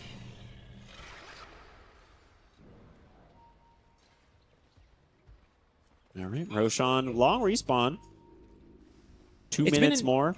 It's been an interesting dynamic because I feel like the way Nemesis has played the map has been better, mainly analog ratting and the rest of the team kind of farming the rest. But then when it comes to the team fights, Mao seems to have better target prioritization to understand what they want from the fights.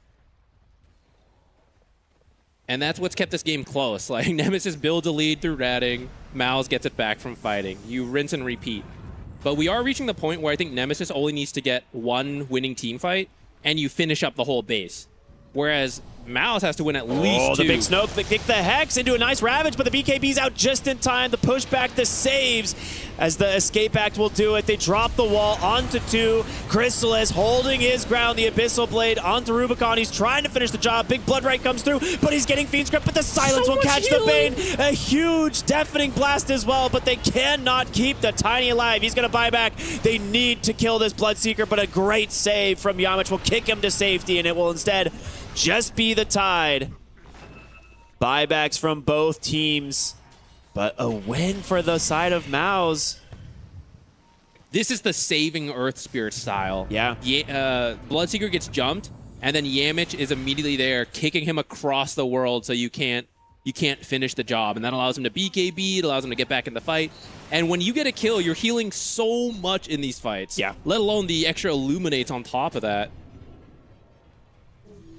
They know the next Roshan is probably the game decider, but it is still 40 seconds away. They're looking for the mid lane, see who they can actually find here. Analog with the Hex. No BKB for 2 seconds, though. Does not want to get caught without that. Rubicon's got a while. 30 seconds for his BKB is back up. We finally saw the Fiend's Grip in that last fight, right? Like, it's been a little while, but he's got the Aghanim Scepter. He got a fairly long duration on it, but the Blood Right clipped it at the very end. It has to be a fairly late Yeah. Fiend's Grip is the annoying thing for him. Mouse trying to open up at least one of the tier 2, so if they can win a fight, they can push 4 more. Right. On the high, mid one, gets found, big deafening blast, meteor meatball combo as well. He gets the great Wind Waker save though, as on the backside, great vacuum wall onto 3. The BKBs are out, mid one's gonna survive, and a nice escape back doing work. Can Chrysalis take down Rubicon? They're trying, the Nightmare save's not gonna be enough, is it? He's going to survive for now. They're trying their best to get out of it, but Chrysalis is still alive. He's going to get Fiend's Grip, but they don't have the damage quite yet. They need more help. Can they do it? Another deafening blast. The refreshers from Analog. He does it. Finally. The fish.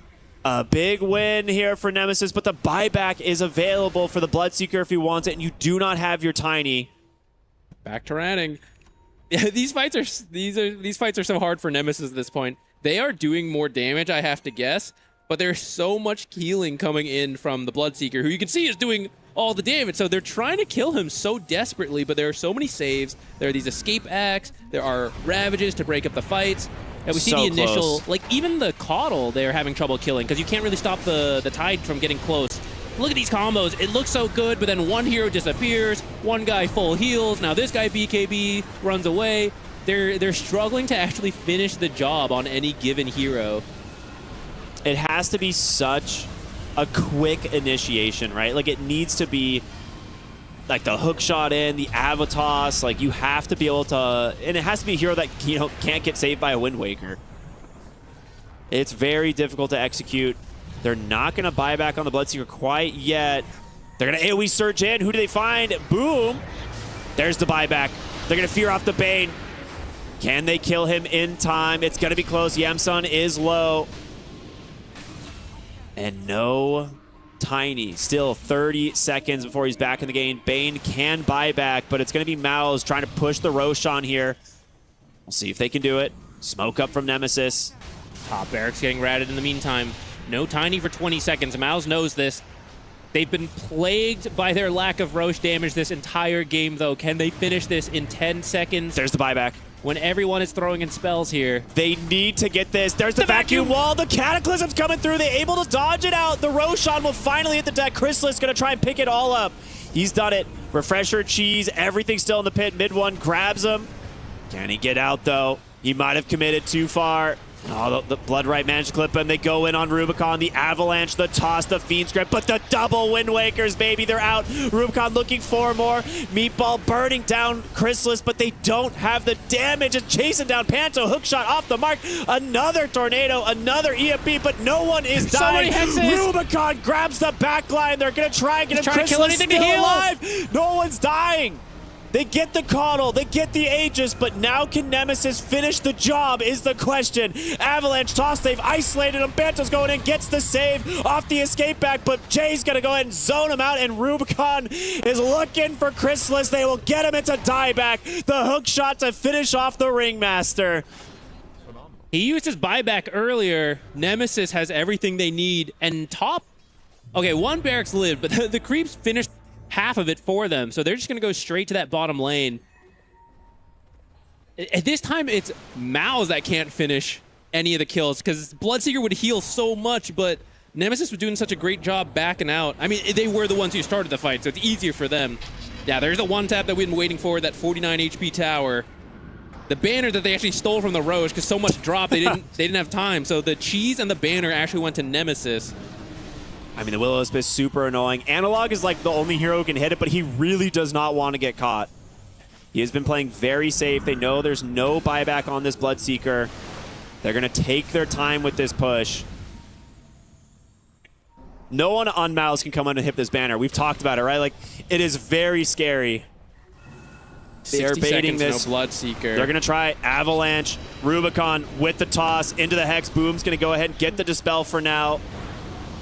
He's fine. A second toss back. There's going to be the Ravage. It connects onto everybody, but no follow-up just to zone them away. Jay goes in, manages to find mid one. Nice vacuum, pulls in 3. The wall, keeping them at bay. They will finish off the lanes of Rax, and that's what they're here for. Nemesis, they want the Mega Creeps. Quick surge. Rubicon One goes tap. straight into the high ground, takes the last one. That's the Mega Creeps, but now you need to get out. Hexed up, saved once again. Has the cheese at the ready as well if he needs it. 20 seconds before the Bloodseeker is up. You have AoE Surge. They're going to turn around, maybe go aggressive. Rubicon, he wants to take down Boom. If you lose the Tidehunter, that's everything. Escape Act once again to save them, and they'll go ahead and cut their losses. They're out. Nemesis get Mega Creeps. They're up 11,000 gold as the Bloodseeker respawns.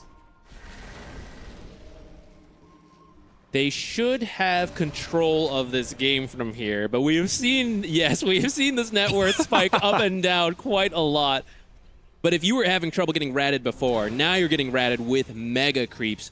The Illuminate that was defending the base before, I'm not going to say it's meaningless, but before it's 1 Illuminate and a Blinding Light. Now it's 3. That's a lot more time you have to sit, and it's every 30 seconds a new Mega Creep wave is coming in.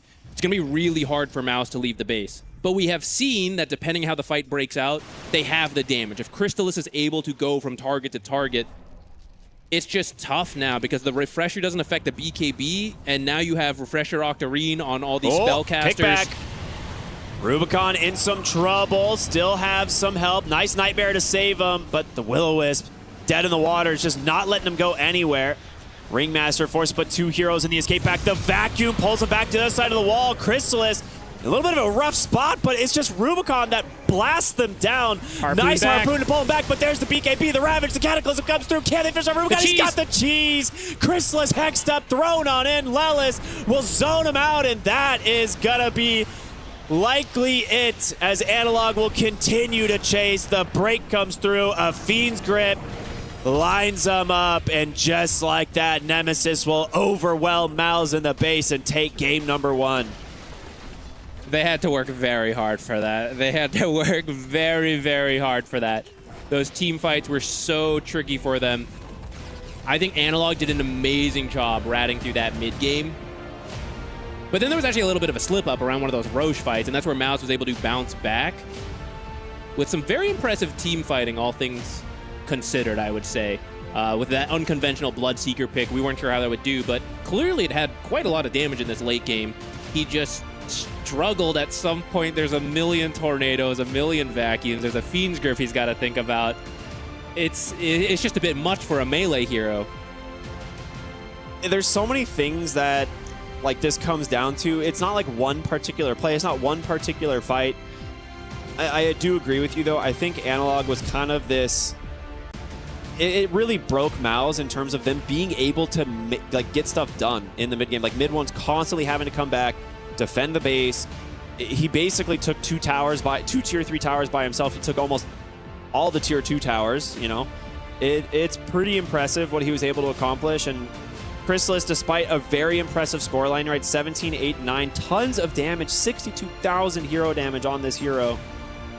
Analog, absolute beast. 7-1-21, 83,000 damage. Very, very, very impressive stuff from him. Yeah, you can see, I mean, 45k healing from the Coddle. Yeah. That's why those mid-game fights were so difficult. You just couldn't do enough damage to get through that. But you get late enough, you get enough spells from the Refresher, you pick up so many items, those Illuminate heals just don't scale up the same way. So they're finally able to get kills in this late game. I do think Mouse played pretty well with what they had to deal with. I think the escape back saves were amazing from Panto. It was such a pain. I guess no one could really buy a nullifier on Nemesis. Maybe the Darkseer could have snuck one in there or something, but yeah, they just there were so many saves and heals for them to deal with. Very, very chaotic fights for both teams. Yeah, I mean, Nullifier is one of those items that is very good against, you know, Wind Wakers, all these different saves. It's not easy to fit in the builds, like you said. Like Tiny not really wanting to build it. He wants his burst damage. He tries to kill people in a single Avatos. Darkseer was too busy itemizing for like his own ags, his own saves. But it works out in the end. I think they had a game plan. They executed it pretty dang well. It was close at times. You know, Mal's almost managed to pull this one back. Very back and forth, but this one goes to Nemesis. Very, very fun game. Yeah, I think some of the early game connections for Mouse, it wasn't their usual style, right? Where mid one is showing up to the fights, starting to get some kills, and just snowballing the lead. Yeah, we saw this was the fight that Nemesis kind of took away from them, right? They managed to keep Jabs alive. He gets the buyback eventually, comes back in, huge vacuum onto 3, and we're like, oh, okay. This Darkseer is a problem. But to be fair, that was like the tail end of a 1.5 minute fight seriously. or something. That at multiple points I thought either team was winning that fight, and then it just kept going and going until Nemesis could finally close it out. This is where they started to bring it back, right? Where Boom just like walked in and started this fight. And you can see Bloodseeker gets 1 kill, moves on to the next target. This is what's keeping him so healthy. And that's the difference of what will ultimately be the final fight we'll see later. He just couldn't get a kill. He would have healed thousands of HP, but everyone just kept getting away from him and the rest of the team. Yeah, I mean, they did a really good job trying to kite out the Bloodseeker, and the Will-O-Wisp is super annoying, but when the BKBs are there on the side of Nemesis, and they do actually see the Fiend's Grip, like that was something that we were talking about earlier. It's like, we hadn't really seen the full Fiend's Grip, right? Like, eventually, it comes through, like, later on in the fight, he was being a lot more patient with it, and with that being the case, there's no Wind Waker saves, there's no escape axe, there's only so many tools you have to try and keep these heroes alive. Yeah, it was a hard-fought battle to reach that point, but I think they played it out well. And a much-needed win, too. They started off the group stage pretty roughly, 0-4. They can finally have a sigh of relief. They're on the board with 1 win, and I think they've showed that the second win could definitely happen here. I think they played pretty well there. I'd agree. Yeah, I think this series is up to either of the teams, right? I think the draft was pretty interesting. We haven't seen the Bloodseeker yet. I still think there's potential with it. Even though it lost here, I think part of it is Darkseer is very strong. He's one of the best heroes of the tournament so far. He has an insane win rate. And he counters a lot of the meta carries. So I'm not surprised we're seeing more Darkseer. But even into what we thought was going to be a decent counter pick, it comes out ahead. So we'll see what happens as we're going to go to a short break, everybody. And we'll be back with game number 2. Stay tuned. We'll see you in just a bit.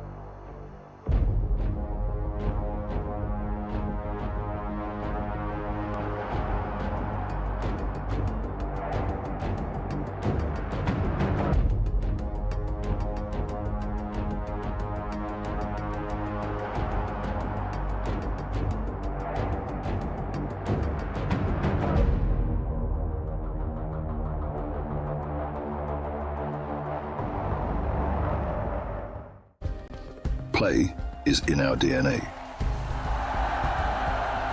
Whenever we let it out, it becomes our superpower.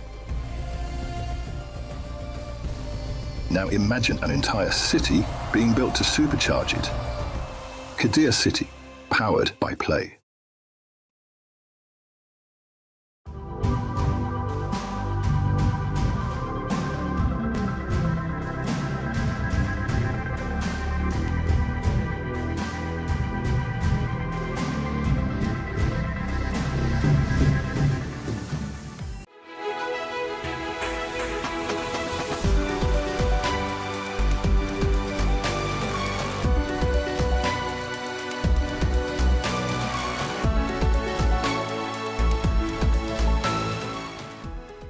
The human body was built to move. Not trapped at a desk in one singular posture for 12 hours a day.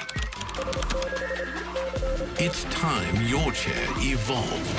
This is Secret Lab Titan Evo. Ergonomically engineered for you, gamers, hybrid workers, artists, backing your every move. He thinks he can come in here and play my game. Let's go. He knows nothing. Let's go! Tyler Wine, you're done. Raw energy. Half for half and blow the house down.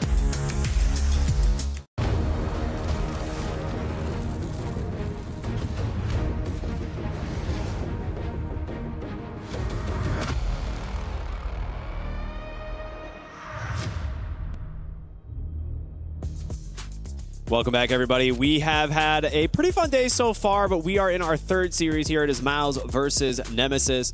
And an exciting game one going the distance. It goes the way of Mouse. But Zach, it was close. It was on a knife's edge, back and forth for a while. What kind of pushed it over? How did Mouse pull this one out?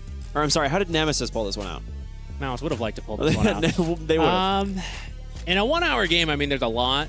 If we go back to it, we didn't expect mid one actually to be on the Keeper of the Light originally. True. I feel like we didn't get to feel the full impact from him, but I don't think that's strictly because of the hero. Like, if we go all the way back to the start of the game, they begin by blocking the 2 camps at Keeper of the Light once. And usually what you do is you shove the lane, you go jungle those. That helps you get a lot of net worth, helps you get the levels a little bit sooner so that you can then go rotate at level 6. But with both of them blocked, it's kind of forced to go to the triangle, and there's only one camp you can really farm there. It's a medium camp. So he just ends up with a little less. And you go to the first fight, you have a little less than you're supposed to. And I mean, that's not like the one thing that set him back, but I feel like it does slow him down. And I do think mid one is very important to this team. I feel like a lot of times when they look good, he's getting a lot done, making space. And I just didn't feel that as much this time.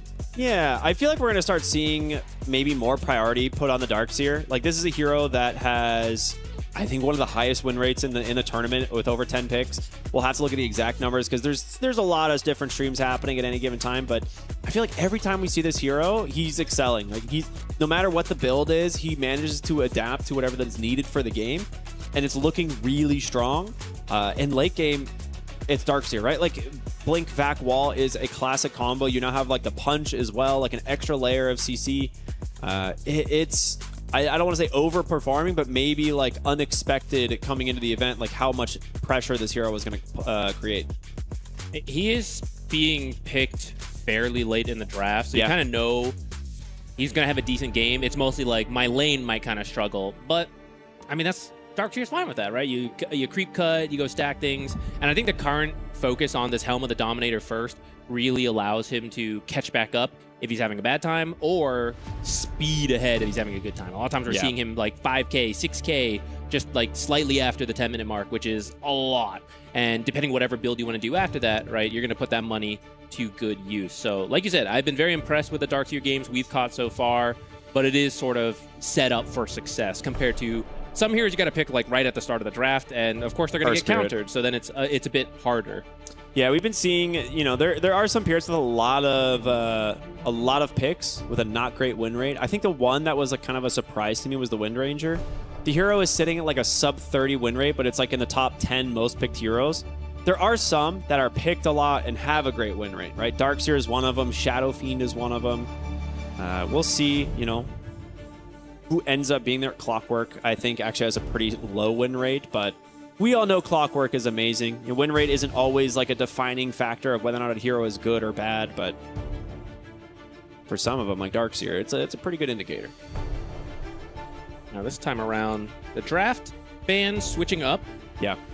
They actually just like moved everything up. A lot of their second phase bans, Mao's moved into the first phase because they're now first pick. So we don't need to ban some of that broken stuff. We're going to get it if you guys don't ban it. So in the end, they end up with the Tusk, which is actually not the broken hero I thought they would take, though it is a very good one for Mao's. It fits the style they like a lot. It can go in either lane. I think I like it when Yamich plays it a little bit more. And it sets up for a lot of the strong carries that are still left in the pool if you do play it in the position 5. Actually, like all of them are available. Drow, Shadow Fiend, Wind Ranger if you want to pair her too with the Tusk. Focus Fire plus Tag Team is just, it's ridiculous when I see it. Yeah, that was my initial thought, right? Like, this could be safe lane Tusk. It could, in terms of the 5, obviously, or you pair it with a decent off lane as well. I think it's a little undervalued personally this tournament. Like, it has looked good in the games that it's getting picked, and with all of the carries still in the pool, I do like the opener of the Tusk. We'll see what they kind of want to respond with, because Nemesis taking their time. They could just go for the Bane. They go Dark Willow. This is an annoying hero for Tusk, actually. It's not super common, but the Bramble, an absolute nuisance, being able to try and go in and save a hero with the Snowball. And Well, it does offer a lot of damage too. Yeah. This is such a different opener than we usually see. I mean, there is some flexibility. Dark Willows sometimes do get played in position 5, but 4 is typically a little better. You like to pair it with forced movement. Earth Spirit is still in the pool. Magnus is a classic, though. We don't see that one as often now. God, I miss that. I do like him. He's cool. I feel like once we get further into Dark Carnival and people can get the new Magnus set, he'll suddenly be like in every Cosmetic game. buff. Dude, I'm telling you, that's a real deal. Cosmetic buffs happen. People are like, oh, this set's so cool, and they pick them. Like, wait a minute, this hero was actually good all along. Let's see if that'll do it for Magnus. Also, just goated set. We gotta agree. That thing is so cool. I can't even remember right now, actually. Dude, he's like a war elephant. Oh, yeah. Now That I thing is remember. so cool. I like my hats. What can I say? I like an elephant a hat. Yeah. I don't know. That might be illegal. Actually, that one's a little bizarre, though. The shape of it is so funny because it doesn't... Because it's like the shape of Magnus, but with an elephant. But an elephant is not the shape of Magnus. I feel very strange when I look at that set. Like, something feels wrong. It's okay. In terms of the bans, though, we get rid of the Viper, the Bane, which kind of a, for lack of a better term, a sleeper in the last game. It really snuck up towards the end of the game, getting some actually really powerful Fiend scripts, but I think Bane in general has proven to be, I think, an S-tier support. Like, in terms of the position 5s, this hero is absolutely crushing it. So I like the ban and the respect on it. Get rid of the Huskar. They go for the Winter Wyvern. Great combo against the Tusk, right? They're not done with healing either. It's pretty nice because Tusk typically gets paired with some kind of right-click physical damage hero, and your save is just very good versus that, or you turn it against them, like you were saying. It's also very difficult to snowball save since you jump in and you just get taunted as well. You're going to have to buy a BKB, which is a lot for a Tusk.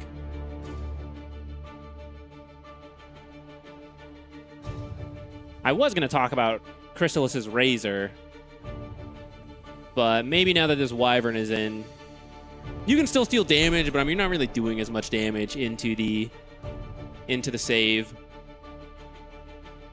The Invoker is still in the pool. I mean, it's like easy Sunstrike setups, or something like Bat Rider is a whole bunch of magic damage when you are immune to physical damage.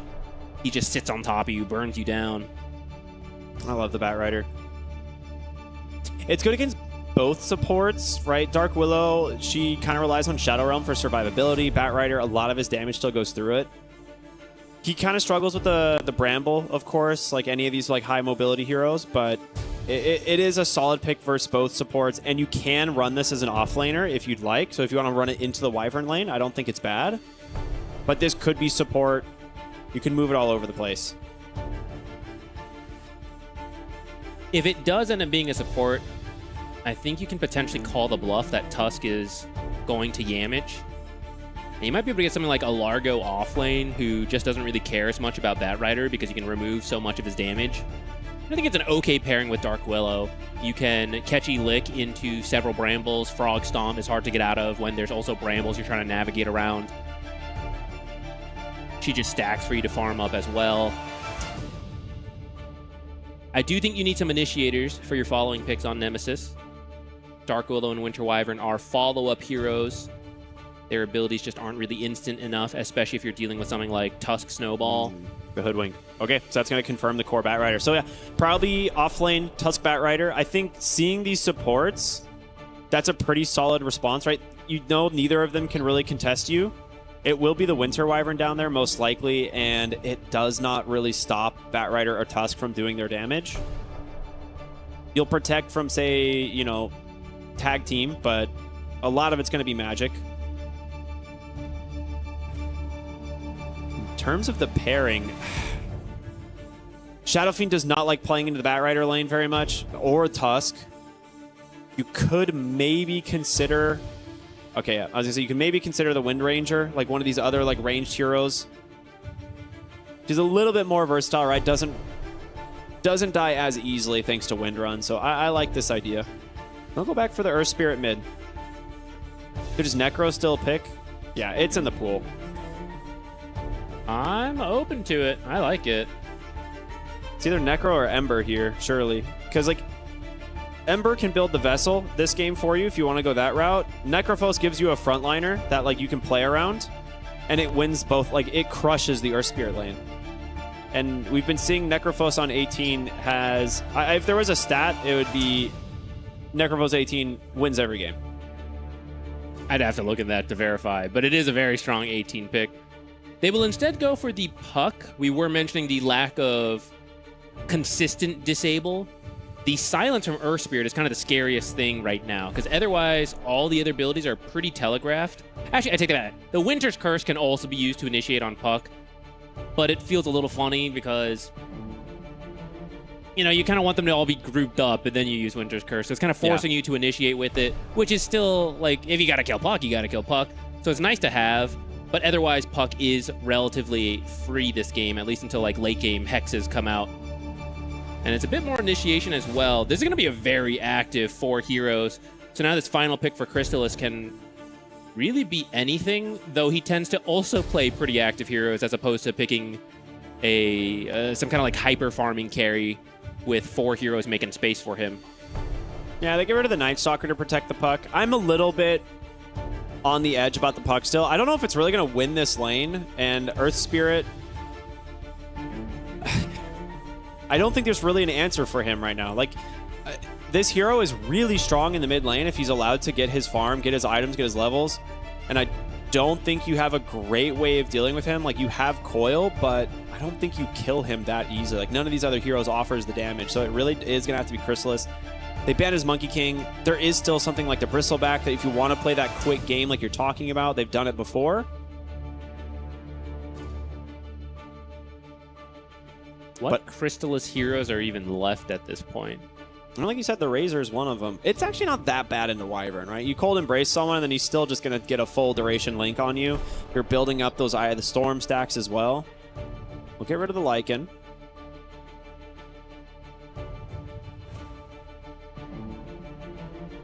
These supports don't really deal with Lycan all that well.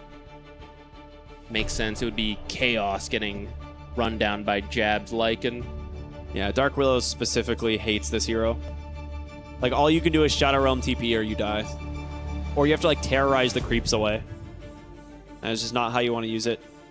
Her terrorized talents are very good, so I'm curious, you know, if you can kind of play around that. There's the Razor. Yeah, I don't think it's actually that bad into Wyvern. I don't know what offlaner you pick into it now. It might be the Darkseer. Is it banned? It's available. But the Razor illusion, like, none of these illusions are very strong. The auras are okay, but you can get auras from other heroes. The nice thing is, like, yeah, it's hard to be killed in the lane because you can just surge away. The other option is like an Enigma. I'm open to that, but I think they can kill your Eidolons with Plasma Field or yeah, just something. spamming spells. Maybe something like Underlord. I like but he doesn't really Underlord, enjoy but- the Razor matchup. Yeah, the matchup's Mars a is little kind of weird. weak nowadays, but otherwise that used to be okay because he would just spear away the Razor. Yeah, Mars is dead. That hero doesn't exist anymore. Okay, unironically, Magnus, are we back? There he is. Yeah, we're going to see the Enigma. I like this. I don't think it has the worst matchup against the Razor. You just have to be a little bit more conservative with your Eidolon placement.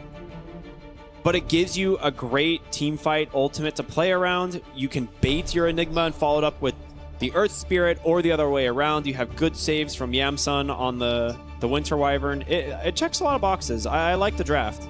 It is difficult to cancel this game. It is technically possible, depending how he places it, but yeah, it's just not It's very on boom. guaranteed. Yeah. Right.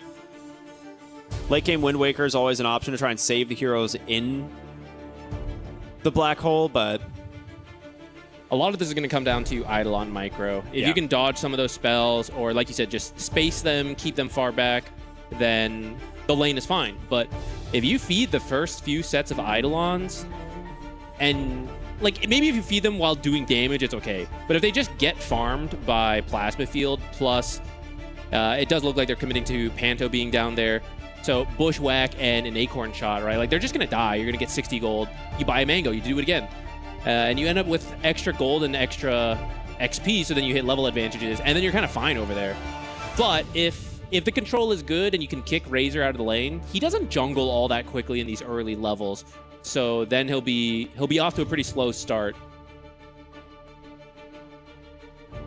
well, we'll see. I like the drafts. I do. I think both teams have like a good plan. Again, I'd give maybe a little bit of a nod to Nemesis.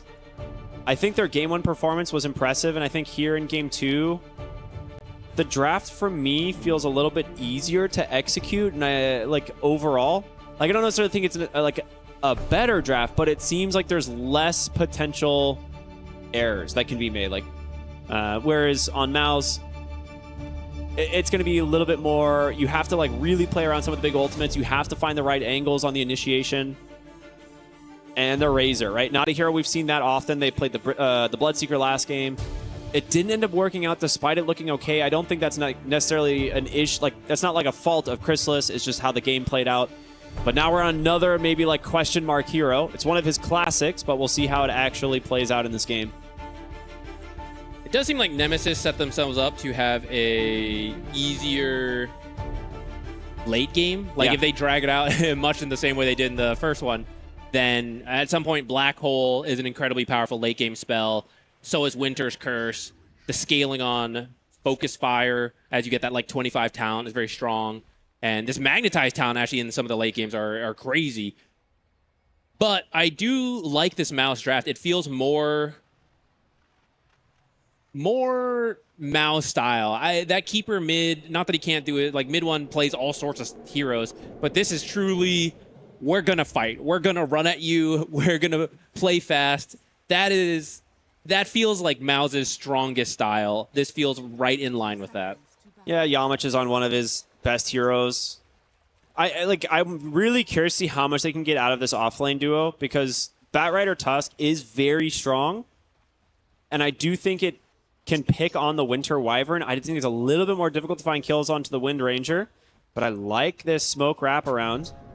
Pretty deep, very, very nice ward placement. Rubicon on the high ground.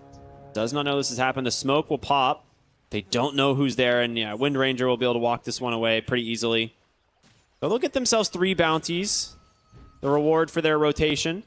And an Eidolon. Money. They're so rich. So rich. They'll never recover from this. Down here, we were talking about that Eidolon Enigma lane up top with the Eidolons. This bottom lane can also be tricky. The win run does tend to get you away from... I like this. Are you going to kill it?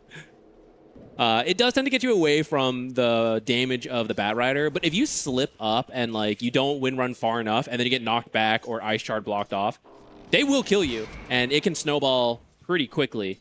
Yamson as well, not that fast of a hero, so if he's out of position, he can get run down. He does not have the escapes that the Wind Ranger does. He's doing a lot of damage to Boom here. One of the reasons we've seen Wyvern kind of pop back up in popularity, very strong in lane. They obviously buffed the Arctic Burn finally. Finally. It was so weird, man. Oh, it fell off. Can't reapply. Ever again. Yeah, now it does a weaker version that can be reapplied, and that just gives you a lot more consistency. Specifically, you can actually focus one hero down, like we just saw him do, attack Boom. Previously, it's like, okay, I got to attack Yamich, I got to attack Boom, and then I guess I'll keep attacking Boom, but it's just not going to do as much, because it's just a regular attack now. Yeah. And there, I mean, the level 2 This here is kind of what I was talking about. him, I think Rubicon's in trouble here. Rubicon's dead, and Yamsun is stuck in the trees. He's going to try and join Is he him dead now. next, actually? I don't think he the gets body out of blocks this. from Yamich? How good are they? He's only level 1. He's not as fast. Oh, no. Do they have It's the knockback? Disaster, dude. They lose the Enigma top as well. 1K gold lead. Early bounties, early kills. A strong start for Mouse. I think they just chased a little too far. Absolutely. In the lane, you have this double-ranged, long-ranged heroes. You just poke away, you're in a good time. But as you leave to the jungle, for example, now you're not as happy. I was saying very he has unhappy. Cold Embrace, but too much damage. He'd live a little longer, but he would ultimately still burn down. That's the idea of the Bat Rider response. And it's paying off so far for Boom. All right, offlane going as planned here, kind of as we expected as well. It's a very strong counter to the Winter Wyvern. This safe lane, they did manage to take down Jabs. Crystal's having a very good time farming, 14 and 5. Keeping that tether up as long as possible. We were watching bottom, so I'm not sure how many of those are Eidolons, which are money, but they're less money than regular last hits. Ooh. They're getting kind of low here, but they're farming the Eidolons like we were saying. So that'll make the CS a little misleading, but actually getting a kill, of course, is going to be great. And the fact that the Enigma is not at the top of the CS with a bunch of denies, that is also going to be very good. See, this is the part about the mid lane I was a little unsure of. Analog's going to free farm on this Earth Spirit. He is a good Earth Spirit mid player.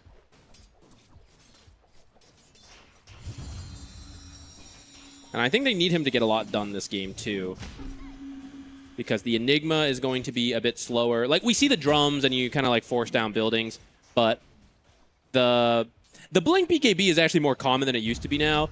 It still takes a while to get there, and it's obviously a very long cooldown. He's going to be the main playmaker for his team, for the Dark Willow to follow up, to set up the enemy team to group up, and then you get the Winter's Curse. He's got to be able to get in there. No points in roll yet, so it's a little bit hard for him to get to the rune, so he's just going to go ahead and walk bottom. Meanwhile, in the actual bottom lane, putting some damage out. So you'll get more and more points in the Wind Run eventually. You could consider a point in the Shackle. But Bat Rider off to a good start is pretty much all you can ask for right now. Ooh, Puck. Very low. Mid one, he does have Waning Rift up in 1 second, and that will get him One away. auto attack. But that's a very low puck. He needs to be careful.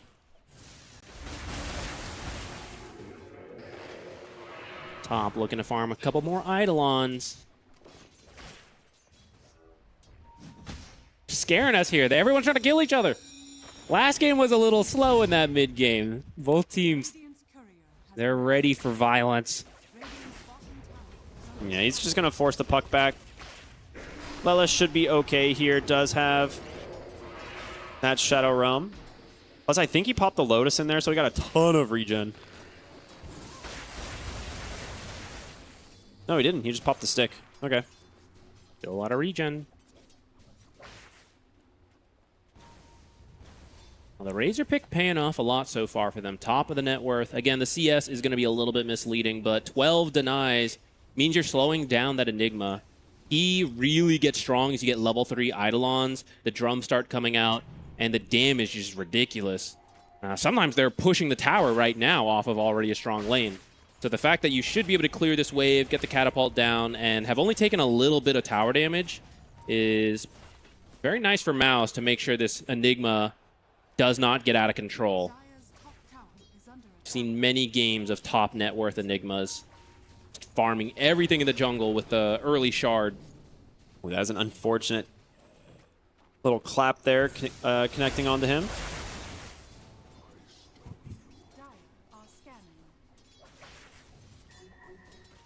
What was the rune? Mid one got a regen rune. That's nice. I'm not sure if he already popped it, but...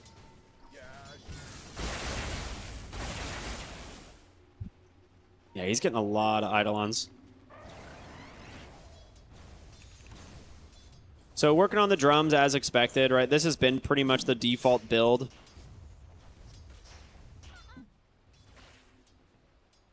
I don't really see them killing this Razor very easily. Like, you need 3 points Malefice, probably. Or the split on the Eidolons bottom lane. They're getting aggressive onto Rubicon, but here comes the TP from Lelis. They got him inside the Brambles. He's taking a lot of damage, but the snowball to try and pull him forward. Rubicon will be kept alive, burning under the Batrider, though. They get the return kill. Still, I think that's actually fine for Rubicon because they died first, and I was worried Batrider was going to get out of control of that lane, but he locked in after that, and you see despite that death, still picked up a lot of CS, and then you even get the kill first there. Yeah, he's having a great time. Wind Ranger not struggling as much as maybe we thought, but the early, the fact that the Batrider got some good stuff early does help. But I think the Enigma is going to have a better time. Bottom lane, Yamich needs to be careful here. Caught in the bramble here once again. Forced to drop the snowball. He's going to go towards the creep wave. But can he get to safety? It's going to be unlikely. They do manage to get a little bit of damage. Nice Great shackle. shackle into the power shot. Rubicon will take him out. Oh, look at the little bouquet on the ground there. Poor guy. Another power rune should be coming up here. Who's going to get the luck? It's actually top. Mid one, a little bit of trouble here. It's an aggressive ore, but they'll bop that coil immediately. Yamsun going to get stuck up on the high ground. No way out of this one, and they take down Lelis mid as well. So a worthwhile TP in from the team. And they still managed to secure that Invis rune. Very nice. Just not enough lockdown to finish the puck before they could jump back to the orb. And they get baited in a little too far. I love that ward. Nice deep ward place here behind that tier 1 tower, looking to maybe find the Enigma back there. Panto in a bit of a strange spot. They're going to try and get some Mid damage one's out. here. It's close. Can the Earth Spirit connect? They get the Malefice for the moment, but... oh, did he roll into Roche? No, he hit the puck. Okay, that's what it was. Well, with both that mid one... laners trying to get over here. yeah, focus fire from Rubicon, but he's in so deep, he's completely by himself. He's got the wind run back up in a second. Can Boom do anything, though? Black hole to get the puck. Okay, black hole into the puck. You take that any day of the week. Now you just got to get out here on Nemesis, but it's not looking good. Snowball on through clips 3 heroes, and they will finally get themselves another kill.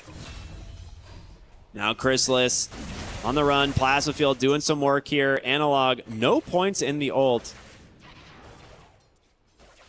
In the end, you take that. That's a 3-for-1, I believe, right? Yeah. Only Wind Ranger died. You killed the Hoodwink early. Yeah, 3-for-1. Overall, very nice. Puck just unable to get there. Had the Invis rune, but got rolled into by the Earth Spirit and eventually black holed by Enigma as well, which is a very nice kill to get. Helps him get back into this. Very surprised that hero got found by a black hole. Coil comes out. They try to kick mid one away. They need to get someone else here to bail out this Earth Spirit. Jabs chased down from Chrysalis. Malefice buying him a little bit of time, but is it going to be enough? It doesn't look like it. He gets the kill, and they will lose Earth Spirit as well. And then amplified damage will be bottled up by mid one. Very nice play at the mid lane rune. I like that Chrysalis is playing super active. He is showing up to these fights, and they need him to. This is why they pick him something like the Razor, right? This is their style, their bread and butter. They like to fight early. They know the heroes they like and what they can do. And you might actually just be running down Lelis here. There's one more. Dodge is the sharpshooter, but I think he can't actually get away from the Razor. Ooh, roll. Analog. Looking for Panto. Does he have a grip? Does he need the grip? Okay, well, he's got Malefice instead. Tries to deny himself to the creep. Doesn't quite get it. Power shot bottom from Rubicon. Nice snipe. Takes out Boom once again. And the Wind Ranger is crushing it this game. Net worth at the top. She's died a couple times, but she's getting the kills first in a lot of these situations. And like I said, locked down on the CS. So having a pretty strong showing for himself after a bit of a slow game in the last game 1. There we go, words. The Tiny just had a bit of a slower start against the Tidehunter, but he wants to get a bit more involved this time on that Wind Ranger. Oh, they actually scouts him out. They're going to cancel the TP, so this will be the top tower finally for Enigma. Dude, Analog's on the hunt. Rubicon looking for Chrysalis. He's going to immediately pop the Eye of the Storm. Shackle comes through, stuck inside the Brambles. They've got the Magnetize. They've got everything to finish the job, but here comes mid one with that Amplify damage coil onto 2. They really want to take down this Wind Ranger. She's got that Wind Run backup. Focus fire onto the Tusk. Trying to make some space. Jabs is here. Terrorize is here. They'll get themselves the kill. You need to get out of here. Great bushwhack, though, from Panto. Mid one finishes the job. Shadow Realm protecting the Dark Willow. It doesn't look like they're going to get anything else here, but that tower, it's fallen low. Well, I say that. Maybe the Winter Wyvern. Lelis with the Bedlam actually doing a ton of work here, trying to chase after the puck to kick off the mark, dodging it inside the river. The top tower is still alive, guys. They did get distracted by these fights. Jab's just cutting the wave instead. He's like, yeah, we'll get it eventually. It's true. They'll get there. They'll get there at some point. Again, though, Rubicon just getting really active, and although he's dying, he's always getting the kills first, at least after that first death. Oh. Uh-oh. Speaking of. Nice reaction there, but see if he can get away. Top side looks like they're going to find Panto trying to hide himself in the trees. Does jump away for the moment, but they do finish the job there with the Bedlam and the Eidolons. And Lelis is going to come through the gate. He wants to defend this. No reason to give it up. It's a very healthy tower. And you have to always be careful about diving against a Winter Wyvern and an Earth Spirit and a Dark Willow and an Enigma. Yeah, anyone else? So, and a Wind Ranger. Okay, there we go. Nice. It's a little spooky sometimes. The Shackle as you're under the tower is scary. For now, I think they do need this blink on Boom so they can start the fights and not have to chase around the Wind Ranger. Or maybe can take out the Enigma before the Black Hole comes out.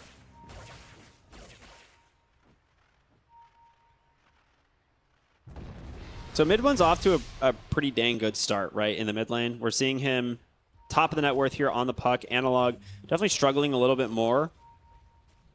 We're going to see the fight for the 14-minute rune. It's going to be a haste. He immediately pops it. Instead, they're not going to find anything with it. It's not too easy to just initiate onto a puck, even with that haste rune.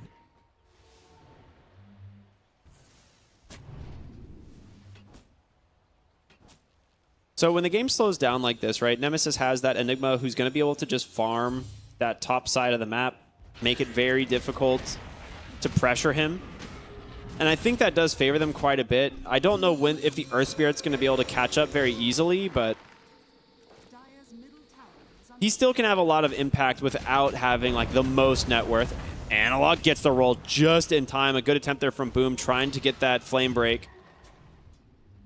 He needs that Blink Dagger, though. He's pretty close. They should get Lelis here. Yeah. I think when the game is slowing down like this, Nemesis is not going to feel too bad. Again, that Enigma late game is always terrifying. A lot of their heroes scale really well. Malice is pretty solid scaling too, but I just think the late game tends to be a lot of team fights, and that's where Enigma shines. Double Lasso is nothing to scoff at, though, and I might be underestimating that. Boom could potentially have an insanely impactful game as things drag on.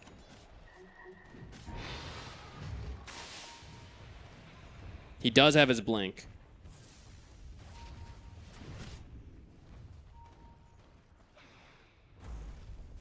Looking bottom. I think they're gonna. They haven't seen him get it yet. If he steps out of sight, they may not know. They really want to lasso this Wind Ranger. It's a good idea here, and they're bringing the heroes. Analog is nearby as well. Meanwhile, mid lane, Yamich starting to get burned down here. The two supports doing a lot of damage. Going before Snowball, but there's the lasso. They pull back in Rubicon, but he gets the Wind Run off in time. Analog able to slow up these other heroes. It's going to be one dead mid, and yeah, you can't stop this Earth Spear from just rolling away. The TP rotation's just a little bit off. I think they need to happen a bit sooner if you're going to go for that Blink Lasso. And they got the mid tower, right? Jabs. His Blink gets the silence. Can they get the chain stun? They want to try and bring down the puck with the Magnetize. They absolutely got it. And now you still have Black Hole, so you might actually be able to even push this tier 2. The Catapult is alive. Catapult and Eidolons, Focus Fire, Drums. It's dead. There's no fort. They're going to try to defend. They're bringing supports, but it's just not fast enough. I mean, you need to be very careful. This is a really nice timing from the side of Nemesis. If you're the Razor and you get caught in a black hole right now, your game is going to fall really... it's going to feel really rough. I love these moves that they're making. Getting the Enigma active and coming mid as opposed to just sitting on the top side and like threatening the tier 2. I think their early game's looking a lot stronger this time. Yeah.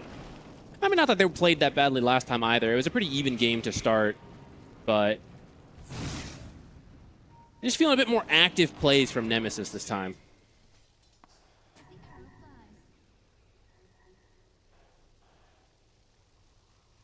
Do you have the Blink Lasso available again? They didn't find a kill last time. They really do need to start getting some kills with it.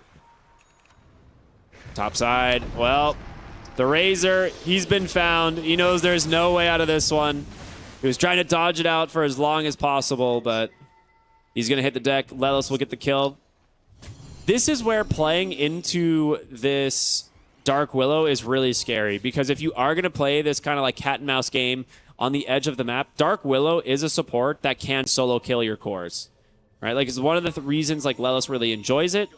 If she gets her Yules, if she gets a Blink Dagger, it becomes very scary. Bottom lane, Shackle out from Rubicon, bursting down Boom here, doing a lot of damage, but a great bushwhack comes out from Panto to keep him alive.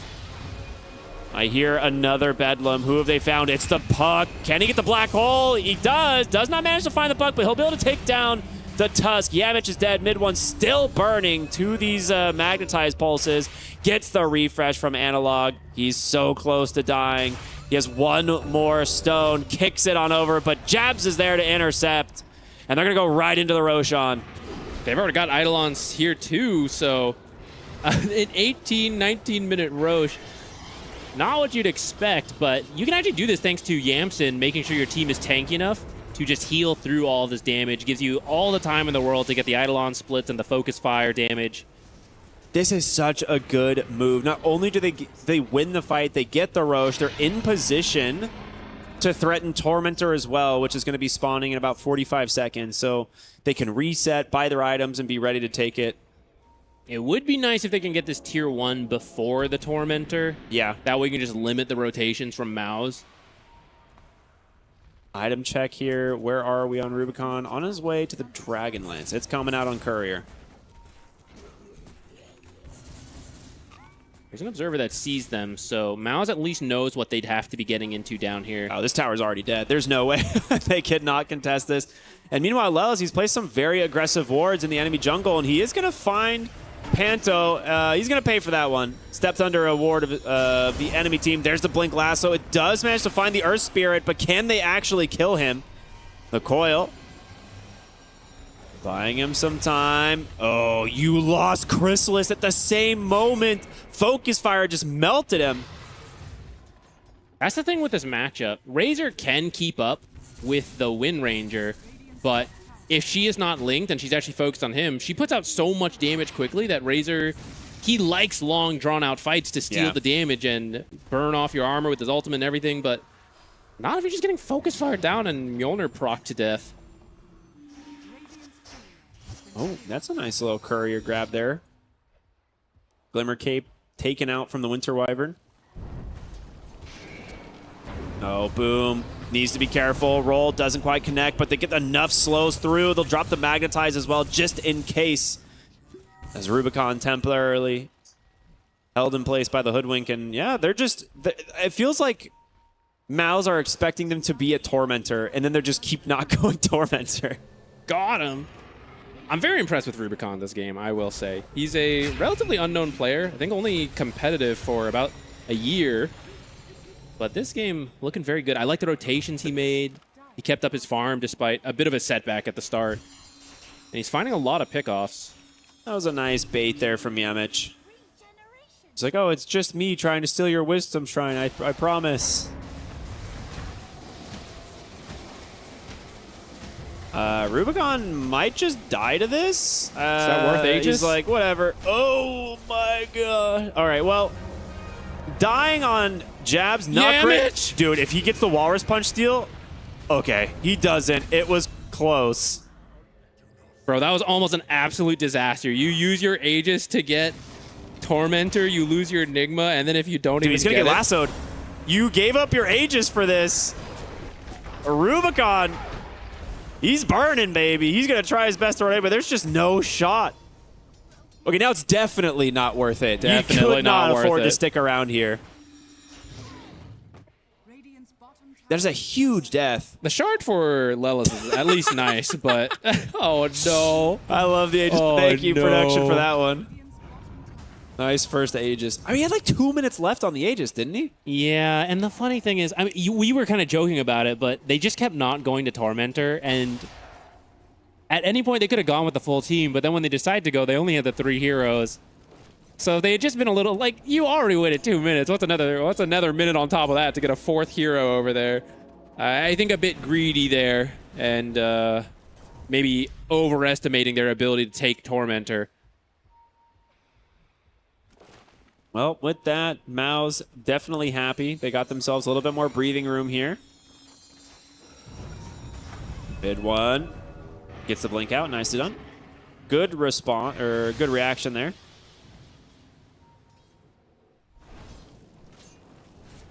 All right, Boom's almost a BKB. He should get it off this stack, off this triangle camps here, so he'll be ready to play. The annoying thing is, you do need it this game because there's a lot of stuns and silences and roots. At the same time, you can BKB lasso someone and then still get Winter's Cursed or Black Hold. Yeah. So his game is difficult. I think I would like to see him go for the double lasso build because it just makes it a little easier to make sure you're catching one of the heroes that could stop you and possibly another on top of that. They do find another Enigma kill. So his farm's going to slow down, which I think is one of Nemesis's win conditions, is the more farm this Enigma gets, we're talking BKB, Black Hole, Refresher type items. But if he's dead, you're pushing that off another minute at a time. And you extend how much space you're going to have to get things done as the less scaling team. I mean, Maus are on the hunt, man. They smoke up immediately after that kill. They're looking for someone else. Lelis in the trees. He's hiding. Does get the Shadow Realm off. Drops the Bramble, trying to get the safety, but Boom's looking for it. Goes in, gets the lasso. There's the Winter's Curse, but does not help save him. Rubicon. Shackle. Focus Fire. Mid one comes in. Tries to save him. It's a dead Tusk. No way out of this one. Roll in. Analog. Unable to find anybody else. On his own, he cannot kill that puck. Yeah. Just too difficult. The smoke gets in the dark. Willow kill. Get to invade the enemy space a bit. That's not that bad for Nemesis either. And this might be shaping up to be another long game because it's pretty much dead even as we get to the 25-minute mark. Yeah, I'm trying to think if there's any like specific items that are going to turn things around for one team or the other. Chrysalis obviously needs this BKB desperately. It's going to start with the BKBs. You can at least ignore Dark Willow and Earth Spirit. And if you at least initiate on... If you can initiate on Enigma, and maybe the puck is silencing the Wyvern, then the BKBs cover you from everything else. So it can still be very strong timing for Maus. It's just a conditional strength. You can't get caught by the Black Hole, and you can't have Winter Wyvern ready to Winter's Curse. And this ward has done so much work. It has been giving them information for quite some time. Find a quick pick there onto Lelis. Yeah, they're going to suspect it. I see the pings coming out. They must have seen me. Lincoln's actually almost done on the Wind Ranger. Very smart this game. Does not want to get linked. Doesn't want to get caught in the lasso.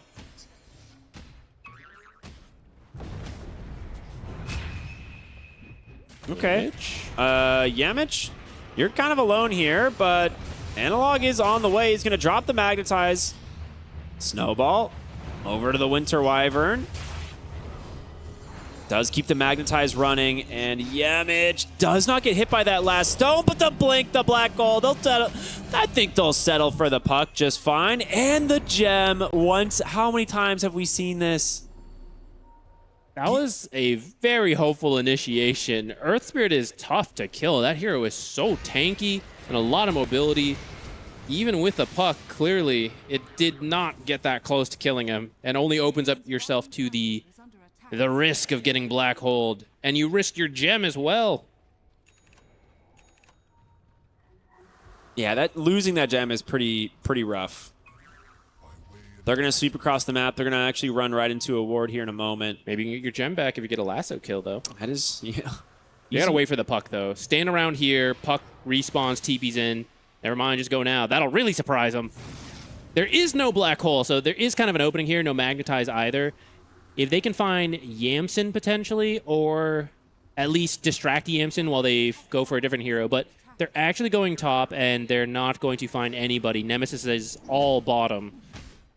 Yeah, they've got a lot of vision here on the bottom side of the map, so I don't blame them for being here.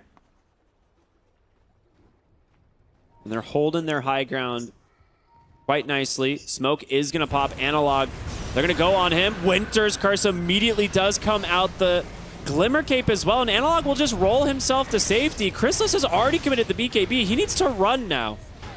They're thinking of turning things around. Lelis jumps in, steals the shield rune. Very nice from him. I mean, great Winter's Curse from Yansun at the ready to save Analog. Felt like Mao's maybe a bit desperate to find something with that smoke.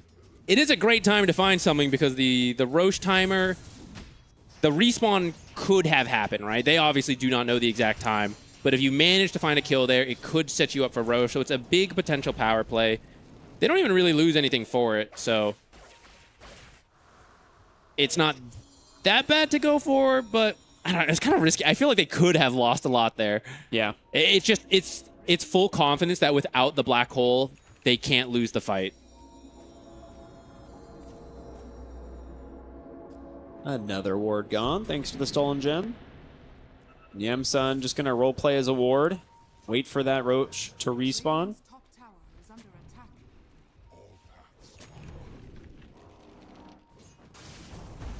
You're working your way towards the Aghanim Scepter on the Batrider, which will help. I mean, in that last fight, it's possible. You know, he blinks up, he gets the lasso. Maybe he finds the Winter Wyvern as well, but I am happy to see this build. Yeah. I think it's going to be really big for them. Double lasso. If you combo with a coil, right? Double lasso, double coil snap. It's so much.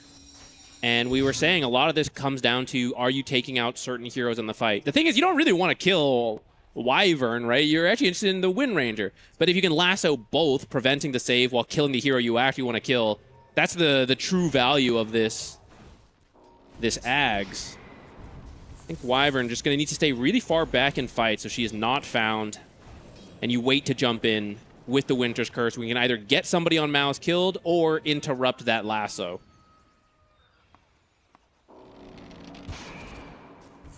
Roche up. It is time for both teams to look for a kill to open this up. Or you try to go for a sneaky Roche attempt, but we've seen some very close objectives. I think you'd feel a little more comfortable just getting the kill first. They have vision of Yamich. They're going to jump right on in on Lelis. Drops the Bramble with the Bedlam. They get the quick kill. I mean, this is kind of what you need, right? You want to go for the Roshan, but being up one hero makes it that much easier. And as soon as he sees that they're going to kill the Tusk, he knows he can start up the Roche. Yeah. So Aegis number 2 will come with a banner, and that is a great way to go to the high ground. The second life helps a lot here because if you do get lassoed, you will just respawn. That can be scary because you're respawning deep in the enemy base, but when you have Winter's Curse and Black Hole, the enemy team can't really group up on top of you to kill you as soon as you respawn because you're actually just going to wipe them instead.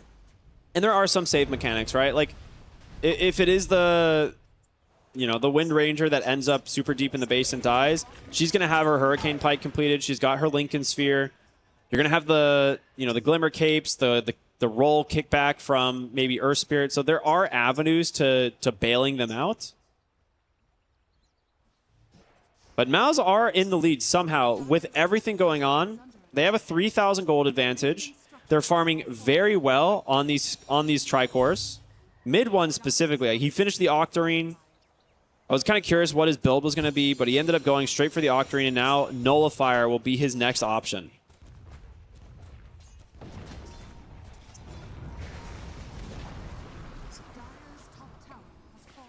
They're opening up this map. Oh, they found the Enigma, but can they kill him in time? Okay, yeah, they can definitely kill him in time. They brought the numbers. Nice find. That's another about a minute, right? That you just can't take these fights without the Enigma, so the Aegis timer just going to start ticking down. And in fact, if Maus could keep looking, they would love to. They still have Coil. You could potentially kill another support to stagger death times. I think a core kill is a little tough without the lasso, unless you like really find them on their own.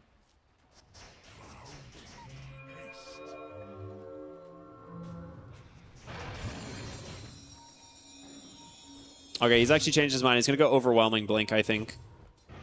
Bottom lane Analog, they run right under a ward. I'm never saying that sentence again. I think you're going to have to. That's a pretty common sentence for casting Dota. Nah, it's fine. They waddle. They're waddling wards. Whoa, it's not any better. The Overwhelming Blink is interesting. I've been saying that to win this fight, Nemesis needs to target certain heroes, and that means you got to find those heroes. Orb is a great way to scout, but also having a Puck just jump in with a bunch of health and the Octarine to find things, right? Just like, are you here? Are you there? Let me cancel blinks potentially. Let me just find the right heroes. I like the idea of the Overwhelming Blink for that. Just a little... Just Puck coming in, phase shift with the Parasma. Does so much damage. They will still lose the tier 2.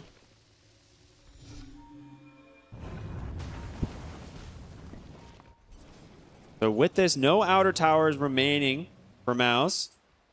Still just farming. Like, we saw the first Aegis. They lost net worth. They lost buildings off the first Aegis. We're kind of seeing something similar where Maus is like, all right, yeah, you guys got Aegis? No problem. Like, we have an answer. We're going to just keep farming. And you guys do not have ways of stopping us. You pointed out in the draft, right? It's very hard for them to find and kill the Puck. And they've managed to a few times. But it seems like he's kind of doing the similar job to Analog in last game, where he is playing this just menace, split pushing, very difficult to actually find the kill. Yeah, it's not quite as effective just because Invoker has better tools for it. Yeah. But it is still preventing Nemesis from just, hey, we want a big team fight because we have big team fight ultimates. Let's just walk as 5. You try to do that, you're getting out-farmed by Maus, and you're having to deal with multiple lanes. It is the right idea here for Maus. They want to wait out this Aegis timer. And if you get them split up, then you can go for a fight. I mean, top lane, they're looking for the Tusk. If he gets away, it's a big waste of their time. So much just for a support. Even if they kill him, it's not that bad. But it looks like he's going to slip on out. Maybe he spoke too soon. He's still here. He's just going to cut the next wave is the idea. Like, they're coming bottom. They want to play... Well, they were looking for a kill maybe, but now they're just going to go for the Tormentor. They brought 4 heroes this time. Yeah, the difference... Jabs is still getting pretty low. Oof, Lelis almost dies, but hey, I mean, that's what Pixie Dust is for, right? If only Yamich had stuck around. That would have been really funny. I think he knew that they were going for this, and that's specifically why he TP'd out. He's like, I don't want to die. I can't afford to die. But it would have been so funny, Yamich. It would have, and that's what matters. That is what matters. Like, he may have died, but if he had succeeded, just think of the mental damage that would have dealt. Dude, the first time you lose your Aegis and a life to Tormentor, the second time it actually gets stolen. Dude, Boom is so farmed. I feel like this guy just finished his Ags and now he has a full Shivas. Shivas is another way to scout to make sure you're finding the right targets you need. I like it. All right, drums being popped top. Double catapult. Do they have a banner still? I think they do, right? Yeah. Very defensive for the catapults. It will be just in range to keep the catapults alive. They're going to have to come back to stop this. Do you bait the banner, though? Like, oh, actually, I like this wraparound. That being said, there is a ward on their cliff. Vision advantage here. Most likely, oh, they just barely pass each other. They will not be able to take the high ground.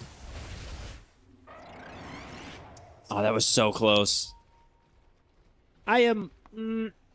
it looks a little funny in hindsight, but I think I appreciate it. It was like a big brain gamble. Like, oh, let's drop the banner, bait them. Like, you know, they'll think we're waiting for the fight here, but let's look for the fight elsewhere. If it works, I think you get 2 barracks. Because you're taking a huge fight, getting kills right in front of their base. You're getting 2 barracks off of that. If it doesn't work, like what we just saw, you end up not finding anybody. You lose the banner, which kind of sucks, but also the next Roche is kind of close, right? So you get another attempt at another banner soon enough. And you have decent lane equilibrium. Bottom lane, Boom is thinking of going for a lasso. You need to be very careful. There is, okay, Analog. Oh, this is a little scary. This is so bold. Just jumps straight in. He's got a BKB, but he just gets completely controlled. No one there to save him. Mid one controlling the back line with that coil. And now Rubicon.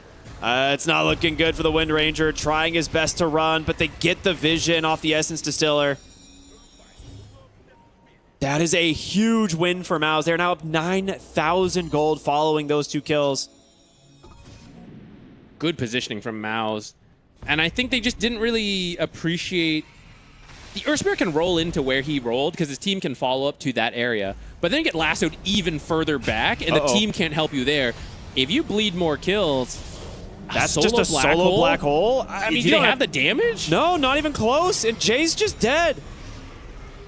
Mid one, gonna make quick work of Yamsun as well. It's a double kill for the Puck. This game might have just ended. If they don't buy back for that, you know they don't have it. Now, I don't think it can end because these heroes are not the greatest at taking tower, and 2 tier 2s are still up.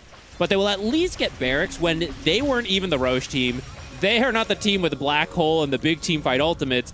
They just got a pick off and ran with it all the way to the enemy base. And you will take that for how tricky this game has been, having to carefully navigate around Black Hole and Winter's Curse. The patience has paid off for Mao's. Yeah, that is absolutely wild. A full lane of racks. You know there's no Black Hole. You know there is no Winter's Curse. They will keep putting the pressure. Batrider's BKB is up. He is ready to blink lasso anybody he sees. Tier 3 mid down. Staying aggressive here. Can they even defend on Nemesis? They're thinking of going in. There's the roll. Crystals with a perfectly timed BKB. They're going to try and grab this kill, but Analog protected for the moment. Nice Winter's Curse does come through, but Analog, he's in so deep. He's not going to be able to make it out. Now Lelis will be the next target of them. A great bushwhack does come through, and now with the focus fire from Rubicon, they do get the kill. He's extended pretty far, but you still have a Puck. 3-for-1 trade in your mid lane of racks. It's about to die. Will they stick around for it, though? The Wind Ranger's pretty scary. Mid one's going to go for it. Poke this down. It's pretty difficult to kill Puck. And if everyone sits behind, you know, worst case, you blink, punch, snowball, save him. Mid one gets out, you lose Yamich. I mean, they just get it. Yeah, no problem at all. Are they going to stop? Are they going to go to the top tier 2? Like, this has just been a constant siege ever since they got that fight in their triangle. You can get the tier 2, but then I think you're cooling it. The respawn timers, Nemesis is going to be up before Razor is. You can try to hold the area, but I don't think you move too far forward. I agree. They actually have so much gold to spend. Look at the net worth difference now. 20,000 gold. Yeah. That is rough. That was very swift as well. It's been such a close game for a long time, but the series of pickoffs into 2 barracks has been really well done by Mouse. And now it should be their game to win. They have to wait out this Roche time. But with that, the Aegis is the answer to Black Hole. You can be killed once and you just come back. I mean, they're smoked up on Mouse here. Razor just respawns. He's going to try and reconnect with his team. It is so difficult to kill this guy. Drop the gem over. Mid one, leading the charge. Newly completed Aghanim Scepter. They get the scan. I think Puck's just going to go for it. They just delete. It's just so rough. Lella's dead at the start of the fight. Boom, looking for his lasso. He pops the BKB. Winter's Curse. Going to expire quickly as Puck continuing to find the backline. Jay, he pops his BKB, but his Blink's going to get canceled, and Puck just wasting his time. Chrysalis does not care. He'll walk right on into it. The Eye of the Storm just burns down the Enigma. 3 dead on the side of Nemesis. They'll buy back the Wyvern, but it doesn't really seem to matter. Everything still alive for the side of Mouse. I think as soon as you lose your Dark Willow, you need to back out there. It seems like there was some indecision. Some heroes back up, some kind of turn around. Maybe we can still do this. But that moment of hesitation, I think that just cost you the game because Mouse is running into your base. They just do not care now that Black Hole is down. Yeah, that is going to be the nail in the coffin as the double lasso finds Wind Ranger and Earth Spirit. You know, Lella's kind of padding his stats here, gets a little bit of kill. They're going to double buyback. Hold up. Maybe not giving up quite yet, but there's going to be a great bushwhack. Hold on, Jab's pulled really far back. He's just dead to Boom. He's got so much damage coming through. Coil in the fountain, trying to finish off the Dark Willow. They will get it. Lelis will buy back now. They're not going down without a fight, it would seem, but 4 buybacks committed, and Maus do not seem phased at all. No, there's no defending this. And there's the GG. You can play something cheeky for a kill in the fountain, but Maus will close it out. The kickback. Maybe they get one more cheeky kill. That's fun. I mean, this was a really patient game from Maus. It felt like they had a pretty good read on the drafts. Yeah, I think they clearly understood that the team fights are quite difficult into Enigma. They did their best to just find smaller pickoffs to avoid the enemy as much as possible. I really like the build from Boom, getting the double lasso. I actually don't think we even saw very many double lassos by the end, just because the singular lassos he got and the way they ran with it were good. And I actually, I hate to say it, but it does feel like Nemesis kind of almost made it worse for themselves at the end. When they, after you lose that one pickoff, because it's just a singular lasso, if you just cut that, full retreat, reset, I think they maintain the threat of the team fight. But when they keep attempting stuff and then you end up losing more heroes, Maus is not scared of individual heroes. They're scared of the black hole combination. And as soon as pieces start missing, Maus runs at you. That's exactly what they did. They knew their strengths, and they actually just closed the game out in a series of 5 minutes, I want to say. Like, that was a very close game until those last 5 minutes. Yeah, it felt like it was kind of bleeding a little bit for a while. Like, Nemesis, they get both Aegis, but never gain anything with them. You have this core Wind Ranger, which it kind of fell flat. Like, it didn't really feel the impact of it. Meanwhile, mid one, you've mentioned, right? When this guy is kind of leading the charge for his team, it feels like the game goes really well for them, and completely different performance from game 1 to game 2, right? His puck absolutely popped off, ends up doing so much work. Yeah, it felt a lot more active. I like that he... I mean, it's not just him, it's like the team as a whole, right? Really identified, oh, it's this fight right here, right? Because he rolled in so far. The team is running to help where Earth Spirit was originally, but now he's actually even further back by that cliff, and that's the power of Bat Rider. And I think there was a little too much confidence, like, rolling in there, right? Then the rest of the team went in, now they're trying to retreat. Now it's a little too late. This is what starts the snowball. Then, instead of just giving up this bottom barracks, they hang around a little too long. Now you lose the Enigma. And maybe if he didn't... I think the issue is he BKB'd, so he felt like, oh, if I die and I buy back, but I don't have BKB and I try to black hole then, it just doesn't do anything at that point. Yeah, I think you're exactly right. Like, it's one of those moments where if you're forced to BKB, especially this late into the game, it's like his black hole doesn't matter. But, I mean, Chrysalis at this stage, so strong on the Razor. He knows that he can kind of tank through some of these fights. He's got that BKB, he's got that Satanic, the Manta. He eventually dies, but you have to commit so much to do that.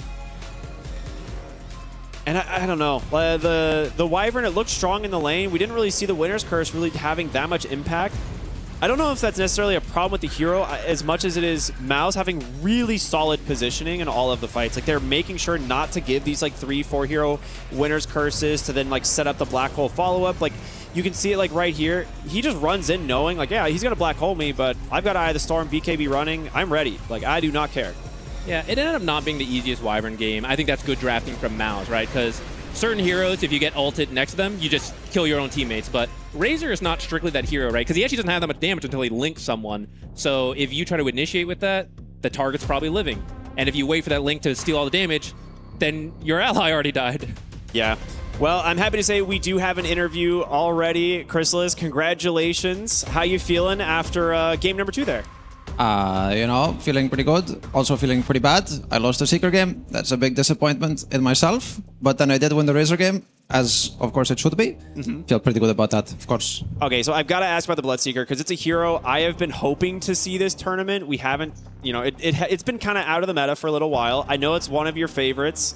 So walk me through kind of the ideas, because we're seeing a lot more darks here. Is that why, or? No, there is no real like idea there. It's just like we just cannot win TI qualifiers. I'm like, well, why am I not winning? You know? And then I see I'm not playing Bloodseeker or Razor or Monkey King, and I'm like, okay, I already picked Monkey and Razor. Now they're banned. What do? I pick Bloodseeker. It's all I have left. It's my only choice. Nothing to do with enemy heroes. I just I don't know what to do otherwise. All right, that's fair. I like it because you know, yesterday we saw them give you the Monkey King. You got the Bristle back as well. That's been getting banned out as well. So, you know, maybe you'll get another chance at the Bloodseeker. It looked good. Like, do you feel like it was a problem that game, or how did you like? What do you feel like went wrong in game 1? Because it was close. Sometimes, like, you'll always look flashy. Players will always look flashy, but the problem is that, like, somewhere between like the middle game 20-30 minute mark, they just keep split pushing us, and my hero is so scared to push the wave, and then all of a sudden you have like no way to make a normal move, and then game gets harsh. Even if I come into a team fight and I kill 3 heroes, we cannot play map while this Invoker is just being a piece of shit, going on side, pushing wave. Oh, we want to take area. Here comes the Forge Spirits, whoosh. Here comes Alacrity Catapult, whoosh. Want to take Roshan, here come the Alacrity, whoosh. And like, there's nothing to do anymore. You just lose. Yeah, and that's what happened. We literally sat here and watched the Invoker he probably hit the Twin Gate like 50 times this game. Yeah. It was unbelievable. Yeah, we didn't really know how to deal with it. We were hoping maybe you guys had a clue, but No, I think it's just an issue with some carry heroes who just cannot deal with this kind of stuff. And if the rest of your draft also doesn't deal with it that well, which usually it doesn't, because it's very hard to stop, I think, when they have a draft, which they had, which is like super side lane pick-off heavy. It just is what it is, you know? Yeah. I tried to look cool, I didn't. Maybe next time.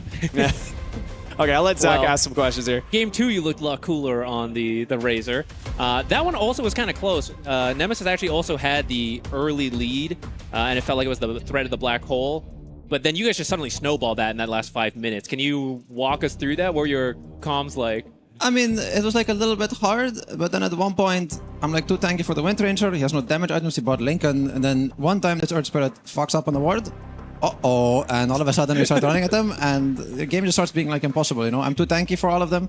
I can just tank a black hole, I don't care. My Shiva on bad can just jump in into 5 heroes. My Puck is just broken in late game. It's unstoppable always, and he just blinks in. Oh, my blink is cancelled. Overwhelming blink. Oh, unlucky. And then you lose. One more question then for me. You were kind of joking about like going back to the Bloodseeker just because like, oh, these are my comfort heroes. How, I don't know how to, like, how much more confidence does that help then? Like playing comfort versus playing like this meta good hero. I mean, I think it helps a lot. I think it's really nice. TI qualifier, we had none of it. So now I'm kind of getting it back, you know, picking Bloodseeker, Razor Monkey, having it first stage banned. I was so happy when I saw it, even though, you know, I'm also unhappy because I'm a bot, I can't play anything else, but I was also happy because at least it's back to how it should be, you know, as it should be. The heroes you like. I mean, they need to be banned. It's unreal if they're not banned. Like, how can you play against me or play with me and not have these heroes first stage banned? It's just, it's a joke. It's an insult to you. It's an insult and it's a joke and it's a waste. So that's why, you know, I do it like this. Does the Huskar fall in this category? Oh, it sure does. Oh, okay. No, trust me. I'm sure everyone else knows it too. Oh, yeah. It's always, if I see it unbanned, it's all I'm thinking about.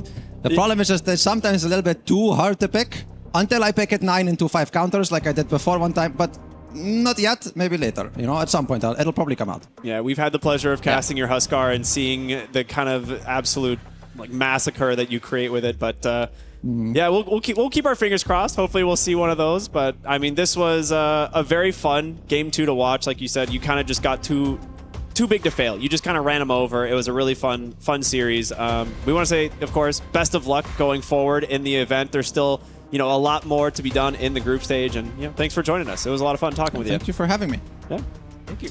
All right, well, coming up next, we've got one more series to round out the day. Stay tuned, everybody. We'll see you in just a bit.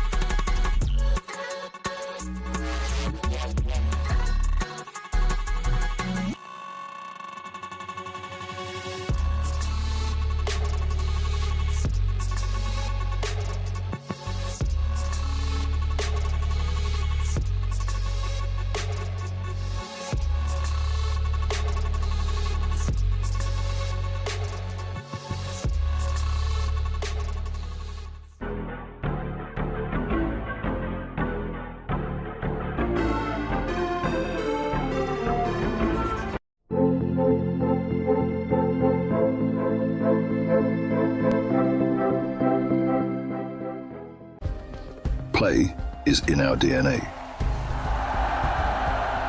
Whenever we let it out, it becomes our superpower.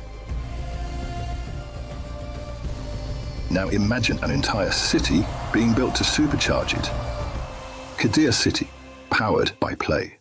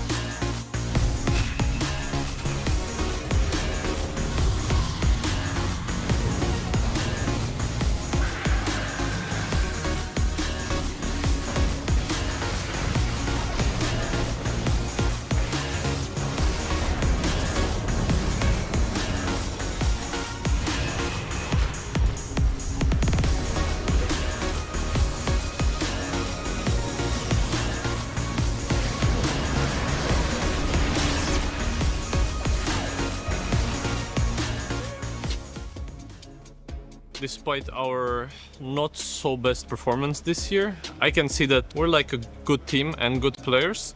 I think we sometimes struggle to get back up when we lose. I think very often it happens that we like lose an important match and then it snowballs from there.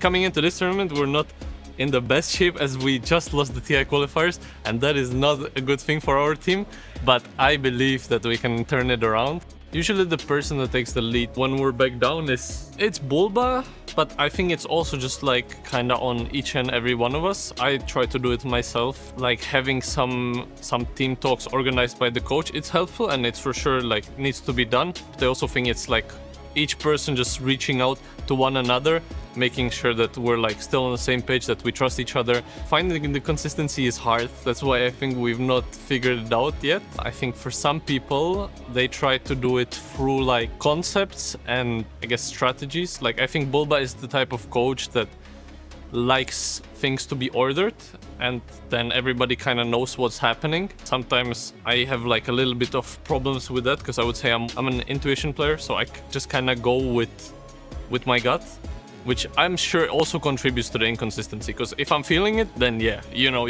I'm cooking. But if I'm not feeling it, then I don't have like this baseline to fall back on. It's just like, it's just bad. As far as the roster is concerned this year, I mean, there were times and losses where we were like tempted to see if there is something to be done about the roster, but it never felt like it was one specific person's fault, so there was never reason to like kick anyone. And I think like everybody on this team has the potential to be the best. Been kind of thrown to the wolves and we like gotta figure out the way to beat these like better teams. So it's been just more pressure on myself to like be better, to be a better player, but to also just be able to make better calls and like find a way to win the game.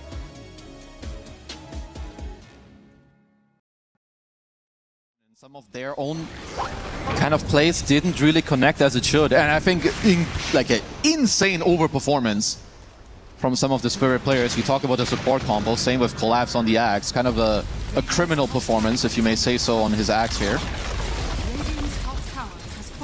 Looks like they may just cleanly wait for some of their next items. Got a BKB coming out on Yotaro very soon. Should pair up with his meta cooldown. We'll still have the Aegis available, and then you can knock up on the high ground again. And best way for Vici to fight. You do have the Agnes on the Pango, but he is lacking the Blink, which of course hurts your team fight quite a bit. Yeah, I'm just looking at the lineups now. This is such a bad Bane game. How do you ever get Fiend's Grip off? There's so many stuns, you have box save. Even the box, you kind of can't. I think you're playing on like going around in the fight and like sleeping your core hero while the fight is going on to like try and take out the Axe perhaps. But then you have Yotaro who can just unsleep himself. Yeah. Yeah, it's a tough one for Bane. Likely if you're Vici here, you're gonna try and think about a defense where you work around buybacks or maybe forcing out a meta, prolonging the fight, and then looking to play after, or smoking around. You don't really have any other options. I think defending from the front at this point won't grant you anything. Yeah. You need something big, or you need to, like, you're gonna go home. Because if you just wait and chill, you're not gonna win this game.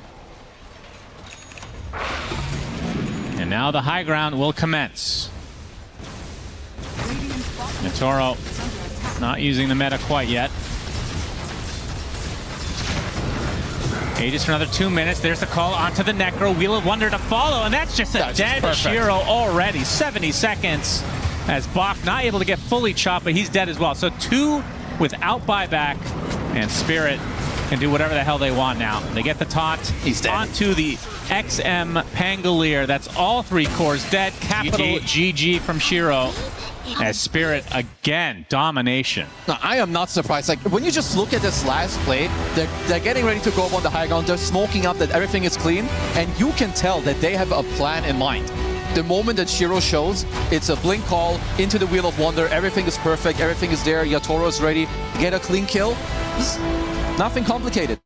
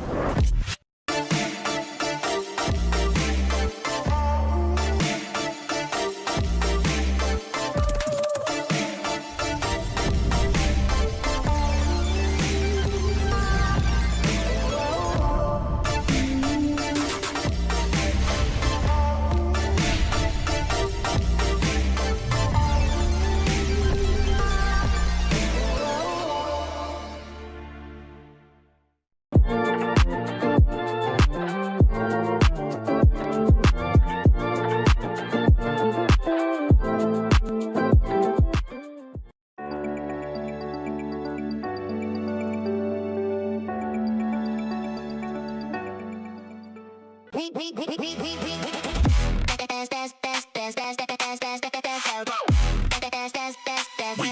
Esports World Cup.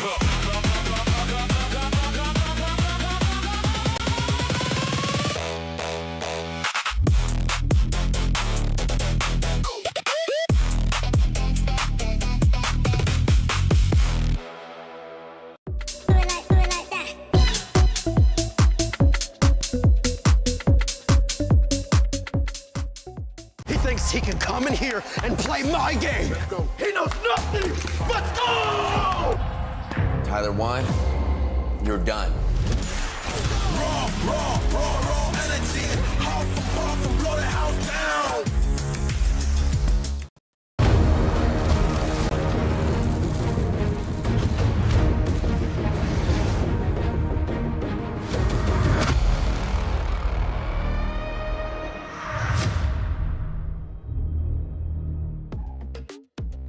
Welcome back, everybody. We are at the tail end of the day. We've got one series remaining. It is going to be Virtus Pro versus Yandex.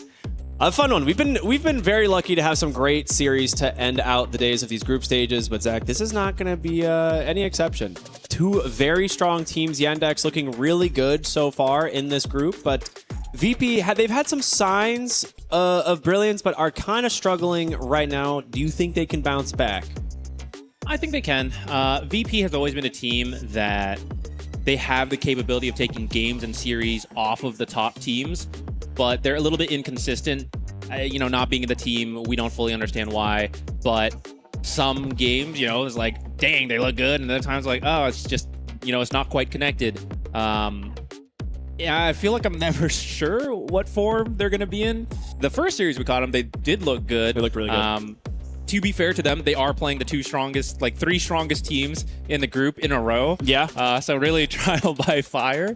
But yeah, they kind of need to start picking up some wins here because I think they're like 1-3 right now. Dropped to 1-3. Yeah. It's a pretty big deal to get at least one win in this series. If they do happen to pull out the 2-0, it puts them in a really good spot. I think they'd end up like tied with Yandex.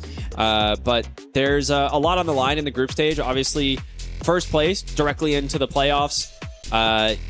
Your second, third, and fourth place, obviously you go into that next elimination round, but you need to avoid fifth and sixth. No one wants to go home, but someone's going to have to.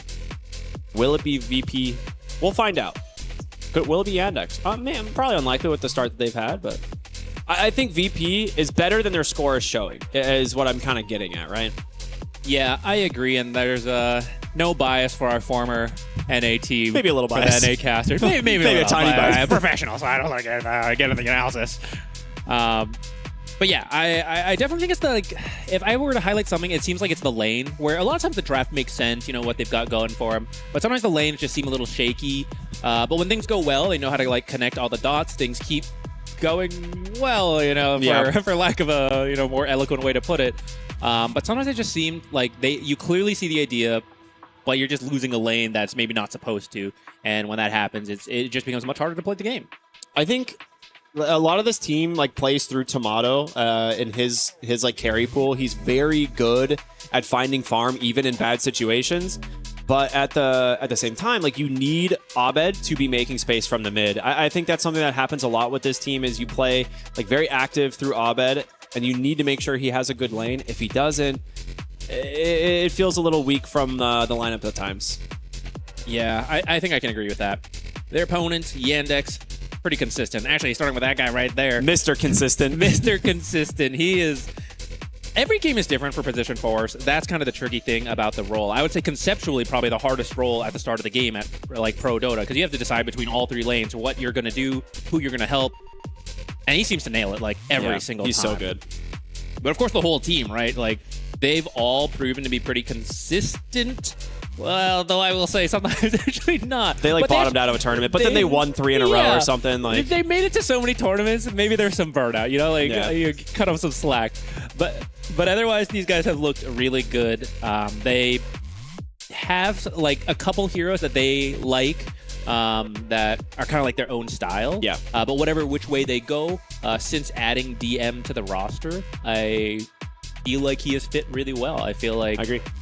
Whatever, particular draft they have gone, they've adapted their playstyle each time to like really fit exactly what is needed. I really like DM as a player. I think some people thought he was a little bit more one-dimensional and that he was like, oh, he's a zoo hero, or a zoo player. Like he plays a lot of these like micro kind of, Helm of the Dominator type heroes. But I feel like he's definitely expanded his roster and he has kind of been exactly what this team needed in a way. And I was happy to see him get picked up. I think he has been very impressive and he shines on this team for sure. Yeah, he's a very fun character as well. Yeah, we'll see if they win. Maybe we'll go in for an interview or something. But actually, all of them are. I feel like a lot of them are characters on that team, which is maybe why it fits so well together, right? Because that is also a big part of pro Dota, is like how the players all connect. Sometimes they're all good players, but maybe they're just not, communicating the same way. But this team seems to have it figured out.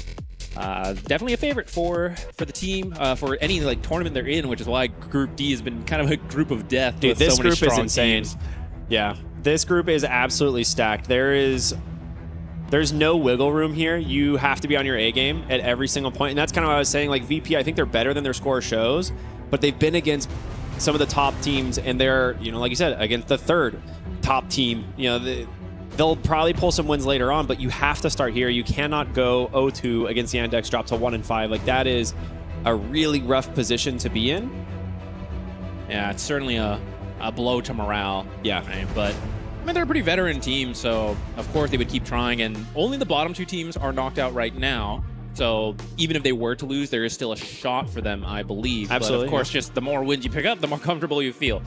So we'll see what happens in the draft. Let's see if they can get something going for them. They usually do, right? Like we were saying, like this draft tends to be pretty stable. It's a a bit of a meme. Kind of know what you're getting from Abed in that mid lane, but it works. Yeah, I think when we were looking at the groups initially and like everything was being seeded, there was a couple like recent developments that kind of shook the groups a little bit. I don't think people coming into this would have expected LGD to be as strong as they were. Like everyone knew that they were a very good team, but then suddenly they're just blasting through other tournaments, just dominating completely, and suddenly Group D becomes way scarier. There was some of that kind of in the B group as well, but this, to me, I think a lot of people have their eyes on this specific group as the strongest right now. It's pretty scary. For our bans, we've got a lot of off-lane bans from Yandex. Undying can be a support as well, but we're seeing a lot of off-lane Undying actually right now. This is something that they've been running a lot on VP actually. Offlane Undying has had a lot of success. I think there are times where it does fall a little bit weak. We saw it lose a couple times here at this event, but I think more often than not, it's impressive. Darkseer, of course, removed. This is something that the Saberlight, I think we saw perform really well on in the first day. The Centaur is interesting. Not typically a first phase ban, but they're just looking at this and they're like, yeah, we're scared of Saberlight, I guess. I do think Centaur has been moving up. He fits a lot of the top carries, which is these ranged heroes. He does okay versus, and you can use Stampede to get to them. Or on your team, you probably have your own ranged carry. You can use Stampede to get them out of trouble. You can get Workhorse later to save them. First pick, Earth Spirit. I mean, I feel like this hero is good, but I'm starting to see it get answered. I think the reason it's still strong as an early pick is because, yes, it's going to get countered if you put it mid, but then it eventually, they'll just flex it to the support role or something. There's going to be the Shadow Fiend for Tomato, a classic pick, and when we look at what is left in the support pool, there's still a few options, right? The Train Protector ban, you could go Clockwork, you could go Tusk. We'll see what they want to get rid of on Yandex here to prevent it. I think you also have to very much consider the Bane. Yeah, I was going to throw that one out. This has been just a free lane for Shadow Fiend, right? Yeah, Bane is... He is a ranged hero, but he's a melee hero. He's very tanky. He heals up with the Brain Sap, so he can be the front for Shadow Fiend, as well as then Nightmare setting up the raises. I also think if you do want to run this as a core Earth Spirit, you obviously want to roll into the fight, cause a lot of chaos, and that's actually great for Bane, because Banes tend to just sit really far back, wait for you to enter the fight, and then they Fiends grip you, and you're just way too far back. In a sense, if they were to get a Bane, you actually almost want to run Earth Spirit support, who can just wait to then silence that and prevent it. But if you're the core Spirit, you can't just be waiting for the support Bane, right? It's too annoying. So based on the ban here, they get rid of the Ember Spirit, so potentially looking at the mid for Earth Spirit here. We'll see what they want to do. Like, you can hold off on declaring its role until like 18th pick, right? At the end of this phase, like you have the end of phase 2 pick, and you can either at that point decide, all right, we're going to move it to the support role, or we're going to keep it at the mid lane. But get rid of the axe as well. They really do not like Saberlight's hero pool. They're like, guys, this guy's got like 50 heroes. Next, we'll see the Dawnbreaker ban or something, you know? I do think it's kind of the pain point for VP. Yeah. Is when you really pressure out that off lane. This has to be the Bane pick, right? I kind of hope so, but I think when you really limit Saberlight, that is when the team can look shaky. So they've identified that's the strategy they want to run. They want to ban out everything he's going to play besides that Ember. I like the Drow ban. Pretty straightforward. Hero's been pretty... Which actually, I don't know if she has that great of a win rate. Like some of these range cores have struggled. There's the Bane, of course. Yandex is one of the few teams that is still playing Shadow Demon, and I think Shadow Demon's exceptional versus Bane. Not even that bad versus Shadow Fiend either. Offlane Pudge? Anybody? We did see that from LGD. That was a lot of fun. Nah, I don't think we'll see it here. I can't say I've ever seen Saberlight play it, though. Yeah, probably not. Probably not. Maybe in some pubs, but...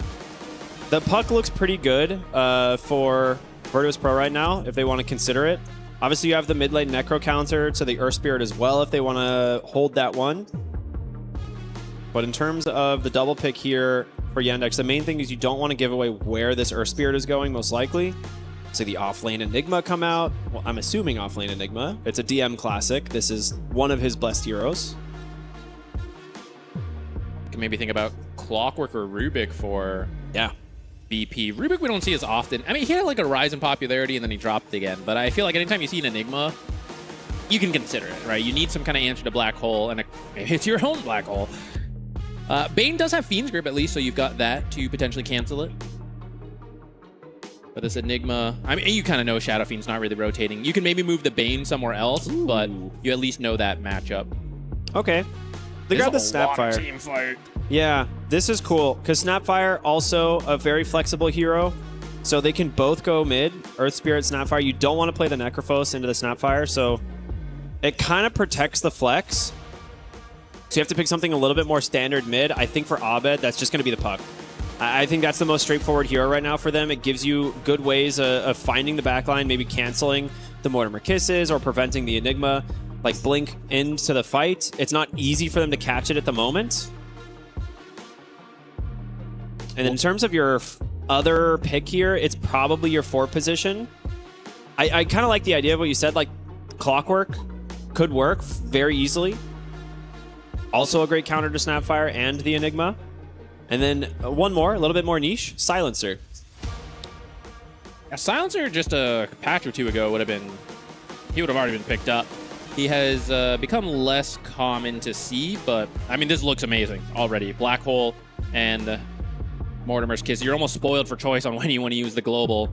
You just go in to protect the Fiend's Grip, right? Like you Fiend's Grip someone, pop that global, you're set. Pangolier. That one's actually nice because you can get the Basher on Pango, and then that's another way to cancel Black Hole, and he can't really itemize to deal with it. Saberlight also plays this, so it couldn't potentially allow them to last pick either off lane or mid lane. That's true. That means we should probably be thinking about a support here, which we've already listed the Rubik Clockwork, possibly even the Silencer. I think Silencer's kind of sick. If you run Pango Silencer, the lane is a lot of harassment, and there's the Rubik. Good call, Zach. I think the Silencer just lacks initiation. Like, it is an amazing answer to Enigma and Snapfire, but when you actually want to make a play because you know you can win these fights, who does it? It has to be Bane wandering in or Pango rolling in, but Pango might roll into Black Hole. So it becomes awkward. And then you can say, like, oh, but then you have the Silencer. It's like, okay, I guess. But, you know, there's going to be more picks. It's a little tough. I feel like if you ever have to depend just on Pango roll, it's very tricky. So I prefer Rubik because you're going to have telekinesis. You're going to have anything you steal, which... There's some good options this game. Yeah, already. really anything from Snapfire is nice besides a little Shredder. Cookie is really convenient when you have like a Pango, right? You can just send him in. Earth Spirit skills are kind of funny to steal. You don't want those. But Black Hole, of course, going to be the ultimate prize. I doubt anything is going to come up that's better than that. Whoa, PL. They actually did play this earlier. I think PL's pretty sick. It's a good hero into the Shadow Fiend. You regenerate illusions faster than he can clear them. Like, he's never been good against illusion heroes. Bane, Rubik, neither of these guys can deal with it. And now you have the bans to protect it. I think with this, you have to put the Pango mid, and you need to pick something to deal with PL in the off lane. There's going to be 2 more bans here for Saberlight. My guess, really is. Probably the Underlord. It would be the first one. Like, this is just, it's a very good hero into PL in lane. It really shuts him down. The next one, I'm not sure yet. I'm trying to think of maybe a Crimson Guard builder, but... It's like Tidehunter's not bad. That one could be okay. It's just, it doesn't seem great. Could you do something like Largo?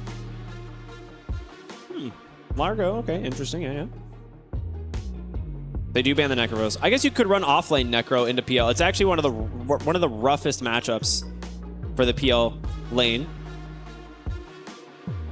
And there's nothing you can do to swap that, right? You don't want to put the Phantom Lancer offlane into the Shadow Fiend. He'd get absolutely destroyed.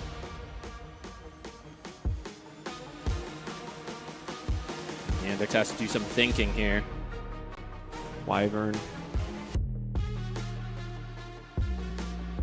It's an interesting one. It can certainly prevent the Pango roll, right? It's yet another answer to at least stop it momentarily. What about Phoenix? Use it to mess up with the Bane. The Phoenix support for the PL? Yeah. Is it too weak, It would be you think? strong in the lane, which PL kind of likes. I sort of want more control.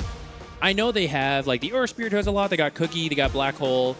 But on the other side, like, you want to interrupt Shadow Fiend ult. You want to interrupt Bane ult. You want to interrupt Pango roll. There's going to be another one, right? So I almost think it can't hurt to have even more spells to throw. Like, everyone's just going to take turns canceling each other, but, like, whoever ends up on top, you know, it's like, I had 5 tools, you had 4, so I win. Yeah, there's the Underlord ban. I mean, that's one of the ones that PL really struggles with.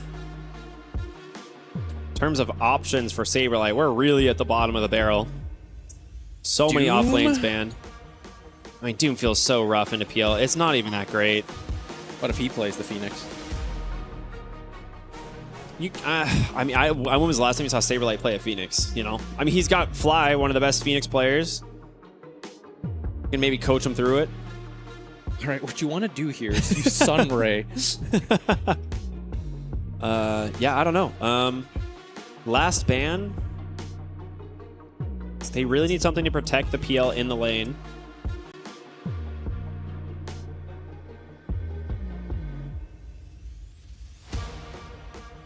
I still don't mind the Shadow Demon, like you were saying earlier. It's not bad. They will ban out the Silencer. Shadow Demon with the... Well, I guess you could... usually Soxa plays the Shadow Demon as the thing. Yeah. And Shadow Demon Enigma's kind of a funny lane. And Snapfire PL is also not the most normal combo. But I mean, I think that one can work. Dude, what if Yandex just picked Puck right now? Okay, they go Witch Doctor. I didn't throw that one out. Yeah, I was thinking like a strong laner that kind of... Like PL, you just want him to farm, right? So like, hey, don't worry. You sit there, you hit creeps, I'll handle it. And Maldic is one of those tools that you don't even need your carry to help. I mean, you can ask him to like throw the Q, right? That's enough. And then you go back to last hitting. And you just make space for him on your own. And it's a bunch of damage to throw into the black hole. So now you can use Mortimer's Kisses for something else, or you can throw both into the black hole if you really want. Man, there's not a lot. It's not a great Lycan game. I'm really trying to think what you can go for. I mean, Dawnbreaker is not bad. You can ult in onto the black hole to cancel it, as long as you're not the one getting caught. I just don't think it really wins the lane. So yeah, they're going to go for a Largo. Play a little bit more of a sustained matchup and farm it up instead. I think if you do get to the Aghanims, the Largo is actually quite good versus illusions. It is, yeah, that's true. but it's a little slow to get there. And it feels weird because PL is a very similar thing of like, ooh, I don't want to give him too much space. I'm going to get to late game PL and then I'm going to have a problem. Oh, but I need 3 items before I'm really that scary. So that was my concern for it. But with so many offlaners banned out, I mean, you had to pick something. So I'm open to the Largo. I think Largo Rubik can be decent together. Yeah. It really comes down to, I think, this Maledict. Can you get like a good cast combo? Because the difference between a good cast combo and not is like 400 health, you know? And that kind of determines if you can stay in the lane or not. Is there anything he can catchy lick in this lane? I'm trying to think. I mean, you mostly just use it to secure CS. Yeah. I guess it's like the Spirit Lance slow. Yeah, but that's not worth it. Yeah, so that's about it, right? You just save it for creeps. And you probably end up buying some extra regen. All right. Interesting draft from both teams. I like it. We haven't really... You and I haven't been able to catch a PL game. The Manta Aghanim Scepter has been the kind of go-to build. It felt like the last few times I've seen it. Obviously, Diffusal no longer working via his illusions and everything, so... I like the Manta Ags. It makes him a little bit tankier. He farms very quickly, and he's able to get in and out of fights. We'll see what he's able to get done on it this game. Yeah, I'm just checking his build last time looks to be that Manta Ags, and then he eventually got like the Scotty into... Well, he was working on the Bloodthorn, but they won the game before he got there. Yeah, Bloodthorn still works. On the illusions, great late game item. I do think that VP's draft can handle a PL, but you can't let him get out of control too quickly. Yeah, he has to have a bit of a slower start so that as you are picking up items, you can still threaten him and kill him. Like if he gets too quickly like tanked up, then you're just always a step behind and you never kill him anymore from there. Yeah, that's kind of my concern because Largo in certain lanes can create a kill lane, right? If you have a really strong support that can hold people inside the Frog Stomp and you have a lot of burst damage. Witch Doctor is fairly durable. PL, you're not going to be able to keep in the Frog Stomp. So I'm wondering if it's going to end up being more of like a kind of just like a passive farm agreement in this bottom lane. Maybe you go like stack for the Largo, try and get him like closer to his item progression. I wouldn't mind that. I'm going to have my eyes on Hellscream. I think this can be an exceptional Rubik game. Yeah. There's a lot of really good steals, but funny enough, that almost makes it more complicated in some of these games where you really have to figure out what is the right thing to wait for. Are you waiting too long to steal Black Hole and you should have just taken Mortimer's Kisses? Like, those decisions will determine some of these early team fights. So I want to see what he ends up doing, what build he goes for. I think sometimes into Black Hole, you kind of just want that blink to make sure you can steal it and then use your own Black Hole. Yeah, I agree. I think it's likely just an early blink for him. We've seen Essence Distiller a lot on Rubik too, though. That one's also very good. And you can use that to just scout the Enigma to know where that Black Hole is coming from. You can maybe do that into Blink. Yeah, it's cheap enough, right? It's cheap enough, provides a lot of value in the mid-game. But I'm excited to see where this one's going to go. It should be an interesting game one. I think both these teams probably confident with this draft. I was surprised not to see Puck here. I really thought we would be seeing a Puck, but... I'm ready for new heroes. It's okay. Yeah, it's okay. It's okay. I mean, Yandex's showing, right? They grabbed this PL, this Witch Doctor. Not all that common out there, but I feel like that's been the style of the team, right? They play some solid heroes, just normal meta things, but they put their own twist, and they believe in each other to do it. For example, this PL, or DM says, I want to play off-lane Phoenix. They trust each other to take out these kind of like weird heroes that the players know, like, I can have high impact this game. I can see my path to victory. And here we go. It is going to be game number one, VP versus Yandex here. And a little bit of a pause, some sound issues, but we can take a look at some of the starting items. Silencer did make it into the game. I knew it. He always sneaks his way in.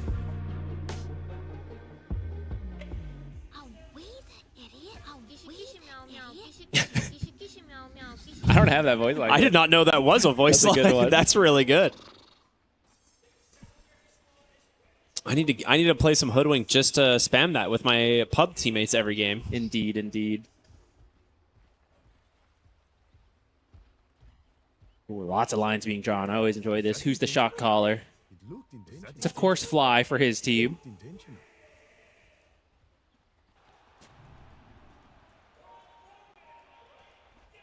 Mission top. The Eidolons are doing some scouting, but of course, they can't break the smokes. And VP... Okay, I thought they might camp this top rune to see if they could get a kill, because actually their level 1 is not too bad. I think it's almost stronger than Yandex's outside of the Maledict.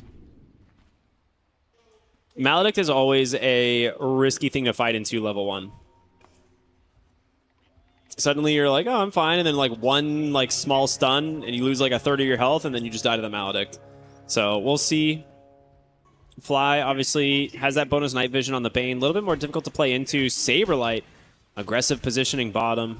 Will not be able to get the rune. It'll just be a 2 for 2. I like Soxa's positioning here. Gonna get a lot of damage, and they're not done. The lance comes out. Maledict is there. Body blocks. This is first blood, and it's gonna go the way of Malady. What a way to start the game. Pretty sneaky, hiding up there.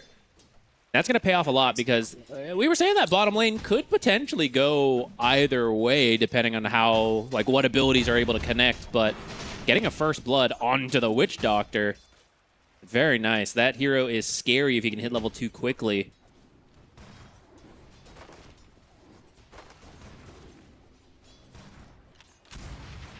So we are going to see this like support Snapfire. It's not as often. Like we've been seeing mostly core, but they pick it knowing that it's a flex option. And for them, they feel like they would rather just run the Earth Spirit mid. I think you needed a little bit more of an active hero from that mid lane.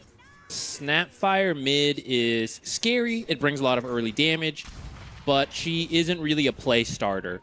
Whereas Earth Spirit with the roll-in, no cooldown, got a rune, go. No rune, maybe I still go, right? You want that kind of active gameplay to make space for a PL to farm, but also, this Enigma kind of also going to do some farming. We've seen it a lot. If you can take that early tower top, you go the drums, you get the shard, you just take over that entire top jungle. And you ask him, like, hey, can you come make a play? And he goes, no, I'm farming like 600 gold a minute. Why would I go make a play? You go make the play.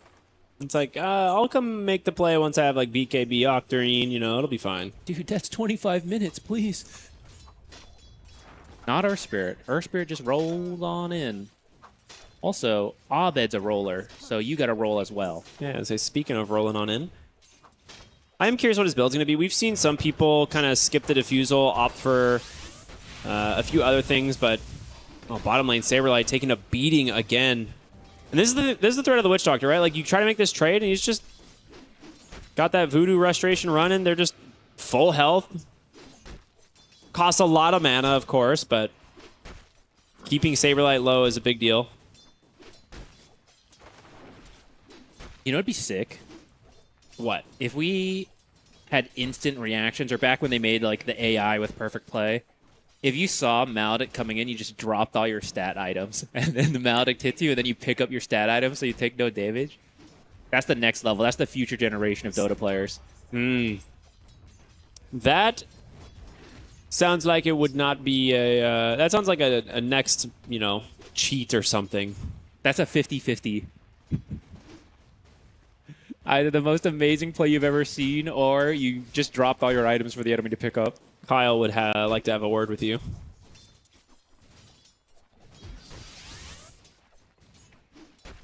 They're doing okay down here so far. Yeah, it's not bad. He's not having the best time farming on the PL, but they have done a good job at putting damage in. Saberlight, though, I mean, he's chilling. Largo's got a lot of damage, so yeah, you're able to contest these. And Rubik does have an easier time casually harassing than a Witch Doctor. But Witch Doctor's full commitment trade is better than the Rubik's. Yeah. But so far, despite that early death, Saberlight's kind of been... Okay, maybe cursed him. Yeah, he went in pretty far for that one. He might live. It's kind of close. It's going to be really close. 100 damage with 73 left. Do you think if you walk to the tier 2 for slightly more regen, Nah, I don't think it is, though. It would have been the difference of like maybe 10 health. Hey, sometimes that's all you need. But he would have had to go through the middle where there's no regen. So. Yeah. Well, nice curse, Zach. Good job. Yeah. Don't worry, he still got CS. It's fine. It's true. That's true. Tomato also got a lot of CS. Some of these are Eidolons, slightly misleading. But anytime you're not getting shut down by an Enigma, that's a good time. He also got a kill. That's true. That's kind of nice. Taking out the Snapfire here in the top lane. I mean, we've seen, right? Bane, Shadow Fiend, very strong. You obviously don't get like the benefit of like really killing the Bane. Or I'm sorry, killing the Enigma with the Bane. It's just too easy for him to dodge the Nightmare. So isolating the Snapfire, really important. Yeah, that's the nice thing about having summons versus Bane. He just cannot handle them. Nice double stack there from Abed. That was slick.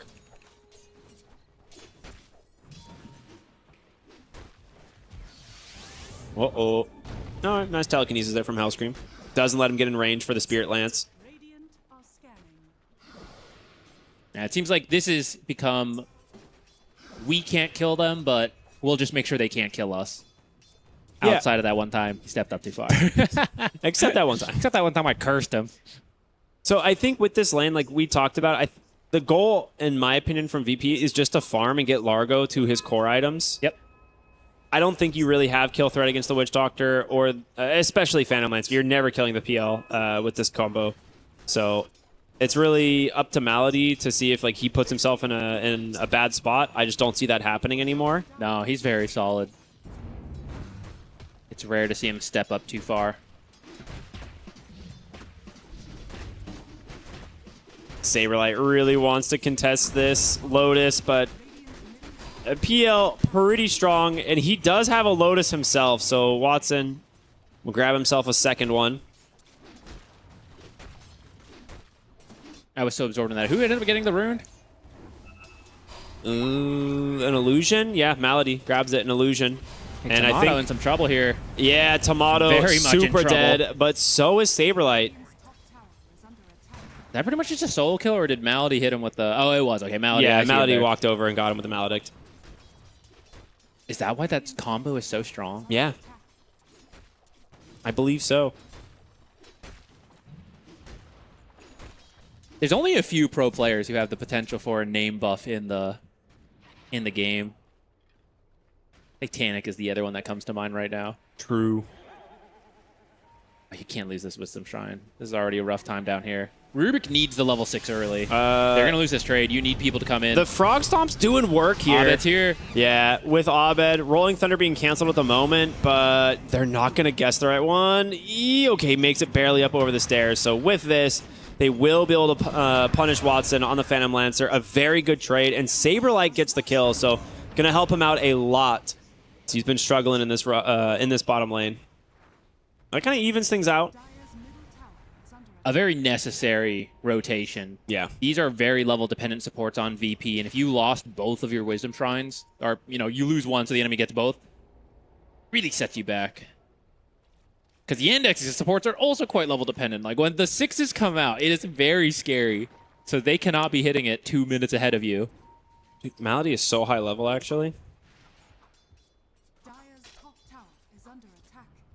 8-minute power rune. Looks like VP more interested in trying to play for this top lane. It looks like Yandex has position to try and start pushing this tier 1 tower. The Invis rune could be big, though. The next roll should be up somewhat soon. Tomato. Whew. It's not quite enough here. If those supports were higher level, they could go for it, but... Yeah, Fly in trouble. Another roll. Silence. Boulder kick. The rest of the heroes will collapse on top of him.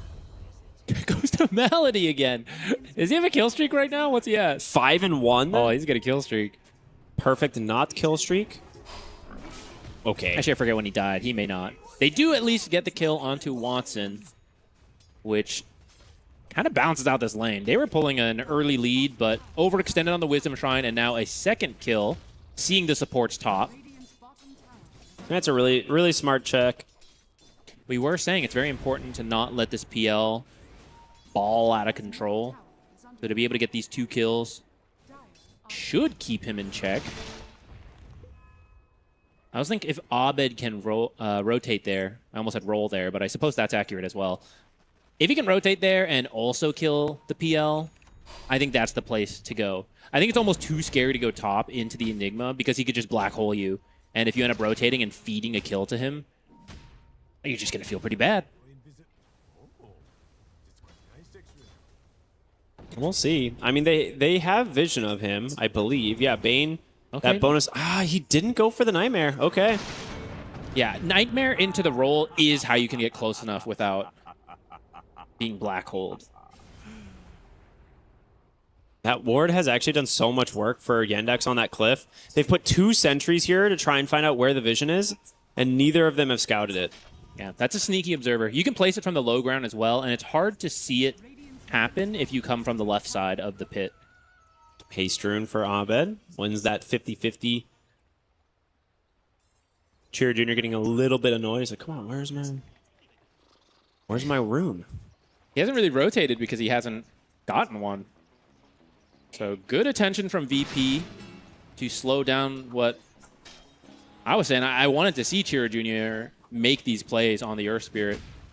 But without any runes, you got no extra buffs, you got no resources to make those rotations.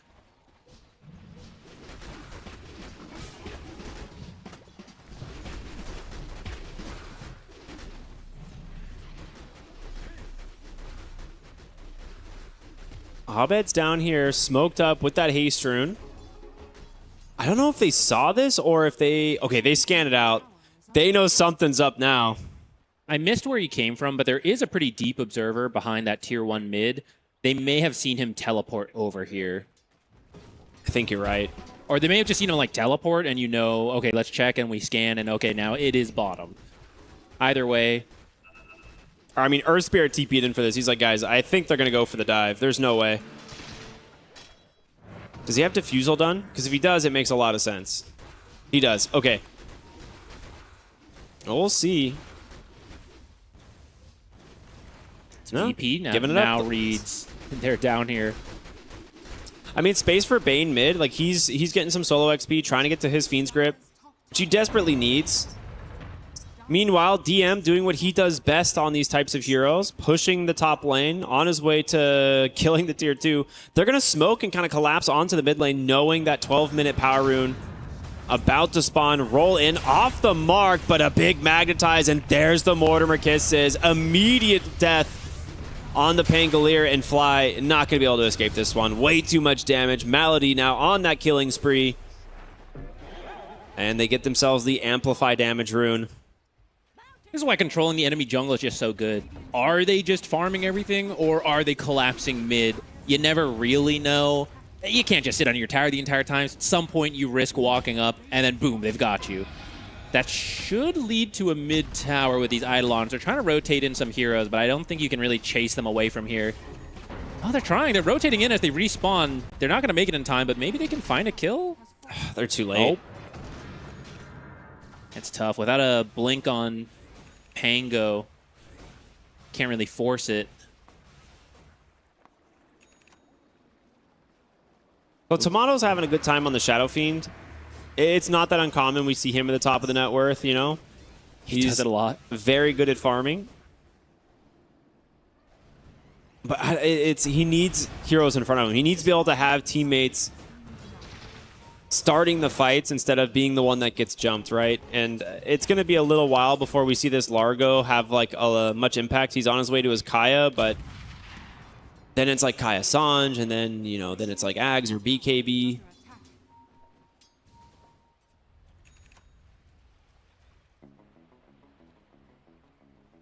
A lot of Largo's items are really good this game, though. Yeah, they are. The Shivas would be amazing. The Ags will be great.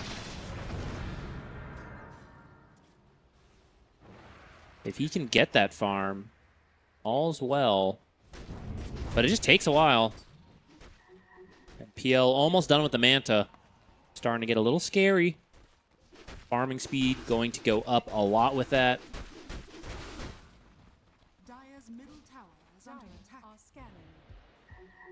14-minute rune cheer, Junior. Finally, please. No. I still gotta get it. He still might get it, yeah. Regen, that's pretty good. I like his BKB rush. I think he knows, like, he needs to be able to just run in and, like, start the fight, get the magnetize, like, kind of disrupt any of these supports from getting their spells off with a silence. He is the bait, right? He has to go set up the Mortimer's Kisses, the Black Hole, the Death Ward. All right, no setup required for this one. Decent juke there. He almost actually got out of that one, but just enough damage at the end there from DM. Soxa would Mortimer's Kisses him. Nobody escapes. I like that Rubik has the Eidolons himself, and he's just farming away, working on the bottom tier 1 tower now. It's actually so much farming speed for Rubik. He has it for a little while longer. Might get like 2 more casts of it. He'll get this bottom tower with it, so yeah, that's plenty for a stolen spell. Top tower taking a lot of pressure itself, though. Dude, that's the tier 2. Down to half HP. Maybe Rubik can do the same. Go back top, steal that again, go back bottom again. Dude, look at where Soxa is. This is sneaky. Can he stay out of sight, though, with the help of his ward? I think Fly saw him. They know he's here somewhere. Soxa, nice cookie. Roll in instead. Oh my goodness. So much burst damage. Cheer Jr. has that regen rune, too, so he doesn't have to get out. Dude, look at the double get out wards. anyways. Yeah, they really want to look back there. That's where Shadow Fiend loves to live. The carries holding top. Maybe you can find those kills with these high mobility heroes like Earth Spirit. The Snapfire can follow up from so far away to make sure you have enough damage to convert it into a kill. So I like the idea. They're looking mid for their own play. Ooh. Yoink. Mine. Saberlight. Very nice use of the catchy look to get the shield rune there. I'm still getting used to the fact that he can do that. I haven't played Largo like hardly at all, so this is like, those are the types of mechanics that are just very fun being in the game.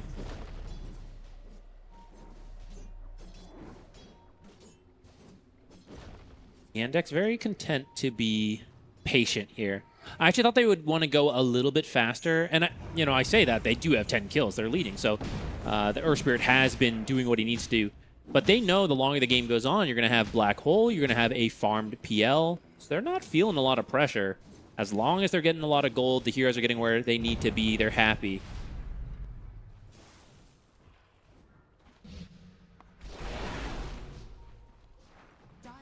It is going to be the man to Ags. Yeah, it makes sense. It's a very good pick, item combo. They might just be giving up the tier 2 top. I don't know if they have plans to defend. They have a good ward, but like behind them, seeing them. I think the fight's just too hard. Just think about the impact of the spells right now, comparing each other. Black Hole, Maldic, Death Ward, Mortimer's Kisses, Magnetize. It's just so much to fight into. On the other hand, what do you have? Roll? What's your damage follow-up? I mean, if he has Blink, which he does, you might be able to just stay on top of the Enigma and prevent the Black Hole. And everyone else is killing you. Yeah, and then it's kind of on Hellscream to find a good spell, right? That's the other problem. Rubik does not do enough yet until he has that good spell to steal. They get the Sentry. They know something's up. Like, they have way too much knowledge of where we are. Why haven't I been able to kill anybody up here? Yep. They'll drop a different ward in the river there. They're like, okay, you take the lane one, we'll get the river ward. I don't know if his Sentry sees that ward. No, that one was too far. Is it? Okay. Oh, wait, you mean the VP Sentry might see. Yeah. I think it's just out of sight. Yeah, they're both just out of range. These guys are pros. They know.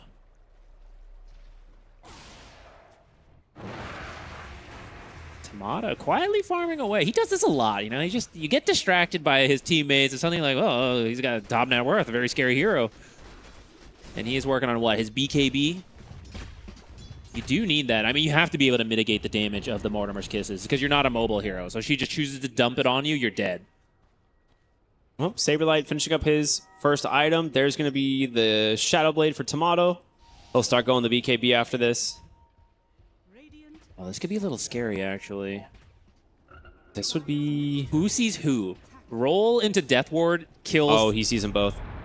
Big Requiem. Trying to follow it up, though, is the question. Saberlight with the hot feet, trying to get the kill. They got him. I thought that was Yandex's sentry. I thought he was about to walk into them and they were going to destroy him, but that was his own, so they had no idea of the invis. You do get a kill, at least with your Shadowblade reveal. It was on to a Witch Doctor, but you'll take what you can get.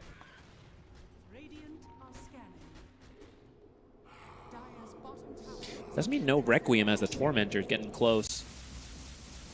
But actually all of VP is coming down here. I think Abed is last, maybe going to teleport. If he tries to twin gate, he might actually run into people.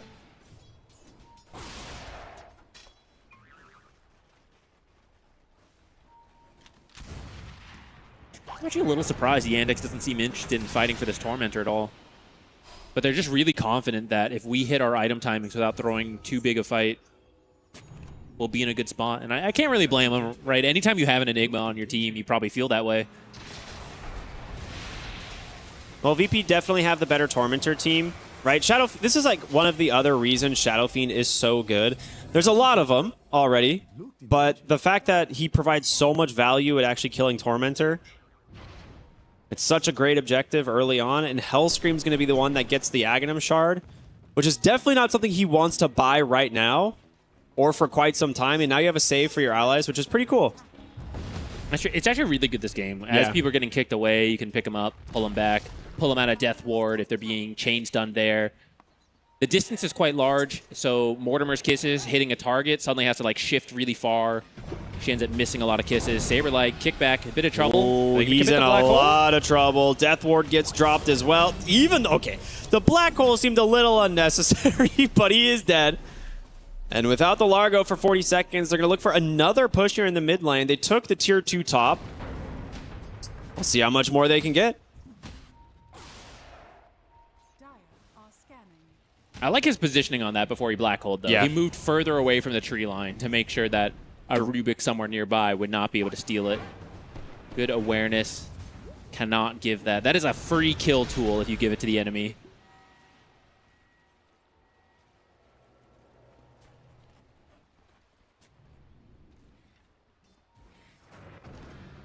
Almost got the blink on Rubik. That'll allow him to steal spells a lot easier. All these spells are pretty long range, so he's having a hard time getting to them right now. But with that blink now finished, we might see some turnaround fights. Oh, fly. He's like, get out of here. Not going to happen. Nice try. I feel like you have to go with these kind of plays as Bane and Clockwork, you know? It's like, yeah, you just give it a shot, see if you can get it. So now that Watson finishes the Aghanim Scepter, PL is going to get out of control very quickly. It increases his farm speed so much. Hellscream needs to be a little bit careful. The curse is going to be the cookie. Malefice as well. Nice Rolling Thunder. He's going to survive for now, but Chira Jr. is going to come in, and with the help of the Mortimer Kisses, maybe... Oh, great telekinesis dodge. They know he's over here, though. The chase continuing. Vessel is out, and with this... Don't think he's going to be able to survive. Yep, dies, bleeds down in the trees. Meanwhile, bottom, Watson juking him out. They don't know which one is real, and Tomato is falling low. It is 4 versus 1. Looks like they finally found their target, and he will die for it. A little close for comfort, though. I think that's a sign of times to come because absolutely. As PL picks up this Scotty, he's going to get even harder to kill. And actually something you and I have been talking about is the lack of anti-heal in the game right now. It's part of the reason why Necrophos and other healing heroes are so strong. A lot of heroes don't buy Scotty, but PL is actually one of them. So he is going to have that tool to be able to reduce Largo's healing. Are they going to Fiend's Grip this? He's just goofing. The rest of the team was not close enough.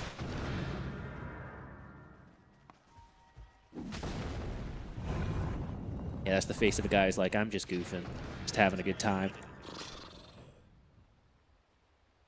Just being a little silly.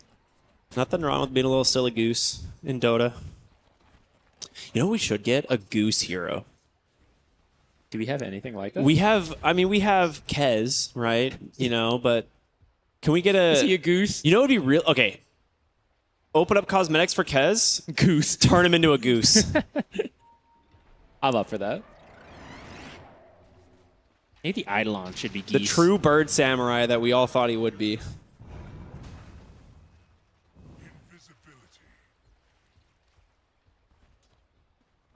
I'm a little torn. I feel like VP needs to push a little harder, but I understand it's really difficult. But PL is just getting scarier and scarier. And I'm not 100% sure what they're farming up for. You almost have SFBKB. He's very close, which he sure wishes he wishes he had it right now. Absolutely. He is dead. 55 seconds. And now I think that opens up your mid tower. I think right now VP are almost as strong as they're ever going to get. Saberlight. Well, Watts. Got him again. Oh, no. The Fiend's Grip as well. This guy absolutely destroying the side of VP is now Saberlight trying to run. Knows he can't. Will go for the TP instead, and he will make it out. The roll from Cheer Jr. somehow just teleporting onto the Rubik. The second roll to follow it up. They'll get themselves 3 kills, all set up from the Phantom Lancer. That was very sneaky from Watson. Illusion first. Or sorry, real hero and an illusion first, with an illusion following behind. He mixes it up, so you're never sure. You see that, you're like, probably, right? The average player would do it. But Watson's not an average player. He mixes it up. It's the sign of a good PL. Like, this guy's Grandmaster PL for a reason. You give this guy a PL in a good PL game, and you're going to be in this situation 7,000 behind at 25 minutes. And it's only going to get more difficult. Shadow Fiend cannot play this matchup. And we kind of said early on in the draft, right? Maybe Largo can tempo it if you manage to get like the Kaya Sange and the Aghanim Scepter, but now you're too far behind. It's really only Abed on the Pangolier that can clear the illusions now. I feel like there were a couple early plays, but since then it's just been a lot of avoiding each other. And that there's always one team that is correct on that, right? They're like, oh, we outscale, we are good to go. I think it's Yandex this game, you know, and they're patient. I think VP is the one that needed to push a little harder. They do have tools, though. Like, I see the Aghanims done on the Pango. That is really good versus PL. It is, yeah. So that's what I think they were trying to time, was the Ags on the Pango. Plus but they were, BKB on the SF? Yeah, they were like 100 gold away from BKB when they found the Shadow Fiend, and so it kind of just killed the entire momentum. Roshan down to about a quarter HP, less than that now, and it looks like VP will be unable to contest. Great job from Chira Jr. Just no fear, rolling onto the high ground, making sure that they are not able to get down here. And Tomato, hold up, bud. This is a scary place to be. They found him. He just pops the BKB, the Requiem. I don't know if DM wanted to go over there, but that's fine. Watson gonna make some space in the fight. Saberlight is all alone. His BKB spent, trying to run, no escape. VP on different pages, it feels like. Yandex may be there as well, because it looked like DM was going for the black hole. Chira says, no, this is not the one. They at least get the Largo. And they got 2 BKBs? Like, these are fresh BKBs being spent like that. And they're gonna get the mid tower. I think you could maybe poke a little bit, because there's no Requiem, no roll. But if you want to play it safe, I mean, you have a lot of Aegis time to find another pickoff. Seems to be the choice they're going for. Again, their late game scaling looks good, so why risk it now with a 10k lead? Draw this out, we can grow that, just make the game a little bit more comfortable for ourselves. He's also about 800 gold away from the Eye of Scotty. That's pretty scary. Oh, the roll connects just before he gets through the Twin Gate. And he kills the Courier for good measure. Oh, no. Chira Jr. has absolutely destroyed them this game. Yeah, he does have to use his BKB to finish 2-1. It's so last tick, man. The very last tick. Saberlight gets caught from the Maledict Death Ward. A little bit of help from the PL. Maybe a lot of help from the PL, but he's super dead. All right, that's what they were being patient for. Can we find any kills? Yes. Now we can go poke away at this tower if we want, but... Dude, this is a first pick Earth Spirit. This is the part where, like, it's a little bit weird in the draft. Like, overall first pick Earth Spirit. And look at how much impact he's had. Like, you just don't see that kind of same thing reflected on the Pangolier, which this is supposed to be your counter. soon as he gets the Scotty, he's just straight to the high ground. Yeah. He knows they're dead. He knows he's strong. What else do you need to take? Yeah, he's unstoppable. Tier 3? Watson's absolutely unstoppable. 2 minutes, 40 seconds of the Aegis.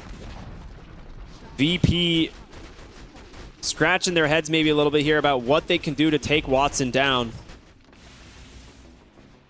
And you have a BKB Black Hole at the ready. Your only hope of stopping that being the Rubik. That's the thing, right? Like, I think you could kill this PL once, maybe even twice, but to do it is going to take a whole team effort, and that is just the perfect condition for a Black Hole Mortimer's Kiss response.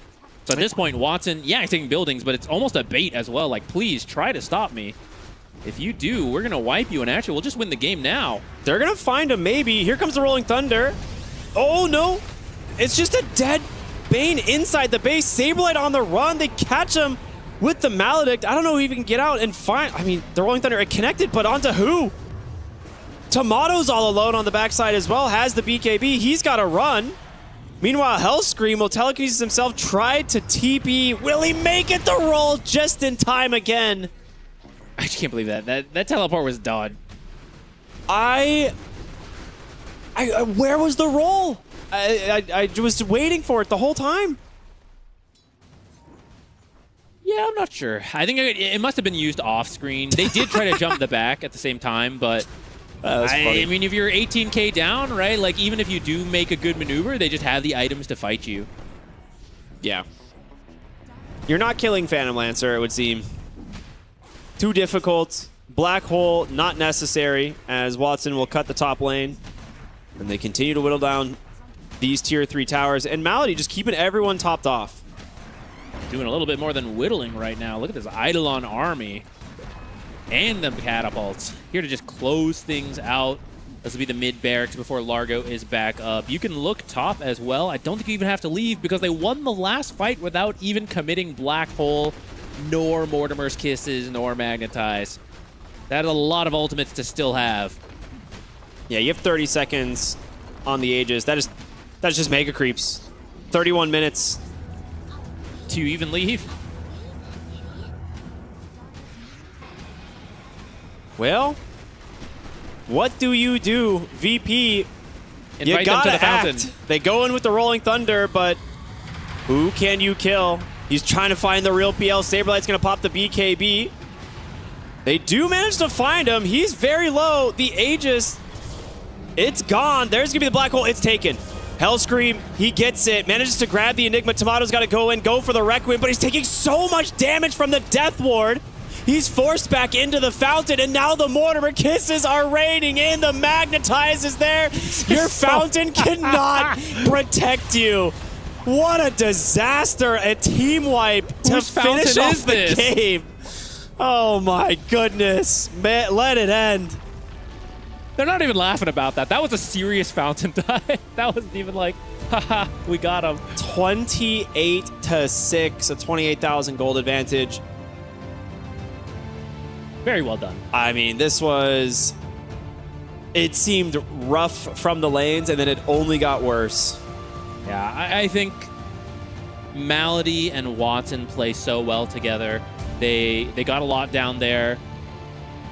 It was kind of slow from there, honestly, but that was totally fine with the Yandex. They completely understood the items they needed. I don't feel like it was a massive outdraft, but maybe the surprise of, like, you know, an uncommon PL, Witch Dog's a little out there, maybe that just threw VP off enough that they weren't sure how to go about it, and they were trying to hit their own item timings, but I think it was just a little too late. Or maybe it was just slightly off. Because like right before that BKB was about to hit, it was so close. He ended up getting killed. Yeah, I mean, Dota's a game of a lot of little things, and yeah, maybe that BKB hitting Tomato as like the Aghanim Scepter was finished up on Abed, like that was the time to make a play, but losing the Shadow Fiend, then losing the Roshan, I mean, it all just kind of falls apart from there. Again, I come back to this Pangolier 1-3-2, like obviously you see the same scoreline on the Shadow Fiend, but you need your mid lane to get more active. And I just look at Chira Jr. 11-0-9 as an overall first pick Earth Spirit. That's pretty much what you want from it. And part of why, instead of the Snapfire going there, who also had a really good scoreline, but I mean, they won, so like, of course the scoreline's gonna look good. The mid Snapfire is just not gonna have that amount of kills, right? She's just not as fast in making plays, but the Earth Spirit was. I do think, like, up to here was, like, kind of okay, right? This is VP fighting back, getting the Wisdom Shrine. I think it was actually an overextension from Yandex there. And actually, like, after that, it just felt a lot slower. And I do think part of it comes down to just the ease of team fights. Like, hey, you press R, I press R. Does that seem like we can do that? Dude. Oh, it does. It's easy, guys. Just roll in and go. This is like where you realize you're in trouble. When Phantom Lancer is baiting 2 heroes, he baits a Fiend's Grip, he kills one, kills another, like... This game gets so difficult from here on out. Like, you're already a little bit behind, but Cheer Jr., like, level 17, just soloing heroes on the back line, and then we see him here just solo kill the Pangolier. The Spirit Vessel did so much work this whole game. Yeah, so much damage coming in from him. Abed almost got out here, like 1 tick away. Yeah, it was close. I didn't even realize he actually lost the gem there. Wow, they had the problems besides that. Yeah, I just think it's the speed of it all. I think this PL was too... It put this time pressure on them, but they also knew they needed certain tools before they could deal with it, and they just couldn't get those fast enough. Yeah, Watson's Phantom Lancer looking very good. We'll see if there's, like, if it's something we'll see again. I mean, we're like, oh, we finally see the Black Hole come out this game, and it gets stolen, and then, you know, where's your... You have no damage. Tomato, like, nearly dies to the Death Ward, and then you're hiding in your base, grouped up for Mortimer Kisses and a level 20 Magnetize, right? Like, yeah, it's rough. I also think this is part of the issue with Rubik, is that Rubik wants to fight a lot, wants to steal spells, but someone has to go bait those spells. Yeah. They're not just going to use them for you to steal. And Pango can kind of do it, but Largo struggles a bit more. Largo really wants to farm up some items. So I feel like they weren't able to force enough fights to then get Rubik enough spells to then force more fights. And they were stuck in that loop of just, we haven't stolen the spell, we can't fight yet. Yeah, you're absolutely right. And then the couple times we did see him get a stolen spell, one of them was like Eidolons, and then the next one I think was like Magnetic Grip from Earth Spirit. And you're like, all right, well, you know, I guess I can farm a little bit, you know, but you're not actually getting much use out of these. Yeah, it was a rough game all around from VP. I think Yandex just played super smooth. They come out with a pretty straightforward win, I would say, but there's still 1 game left here today. And with that, you know, we're going to go to a short break, and we'll be back, see if VP can draw the series or if Yandex is going to run away with a 2-0. We'll see y'all in just a bit.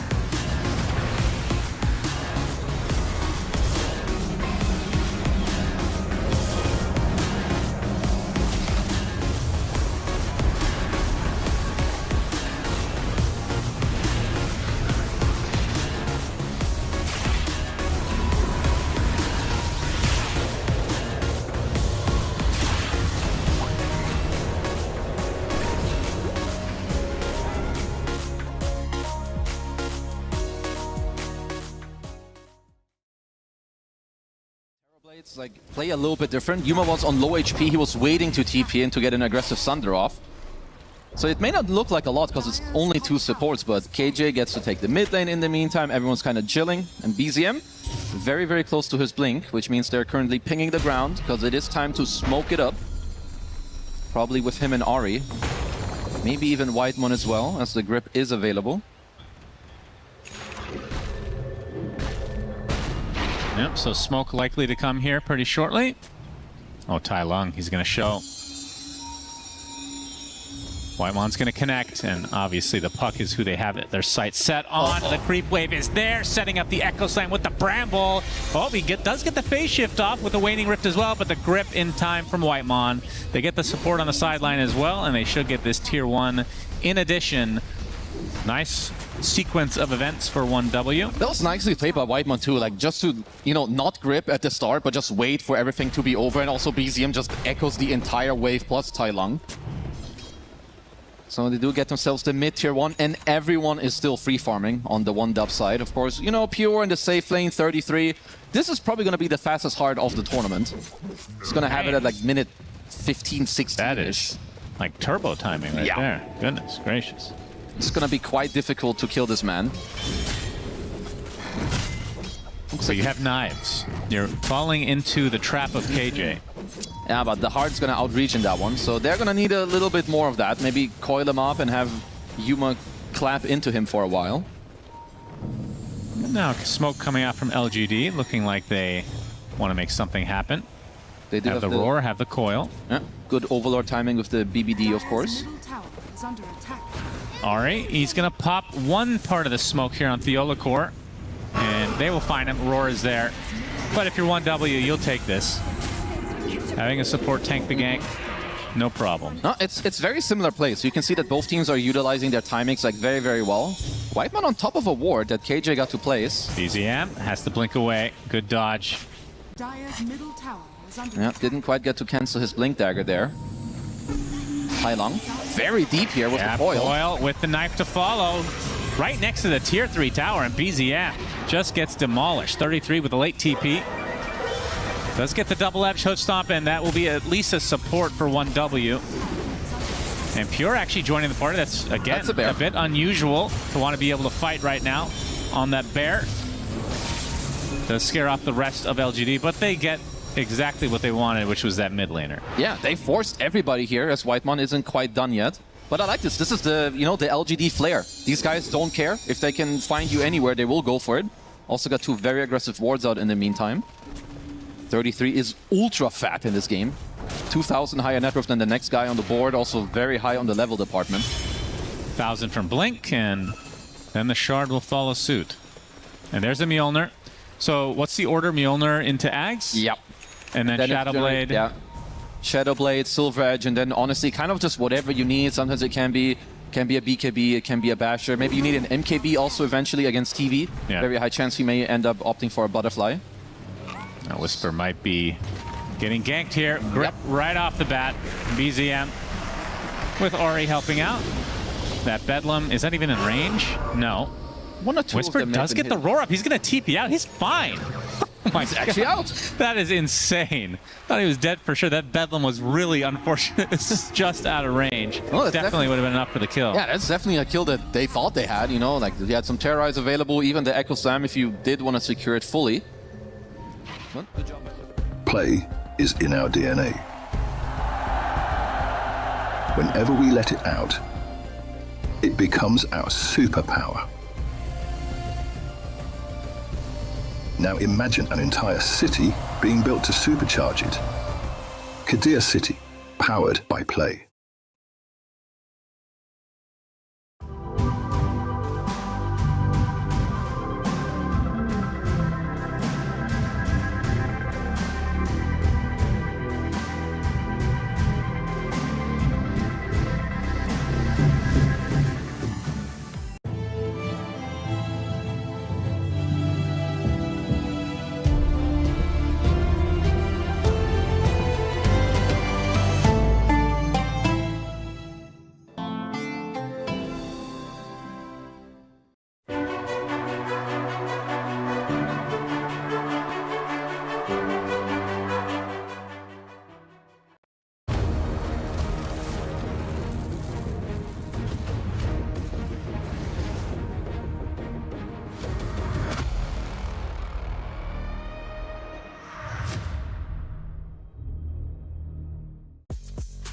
One game left here today for this stream, and it is going to be an important one if you're a VP fan. They are struggling in this series up against Yandex, but this could be the time to find that the drive that you need, because you need a win. The group is coming down to about that halfway point, and you do not want to be at the bottom of it. I think with that game, that's literally the halfway point. That is the halfway point, Yeah, yep. So this is now the second half, technically, and it's time to do some like turning and burning, get some wins here, which I know they're capable of. It just feels like I really don't know what to identify it as. It's like not doing enough almost. Yep. Like it seems like they're set up. The drafts make sense. Sure, you can nitpick here and there, but you can see the tools, and it just sometimes just doesn't come together.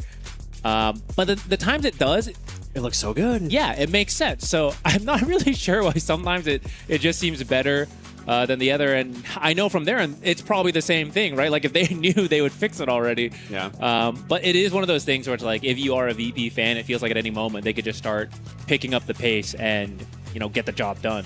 I feel like that's a legacy feeling if you've been fans of these players and of their teams in the past, right? You're like, one moment is all you need, and then they just shine right through, and you have a great tournament. But they really have to turn it around in this series, because game one looked pretty rough. Like this Earth Spirit was able to get way too much done. The Phantom Lancer, forgot the name of a hero for a moment. I don't know. He's why. so uncommon. Yeah, we don't really see Phantom Lancer all that much, but it's obviously something Yandex play very well around, and they're like, yeah, we'll pick it later in the draft. It fits well. It's not something Shadow Fiend can deal with, so unless you have another answer, we're gonna have a free Phantom Lancer game, and the Pango wasn't enough.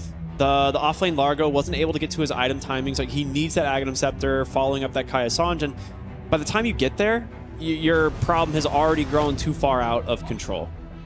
In hindsight, it was pretty sneaky too, because they were banning all the offlanes. Yeah, all of Saberlight's offlanes, which you're like, okay, they're targeting me. But also, if you look at them, it's like, oh, these are actually all the ones versus PL, which then you grab PL at 18, you're like, well, guys, the hero pool is kind of small now for the offlane. Yeah, like what do I pick, guys?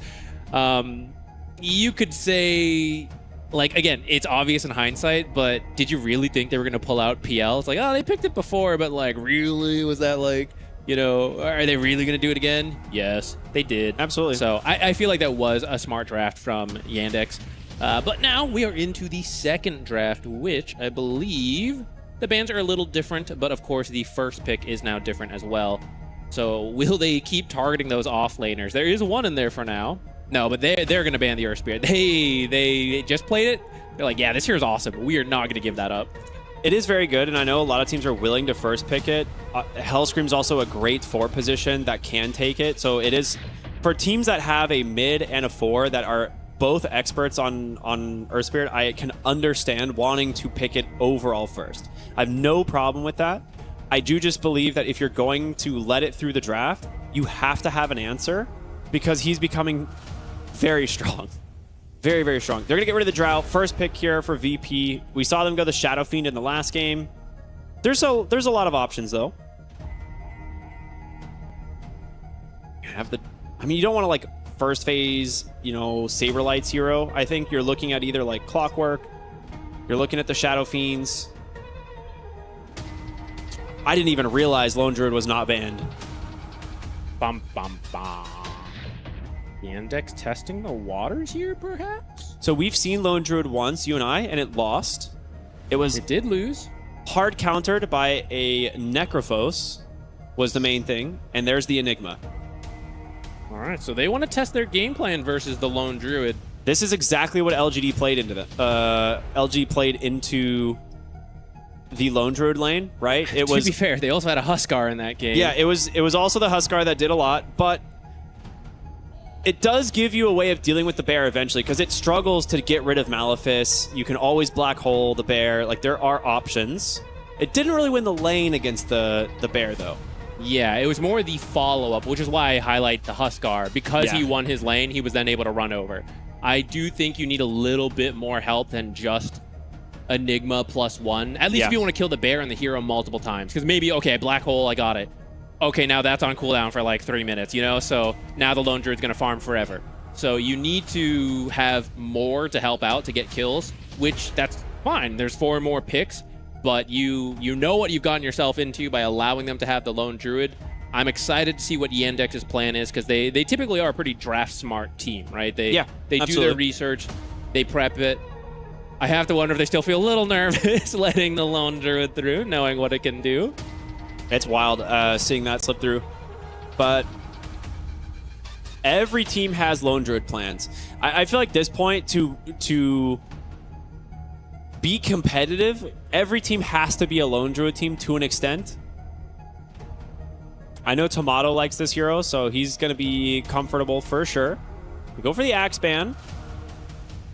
And they're going to have their next pick. It will be the Hoodwink. Okay, another great hero at dealing with the bear.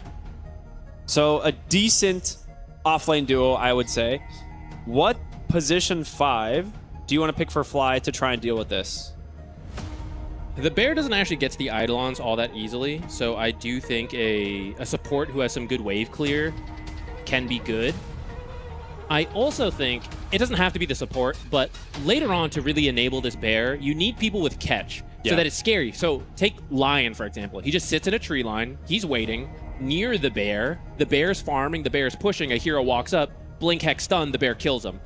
That's how you really get the most out of this hero, is when not only is he farming and split pushing the map, but he's also threatening these kills if you don't bring enough heroes to deal with the bear. Yeah. Wyvern is not quite that hero I was thinking in mind, but she can kind of deal with the Eidolons, because you have Splinter Blast, you have really long range attacks when you use your Q. I don't mind it. There's also a lot of healing, so it's like, hey, we can't deal with Eidolons, but I will just keep healing the bear, which already has so much health, and then I have the percent HP, which is usually not that great early when you have like 600 health, but the bear's got so much health, it's actually really good. So kind of a cool way to deal with it. And the Winter's Curse is then a way to stop Black Hole. Well, we'll see where they want to go with these next picks. I would like to see them prioritize Saberlight's hero. Give him something here, because the offlane bans are starting to add up. And I think on 18, you can go for that. Okay, yeah, there's the Snapfire. I like this a lot, actually, because this is another mid lane support flex. We saw them run this on Yandex in the last game. Obviously, it ends up in the hands of Soxa, but very strong mid lane hero. You can keep it there. And then you still have the counter pick on 18 at the end of phase 2 here to decide where you want to move it. So I think a really strong draft already from VP. We'll see kind of how Yandex want to approach. I feel like once you pick the lone druid, you can already say, this is a really strong draft. Very well thought out. Kez Witch Doctor. That is a very cool answer. So we saw Witch Doctor last game do pretty well. I mean, didn't really struggle too much in the lane. They found a lot of kills with it. Kez combos exceptionally well. Super high damage carry that can follow up the Maledict from range. And they both play well in the lone druid. Can kill his teammates into the Winter's Curse, so you have to be a little careful about that one. Yeah. But it is a very strong safe lane combo. There we go. Okay, I was about to say you have to pick your offlaner here. It's not going to get any easier. So now that you see the safe lane, what do you want? They go with Centaur. Centaur actually can be killed by this duo, so it's still a bit scary. But Centaur Snapfire, if you do want to run that combo, is quite strong. Kez is actually relatively squishy early on, and his parry is very good if your damage is coming from auto attacks, but just the spell combo of these two heroes is like 500 magic damage pretty early on, and that is going to be a lot of Kez's health pool. So you harass him a little bit, go for the kill. That could be a way to prevent Watson from getting out of control like he did in the last game. Yeah, I think you should run this support Snapfire. I think this lane duo is so strong. You probably won't have kill threat on the Kez just because Witch Doctor is so annoying. Without, I guess, a mistake, right? Like, if they come out of position too far, the cookie into the stomp is a lot of damage. But I think for the most part, this is going to be a lane where they feel confident taking trades on VP. You're not going to see them be able to push Saberlight out of the lane as easily. And he's still going to find his farm, get to his items. And now they're going to see the mid-hero bans coming out, right? There's the Huskar ban. We see the Viper ban. Both heroes exceptional at dealing with the Lone Druid. Honestly, the break also useful for Centaur. Yeah. And I think you need a playmaker, and all the typical playmakers do not like dealing with Huskar and Viper. So you're kind of keeping it open for who did not get banned. So we got like Storm, Puck is out. Actually, a lot of the... Invoker is still here, though. No, he's out too. Is he? What? VP God, he Bandit. is! Yeah, so a playmaker from the mid lane. On the Yandex side, Necro's kind of cool, but I think pretty greedy. I'd rather just a typical playmaker for Cheer Jr. Yeah, I don't think you can blind pick the Necro, right? No, they have the last pick. They have the last pick. Yeah, oh, you're right, yeah. Honestly, last picking Necro, if it is a good Necro game, is perfectly fine. Oh, gosh. It's a good Necro game. I think you just pick Necro. It's actually greedy, but you kind of could. I mean, is it? The hero gets, like, bots at Radiance by, like, 20 minutes. That's pretty greedy. Neither of those are playmaking items. But he's so much stronger. Slardar, okay. That's a playmaker. That is a playmaker. Great combination with the Watson Kez, and likely to go Desolator if you're going to have something like a Slardar on your team, and then he'll play very active with the Kez hero. Yeah, that synergy is very nice. Does well versus the Pango too. And honestly, the bear does not have that much armor and doesn't really want to build that much armor, so it's pretty annoying. It really struggles to heroes like Slardar. I'm a little bit uninspired by the Pangolier, I'll be real. Like, this didn't feel super strong in the last game. And you're blind picking it this time, so you kind of know you're going to get countered.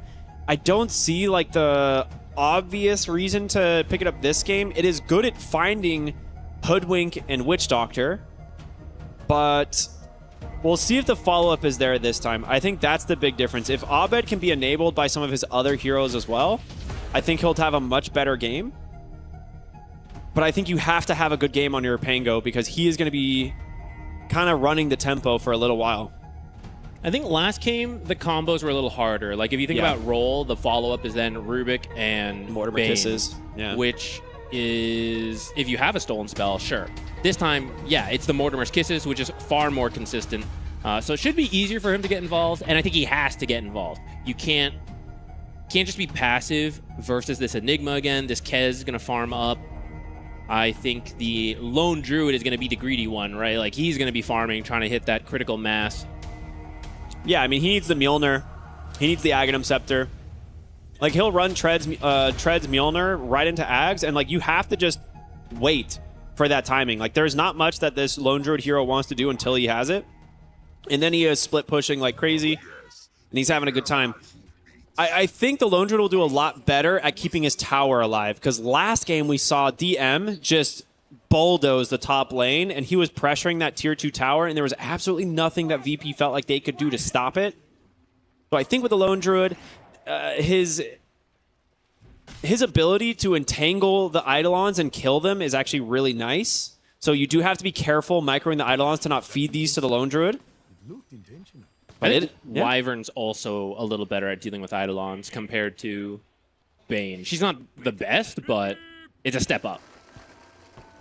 All right. Here we go. Game number 2. Both teams smoked up.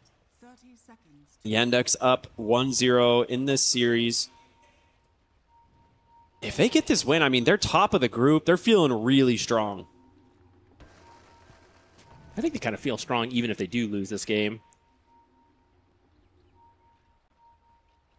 VP getting a win here would definitely be a sigh of relief, though.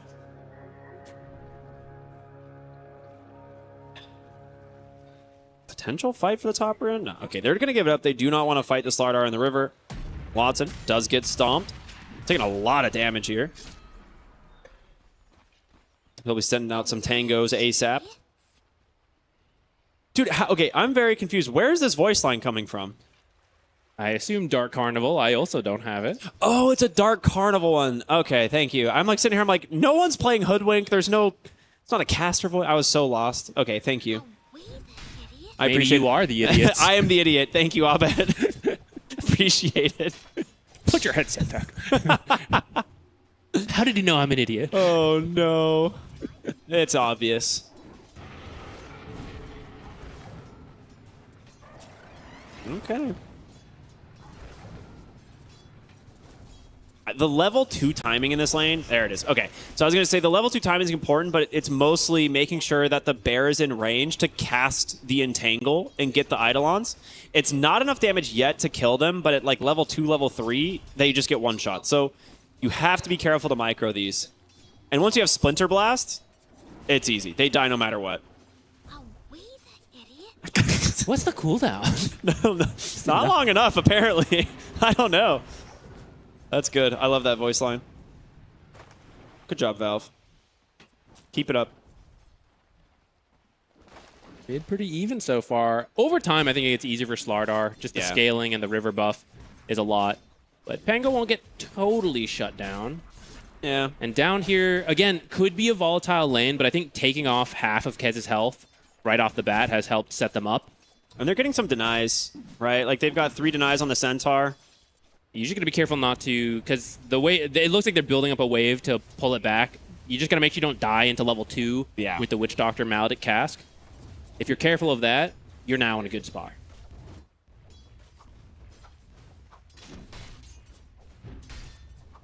Yeah, looks like a much smoother start for Abed. He should be fine. I mean, he's in a pretty good spot here with the swashbuckle at the ready, but we'll just head top for the rune.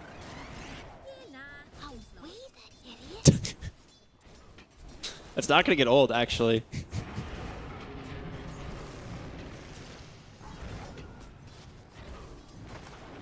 Yeah, this Wyvern, so annoying now.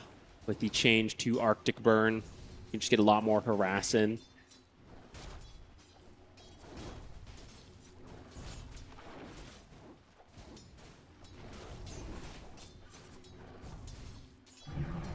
Oh, there we go. No, we do not have Splinter Blast, I guess. He's holding the point.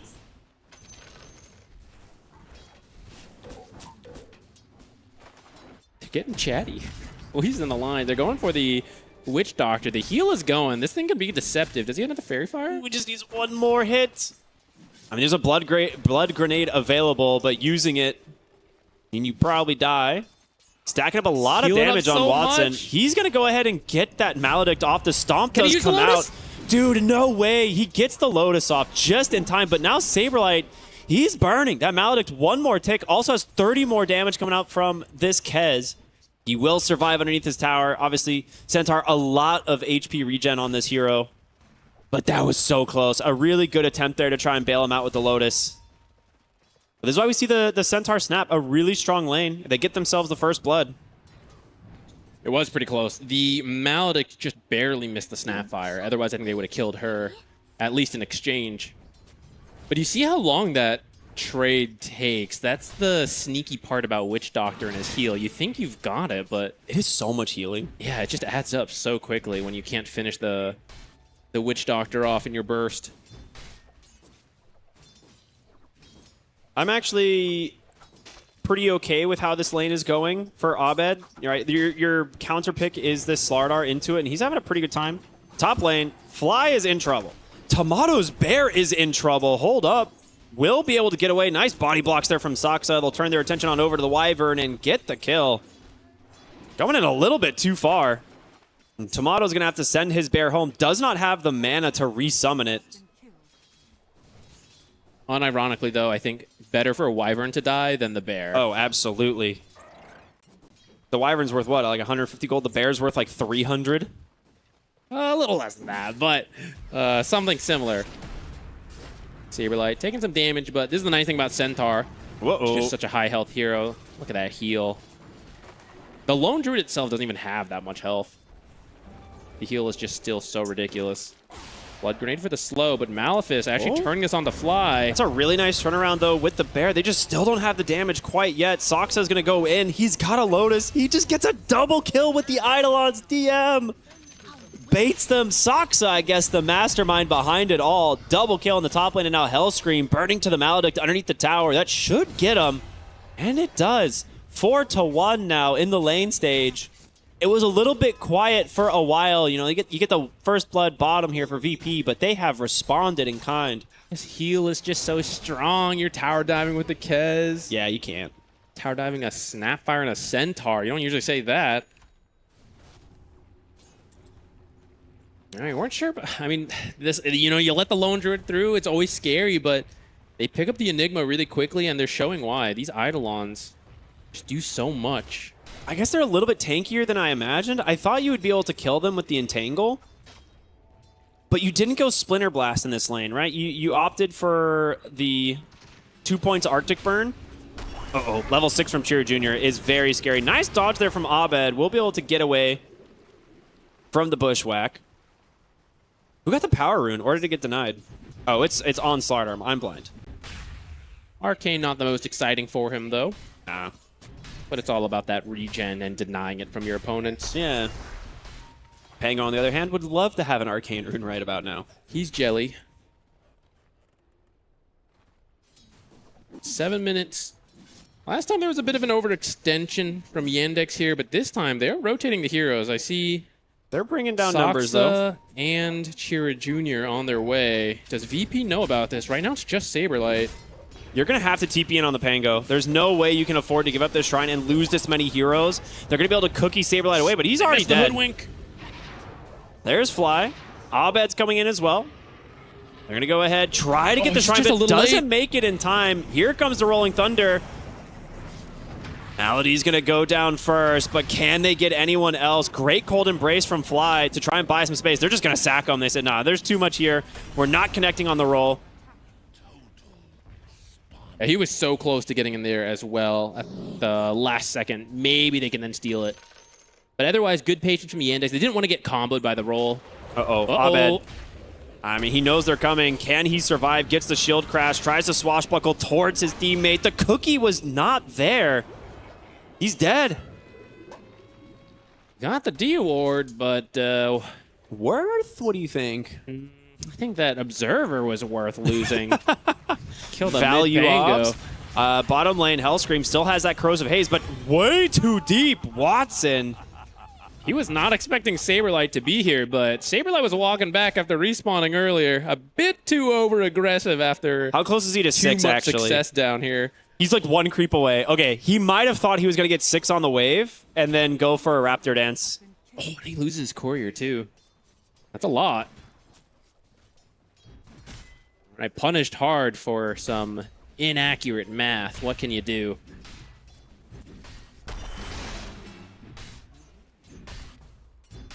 So lane stage, obviously going quite well for Yandex. I think all 3 of their cores having a great time. To me, it's DM once again on the Enigma. He's got the drums done. He's going for the urn into what I'm assuming will be eventually a Spirit Vessel. So a little bit of a different build. And I said earlier, you know, Lone Druid luckily will keep his tower alive, but your tower's dead. And Is now Fly dead? He will be. He doesn't really have any teammates nearby. Pango's on the way. Maybe you can fly up. Never mind. Okay. That is level 3 crush and a Corrosive Haze. He's dead. He was gonna hope to like fly up to the high ground, you know, but yeah, that crush is just so much when the negative armor's already applied to you. That's why the shard is so good. Yeah. Soon you won't even have to use your ultimate. Well, that's the top tower down. I think it did live a little longer than last game. It lived longer by like 2 minutes, but still ultimately falls, which is going to restrict the Lone Druid space. I mean, he's 1,000 gold up on the safe lane Lone Druid. Mid lane down 1,000 gold as well. And who contests? Like, you have Rolling Thunder. It's got to be Abed, but you're not quite level 6 on either of these supports. It's still pretty early. The nice thing about Snapfire ult is that when you get it, even if it's late, it is enough damage to kill anybody. Yeah. So that's the next play for VP. You got to get that level 6. Abed, Rolling Thunder. I mean, you can't kill him through this. He has no damage. He has to just leave, go towards the mid lane, look for Soxa. Hellscream gets bashed underneath the tower, and he will die in the process. Oh, no. Saberlight gonna be forced to pop the Stampede. Well played from Watson. Forcing out the important spells, and that's gonna be a mid-tier 1 tower as well. And they're just keeping up the pressure. Yandex seemingly unbothered by the strategy here from VP. I think not only unbothered, but well planned for. We will leave the Lone Druid in, and I know they're gonna take it. And they clearly had the heroes they wanted in mind. Yeah. They grabbed the Enigma. They're showing exactly why it works. I thought the Wyvern combo might be a little better, but I guess not. So maybe you need a stronger support to deal with the Eidolons next time. Bottom lane, Still they need really kisses. want to get Watson, but they don't find the connection off the cookie. And yeah, like you said, still no Mortimer kisses. Saberlight gets a very fortunate stun. I think that's the blink reveal coming in from Chira Jr. It doesn't quite connect, but he will have the follow-up eventually. Here comes the Raptor dance with the Maledict. Saberlight tries to get cookied away. He might burn down here. Just needs a little bit more damage. Chira Jr. will be able to drop it in, and Fly will get picked off by DM. 2 dead on VP. Can you stem the bleeding? Because it is falling apart very quickly here. You still need kisses. You've got to get Mortimer's kisses because I mean, just look at the health bars, right? Like 1,000 health on Kez, but you often take some damage, so 768. That is like 3 kisses landing. That is 1 stun. It is doable if you get that, but it's getting later and later. Any kills you get will be a lot of gold if you look at this gold difference. Oh, so, gosh. They just took a losing huge the stack as well. VP needs to get Hellscream level 6. They need to stun for him. They need to Mortimer's kisses. Then they chill. Then you repeat 5 stacks, no. but actually for Yandex. Nothing worse than stacking for the enemy team.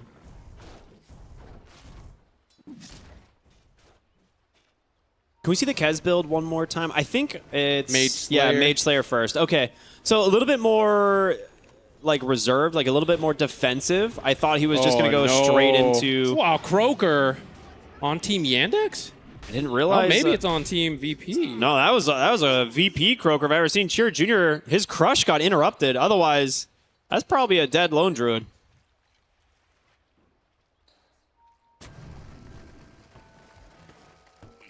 Still, you're getting kicked out of your own jungle. You're not farming well. And, oh, actually an Invis rune. Now sneaking in. I have no idea. Do they have a sentry up here? Fly might be about to place one. Not soon enough, though. Nah, that is so much damage. Once again, Chira Jr. finding a kill. Okay, they have Mortimer's kisses and they instantly smoke. They need to find something. They're moving into the enemy jungle, but nobody is The Radiant actually just scanned this there. out completely. I mean, there's Maybe you can get the tower at least? How low is it? Yeah, okay. You can at least get the tower with this. Oh, they're rotating through the twin gate. They're going to try to punish it, actually. Going to send Watson first. Okay, counter scan, but they might think it's just Watson still. They will... Okay, no, I don't think they've seen Malady quite yet. He's baiting so hard on this Kez. They're not going to find anybody. The smoke's about to expire. They put this deep ward down here. Saberlight's coming through. Maybe, but no, they'll just cut the wave instead. Now it's actually Saberlight who might be in some trouble. Soxa. Nice use. stun. Yeah. Oh, man, it hurts so much. Beautiful bait. Great setup there from Soxa. Watson gets the kill. That was 99% the support. I didn't even realize it went to Watson. Just throws like a dagger. Mine, thank you. Carry contribution.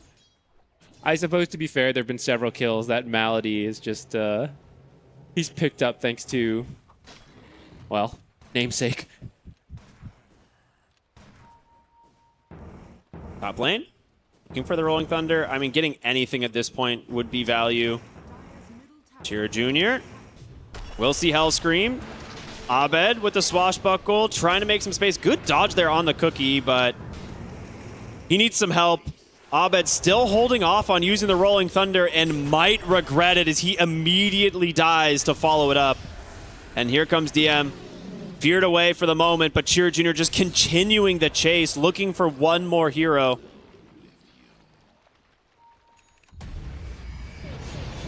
Watson chasing Saberlight on his own. I mean, he's got this, surely, right? The backstab, 300 gold, block. or 300 damage stacked up. Yeah, there's nothing he can do to this. This is the annoying thing about Kez. As soon as he gets out of control, you almost can't deal with it on your own.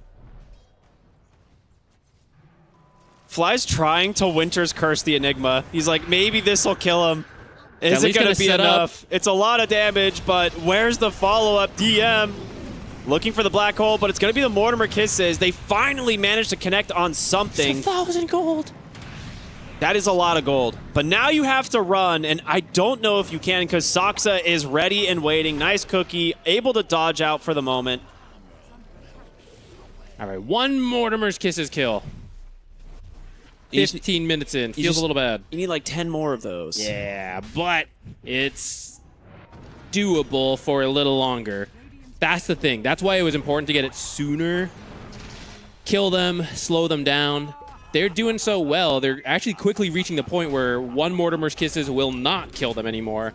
And once that's out of the picture, I don't know where the damage is coming from. I suppose if they're all together for a Winter's Curse, you can still get a couple kills that way, but Yandex has been positioning really well. They will rarely ever give you an important kill to that. That's a lot of bounty runes. Shows how little time they've had to spend that deep on their side of the map.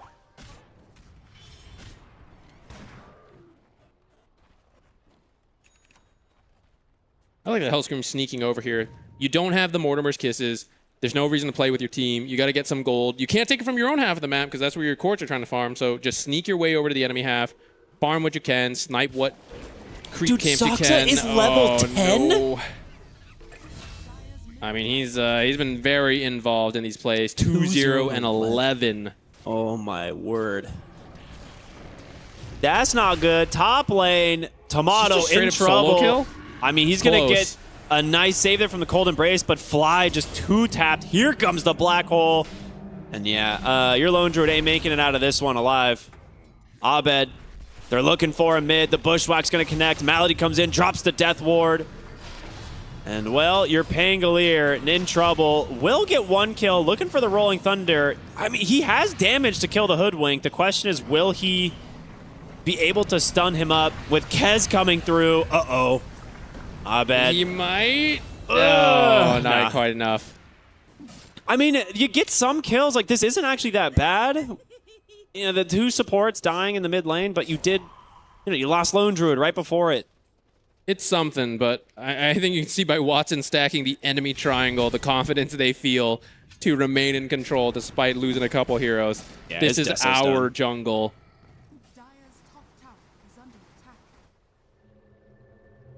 Yeah, the Kez is out of control, man. I don't know how you deal with him at this point. He's still a little bit squishy right now. If you bring enough heroes and kill, like, just dump it all, for example, the Mortimer's Kisses that is about to be up, you can do it. It's just that Watson's a very good player. They've been reading the map quite well. I doubt he will make it easy for them. Saksa. What a this read. Is so mean. What a read. Saberlight doesn't even know, I think. There's going to be now he knows. The Essence Distiller, the Bushwhack. In comes Chira Jr. He's able to dodge the Stomp and just a couple of auto attacks. Godlike spree now on the Slardar. And they're eyeballing Tomato top. You have a Blink Dagger here on DM. He's got the Spirit Vessel. That's so smart. I mean, we've seen like Hellscream sneak over there. We saw Saberlight obviously trying to do the same thing. They know you can't really fight directly without your ultimate, so they're trying to sneak around, just get what farm they can. And what's the easiest way to get there? Through that Twin Gate section. So he's putting some wards down just to look for this, even though they're playing further up from there. The Aegis will now go over to Watson, who's already been playing quite aggressive even without it, and now he'll have a bit more comfort in doing so. Stampede will get him out of here. But it's just another Stampede used to, for just what? Live. Yeah. There's going to be tier 2 bottom falling in just a moment. They do have a fortification to buy themselves like a couple of seconds, but your Aghanim Scepter is nearly completed on the Kez. They're all TPing over. They're trying to catch Abed. They've caught him. They've got him. There is no way out thanks to the Malefice coming through. And the kills continue to rack up 24-6.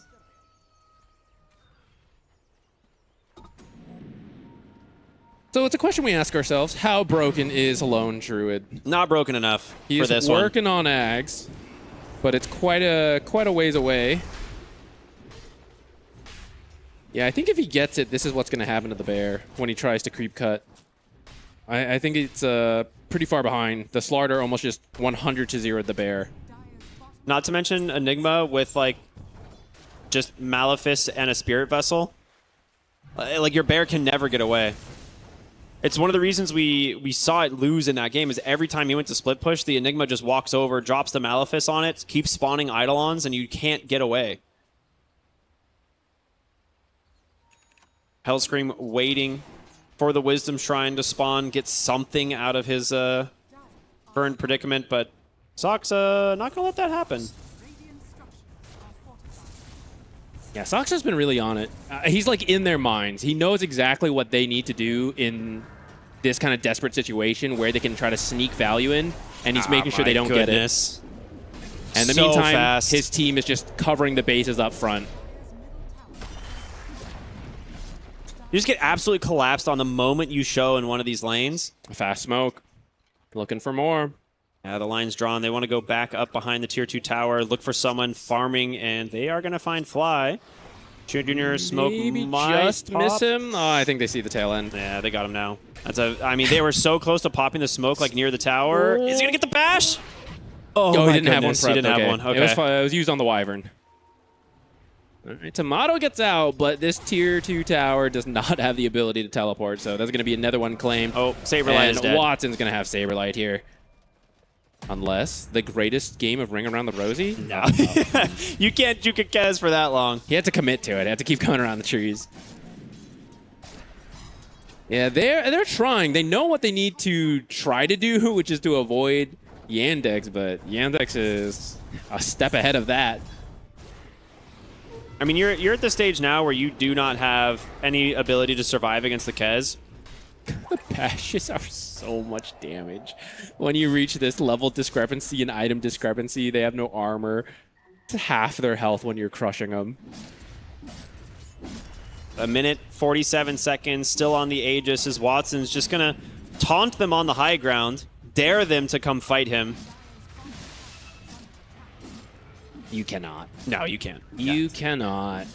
You might kill him once, but you are not killing him a second time. What you're actually hoping, I think what you hope for is you bait, they go and respond, and you Winter's Curse someone next to Watson. Yeah. That would be your best bet. The highest damage dealer on VP is definitely Watson being Winter's Cursed. Feels bad. They're going to smoke up. See if they can make their way over. I mean, you gotta do something. The range barracks dies very quickly. They're gonna find Cheer Jr. mid. Rolling Thunder into the Mortimer Kisses. There's gonna be some good chainsaws, but he's got a BKB at the ready. Goodbye, Saberlight dies so quick. Up on the high ground now, Watson's just gonna chase Abed, and he might get it. Oh, it's so close. I think he's still gonna tick. Yeah, he's still gonna tick down. At the edge of his fountain. Dude, he's not done. He's going to chase them into the fountain, look for the kill. The parry protects him. Whose fountain is this? This is a repeat of game 1, man. 32-6, 18,000 gold lead. Finishes off 23 minutes into the game.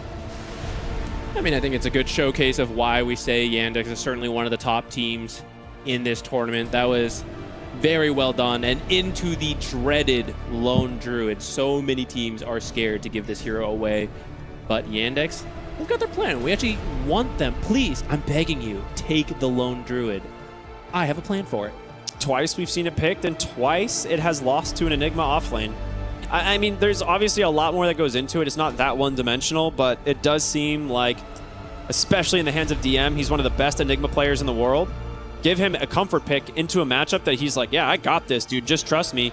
Yandex have no problem dealing with this. The last pick, Slardar, absolutely destroyed them. The Kez has no threats this game. It's a rough one for VP. Like, it just didn't really feel like they had any kind of agency in this game. Like, they were just kind of at the mercy of Yandex. I think I like this draft a little bit more. I, too, am still a little iffy on Pango, but I know it does work for different teams. But yeah, it seems like connecting... It's like from the lanes into those early plays that Yandex was ahead of them. Yeah. And this time you had like a little bit easier tools like Mortimer's Kisses, but if you're losing the lane and you're losing some early fights, that Mortimer's Kisses doesn't come online till 12, 13 minutes, something like that, right? Which, if you're having a better game, it's coming online at 10 minutes. And if you're using an off cooldown, that's the difference of 1 or 2 kills and you just repeat that for all the small stuff. Yeah, I mean, this is... I mean, Chiro Jr. just played an incredible series. Did he die last game either? I think he died once. He had one death, I think, on the Earth Spirit, maybe two, but just such a clean series from him overall. Saksa also everywhere on the map on the Hoodwink this time. And it's... I mean, just look at his damage. 14,500 damage from the Hoodwink. Where's the damage on VP? It's non-existent. Yeah, it is kind of on that Snapfire, though. I'll tell you what, 8K, it's a lot of damage, right? But yeah, struggling to get it online soon enough and then to use it frequently off cooldown. And once you fall behind, to be fair, right? Like once they fall behind, they're being 2-tapped by Chiro Jr. There's not a lot of time to do damage back to Yandex when you just have to avoid and try to farm somewhere else on the map. And that's the strength of the Slardar pick, man. You know it's going to win the lane, and the moment this hero has level 6, it is time to turn up the pressure. He goes straight into the Blink Dagger. He has so many heroes that can play around it, right? And the fact that your side lane's, won as well, it just enables his Chiro Jr. to kind of take over the game. Yeah, we floated the idea of like that Necro, right? It looked like, okay, a lot of tanky heroes we could deal with, but Necro would not do what this Slardar did. No, he'd be way more passive. Yeah, he might win his lane, but then he would just be farming up, whereas this Slardar was able to just get involved everywhere. He got that blink. We saw him just crushing the supports, and they just... Like, where you go, everywhere you're just hoping, like, please, Chiro Jr., don't be looking at me, you're going to kill me. And Necro just doesn't provide that same level of active threat early on. Yeah, I absolutely agree. I mean, we see, right, like, the Enigma, anytime, like, you want to try and, like, find a kill onto the Lone Druid, it's pretty easy. And at this point, you're just too far ahead, right? Like, you're already 16k ahead, 23 minutes. Centaur gets, like, 2-tapped by the Slardar, and Watson has no fear diving the base. Like, he knows he has tons of damage coming through. Again, this is Yandex's base. Yeah, my apologies. Yeah, I forgot. This was Yandex. Why should I fear my own fountain, man? Oh, man. What a game and what a series from Yandex overall. I mean, this was an absolute beatdown, and we're happy to say we've got ourselves an interview with Saksa. How you doing, man? Congratulations. This looked... pretty easy for you guys. How you feeling? I was getting warmed up and the series was over, so yeah. Oh no. Okay, so let's talk through it. The game 2 draft seemed pretty one-sided. You give them the Lone Druid. How prepared were you guys for that to be the pick this time around? We usually expect it for the team to come out, so I think we were well prepared. I think, yeah. We knew what was going to come, and I think we had a good idea how to counter it. Very nice. So in game 1, it seemed like you guys overall, I mean, you specifically just seemed to be playing like all over the map, kind of reading the movements, I think, better than a lot of other people. Are you kind of orchestrating your team's plans a little bit more, or are you relying on like your cores to kind of make some calls? I think sometimes like I make some calls to do, but I think I try to empower my cores to make their own calls and to follow like their ideas. So I think mostly we follow their calls now, I would say. Nice.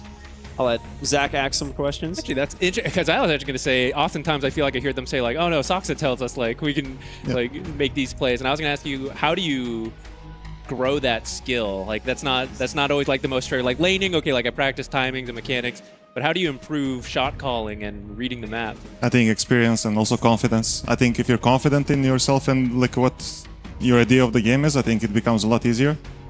And I feel like I've always had the skill, but the more experience I have, and I feel like I also feel super confident, like I feel super empowered to do it on this team, so it's very easy for me to do.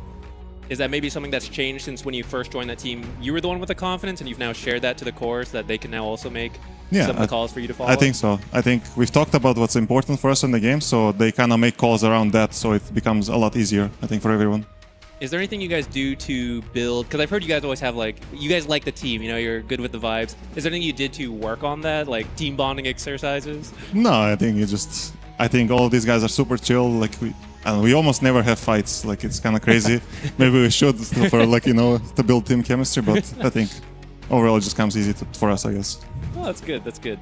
How are other teams? Is that rare for you? Like, Is it the first team that has been that easy for you to just gel with everybody?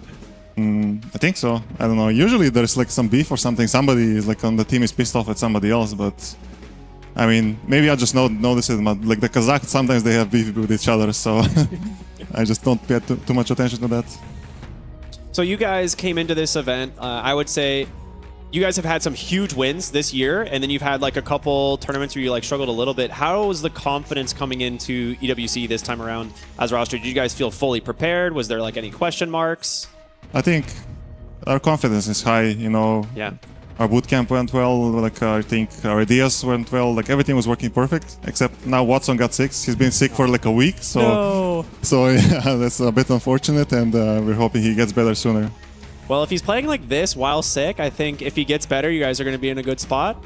I mean, he does have some moments now where he's like kind of dying, like super out of position, like that he didn't have before. Before he was like 0 deaths, now he has a few deaths, so I think it's because of the sickness part. All right, well, fair enough. Well, let's hope he gets better, you know. I mean, that's an uphill strategy for you guys. How do you feel about the format coming into this? Because the group stage and everything is very different than what we've seen in the last year. So you get a couple eliminations early, but you also have that playoff spot. So do you like that kind of option of potentially like that first seed going directly through? I think so. I think this year we've had like a lot of different formats, thanks to Blast, mostly. So I think it's fine. It's kind of similar to last year's, I guess. And there's also single elim. I think almost always double elim is better, but I think for one tournament, single elim it's fine to have. Well, this has been a super fun series. It felt like it ended faster than we would expect, but you know, best of luck, obviously, for the rest of the event. You guys have looked amazing. You guys are looking really good. So, Saksa, have a good rest of your night, man. Thank you so much. Thanks for having me. Bye-bye. Thank you. All right. Well, that is it, man. We have brought it to the end of the day, group stage number 3. And, I mean, if you're a Yandex fan, you're going to be very happy sitting at the top of that bracket. VP are going to have to bring it tomorrow because there's not much left before we're at the elimination stage. So if you guys are still enjoying the content, make sure to head on over to the main stream. They've still got some games going, but for us here on the B stream, we're going to call it an evening. So thank you all so much for watching. Have a wonderful evening. We'll see you next time.